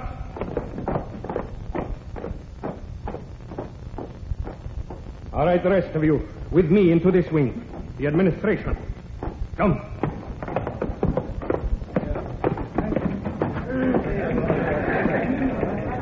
Attention! What is it? Men, take your position. All right, all of you, listen. We proclaim a revolution in the name of the people. No one will be hurt unless he makes trouble. Go on doing your jobs as if nothing had happened. If you fail or try to escape, look at my men all around the room. And look at their guns.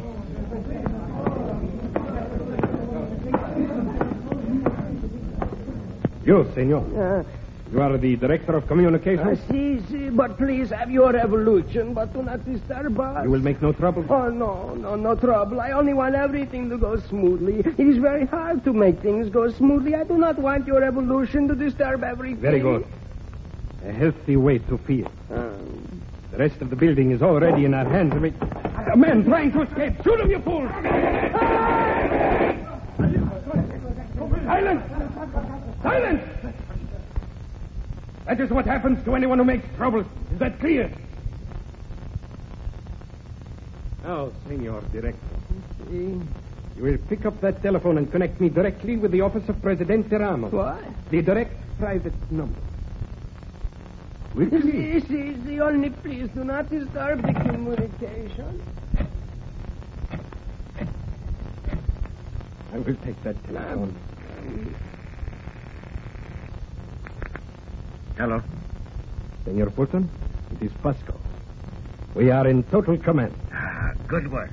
And on time, too. President Ramos has just signed his first order. But, of course, you know what it is. Si, Senor Fulton.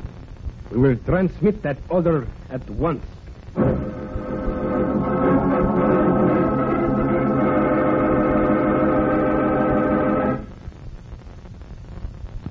To Chief of National Police. An order from the President to remove all police from their positions along the road from Las Rosas mine. Presidente Juan Ramos.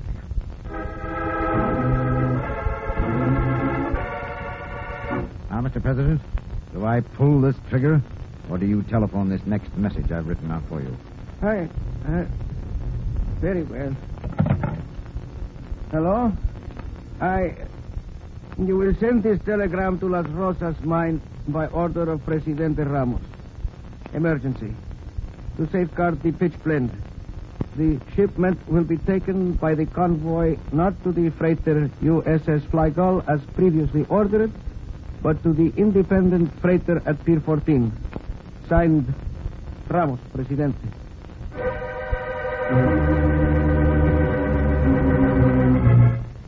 Urgent message from Mr. Harding. This is Peters in Costaguana. Just received orders signed by President Ramos to divert current pitchblende shipment from regular ship to another. Colonel Martino in command here, not disturbed, but I am. Also, farmers from neighborhood report that all police have been removed from danger points along highway. Fearing political trouble, I am requesting investigation and return advice. Call 030. Every hour on the hour.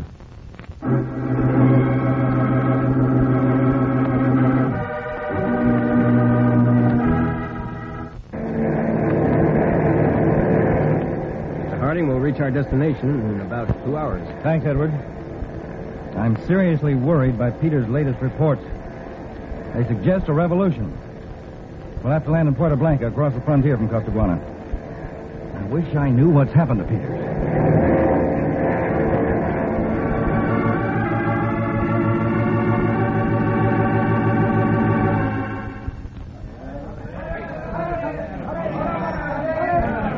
Senor Peters, the convoy is ready to leave the mine. Colonel Martino, I beg you once more, telephone the President's office for a confirmation of this order to deliver to a different ship. I'm a soldier, senor. I cannot question orders. Colonel, look. Just arriving. Isn't that a detachment of mounted police? Ah, yes. You see, senor, your fields were fully. Martino? Addressing. Martino, I am Captain Putt. I have orders to escort the convoy to the harbor with these 50 men. Very good, Captain Pasco. This is Senor Peters of the United States Counterspies. Ah, you will be with us, senor? Yes. Colonel Martino, do you know this man? No, but still he has the order. Colonel, the police have been removed, and now this officer you don't know with a police detachment you didn't expect. Si, Senor Peters. Captain Pasco, si. Will you and your men please dismount? The convoy cannot start. We must wait. Wait? My orders are to start at once. Captain, you take your orders from the colonel. I do not take any from you, Counterspy. Men, arrest the American. Wait, Captain. Be quiet, Colonel. What? You will be shot next, Counterspy, unless you do obey orders. Not your orders. Pasco, come back here. Captain, he is running away. Sergeant, take 2 men and follow him. The rest of you, start the convoy.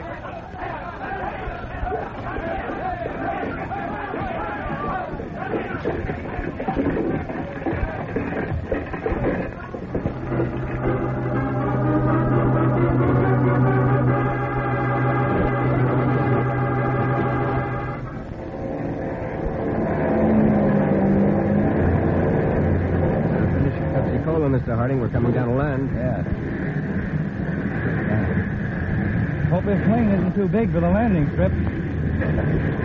Here's the boat.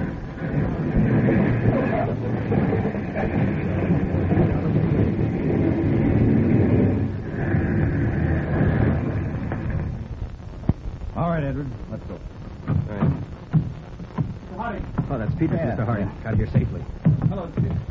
Hi, Edward. Well, good to see you, Peter. And a narrow squeak, huh? Yes, after I broke away from that phony police captain, Pasco, 3 men trailed me for about 6 hours as I headed for the border in this rendezvous point. Yeah? I lost them early this morning. Peters, we've had some reports during our flight from the secret listening post we maintain in Costaguana. Yes? There doesn't seem to be a real revolution going on. Neither the radio broadcast nor the newspapers have mentioned it. But communications and the police and President Ramos seem to be under outside control. All to steal that shipment of ore. A scheme, Mr. Harding. Who's at the head of it, Peters? No idea at all. Well, whoever it is certainly understands modern methods. All he sees were the 3 things he needs most: authority through the president, force through the police, and communications. But why steal a shipload of pitchblende ore? It might be transferred to other ships at sea under the orders of some country that need uranium. They'll all have scattered before anything can be done. What are our chances now, Chief? Have you got your shortwave radio, Peter? Yes. Now, we'll use that to reach our listening post in the capital of Costaguana. Pull together a force of armed men. Now, we'll meet them at the seaport at the point where the highway from the mountains reaches the dock area. Let's go.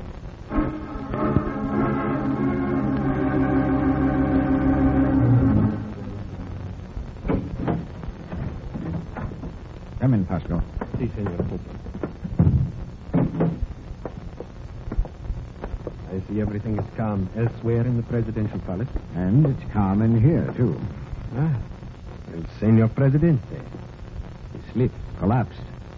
I'm dead myself. Haven't slept for 48 hours. Have you got any news since that counterspy escaped you? Si. When I came into the city just a while ago, I obtained several reports from our own observers. There are rumors around the city of other counterspies. Other counterspies? Si. How could they get into the country without my knowing? The rumors say they came from over the frontier. And you've got to assign men, not police, but some of our own men to hunt them down and kill them. I will do so. Now, the convoy from the mine. It's due to arrive at the ship at 7 tonight, right? In 2 hours. Good. You go and send the men out after those counterspies, then phone me here and I'll join you at the ship. Now go on, get going.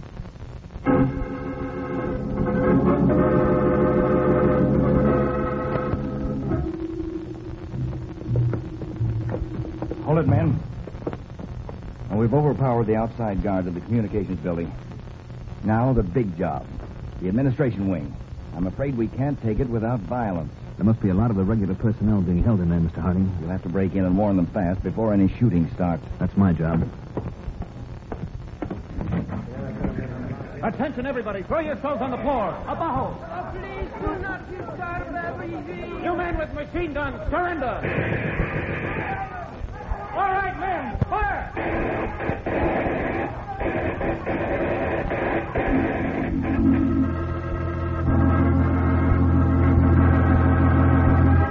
United States Counterspies, Chief of National Police. Criminal revolutionary plot exposed. Attempt to steal entire shipload of pitch blendor. Your loyal cooperation requested. We have just learned that the convoy is already at the dock. Please concentrate every available man at Pier 14. Counterspies will meet you there.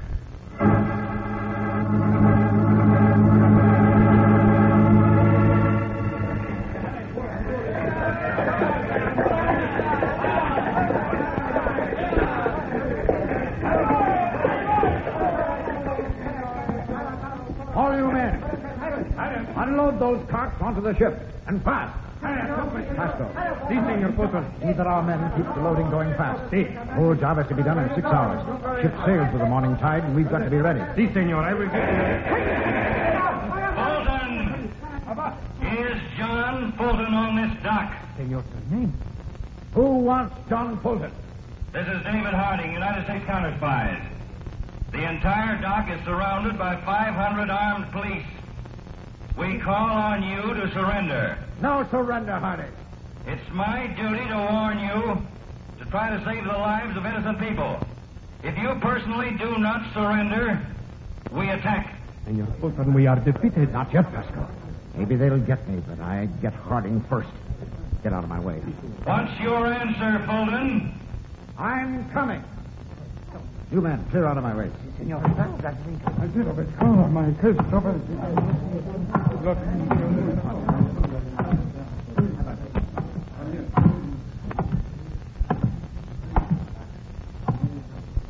Which one of you is David Harding?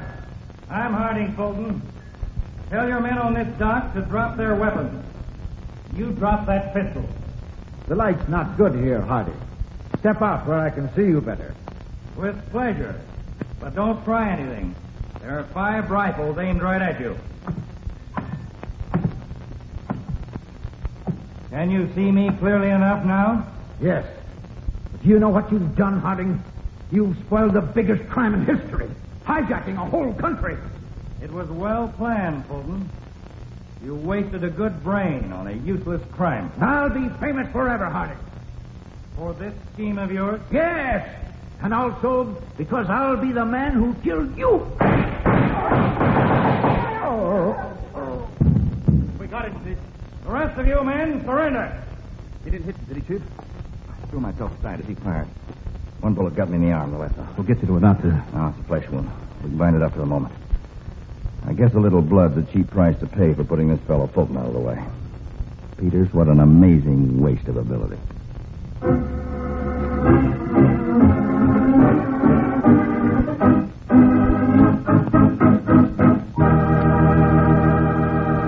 Tonight's Counterspy program originated in New York and was directed by Leonard L. Bass, dramatized by Paul R. Milton, and featured Don MacLaughlin and Mandel Kramer with music by Jesse Crawford.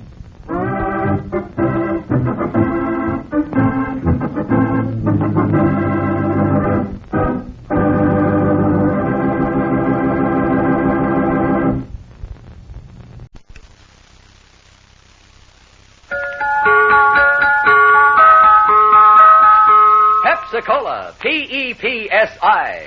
That's your smartest cola buy. Pepsi-Cola presents Counterspy.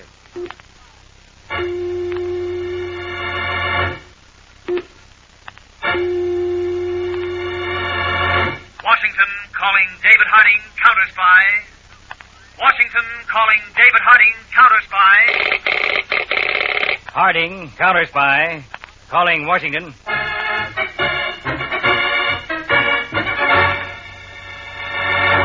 United States Counterspies, especially appointed to investigate and combat the enemies of our country, both at home and abroad.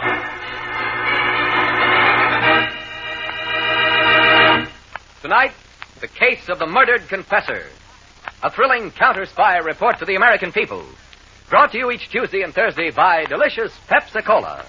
And now, another report to the American people. In your family's interest, listen to these findings. Recently released by the United States Testing Company, Incorporated. After thorough and impartial tests, Pepsi-Cola proved of highest purity. Pepsi-Cola has more quick food energy and value, ounce for ounce, than any other leading nationally known cola. Yes, tested, compared against all other leading nationally known cola drinks, Pepsi-Cola won out. You get the best and twice as much in delicious Pepsi-Cola. And now to Counterspy.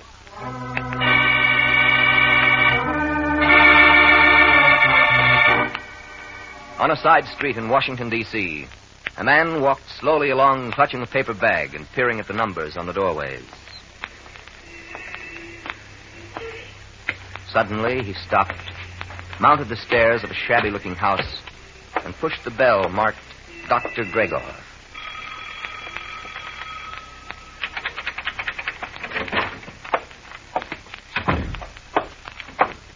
Yes? Is Dr. Gregor in? Have you an appointment with him? No, I have suddenly become ill.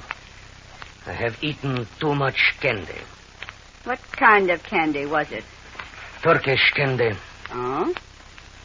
What is it called? Halva. Just a moment. Yes? Dr. Gregor, there's a man here. Says he's ill from eating too much candy. I think you'll want to see him. Send him in, Sonia. Go right in, please. Thank you.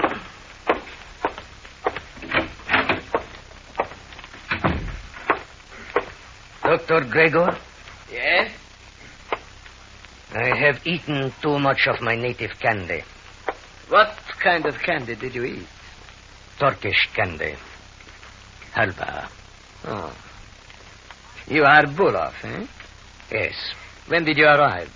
Last night in the United States, an hour ago in Washington. Sit down. You have your instructions? All but the time and the place. So, Murak will arrive at the same airfield on which you landed. At 3 this afternoon. I shall be there. You must not fail. In my business, one cannot fail. I have practiced it all over the world. Good. That is all, Bulov. Goodbye, Doctor. Long live... Shut up! And get out. Yes, of course.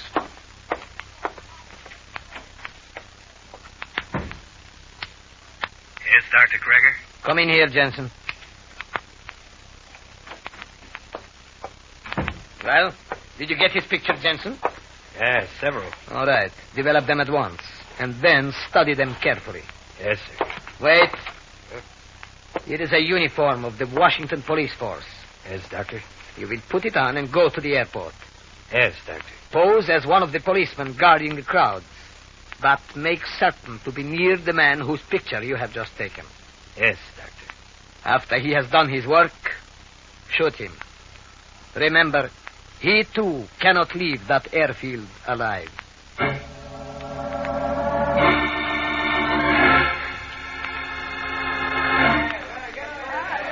And this is your radio reporter, Ben Pervin, broadcasting from the airfield in Washington, D.C. We're awaiting the arrival of Igor Murak, the diplomat who escaped from behind the Iron Curtain and fled to the American sector in Berlin just 3 days ago. He's been rushed to the United States, as you know, by a special plane. I see an official automobile of the State Department has just driven up, and now some important officials are going out onto the field. And here's the plane, ladies and gentlemen, coming in for landing now. In just a moment, we'll see the man who dared to renounce his country and flee to the protection of the West. The plane is now slowing down near the little knot of government officials out there, crowds being held back by police. And now the plane has finally ground to a stop. Reporters and photographers are starting to race out onto the field. Attendants are rolling portable stairs up to the plane. The door is opening, and Mr. Murak is stepping out, waving his hat to the crowd. Photographers' bulbs are popping. Movie cameras. A shot! Ladies and gentlemen, Mr. Murak has just been shot!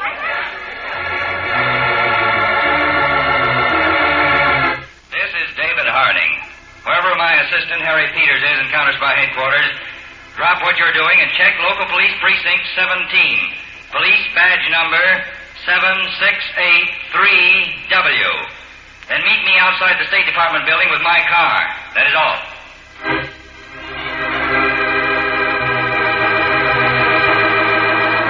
Sit down, Mr. Harding. Thank you, Mr. Secretary. You know, of course, Murak is dead. Yes, I got the report just before I came over. It's a heavy blow. He had invaluable information for us. Acting on it, we might have been able to safeguard the peace of the world for years. Well, they were determined they did not get to us. There were 7 counterspies at the airfield, besides the regular local police detachment. Determined and desperate. We've got to catch them and catch them fast. We'll do our best, of course. Harding, we must prove to the world that people can come over to the camp of free men and come over safely. Well, I'll take charge of this case personally, Mr. Secretary. Good. We'll let you know the moment anything breaks. Somewhere behind that iron curtain, Mr. Harding, other men are waiting to exchange information for freedom. But now they'll wait to see whether we can protect them. We've got to convince them we can.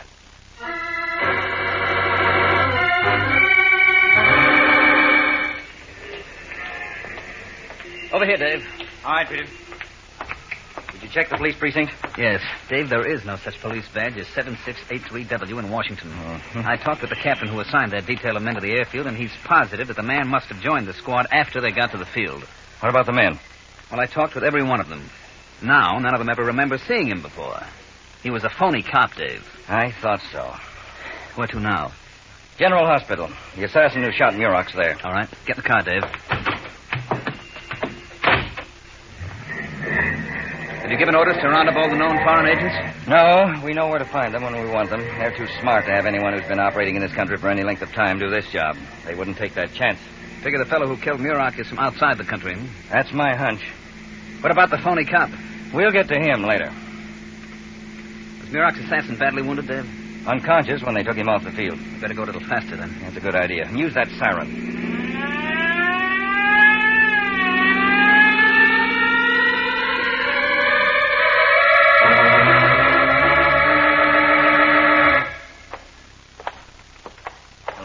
Hello, Mr. Harding. Mr. Peters. Everything quiet? Yes, sir, except for the reporters. Oh? They've gone over to your office to get a story from you, Mr. Harding. Good. That'll keep him busy for a while. How is he, Stephen? I don't know, Peters. The doctor's in the room with the assassin now. Come on, Peters. We'll go inside. Right. Remember, Stevens, nobody gets inside but the hospital staff. Yes, sir.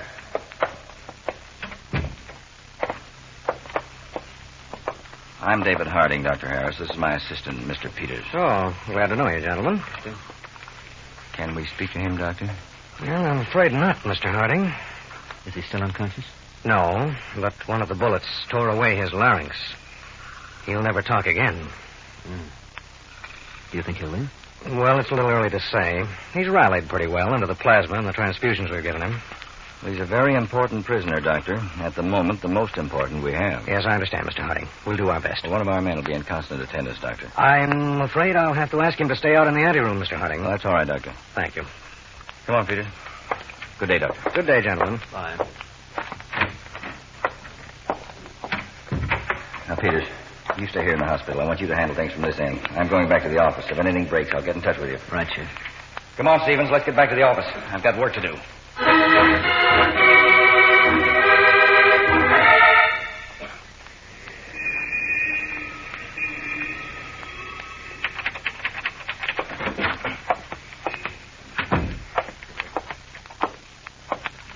Sonia. Jensen. Is Dr. Gregor in? Inside. We were listening to the radio. And he knows, huh? Yes. Well, it couldn't be helped. You'd better go into him. Yeah. I'll leave this package here.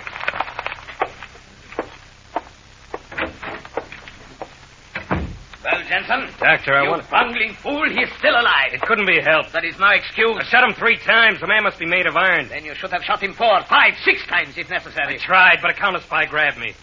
Had a hard time getting away in the excitement. He's got to be put away. That man cannot be allowed to live. Maybe he's dead by now. The radio just announced that he is alive, but cannot talk. Gives us a little time yet. They might be lying. These capitalist simpletons are too naive to lie. They worship gossip under the guise of freedom of the press. Well, what do you propose we do, Doc? Shut up! I'm trying to think. You get rid of that police uniform? It's outside. You fool. Put it in the furnace. Yes, sir. Wait. I'm not finished with you. Are you recognized by that counterspy? No, I'm sure of that. Good. Now listen to me. They have taken him to General Hospital. You will have to go there and finish the job. They won't let me in to see him, will they? Of course not, you idiot. There will undoubtedly be a guard there. I don't see how You will have to pose as a hospital orderly and gain admittance to his room that way. After you have dispatched him, come back here. All right. Here, take this knife and do your work quietly. But this time, Jensen, do not bungle it, or else you will be sent back to answer to the Central Committee itself.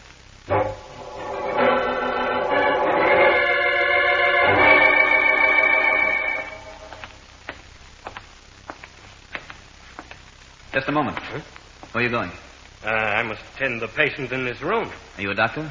An orderly. And you? I'm his guard. Oh. What are you going to do for him? Well, he's got to have another transfusion. I thought only doctors gave transfusions. Well, practically a doctor. You know how to give a transfusion? During the war, I gave thousands of them. I was with the medical corps. I see. Well, if the doctors think it's okay, I suppose it's all right. Thank you. You'll see that I'm not disturbed, won't you? Patient as ill as he is must have absolute quiet when he gets a transfusion. Sure. I'll see that no one gets in. That's what I'm here for. Well, thank you.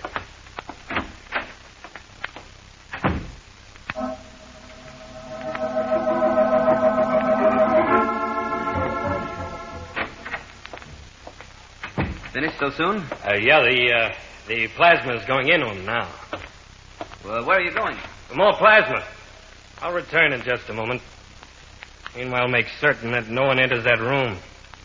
If he did, it'd be fatal.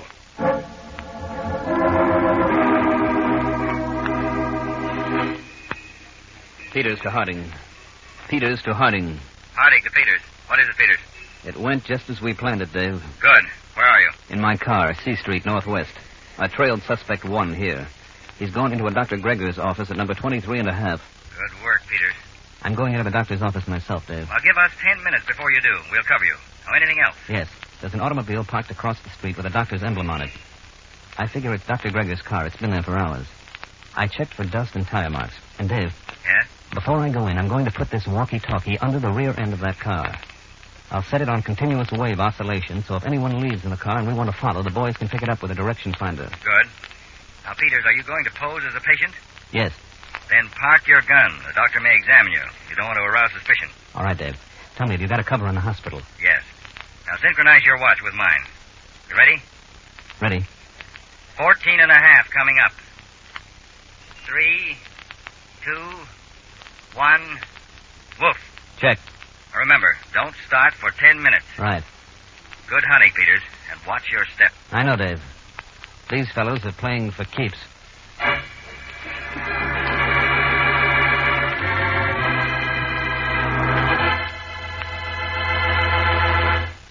In a moment, back to Counterspy, presented by delicious Pepsi-Cola. Have you heard about those tests by that famous laboratory? Have you heard the latest news in the Pepsi-Cola story? Yes, there's big news about Pepsi. The cola you've always known was most delicious, the cola you've always known was best value, is now shown to be the cola of proven highest quality. That's right. The U.S. Testing Company, Incorporated, reports you get more quick food energy ounce for ounce in delicious Pepsi-Cola than any other nationally known leading cola drink. Yes, your Pepsi is really tops. Tastes the tops, is the tops, and gives the most. So go ahead, enjoy that extra zing and bounce delicious Pepsi gives you. Insist on it wherever you may be.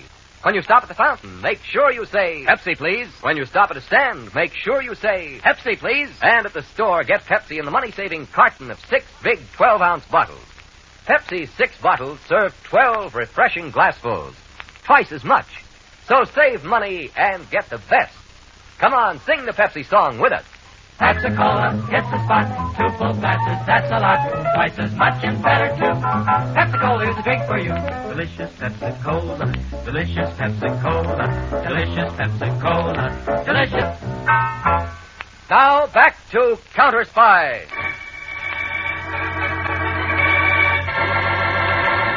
David Harding's assistant, Harry Peters, has just trailed the fake medical orderly to the office of a doctor. And now, posing as a patient, he has gone in himself. Could I see the doctor, please? Do you have an appointment? No. I'm sorry, but the doctor sees patients only by appointment. Well, miss, I feel pretty sick, and I was in hopes What that... is it, Sonia? Dr. Gregor, this gentleman wants to see you. I told him you saw patients only by appointment. What is wrong, my friend? Well, doctor, I was walking along the street, and suddenly I got very dizzy. I thought I was going to faint, so Perhaps you had better come in and let me have a look at you. Thank you. See that we are not disturbed, Sonia. Yes, doctor. No. Suppose you tell me about this dizziness. Well, as I said, it just came on me all of a sudden. I was just walking along, and suddenly I got very dizzy. Had you ever experienced this condition before? No. Would you remove your coat, please? All right. You can hang it on the back of that chair there. Thank you. You know, a dizziness such as you have just experienced could have been caused by a constriction of the blood vessels because of some weight. Say, for instance, a shoulder holster and gun, which I notice you are not wearing as usual. Mr. Peters. You know me, Do you take us for fools? Do not move, my friend. It would prove fatal for you and embarrassing for me. Jensen. You bungler. Do you see now whom you have brought to our nest? The hospital guard. Hospital guard, nothing. He's Peters of the Counterspies. I didn't know he was following me, Dr. Gregor. You never know anything. You've got to get out of here. Inform Sonia and then bring the car around to the alley. Wait. Give me your gun. Oh, yeah. Yeah. All right. Now, quick. Running won't do any good, Gregor. We're bound to get you. Yes, that is a matter of speculation, Peters. Right now, I have you.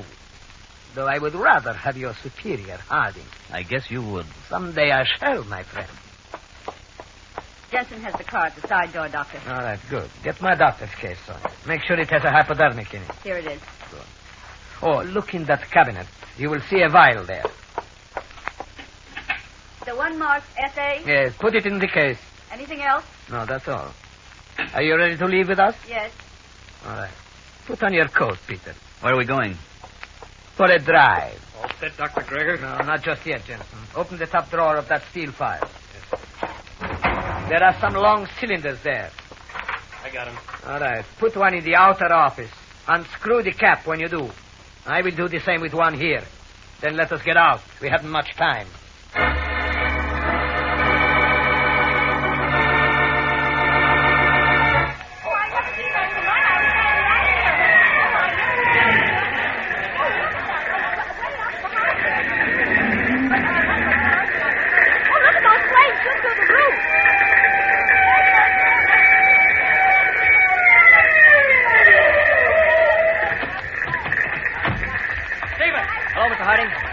I was covering the building as you wanted when suddenly flames shot out of a window. I ran for the firebox. It was a block and a half away. When I came back here after notifying you. Peters was in that building. Peters? Where's the fire chief? Right over there. Come on. Please let me through here. Chief. Yes? Yes? I'm David Harding, Counterspies. One of my men was in that building. Oh, Mr. Harding. Well, he wasn't when we went in. My men went through it from top to bottom. Oh, well, did you see anything of a car in front of the place when your men came up? They'd moved that car to the alley, Mr. Harding. I watched them. The man who moved it went back into the house. Then they must have been getting ready for a getaway. They set the fire and left while you turned in the alarm. Yes, it was set, all right. From my war experience, I'd say that fire was set with magnesium. Well, Chief, we'd like to go through the building when you've got the fire out. Well, if there's anything left, Mr. Harding. Thanks. I'll leave some men with you. Come on, Stephen. Where to, Mr. Harding? Back to my car. I want to call for some men. And then get on that direction finder.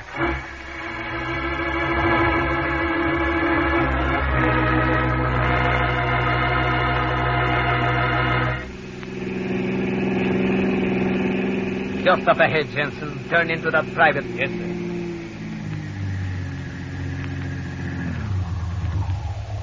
All right, Peter. Get out. Sonia, bring my case, please. Yes, Dr. Gregor. Jensen, put the car in the barn, and then join us inside. All right, Doctor. All right. Come along, Peter.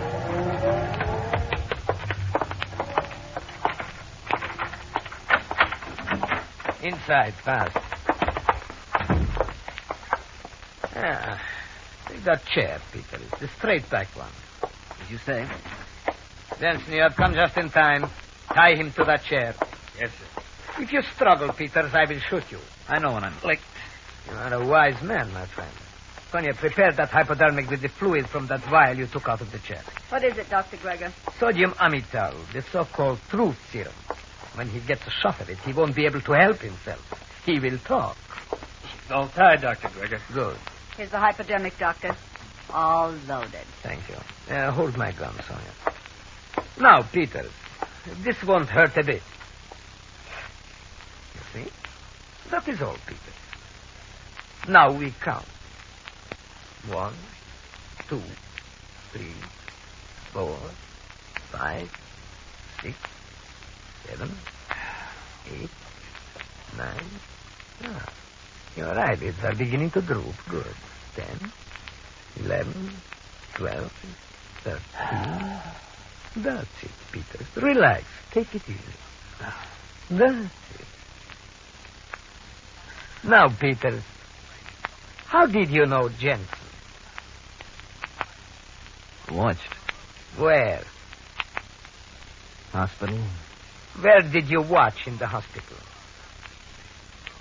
Outside the door. A wounded man. Ah. What did you see Jensen do? Go inside. Did you see what he did when he went inside? Yes. So, you saw him kill Bullock? No.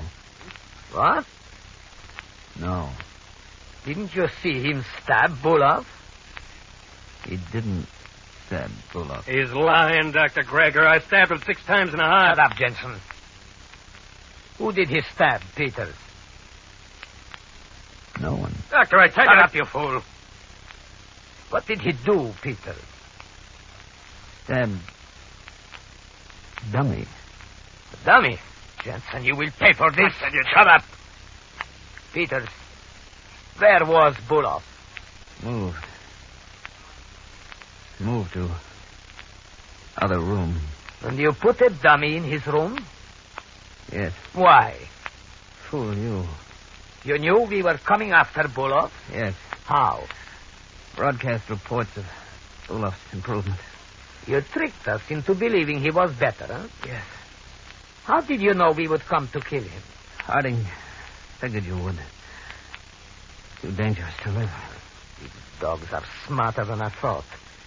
Peters, where is Harding? Peters, answer me. Where is Harding? On way here. Here? How would he know where to find us? Follow frequency signal. Where is the signal?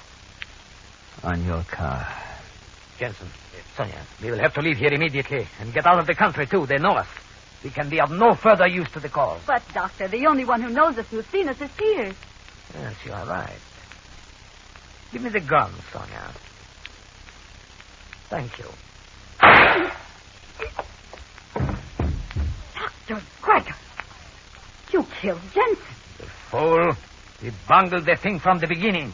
But Peters... I will kill him a different way. Give me the hypodermic. Will that sodium amytal kill him, too? No, I have something better. Stand where you are. Put up your hands. Oh. You will never take me! All right, miss. Put up your hands. You'll never make me talk. We won't have to. We heard the whole thing. And Gregor is only wounded. He'll talk. A man like him always does. Chief, we better get Peters untied. Just a moment, Stevens. He's still under the influence of the drug. This is an opportunity I'll never have again. Peters, where were you on the night of June 13th? No, you better not answer that, Peters. Untie him, Stevens. Let's go.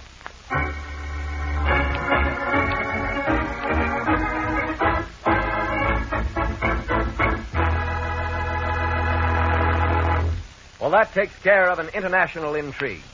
Now let's take care of the refreshments. Bring on those big Pepsis and have delicious Pepsi-Cola all around. Tastes good.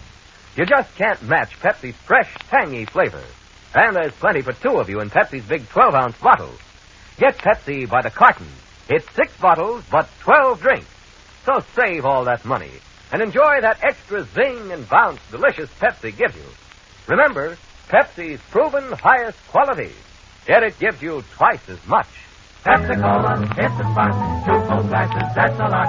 Twice as much and better, too. Pepsi-Cola is the drink for you. Delicious Pepsi-Cola. Delicious Pepsi-Cola. Delicious Pepsi-Cola. Delicious Pepsi-Cola. Tune in every Tuesday and Thursday, same time, same station, to Counterspy. Listen on Tuesday for the exciting Case of the Soaring Sauders. When old-fashioned smuggling methods failed, modern minds turned to science to put new wings on crime, to send illegal merchandise flying through space. For the amazing report of how your counterspies solved the riddle, listen on Tuesday for the case of the Soaring Saucer on Counterspy.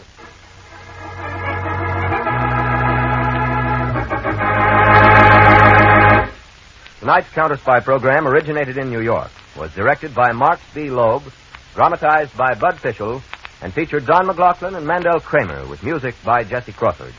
This is Jay Jackson speaking. Counterspy is a Phillips H. Lord production for Pepsi-Cola. Enjoy some delicious Pepsi tonight.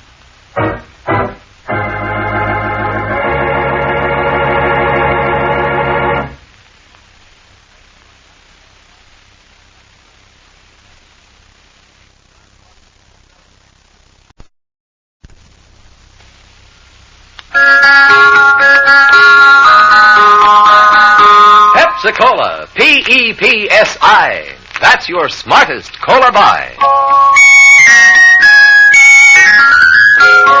Pepsi-Cola presents Counterspy.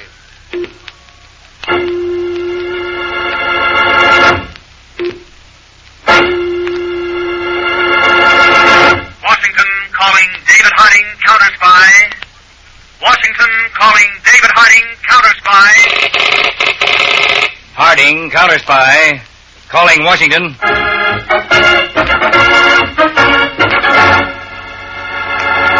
United States Counterspies, especially appointed to investigate and combat the enemies of our country, both at home and abroad. Tonight, the case of the Soaring Saucer. A thrilling counter-spy report to the American people. Brought to you each Tuesday and Thursday by delicious Pepsi-Cola. And now, another report to the American people. In your family's interest, listen to these findings, recently released by the United States Testing Company, Incorporated. After thorough and impartial tests, Pepsi-Cola proved of highest purity. Pepsi-Cola has more quick food energy and value, ounce for ounce, than any other leading nationally known cola. Yes, tested, compared against all other leading nationally known cola drinks, Pepsi-Cola won out. You get the best and twice as much in delicious Pepsi-Cola. And now to Counterspy.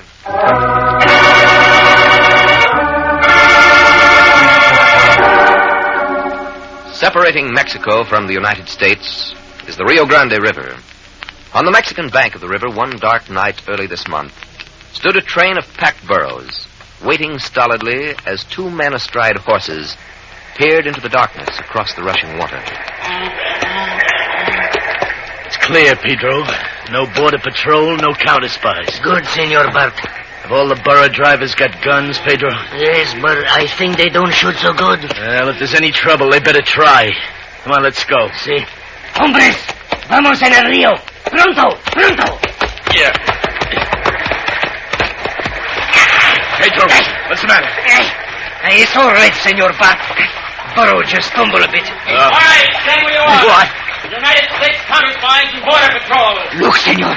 Men, they climb out of the ground like prairie dogs. They dug foxholes and covered them. Come on, Pedro, back to the Mexican side. No, it's no use, Senor.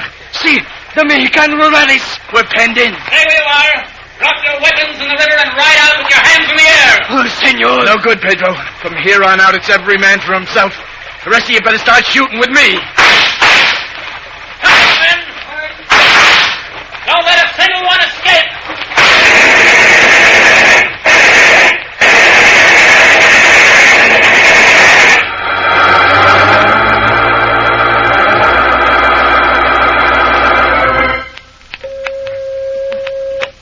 Peters to David Harding in Washington. Peters to David Harding in Washington. This is Harding, Peters. Report. The raid was successful in general, Chief. We took close to $2 million worth of narcotics that was being carried in the packs of the burros. But the leader escaped. Any clue to his identity? No, Dave. The men we did capture were only minor members of the ring. They're being questioned now. All right, Peters, you stay on the job there. I'll be down as soon as the counter-spy budget for next year has been approved. When will that be, Chief? About 2 days. But don't hold off on any action for me. We want that ringleader, and we want him fast.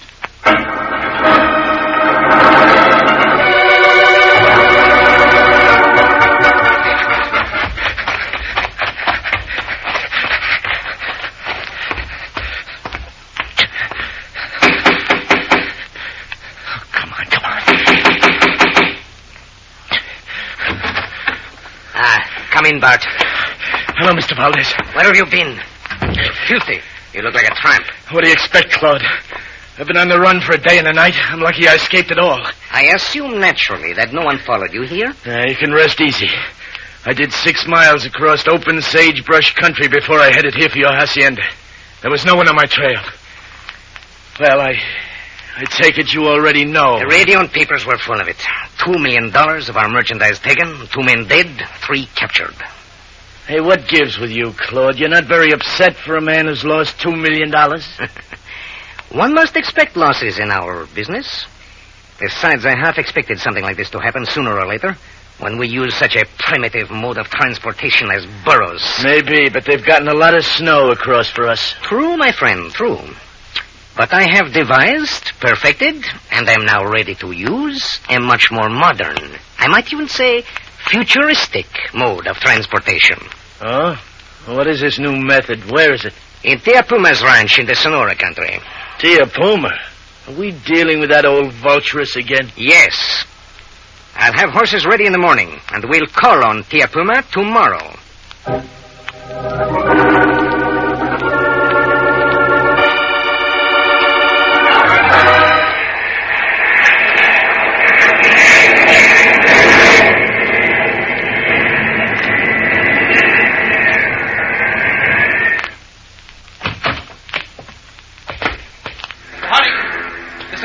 Oh, hello, Peter. Good to see you, Chief. The car's over here. Peters, how's it going? Turn up anything? Very little. And to develop it needs an undercover job. Go on.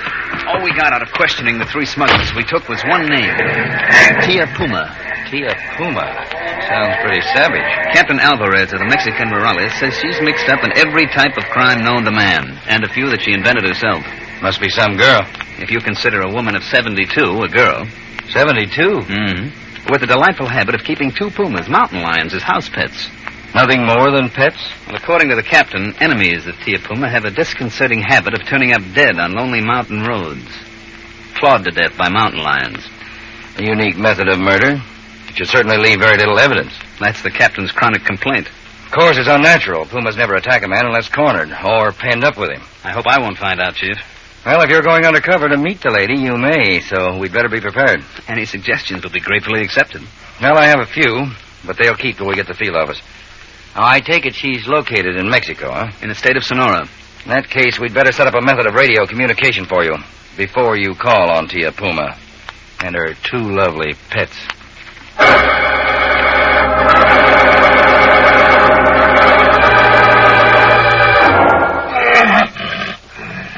I see your pretties are as charming as ever, Tia Puma. Yes, Senor Valdez. I keep them happy. They keep me happy. Happy? What is the matter, Senor Corning? They make you nervous. They don't make me comfortable. Rest assured, Senor Bart. They will not do nothing unless Tia Puma tells them to. I hope you're right. Now, Claude, where's this futuristic mode of transportation for smuggling you were talking about? In the stables of Tia Puma. Everything is prepared, Tia? Si, everything. Bueno, shall we go? Si. Come on, Bart. In the stables? What the devil is it, a flying horse? Close, Bart. Only my method is a little more advanced. It's a flying saucer.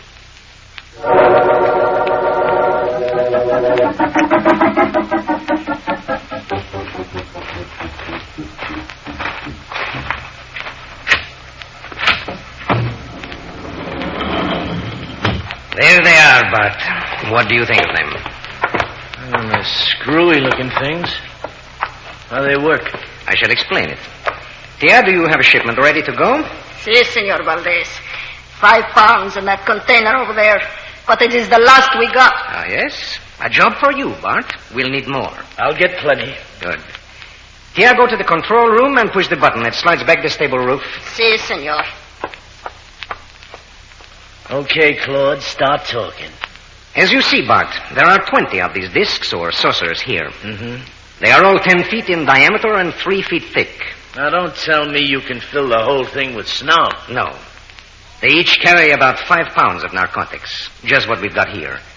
The rest of the space is taken up with a radio operating mechanism. How they fly? It's the same principle as a helicopter.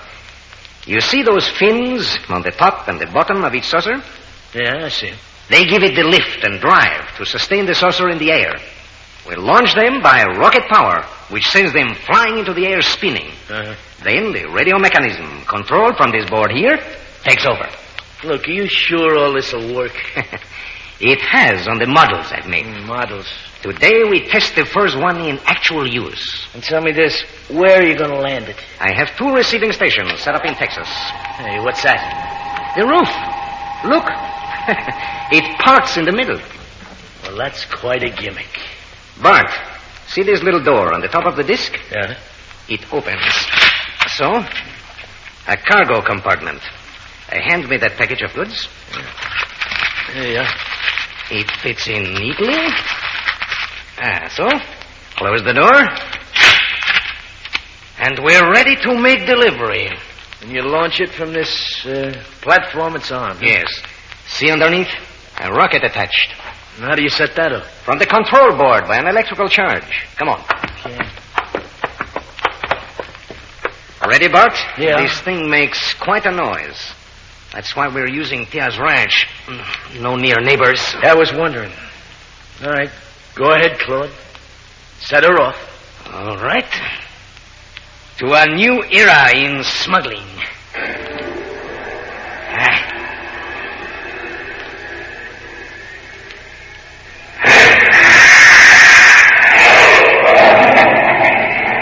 Oh, brother, it's practically out of sight already. Yes.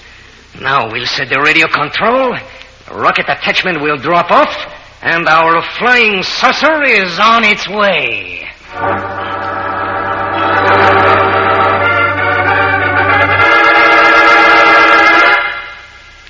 This is your local newscaster with some more on the latest outbreak of flying saucer stories.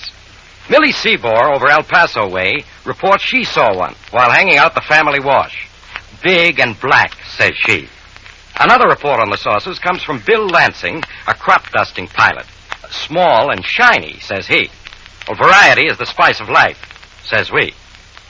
Seriously, though, the Army Air Force has asked us to broadcast a request that all persons seeing or thinking they see the objects described as flying saucers get in touch with them at the San Antonio Air Base. The Air Force has been conducting an investigation for the past 2 years, either to set these stories at rest or confirm their validity. They'd welcome your cooperation. Now a brief summary of the activity.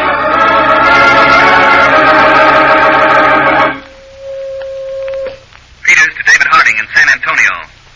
Peters to David Harding in San Antonio. Go ahead, Peters. Chief, I think I've made contact with the narcotics ring. Through Tia Puma? Not directly, but I met a man named Bart Corning in this Mexican village, and he's taking me out to a ranch tomorrow. What angle did you use? I said my name was Pete Crane, and I was peddling snow. Apparently the ring is in short supply, so this guy Corning was glad to latch on to me. Nice going, Peters. You have any idea of the exact location of the ranch? Well, it's somewhere up in the Sierra Mountains, Dave, near the headwaters of the Calixto River. It's supposed to be the only place for miles around. Well, can you get a map of that region and indicate the general area? Sure, Chief. Radio it up here. I'll have an aerial reconnaissance made of the terrain. Okay. And let's set up a target time for you to report back. Say, 4 p.m. tomorrow. All right, Dave. 4 p.m. it is. And watch yourself. You're walking into the lion's mouth, Peters. Don't let it close on you.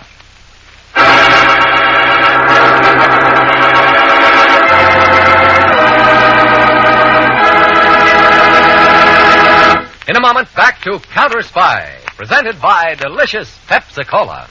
Pepsi-Cola gets a spot. 2 full glasses, that's a lot. Twice as much and better, too. Yes, twice as much and better, too. You know Pepsi gives you twice as much. You know Pepsi's better, tastes better. But I want to make sure you know which cola drink is of proven highest quality. Listen. Impartial tests were made comparing all the leading nationally known colas. And here's the news. Delicious Pepsi was rated tops for quick food energy and honest-to-goodness value, ounce for ounce. Yes, more value and quick food energy in every tasty sip of Pepsi. That's why Pepsi's so refreshing. Why you feel so good. Why you're on the beat. Why people call Pepsi their favorite treat. When the qualities prove tops and the taste is so delightful. So refreshing that you bubble and the quantity is double. Say, is it any wonder Pepsi's America's big, big favorite? Insist on tasty Pepsi wherever you may be. At the fountain, say Pepsi, please. At the stand, say Pepsi, please. And at the store, get Pepsi in the money-saving carton of 6 big bottles. How about getting a carton tonight of delicious Pepsi-Cola? Delicious Pepsi-Cola, delicious Pepsi-Cola, delicious Pepsi-Cola, delicious Pepsi-Cola. Now back to Counterspy.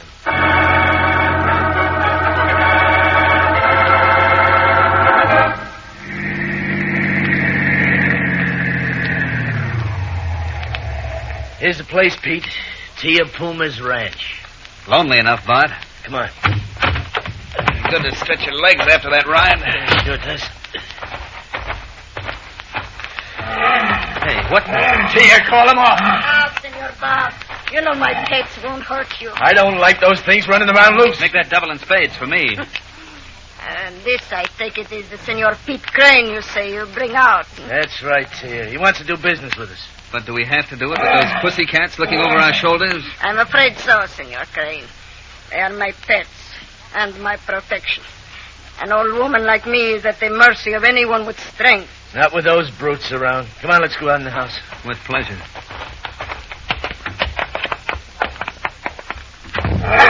House cats, are they? Yes, Senor Crane. All right, come on, Tia. Let's get down to business. Bueno, this way, Senor. The living room. Hello, Bart. Hi, Claude. This is the guy who has goods for sale. Pete Crane, Claude Valdez. Hello. How do you do, sir?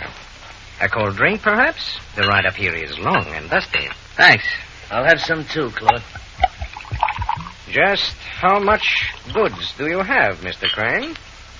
8 pounds. Cut or uncut? Your drink, Mr. Crane. Uncut. Thanks. A tidy fortune. Refreshing. Yeah. Now, Mr. Crane, what price are you asking for this? Well, what about telling me what you charge to get the stuff across? Oh, my head. I feel dizzy.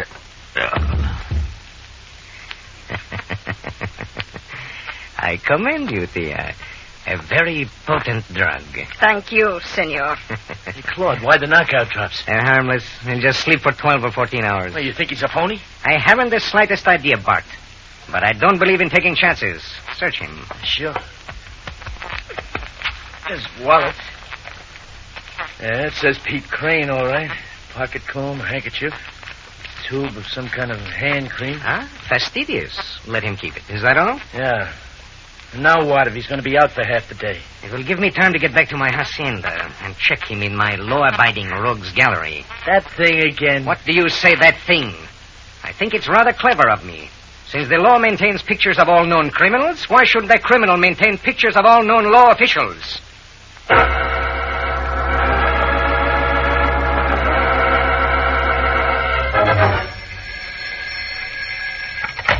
Harding speaking. Oh, Mr. Harding, I'm very glad you're in San Antonio.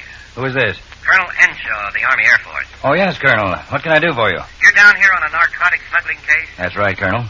How'd you know? Well, I called your Washington office, and they told me. Oh? You see, the Air Force has been investigating the latest outbreak of flying saucer stories. I think our paths crossed. Hey, go on, Colonel. Well, if you come out here to the field, Mr. Harding, I can show you better than tell you. Well, I'm expecting a message, but I'll have it transferred out to the field. All right, Colonel, I'll be out in 15 minutes.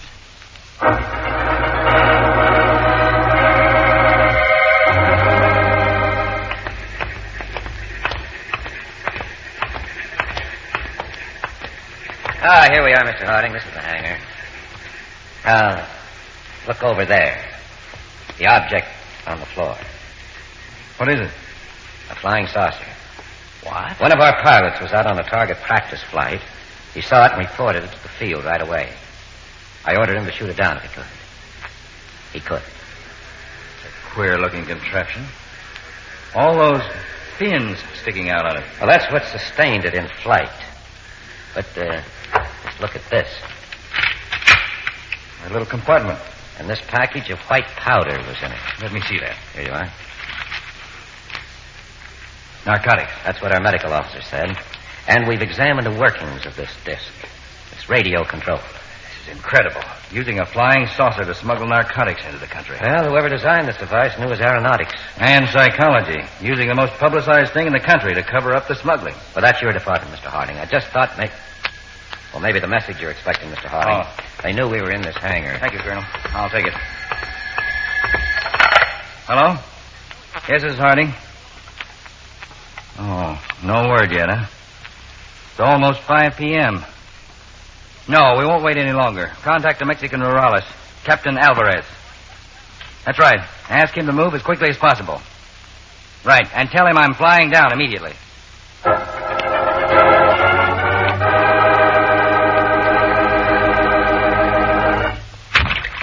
A little more water, Bart, and not so gentle. You sure you're right, Claude? This gentleman's face was as big as life in my private rogues gallery of police. Harry Peters, Counterspy. I think he's coming around. The drug should be wearing off. Well. Oh. Hello. What? Valdez. Bart. What? What? You've been enjoying a somewhat induced sleep, Mr. Peters. Sleep? But how... Yes, you heard right. I called you Mr. Peters. I was afraid you did. Thank you for not insulting my intelligence by denying your identity. Don't mention it. Is that gun going to induce some more sleep? Nothing as crude as that, Mr. Peters.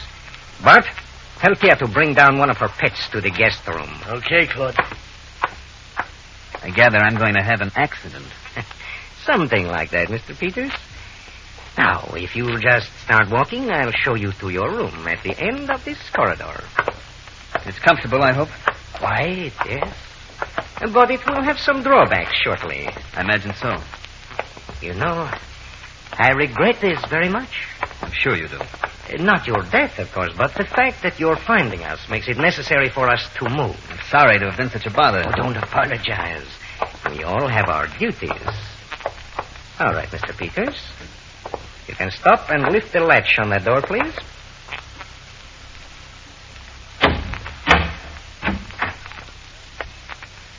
Your quarters, Mr. Peters. Rather sparsely furnished and badly lighted. Only one window. The bars. True. But your roommate, who will arrive shortly, doesn't care very much about furniture and sees very well in the dark. Inside, Mr. Peters. Heavy walls. Thick door. Soundproofed. I so dislike death screams. Inside, please. Pleasant dreams, Mr. Peters.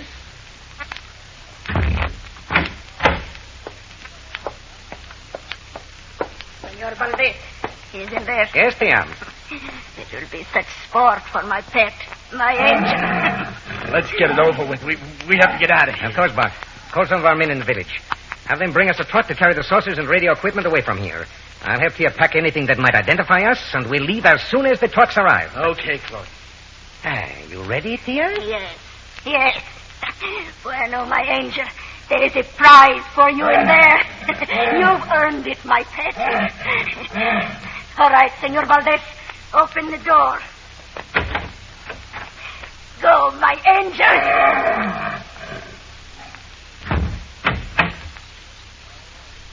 Now, I think we can leave Mr. Peters in peace.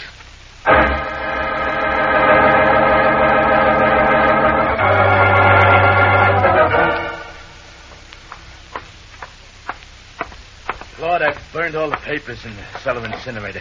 Didn't I hear the trucks drive up? Yes. I've been busy packing this equipment with Tia's help.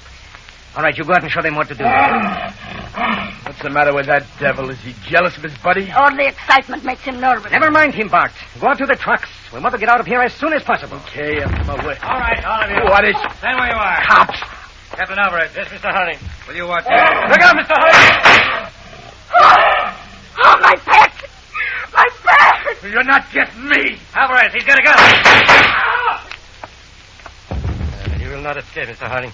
Look, your lady has fainted over the body of that mountain lion. And this one here is taking it all rather calmly. And why not, Mr. Harding? I'm a fatalist. You know me, then perhaps you know Harry Peters. I've met him. Where is he? I'm afraid, Mr. Harding, that for once the Marines arrived too late. You'll find Mr. Peters in the room at the end of the corridor. Captain Alvarez, keep this man covered. It will be a pleasure, Mr. Harding. Peter.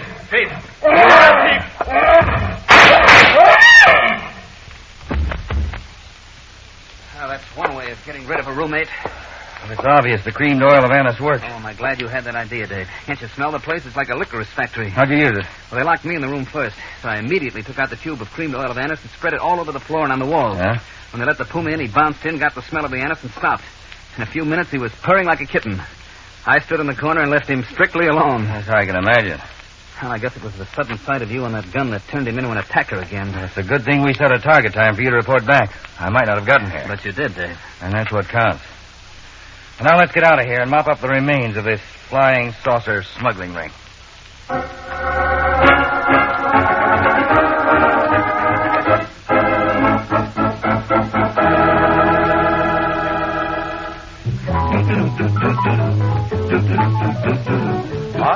Delicious Pepsi-Cola. Bring it on now.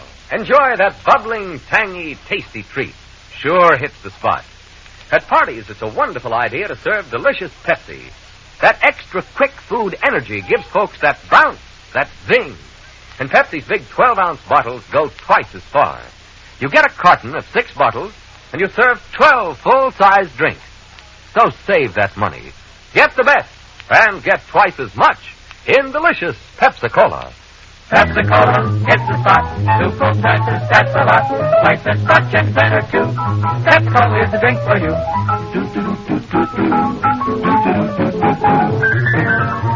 That's it. Delicious Pepsi-Cola. Tune in every Tuesday and Thursday, same time, same station, to Counterspy. Listen on Thursday for the exciting Case of the Crystalline Doublecross. When the world's most valuable diamond and a beautiful woman both disappeared, a huge reward was offered for the thief, alive or dead. We feared the effect of that reward on the underworld, and until the last moment hardly suspected the one person who really tried to collect it. Listen on Thursday to The Case of the Crystalline Doublecross on Counterspy.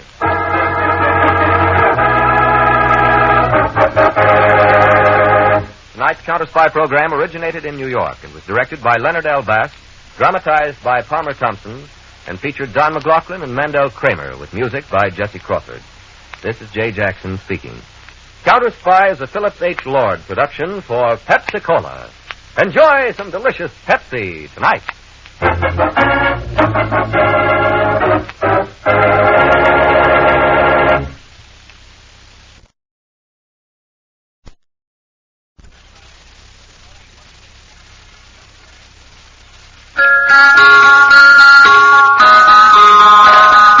Pepsi-Cola, P-E-P-S-I. That's your smartest cola buy. Pepsi-Cola presents Counterspy.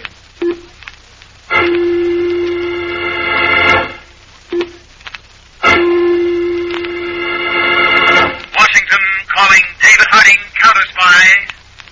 Washington calling David Harding, Counterspy. Harding, Counterspy, calling Washington.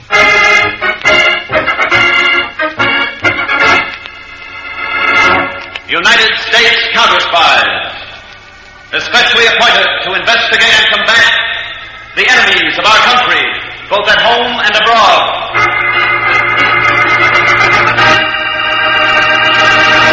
Tonight, the case of the Crystalline Doublecross. A thrilling counter-spy report to the American people. Brought to you each Tuesday and Thursday by delicious Pepsi-Cola. And now, another report to the American people. In your family's interest, listen to these findings, recently released by the United States Testing Company, Incorporated. After thorough and impartial tests, Pepsi-Cola proved of highest purity. Pepsi-Cola has more quick food energy and value, ounce for ounce, than any other leading nationally known cola. Yes, tested, compared against all other nationally known cola drinks, Pepsi-Cola won out. You get the best and twice as much in delicious Pepsi-Cola. And now to Counterspy.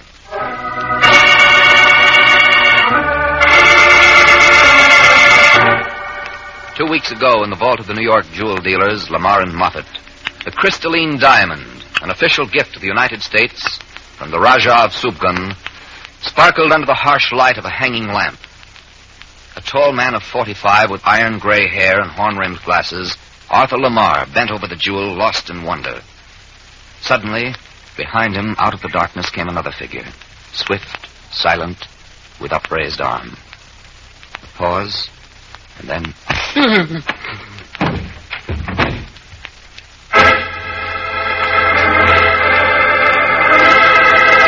Bulletin to all police and counterspy field offices.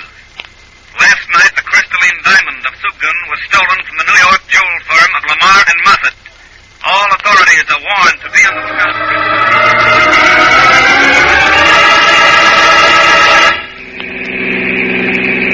Anne, darling, you frightened? Of course I am, Victor. You and I are running away. I feel as if the whole country were after us. I hope you'll never be sorry that you've come with me. Never. This is the big adventure of my life, Victor. Just you keep thinking that way, Anne. Only even big adventures have to be planned. I've put myself in your hands. Where we're driving to, for instance. Well, where? You know, for several years I've taken vacations. But did you notice that I've never told anyone where I'd been? That's right, you didn't. I went regularly to the little California town of Oceanside. And I lived there and became known as John Robertson, an Eastern businessman. Now you will appear there as the new Mrs. Robertson. How easy you make it sound. Far from it. But I always knew that someday I'd need John Robertson. The day that I couldn't stand another minute of my dear partner, Arthur Lamar. And this time John Robertson and wife will stay in Oceanside quietly for a year, maybe 2. Not too quietly, Victor. I've had years of that. Oh, I think I can promise you it won't be too quiet. Not when Arthur finds out about, What? Me. When he finds out what his partner has really done to him. I'd love to see his face.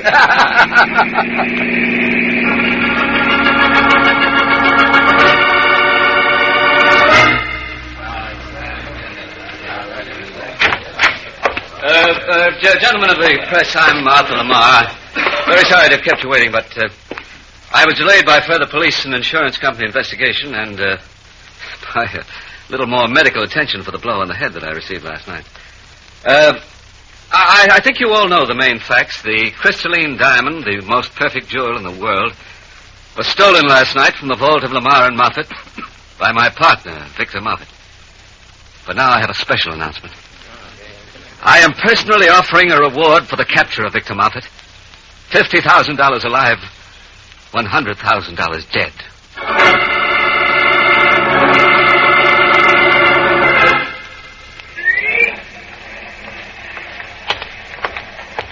Morning paper, please. There you go. Oh. Hey, taxi! Counterspy headquarters, please.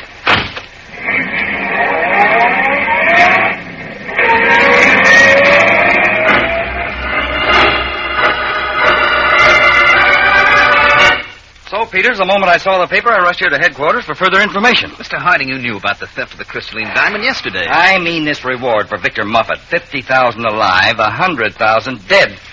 That's the stupidest thing I've seen in years. Take it easy, Dave. You'll burn a bearing. Diamond is national property, but normally we wouldn't have to worry about it. Police and insurance investigators are able to take care of it. But this reward, I'm going to New York and see Arthur Lamar.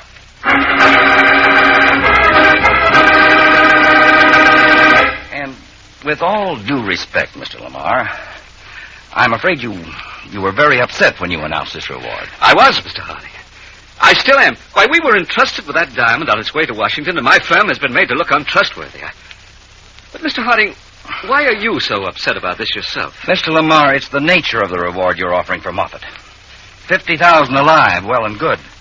But to offer twice as much for him dead, that's an invitation to murder. Murder? By elements in the underworld, unscrupulous individuals who see a chance to collect a great deal of money for committing a crime. Oh, good heavens, I never thought of it that way. Besides, you've put Moffett on notice he may be shot to death without a chance, without a trial. A trial?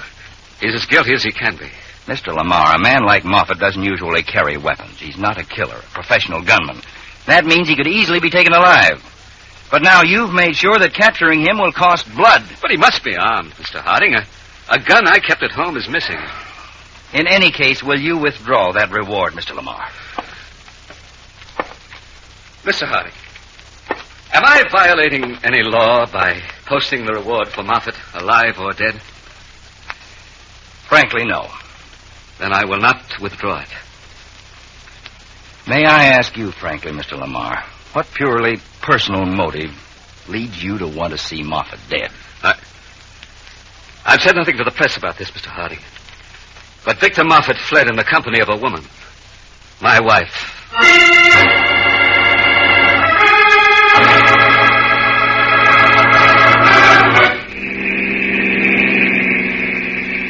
Victor, shouldn't we be on U.S. Highway 22A? We are, darling. We just passed a sign saying this is Pennsylvania 101B. Same thing, Anne. Relax. I was just thinking, how many more states to California? Here's a little town, or the edge of one. You hungry? That was an enormous lunch we had. Well, still, it's late. Suppose we find a nice motor court, and then I'll get in some food for a light supper. Fine, Victor.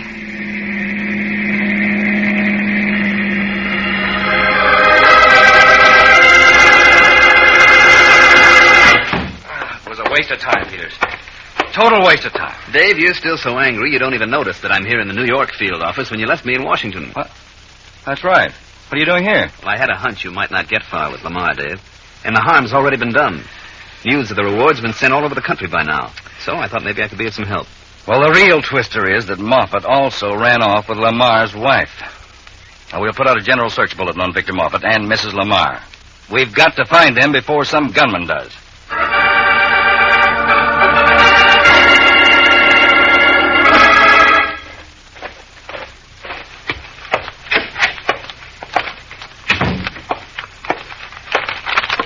Sliced ham, roast beef, rye bread, pickles, a couple of containers of coffee, and...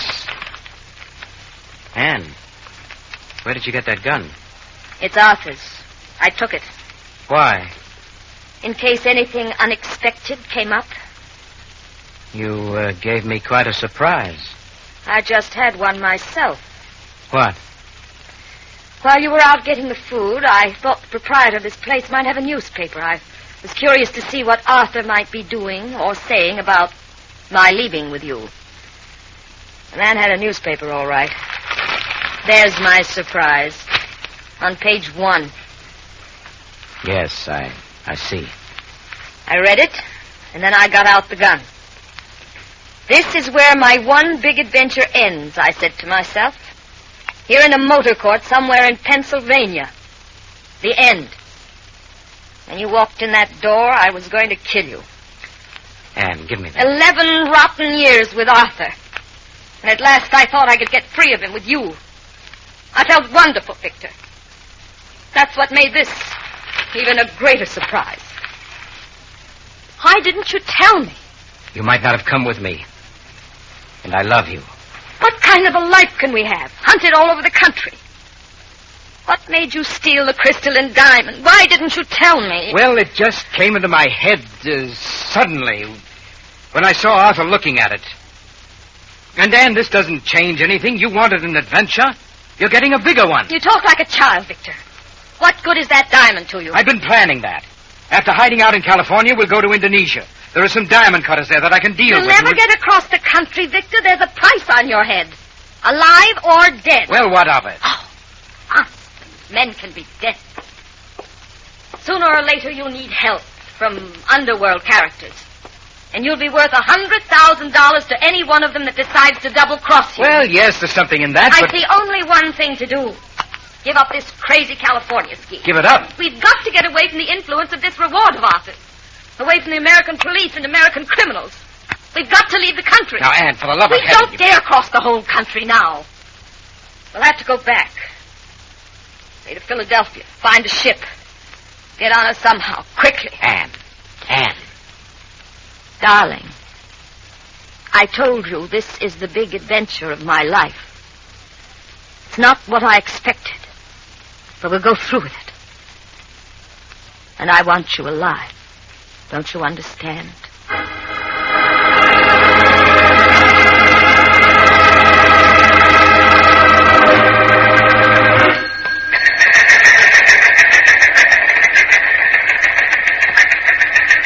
bulletin on the teletype, Dave. Oh? From Police Department, Ogilvy, Pennsylvania. Couple believed to be Victor Moffat and Mrs. Ann Lamar. Spent some hours in motor court here. Have touched nothing until hear from you. Come on, Peters.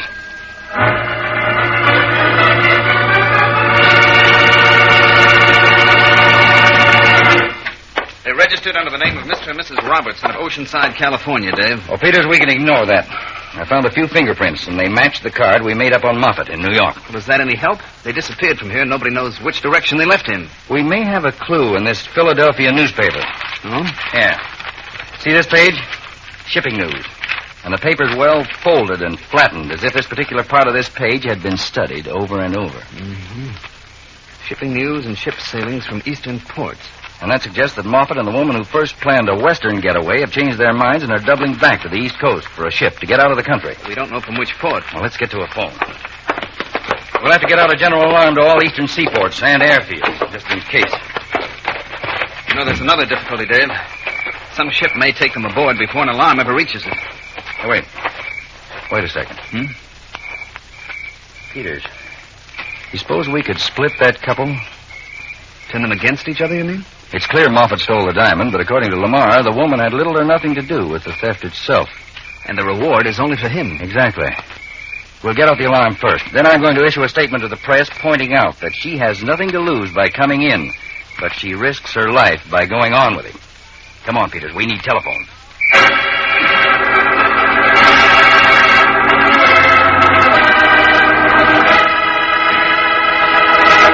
In a moment, back to Counterspy, presented by delicious Pepsi-Cola. Have you heard about those tests by that famous laboratory? Have you heard the latest news in the Pepsi-Cola story? Yes, there's big news about Pepsi. The cola you've always known was most delicious, the cola you've always known was best value, is now shown to be the cola of proven highest quality. That's right. The U.S. Testing Company Incorporated reports you get more quick food energy ounce for ounce in delicious Pepsi-Cola than any other nationally known leading cola drink. Yes, your Pepsi is really tops. Tastes the tops, is the tops, and gives the most. So go ahead, enjoy that extra zing and bounce delicious Pepsi gives you. Insist on it wherever you may be. When you stop at the fountain, make sure you say, Pepsi, please. When you stop at a stand, make sure you say, Pepsi, please. And at the store, get Pepsi in the money-saving carton of 6 big 12-ounce bottles. Pepsi 6 bottles serve 12 refreshing glassfuls, twice as much.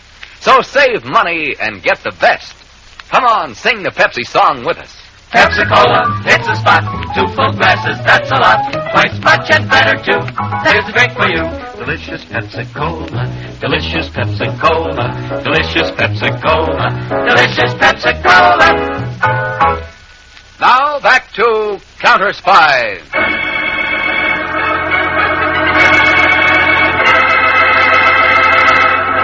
Ann Lamar and Victor Moffat, in possession of the crystalline diamond worth $2 million, have reached temporary safety near the Philadelphia waterfront in a nondescript boarding house. And Mr. David Harding, chief of the Counterspies, speaking to a press conference, said he believed that Mrs. Lamar was not implicated in the theft of the diamond. And he added, with a price on Victor Moffat's head, she might soon realize that her life was in constant danger. She had nothing to lose and everything to gain, Mr. Harding said, by leaving Moffat and clearing herself with the authorities. Well, Anne, there's your chance. Chance? To end your adventure, free and clear. The invitation is published in every newspaper in the country. I hope you feel honored. You don't have to get sarcastic, Victor. You can see what they're up to. Of course. They hope you'll telephone the nearest police station and say that Victor Moffat is at number 14 West Race Street. You know, in posting that reward, Arthur was much more clever than I ever thought he could be. Arthur was clever? The reward is not for the diamond, but for you. That means we can't even return the diamond somehow and escape. But we're going to escape with the diamond. Victor, I'm willing to give up. What? We can never escape together. Never. Now, darling, now, wait a minute. Your nerve's going. You're just tired. No. And... It's been getting clearer and clearer in my mind. Leaving New York with you, that was my escape from a dreary, horrible life with Arthur. And then the diamond, and the price on your head as if you were a Western badman of the old days. And now, my invitation to betray you. But if you give up, that's what you'll be doing. Oh, no. I'm going to do something much more to the point. Somehow Arthur spoils everything for me, and I'm going to make him pay for that. I am going to see him and kill him. And for heaven's sake, you're losing your good common sense. I'm sorry, Victor. It's all over. Goodbye. Anne!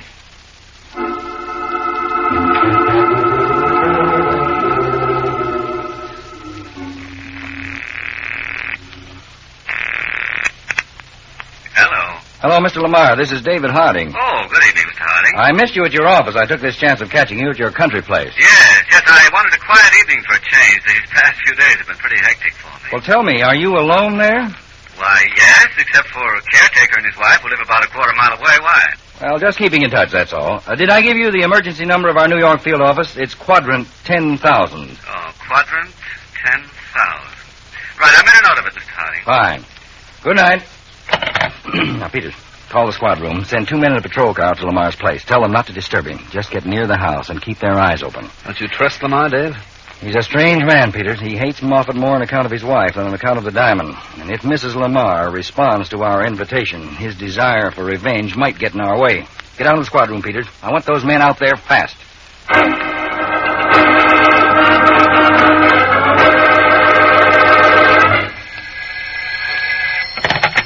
Hello? Well, Arthur, you're a hard man to find. Is this... I called the office, then the apartment, and finally I thought you might be in the bungalow. I hope you're alone. What do you want, Anne? Where are you? Arthur, do you want the diamond back? You mean you've got it? I can arrange for you to get it. How? Not so fast, Arthur. With the diamond, you get me, too. What does that mean? How seriously do you want to know? I'd give anything In to 1 get... hour, I'll meet you at the River Forge Sawmill. You know the place? Why, that's fantastic. It's always deserted at night, Arthur. You'll be safe there. In 1 hour? Hello? Hello?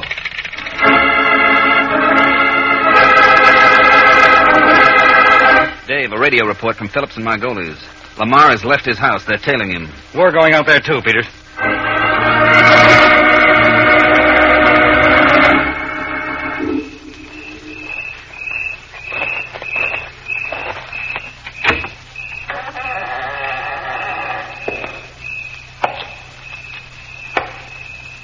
All right, Arthur. Come in. That we have some light in this place, Anne? There's a little bit of moonlight through the skylights enough. And you hate me. Why do you want to look at me? Why did you want me to meet you here? I'm feeling very repentant, Arthur. You mean you woke up to the fact that you did a crazy thing running off with that thief Moffat. And now you're trying to save yourself, huh? You'll never let me get away with anything, do you, Arthur? I want that dime. And I'm willing to take you back again as my wife. What more do you want? Where is the diamond, Anne? We'll have to wait. What for? You know, Arthur, I didn't know you hated me so much. I wonder if you know how much. I think so. You didn't care if you caused a murder, Victor Moffat. A murder? You mean you've killed him? Don't sound so hopeful, Arthur. No, I haven't killed him. But he's sure to die sooner or later, isn't it? What's it? Somebody's coming in. Victor. Anne, I followed you. I've got to stop. So I walked right into a trap. It's not a trap, Arthur. I followed Anne here, and then I waited. And then when I saw you come in, I decided I'd better come in, too. Victor, will you give up that diamond? Certainly not. Anne has already promised it to me. What? Victor, why did you have to come? I told you I wanted to see Arthur. I can't let you kill him. Give me that gun. No, he's ruined everything. I will kill him. Give me that gun. Oh. Now, Arthur, I came here only to stop her, and I suggest you go. Victor, you fool. Now you'll never get away. Give me the diamond, Victor, and surrender. It's your only chance. Don't listen to him, Victor. Now that you're here, you've got to kill him. You haven't got the nerve to shoot. Victor!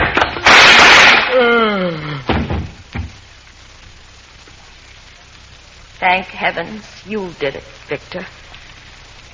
Anne, you've made me a murderer.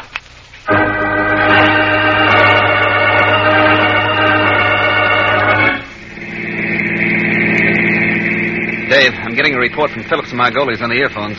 What is it? This is it. They've located Lamar's car near a sawmill a mile north of Lamar's house, and they've got Victor Moffat cornered inside. They're waiting for orders. Let's get there, Peters.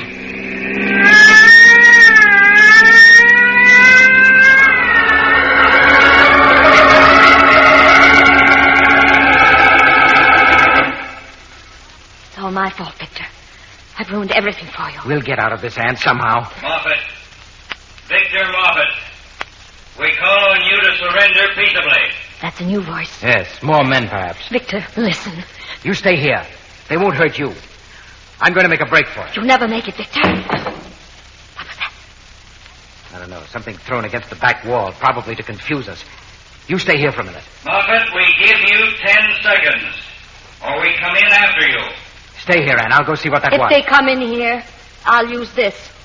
A piece of wood. What good is that? Go ahead, Victor. All right. You wait here, and I'll... Oh. All right, you men out there. You can come in now. Come on in. Margolies, take Phillips and cover the rear. All right, men, close in. All right, Peter. All right. Is this Mrs. Lamar? Oh, I'm so glad you came up. I'm afraid Lamar is dead, Chief. I guess this is Moffat. This must be the crystalline diamond in this chamois bag that was in his pocket. Mrs. Lamar, can you tell us what happened? I wanted to return to my husband. Moffat followed and killed Arthur. Then you knocked Moffat out, huh? Yes, with this piece of wood. I was afraid we'd all be killed. This gun beside Moffat's hand, Mrs. Lamar. How about that? The gun? Oh, yes, the two of them struggled together. Moffat got it away from my husband and shot it. I see, Mrs. Lamar. Only this gun of your husband's disappeared from his house the night you left. He reported it. That means you lied just now about how your husband was killed, doesn't it? Means you had your husband's gun when you left with Moffat. How many other lies have you just told, Mrs. Lamar? Lies? You weren't really trying to come back to your husband tonight, were you? You were trying to double-cross him again, and double-cross Moffat once you realized the whole game was up. Well, yes, it's true. Everything was ruined for me. And I couldn't have led Moffat back here without some kind of a trick. Mr. Harding, I am going to claim that $50,000 reward for Victor Moffat alive. Where this diamond came from, Mrs. Lamar, it was said that whenever it changed hands, 3 men must die. Soon after making his will, the Raja of Subgun was murdered. Your husband lies here. And the third. Victor? Yes, he's dead from that blow you gave him. I charge you with his murder. Call the field office, Peters. We're through here.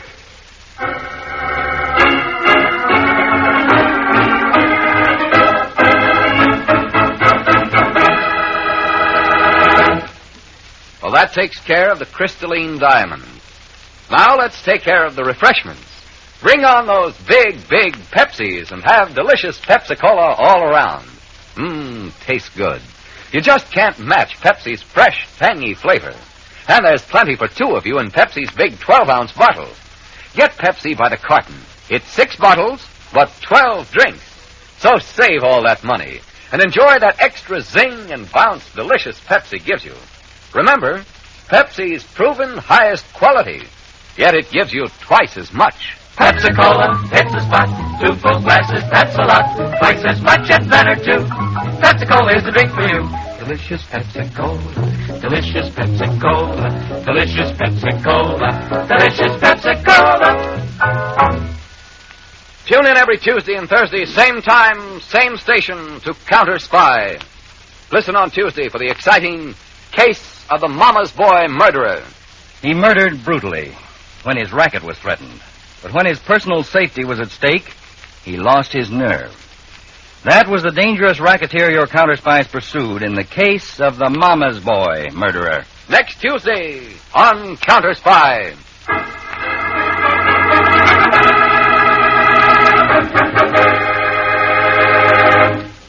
Tonight's Counterspy program originated in New York, was directed by Marks V. Loeb, dramatized by Paul Milton, and featured Don MacLaughlin and Mandel Kramer with music by Jesse Crawford. This is Jay Jackson speaking. Counterspy is a Phillips H. Lord production for Pepsi-Cola. Enjoy some delicious Pepsi tonight.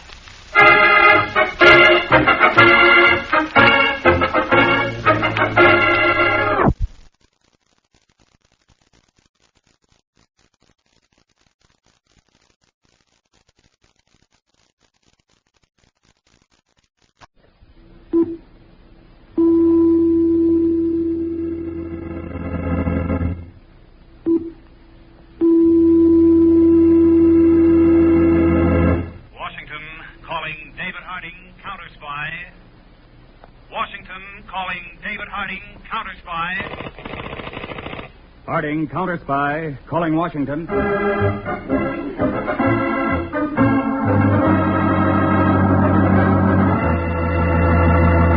David Harding, Chief, United States Counterspies, especially appointed to investigate and combat the enemies of our country, both at home and abroad, and to secure for every American the rights which are his under our Constitution.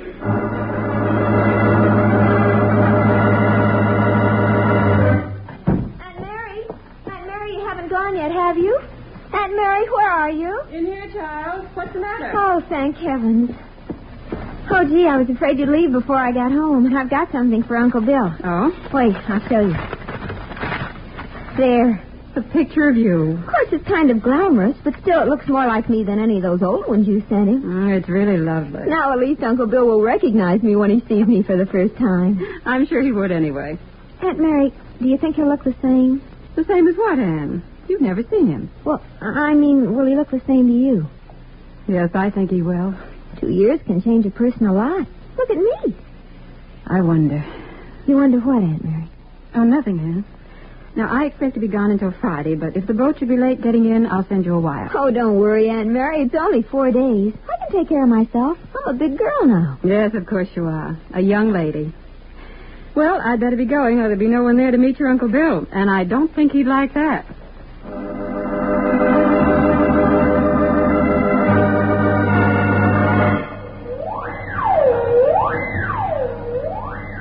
All local and federal police officials, this is a general alarm for Rick Malone, escaped federal prisoner serving a 55-year term for bank robbery. He may be armed, is considered dangerous. He is 5 feet 10 inches tall, blonde hair and blind in right eye, left eye blue, bridge of nose broken, 3-inch knife scar along left side of face. All information about this man is to be transmitted to Counterspy headquarters. We are coordinating the nationwide search for escaped federal prisoner Rick Malone.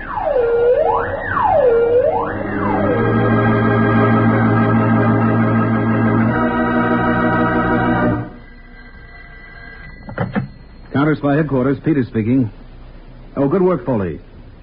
Give them the usual distribution. Send about 20 copies over here. The wanted circulars printed already? Right, Mr. Harding. They ran off an extra 5,000 copies. Good. Any results on the woman who visited Malone? Not so far, Chief. We've got 4 agents trying to pick up her back trail. And what about the letters he smuggled out through that guard he bribed? Well, that's a funny thing. As far as the guard can remember, they all went to South Africa. What? Cape Town, South Africa. I've wired Johnson, our agent in the consulate there, to check on it. Nothing back yet. South Africa, huh? You alert our seaport officers? Yes, just in case. But I don't think Malone will try to leave the country, Chief. His face is too easily identified. That bad eye, the scar, they should make it a lot easier for us to pick him up. Well, not too easy, I hope. What do you mean? We recovered practically none of the $250,000 he was convicted of stealing. I'd like him to find that for us before we find him.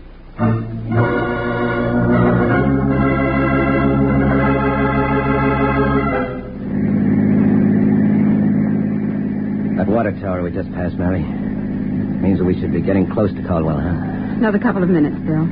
Then we should be coming to that ledge you described. Just past that curve up ahead on the left side of the road. Oh. You're going through with the whole scheme, Bill. Of course I am. How long do you think I'll be free if this face of mine stays the way it is?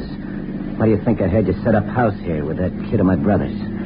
Suppose something goes wrong. Suppose Dr. Franklin can't do anything for you. I've read all about him. He can. What if he suspects something? If you played your part all right for the last 2 years, he won't.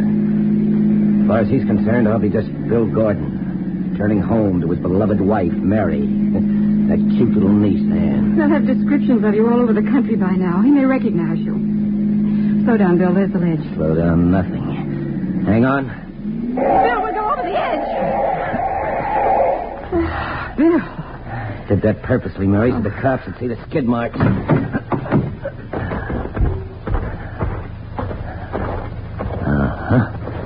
Yeah. It's perfect, Mary. I can work myself down to that ledge. Now, you know what to do with the car. Don't forget to leave it in high gear before you jump.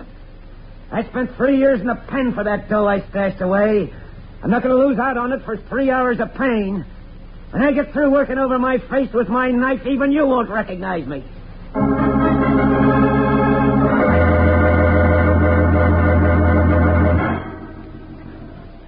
Please, Aunt Mary, don't cry. I should never have let this happen. Oh, you can't help accidents. Uncle Bill will be all right. Why are they so long? Why don't they tell us something? Miss Gordon, I have good news for you. You'll be all right, Dr. Franklin? Yes, it'll take a little time, but when we're finished, he'll be better than you. Oh, when will he be able to come home, Dr. Franklin? Well, he can go home in a few days if you get a nurse to take care of him. That soon? Oh, I'll take care of him. Well, I'm sure you would, but we'll need a little bit more expert care than that. And now, if you'll excuse me, I'd like to talk to your aunt for a minute. Oh, of course, Doctor. Dr. Franklin, is there anything... Oh, no. I just want to clear up this point of sending him home. You see, he'll still be under my care for several months to come. His case requires extensive plastic surgery. There'll be operations? There's quite a few, and he'll have to heal completely between each one. He can do that just as well at home. Well, we'll see that he's well taken care of. One thing more, about his eye. Yes? I doubt if there's any sight left, but I'll have an eye specialist look at it. Then we'll see what we can do. Thank you, Doctor. And this is going to be a most interesting case. Oh, by the way, about a nurse. Will it be all right if I send out a young woman who's worked with me in a number of cases? Whatever you say, Doctor. Her name's Jane Wilton. I think her salary is either $10 or $12 a day. I'll send her around as soon as I send Mr. Gordon home.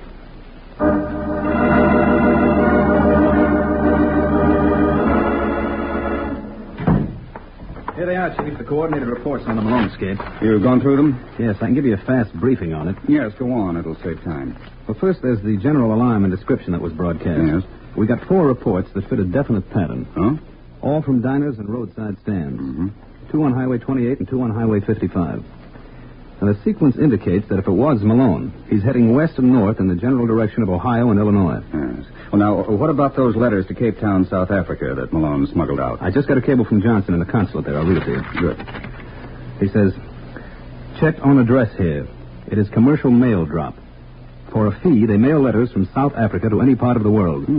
Their records incomplete. Wiring list of 14 American addresses they forward mail to. Cable if additional information is desired, Johnson. And the addresses come in? Yes, here they are. You'll have them all investigated. It's already being done on all but 2 of the addresses, Chief. Right. I thought we might look into those ourselves. Oh? Which ones? Caldwell, Ohio, and Evanston, Illinois.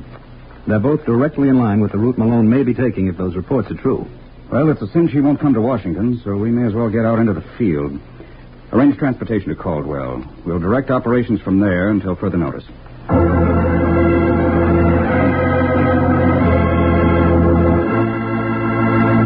We'll continue our David Harding counterspy case for Old Nick in a moment.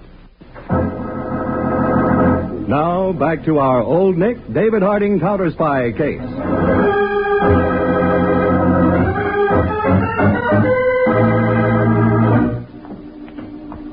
Miss Wilton? Yes, Anne? My uncle wants you. I'll be right with him. You keep him company till I come. I don't think he likes my company. Now, Anne, you've got to understand. It's not comfortable being wrapped up in bandages the way your Uncle Bill is. You have to make allowances if you want to be a nurse. I'm not sure that I do anymore. Just because your uncle's a little bit irritable. Oh, I'd rather be an airline hostess. Travel, go everywhere like Uncle did. Then I'll get you anyway. Most airline hostesses are registered nurses. Miss Wilton, Mr. Gordon asked for you. Oh, I was just going into him. Now, Anne, keep an eye on that broth. What was that all about, Anne? Oh, I was just talking to Miss Wilton. About being a nurse? Yes. I think it's a wonderful idea. It'd be nice to do something useful in this world. I suppose so. When your uncle's better, we'll see. Maybe there'll be enough money to send you to college so you can take up nursing. Oh, but you don't have to go to college. Being a high school graduate's enough. Oh? Anyway, I don't think Uncle Bill would care enough to send me to college. Well, what do you mean, Anne, darling? Oh, nothing. Mrs. Gordon, Mr. Gordon would like to see you. Right away. Anne, you stay here. I want to talk to you afterwards.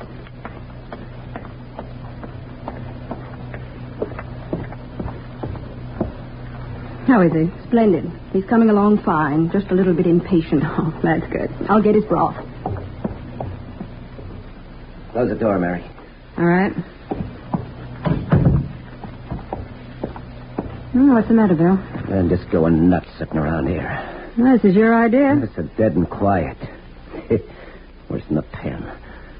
There, at least, they keep you from leaving. Here, you got to be your own guard. And you're not a very good one, Bill. What do you mean? Anne, you ought to treat her more like an uncle should. Well, I can't stand the brat. I never did like kids. You told me to get her when your brother died. Yeah, sure. So you could set up a respectable front in this burg. And I'm not sorry I did. No one's going to connect a nice Mr. and Mrs. Gordon and their lovely niece with Rick Malone. I thought we were forgetting Rick, burying him. Of course we are. What do you think I'm putting up with all this for? But the burial is only skin deep. Is that it? What? Nothing. I saw Dr. Franklin. Yeah? What do you say about the eye? He's going to start on it next week. Well, can he match the color? Am I a good one? He says he can. Oh. Something about restoring the color by tattooing. No, don't tell me. Don't tell me. That part I know. Read about it every day for 3 years. How we could make a bad eye look just like a good one by tattooing in the color. Is that why you picked this town? Because Dr. Franklin practiced here? Sure, of course. You know, after he does that, maybe we can pull out. And that's the big thing the cops will spot on me, my eye. And with that fixed, we can blow this burg. Start enjoying that dough. Enjoying it. You bet. Yeah, I'll make up for these 2 years that you were buried in this hick town. All right, Bill. Only you'll be making up for the wrong years.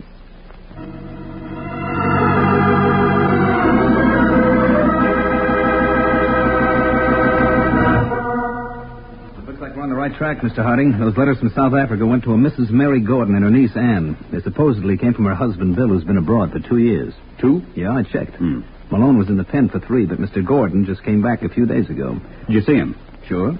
Well, what's it? Chief, for all I know, he could be a dark horse candidate. His whole head is wrapped in bandages. Nobody in this town has seen him. He was in an automobile accident just before he arrived. Yeah, that'd be a nice cover-up for plastic surgery. I checked with the local office of the Highway Patrol. There were skid marks on the hill road. How about the car? Pretty thoroughly banged up, but still in high gear. Then I talked with the ambulance boys who had to remove Gordon from the ledge. They said his face looked like it had been through a meat grinder. Who's the doctor? Dr. Carl Franklin. Franklin? Oh, isn't he the plastic surgeon, the one who specializes in the new method of hiding scars by tattooing? Might be, Chief. I don't know anything about that. What about Mary Gordon? There's no good description of the woman who was with Malone, so I've wired the prison to send along a guard who could identify her. Oh, good. And check with the state and immigration authorities on the Gordon passport. Right. You know, I'd like to get a look at Mr. Gordon. Well, we can hardly go in and rip off his bandages just on suspicion. I could speak to the doctor. No, I'd rather not tip our hand. Is Gordon at the hospital? No, he's home. There's a registered nurse taking care of him. Nurse, huh?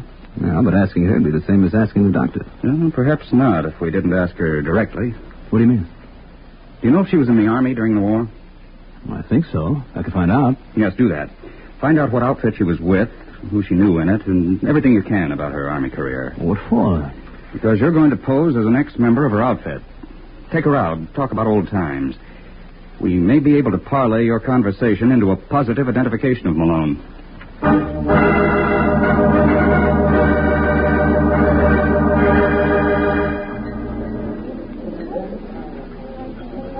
This has been a wonderful dinner, Mr. Peters. I'm glad you called me before you left town. I don't know when I've enjoyed myself so much. Well, reminiscences are always fun, Miss Wilton. No, it's good to know that everyone in the 97th Evacuation Hospital is making out so well. Well, you seem to be doing all right. That's an understatement. There are more nurses now than ever before in the country, and still there aren't half enough to take care of all the work there is. Don't tell me you have to go back on duty again tonight. Oh, no. Well, the patient I'm taking care of is a lovely niece. She pinch hits for me nights. Oh? I'll make a nurse out of her yet. Not afraid of competition? Competition? Heavens, no. The more the better. It just makes it easier all around. Oh, but I'm not keeping you from anything, am I? Well, I have to be leaving soon. Oh, by the way, I knew there was something I forgot. I've got some pictures here of the old 97. I took them after you left the outfit, but you know some of the people, and I thought you might like to see them. I'd love to. Now, let's see now. Here's one of Kriegy. Mm-hmm. He's gotten a little fatter since he's out of uniform. Oh, he's not the only one. Oh, that's Doris. Still as blonde as ever. Yeah. Oh, for heaven's sake, this picture. Huh? Oh, that one. He's just a friend of mine. He wasn't with I the know. He's my patient. What? Of all the coincidences. You mean you know Bill Gordon? Why, certainly. He's the case I'm on now. Oh, of course, since the accident, he's changed, but I recognize the picture easily. Well, what do you know? Your having his picture is somewhat reassuring. His attitude's a little, well, gruff. But I guessed it was just the accident. I'll have to tell him about this. Tonight? Oh, it can keep until morning. I'm off duty now. Well, maybe I'll stick around and see him myself. You know him well? Not as well as I'd like to. I better arrange for hotel accommodations if I'm going to stay over. If you wait, I'll see you home. Don't bother. I don't live far from here. All right. And thanks for a very interesting evening.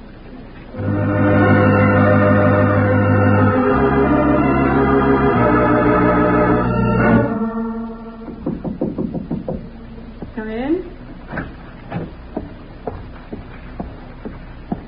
Oh, Mrs. Gordon. Is he awake? Yeah, of course I am. What do you want? Oh, I'm sorry to disturb you. I didn't see you standing at the window. I forgot a book I was reading and came back for it. Get it. Thank you. Oh, I thought you'd be interested in knowing there's a friend of yours in town. What? A friend? Yes, I had dinner with him. We had mutual friends. He had your picture in his wallet. My picture? What was his name? Mr. Peters. He said he'd probably call tomorrow. Mary, Shut that kid up, Mary. Well, please, Miss Wilson, stay with Anne for a few minutes. I want to talk to my husband. Certainly, Mrs. Gordon. You know what this means, Mary? Yes. Coppers, they traced me. I don't know how, but they did. They always will. You gotta get out of here. What's the use, Bill? I'll tell you what's the use. 3 years of stir. I ripped my own face. I figure everything so I can enjoy that $250,000. I'm gonna do it if I have to kill half the cops in the country. I was hoping you might forget that money. What? That you might like this kind of living with the kid and everything. You're nuts. Hey, you're talking like some Gingham and Rose's house fraud. Why not? I've been living like one for the past 2 years. Bill, why don't Shut you... up. Shut up. A car just stopped outside. Bill, if you gave back the money, maybe they'd... 2 guys. The law. I can smell them from here. You can't... Talk. I would have gone except for your talk. Miss Wilton, Anne. What are you going to do, Bill? You'll see. You'll see, too, if these coppers start coming up that walk.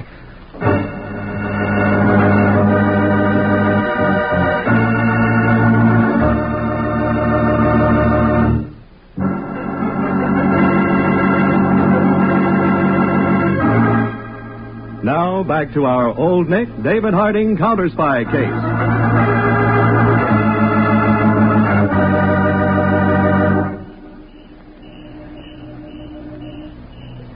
Quiet enough, Chief. Just a nice suburban home. Yeah. Well, as long as he's not expecting us, let's go.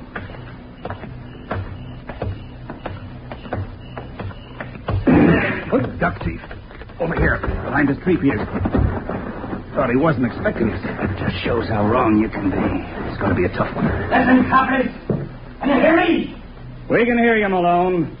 Better give yourself up. I've got one good eye, 2 good guns. Don't worry about me. Malone, we're United States Counterspies. We'll have a squad of men out here in 5 minutes. You haven't got a chance of getting out of there. I make my own chances. Now get this, get it straight. I got 2 dames in here. The nursery Stu's top 2 and my darling little niece. I'm coming out with both of them.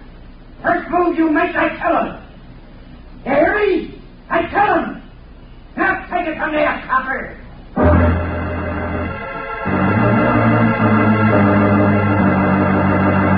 You're crazy, Bill. You can't do it. Shut up, Mary. You're out of this now. Aunt Mary. Mrs. Go Gordon. on, start moving, you two. I won't let you do it, Bill. Get out of my way, Mary. No. Okay. Oh. Now, come on, you start moving. Bill, don't.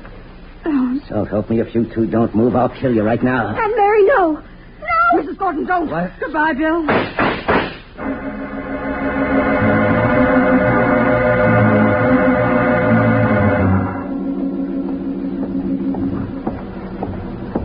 How is she, Chief? Not good.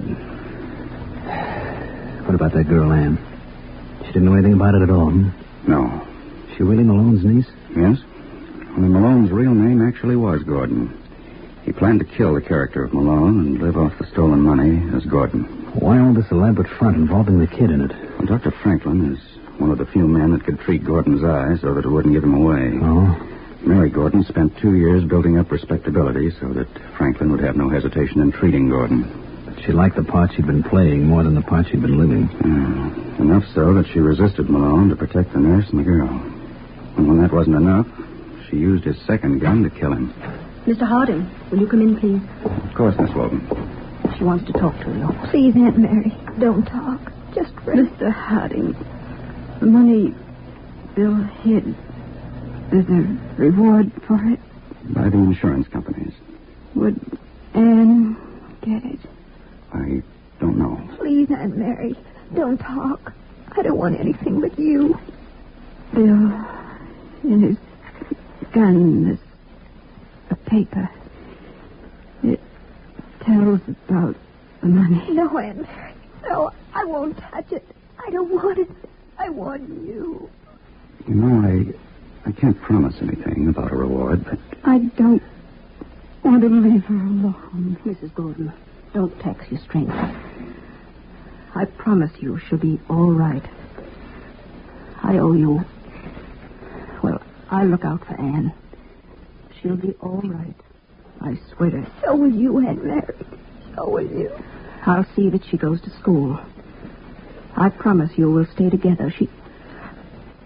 Aunt Mary! Aunt Mary! Aunt Mary! Miss Wilton, you'd better take her with you. Peters will drive. I'll wait for... Well, I'll stay here.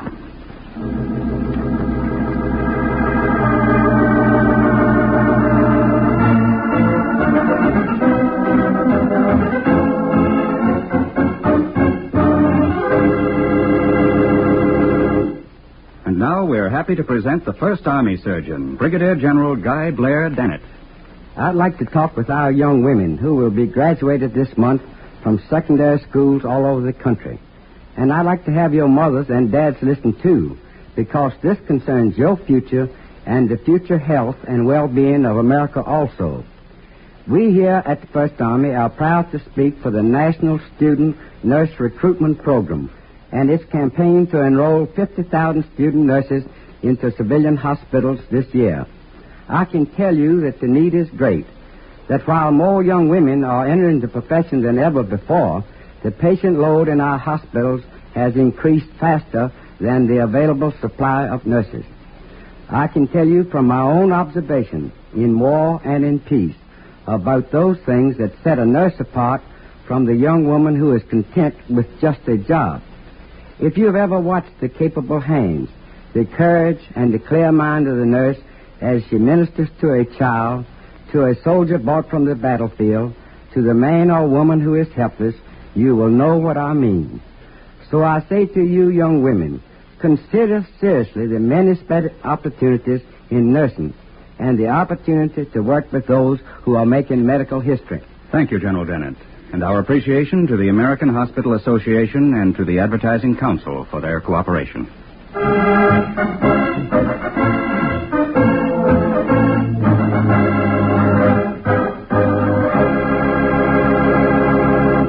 Tonight's David Harding Counterspy case was dramatized by Palmer Thompson with music by Jesse Crawford and featured Mandel Kramer and Bryna Rayburn. David Harding Counterspy is a Phillips H. Lord production originating in New York for the makers of Old Nick and Bitter Honey candy bars. Now a listening reminder. Predictions and inside Washington stories. That's what Drew Pearson brings you every Sunday night. Hear Pearson tonight over this ABC station. This is ABC, the American Broadcasting Company. ABC station. This is ABC, the American Broadcasting Company. The American Broadcasting Company presents Counterspy.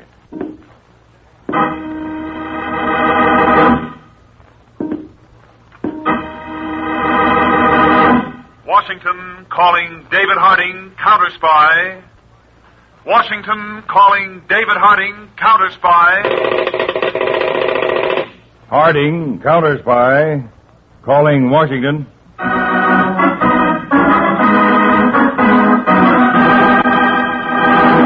United States Counterspies, especially appointed to investigate and combat the enemies of our country, both at home and abroad.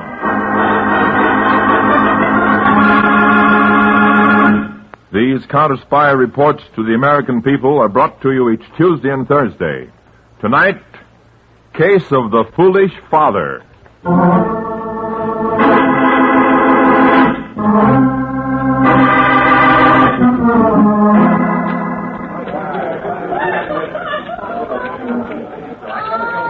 Here's your regular table, Mr. Baker. You please sit down. Yeah, sure, pal. I'll get some bread and rolls on this table. I haven't got all night. What's the good of my owning this joint if I can't get Mr. served? Baker, sure. Oh, why hasn't the floor show started yet? What goes on here, anyway? Take it easy, Lefty. It's only 10:30. Popo, you know I got that date with Hickman. Pal, I'll get going. Will you go tell the band leader, tell Charlie to start the floor show? I want to see that new dame. Put her on first. Sure, Mr. Baker. Right away, Mr. Baker. Oh, people take all year to do the simplest thing. Your trouble is you're a hurriesome guy, Lefty. Take it easy. Yeah, like you, Bobo, you fat monkey. I got a lot of things to do in my life. Why don't they start the show? The show. What's so terrific about the show? A crummy comic and 6 tired chorus babes. Selena. Oh, the new snake dancer? Uh-huh. I saw the photos when Charlie booked her. She dances in a filmy costume with a fake snake. Mother. Thank you, and good evening, folks. Good evening. It's a privilege to welcome you to the Green Grotto, Liberty City's snappiest recreation center. Tonight, we've got a special treat for you, and here it is. That guy talks too long. The Dance of the Surfing Queen by Selena. Joe, the violet spotlight, please. Oompa, music.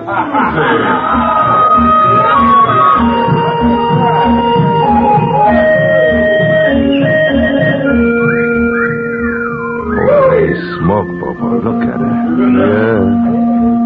Why does she waste time with that snake? Oh, Mother, get my asbestos suit. I'm going to a fire. Mr. Baker, your rolls and body. You want a drink? Shut up, fella. Leave me alone.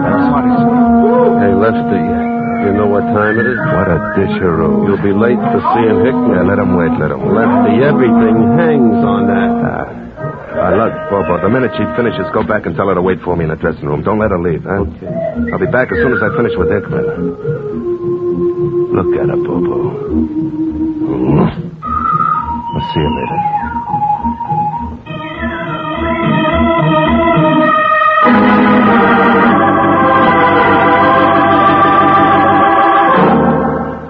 Well, you're a little early, Lefty. Oh, it's better than late, isn't it? Yeah. Sit down. Look, I'm in a hurry, Hickman. Aren't you always?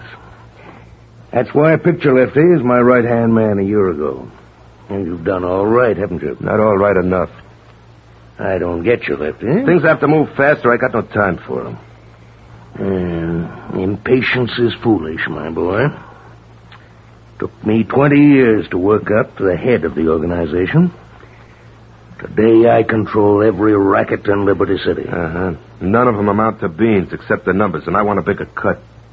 Greedy, aren't you? Well, I take all the chances. The runners all know me, not you. I have the policy slips printed and distributed. It's worth more than 1/3. I could get angry at you, Lefty.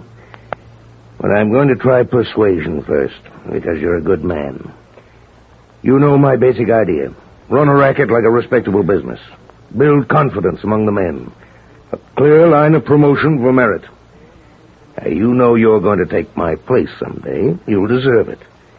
Then you'll sit in this hideout office. Oh, very pretty, Hickman, but 100 years from now we'll be dead. I ain't got time to wait. I won't give you a bigger cut. That's final. Mm-hmm. Well, I got something even more final. A gun? You fool,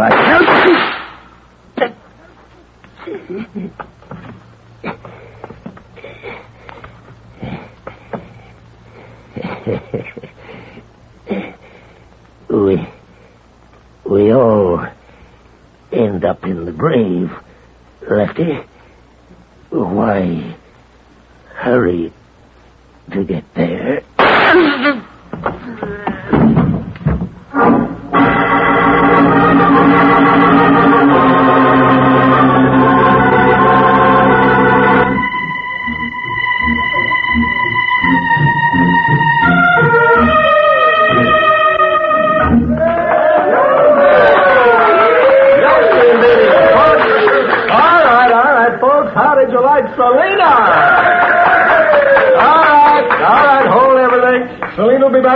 Show, midnight, with an even more daring dance. Hey, Paolo. Yes, Mr. Folk. Hold the next course for a few minutes. I gotta go backstage and see Selena. Mr. Baker wants to talk to her when he gets back. In their interpretation of oink, oink, life down on the farm. Here we go.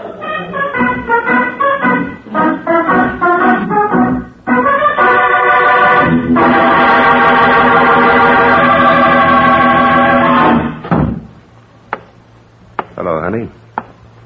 I'm Lefty Baker. Yes, a funny little man named Bobo said you were coming. I own this joint, you know. Somebody has to own it. Why not you? You know, you're terrific. I'm supposed to be. Tomorrow morning, your name goes up in lights outside the club. Good. I'm going to have 2 dressing rooms made into one and fixed up to knock your eye out. Good. I'm going to double your salary. Good. In exchange, no guys around you but me. You move fast, don't you? I think fast, talk fast, and act fast. I hate molasses. If you don't, you ought to. Well, see if you can listen as fast as you do everything else. I'm turning you down cold.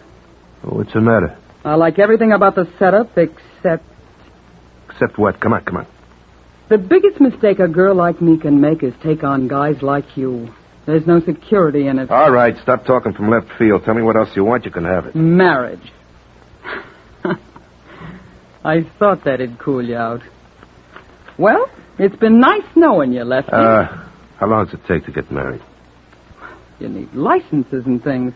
Wait 2 weeks. After that, maybe 5 minutes. I'll get everything set tomorrow. Are you on the level? Where you staying? Liberty City Arms Hotel. All right, I'll pick you up there tomorrow morning at 11. We'll set everything. People get married in church, don't they? Okay, Lefty. I'll take you up. You just got yourself engaged. On one condition. All right, don't drag this out. I got an appointment on the other side of town in 10 minutes. I've been taking care of my father for 4 years, since Mom died. You have to let him live with us. Is that all? Sure. Oh, I may not get back here to see a second show, but I'll be at your hotel 11 tomorrow morning. Well...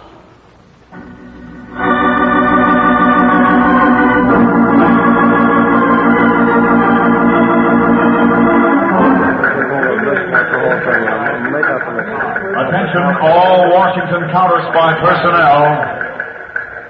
This is David Harding's assistant, Harry Peters, speaking. Here's Mr. Harding.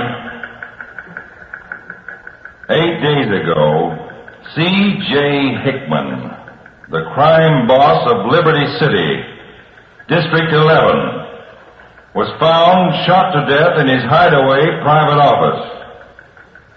According to the facts received here in Counterspy Central Analysis, no clues to his murder have been found, though we have our suspicions. First result of the murder is the accession to gang leadership of George Baker, known in the underworld as Hurry Up Lefty.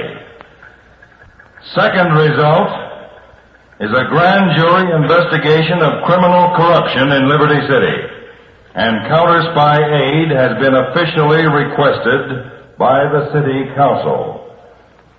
From tonight on, my assistant Peters and I will be working out of temporary headquarters in Liberty City.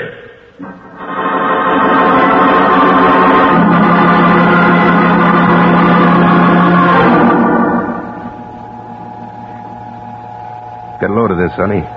Private elevator to my penthouse apartment. I had it souped up fast. Our penthouse apartment. Yeah, that's right, baby. Well, we only been married 20 minutes. Let me catch my breath, eh? What's the matter? Things too fast for you? Yeah, that's why I go for you, sweetheart. You're the fastest thing next to me I ever heard of. Well, top floor. Heaven. Like it?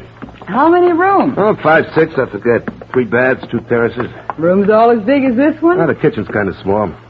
Servants? Yeah, Bobo Falk, the little fat guy that's with me all the time. He's my right-hand man, personal stooge, and cook. Think you made a bum deal, sweetheart? Put your arms around me, Lefty. I heard you the first time, baby. You always hear of dopes getting married fast, and they tell you it lasts a lifetime. Why shouldn't smarties like us have the same luck?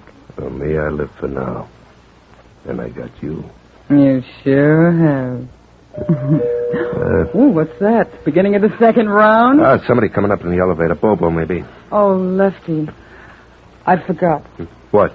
A husband someplace? My pappy. Who? My father, don't you remember? He's going to live here, too. Oh, yeah. Oh, okay, there's an extra bedroom and bath in the back you can have. Oh, hiya, Pop. Come on in. Lefty, this is Pop. Pop, this is Lefty. Hiya, Pop. Hi. Oh, that elevator come up so fast I'm dizzy. Oh, Pop, didn't you bring some bags or something? Bags? Oh, I wasn't sure this was all on the level, so I checked my stuff at the depot. Any ale in the house, Elsie? Ale? I don't know. Oh, Pop drinks ale all day long, Lefty. Well, there's everything out in the kitchen. Yeah, I'll go find it. What did you say your name is, Elsie? Mrs. George Baker. Used to know a linotype operator named Barker. No. Well, I'm awful thirsty. I'll go see about that ale. Call me when you want supper cooked, Elsie. You bet, Pop. Oh, what's the matter? You ought to see your face. Is that old Crumb really your old man? Well, he and Mom always said so. Yeah, but look at you and look at him. Yeah, the way he dresses. Sort of a cowboy felt hat, a shirt but no collar, and a gold collar button showing. Yeah. What's he mean, let him know when you want supper cooked? He likes to cook. He'll insist on doing all the cooking. Oh, great. Bobo will love that. Is that what he is, a cook? Short order? No. Cooking's just for fun. He's a printing compositor. Has been ever since he got out of school. Say, maybe you can find him a job. What's he need a job for? You just give him all the dough he wants. No, it'll be better if he works. You can find him something, I bet you. Yeah. Like a little print shop in the cellar of the Green Grotto Club. Prints all the menus and stuff. Maybe you could take that over. No, you're sweet, Lefty. Yeah. I mean it. I'm not going to do a thing but make you a real home here. Oh? We got a home, baby. And what are you talking about, doing nothing else? You're going to go right on dancing at the Green Grotto. I want the whole world to know what I got, baby.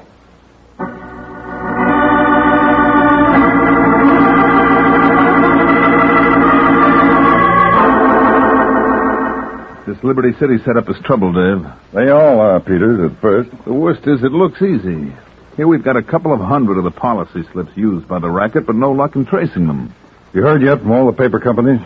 Well, it narrowed down pretty fast to that jobber in Kansas City, Chief. He sold a carload lot of this paper 5 months ago to a printer in Independence, Missouri. Now, that printer failed, and the paper was sold off at auction. No record of who bought it. Yeah, but the chances are these policy slips are printed somewhere here in Liberty City. Well, we've checked every printer, Dave, big and little. There are 27 all told, including the printing plant at the university outside the city. Not one has this particular typeface. Vogue Bold, isn't it? Mm-hmm. 8-point and 12-point. And it ought to be easy to trace. You can see that a lot of the characters are defaced. Well, we can't sit here all night and stew about it, Peter. There's only one possible lead at the moment. The one turned up in our surveillance reports. The father of Selena, the snake dancer. Yes, Lefty Baker's father-in-law, Pop Wilbarger. He's a printer by trade. See what that leads to, Peters.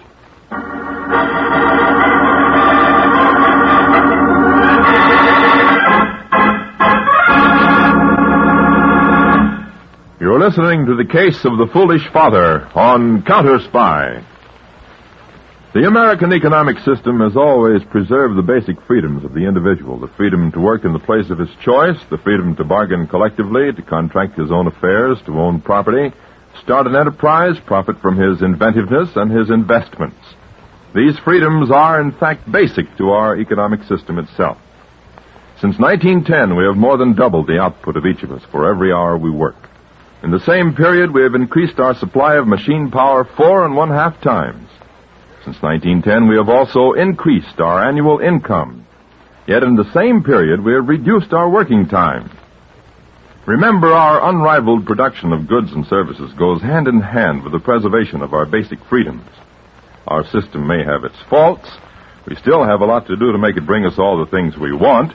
But despite these faults, it has brought more benefits to more people than any other system. So at all times, work to protect and to strengthen our American economic system. And now, back to Counterspy.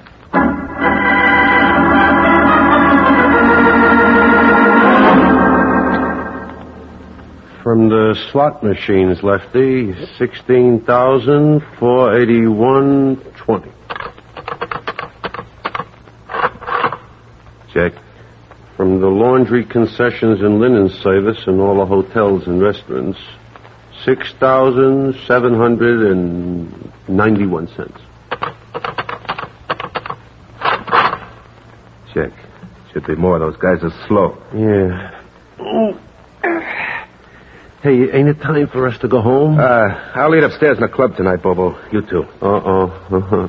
You got a fight with the missus already? No, only can't go home to eat no more. It's Pop.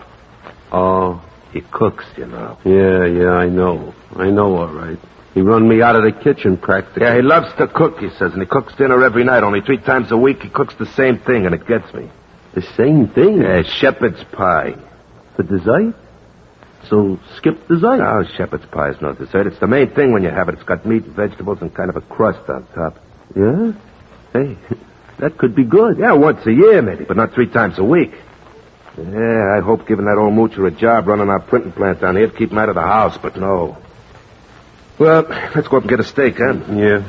Oh, why don't you throw him out? I promised the baby. Come on, let's not hang around then. Just a second. Yeah. Hello, sweetie. Oh, baby, how are you? Sweetie, if you hurry, we can have something to eat together. Well, honey, I told you I can't stand any more of that I know. But Pop's not fixing dinner tonight. He's going out to meet a new pal of his. Huh? He's got a pal? Be glad, sweetie. How fast can you get here? You know me, baby.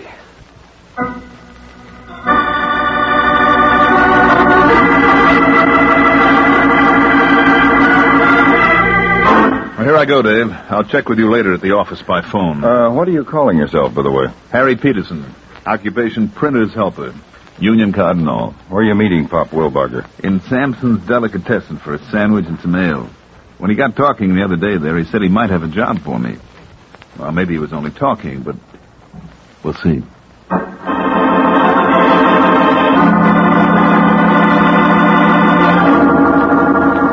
Well, Pops, nice little print shop you got here. Oh, not bad.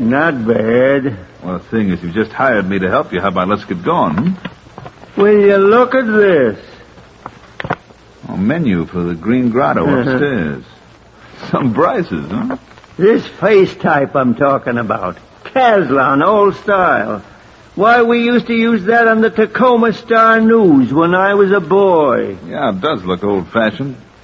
I'm going to change it. To what? What other types you got here, Pop? Some fella's been running the shop. Pretty careless. I don't know what there is. Let's look. You bet. Got some cases here. All handset stuff. Yeah. Looks like old monotype stuff. Cheltenham. Well, that's no good for smart menus, Pop. Cheltenham's corny. Yep. Well, let's keep looking. lot of old stuff ought to be melded up. How you on hand setting, Peterson? Ever do any? Plenty. I can handle a Ludlow, too. No linotype, though. My eyes, I'm not so young anymore. Well, maybe you'll reset this menu if we can find a decent typeface. Hey, Pop. What? Here's a typeface that looks possible. What? It's Vogue Bold, 8-point and 12-point. It looks okay, huh, Pop? Vogue. In good shape, is it? No eyes, No reason why it shouldn't be in good shape, is there? And say... Yeah? Back here in the dark.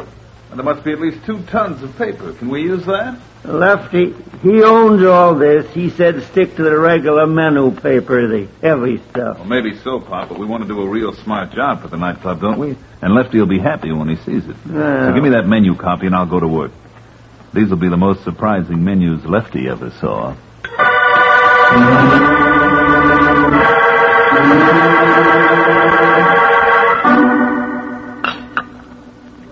Sweetie, I have to admit it. I like Bobo's cooking better than Pop's. He's a character, your old man. Oh, I don't know. That gold collar button of his always sitting in the kitchen slopping up ale. Yeah, I'll tell you a secret.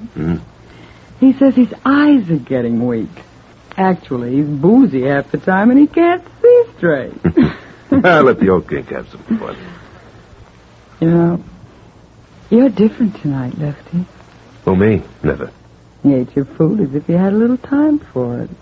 And you're sitting still. You're not looking at your wristwatch every 2 minutes.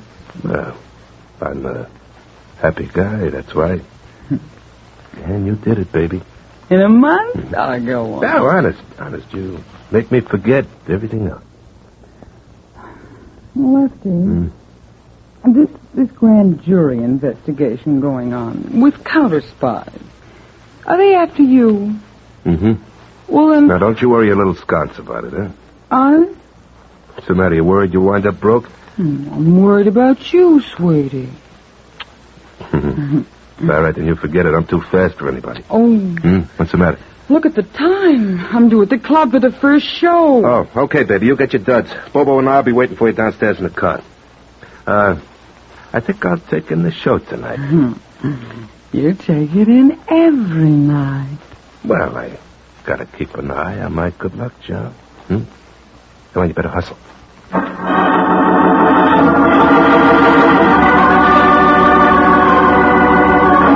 Dave. Hello, Dave. Yes, Peters, what's up? I can't explain now. I just ducked out of the print shop to a phone booth. Can you come to the Green Grotto for dinner? Of course. You expect something? I've taken a wild chance, and it may lead to a blow-off. Now, when you get there, keep your eyes on Lefty Baker, especially when he sees the newly printed menu.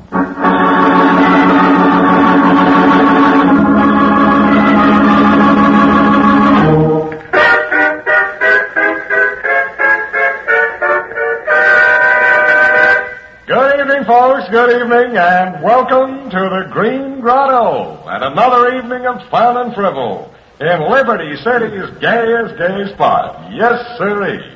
Well, we start off our all-star floor show with a little girl who's captured every heart in the city, the beautiful, exotic charmer in her dance of the Serpent Queen, Salida!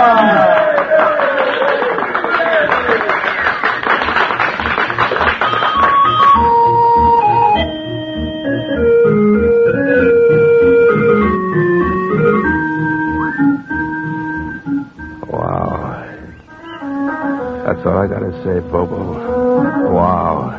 Yeah. Mine. All mine. Yeah. Oh, good evening, Mr. Baker. Dinner as usual? No hurry tonight, Paolo. Okay, Mr. Baker. I leave 2 menus with you. Okay, Paolo. Look at it, Bobo. It's murder. Plain murder. I'll say it is. Lefty. Look at this menu. That pipe down, will you? I'm not ready to order. Lefty, look at this menu. Yeah, so you like the paper it's printed on? Yeah, sure, it's the same as... Hey. And how do you like the type it's printed with? Oh, but I love it.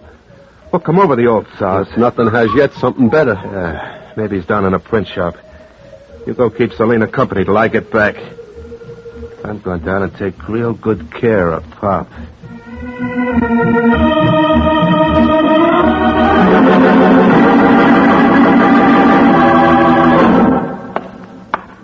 Hey, Pop. I brought back some more ale. That's the stuff. Sit down, boy. Nothing I like better than sitting around a print shop. Gas.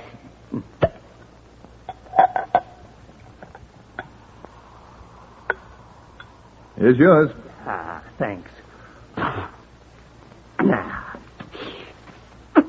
Reminds me of one of Jim Bates out in the old Mountain Valley Press. Oh, yeah. He could set more type and drink more ale than any journeyman printer in the country. Yes, sir, and never pie a line or spill a drop. It's funny, I don't know why I'm yawning. Nerves, I guess. Could be. Peterson, you like shepherd pie? I never had any, I don't think, Pop. Yes, sir. He could drink more ale and set more type than any printer in the country. Jim Bates could. Has hunks of meat in it, and any kind of meat. What if he got lying around? Shepherd's pie, huh? And he'd never pie a line, no, sir. Of course, potatoes and vegetables, anything that's lying around. Different every time, see? Only always the same. I'll make you some. Here's more ale, Pop. Hey, Pop, did you print up these new... Who are you, Jack? Peterson's the name, Mr. Baker. Mr. Wilbarger's helper. Helper since when? Since tonight, Mr. Baker. Did we do anything wrong? Somebody did. I told this old goat not to touch anything in the shop but what he needed for menus and table cards. He used the wrong paper and the wrong type. Well, I know they're the same as the policy slips printed down there. Policy slips? What do you know about policy slips? Come on, spill it, wise guy. What's your rank? I just wanted you and me to have a talk. We're having it with a gun in my hand, so talk fast. Well, like you say, Mr. Baker, I've got an angle. I want to tie up with a smart guy like you. You wouldn't want me unless I did something smart, so I can't Pop into hiring me. You're not smart after all, Peterson, because you did something that can wipe out my whole racket. That's why you and the old South here want to get it. Lefty. What? Selena, for the love of Mike. She got the whole story out of me, Lefty. What are you going to do to Pop? You were going to kill him, weren't you? Oh, gee, honey. Yes, he was, Selena. Lefty, you crummy crook. Oh, honey, I took the old bum on because you asked me. That don't give him the right to louse up my whole racket. Bobo, take her out of here. Yes, sure, Lefty. Will you touch me and I'll claw you wide open. Hey, geez, Lefty. Go on, you sap. You're scared of a dame. Let's see you do it, Lefty. Why don't you give her what you gave your old boss, Hickman? Shut up. Lefty, I draw the line at murder. Pop and me are getting out of here. Come on, Pop, wake up. This is no place for us. Oh! All right, everybody stand where they are. That shot went into the floor just as a warning. Now, everybody... Grab your gun, Peters. I've got it covered. Got it, Chief. Got some handcuffs for Lefty. Hey, well, what are you guys, cops or what? United States Counterspies. You and your boss are both under arrest on suspicion of murder. Murder? I didn't kill Hickman. He done it. Lefty done it. Shut up, you crummy heel. We'll take them all in, Peters. Hold everything, boys. Yes, miss, what is it? I had no part in Lefty's racket. I was just looking for a roof over me and Pop. And we had it for a while. All I want now is plenty of publicity. I think I'll look pretty good on page 1. It's a nice wife you got, Lefty. Drop dead. Come on, Pop. Hey, Pop. Ollie, hit the deck. Well, sir, anytime you want shepherd's pot. Look, get me a doctor, will you? My shoulder's bleeding. You bet, Lefty, a doctor and the penitentiary, the way you like everything, on the double.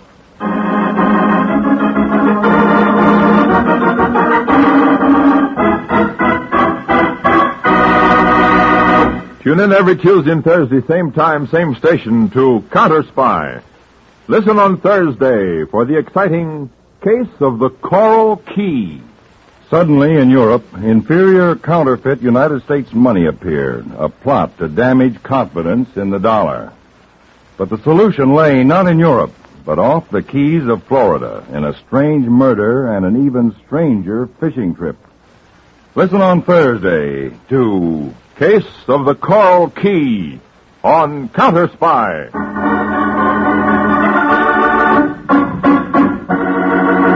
Tonight's Counterspy program originated in New York. was directed by Leonard L. Bass, dramatized by Paul Milton, and featured Don MacLaughlin and Mandel Kramer. Counterspy is a Phillips H. Lord production.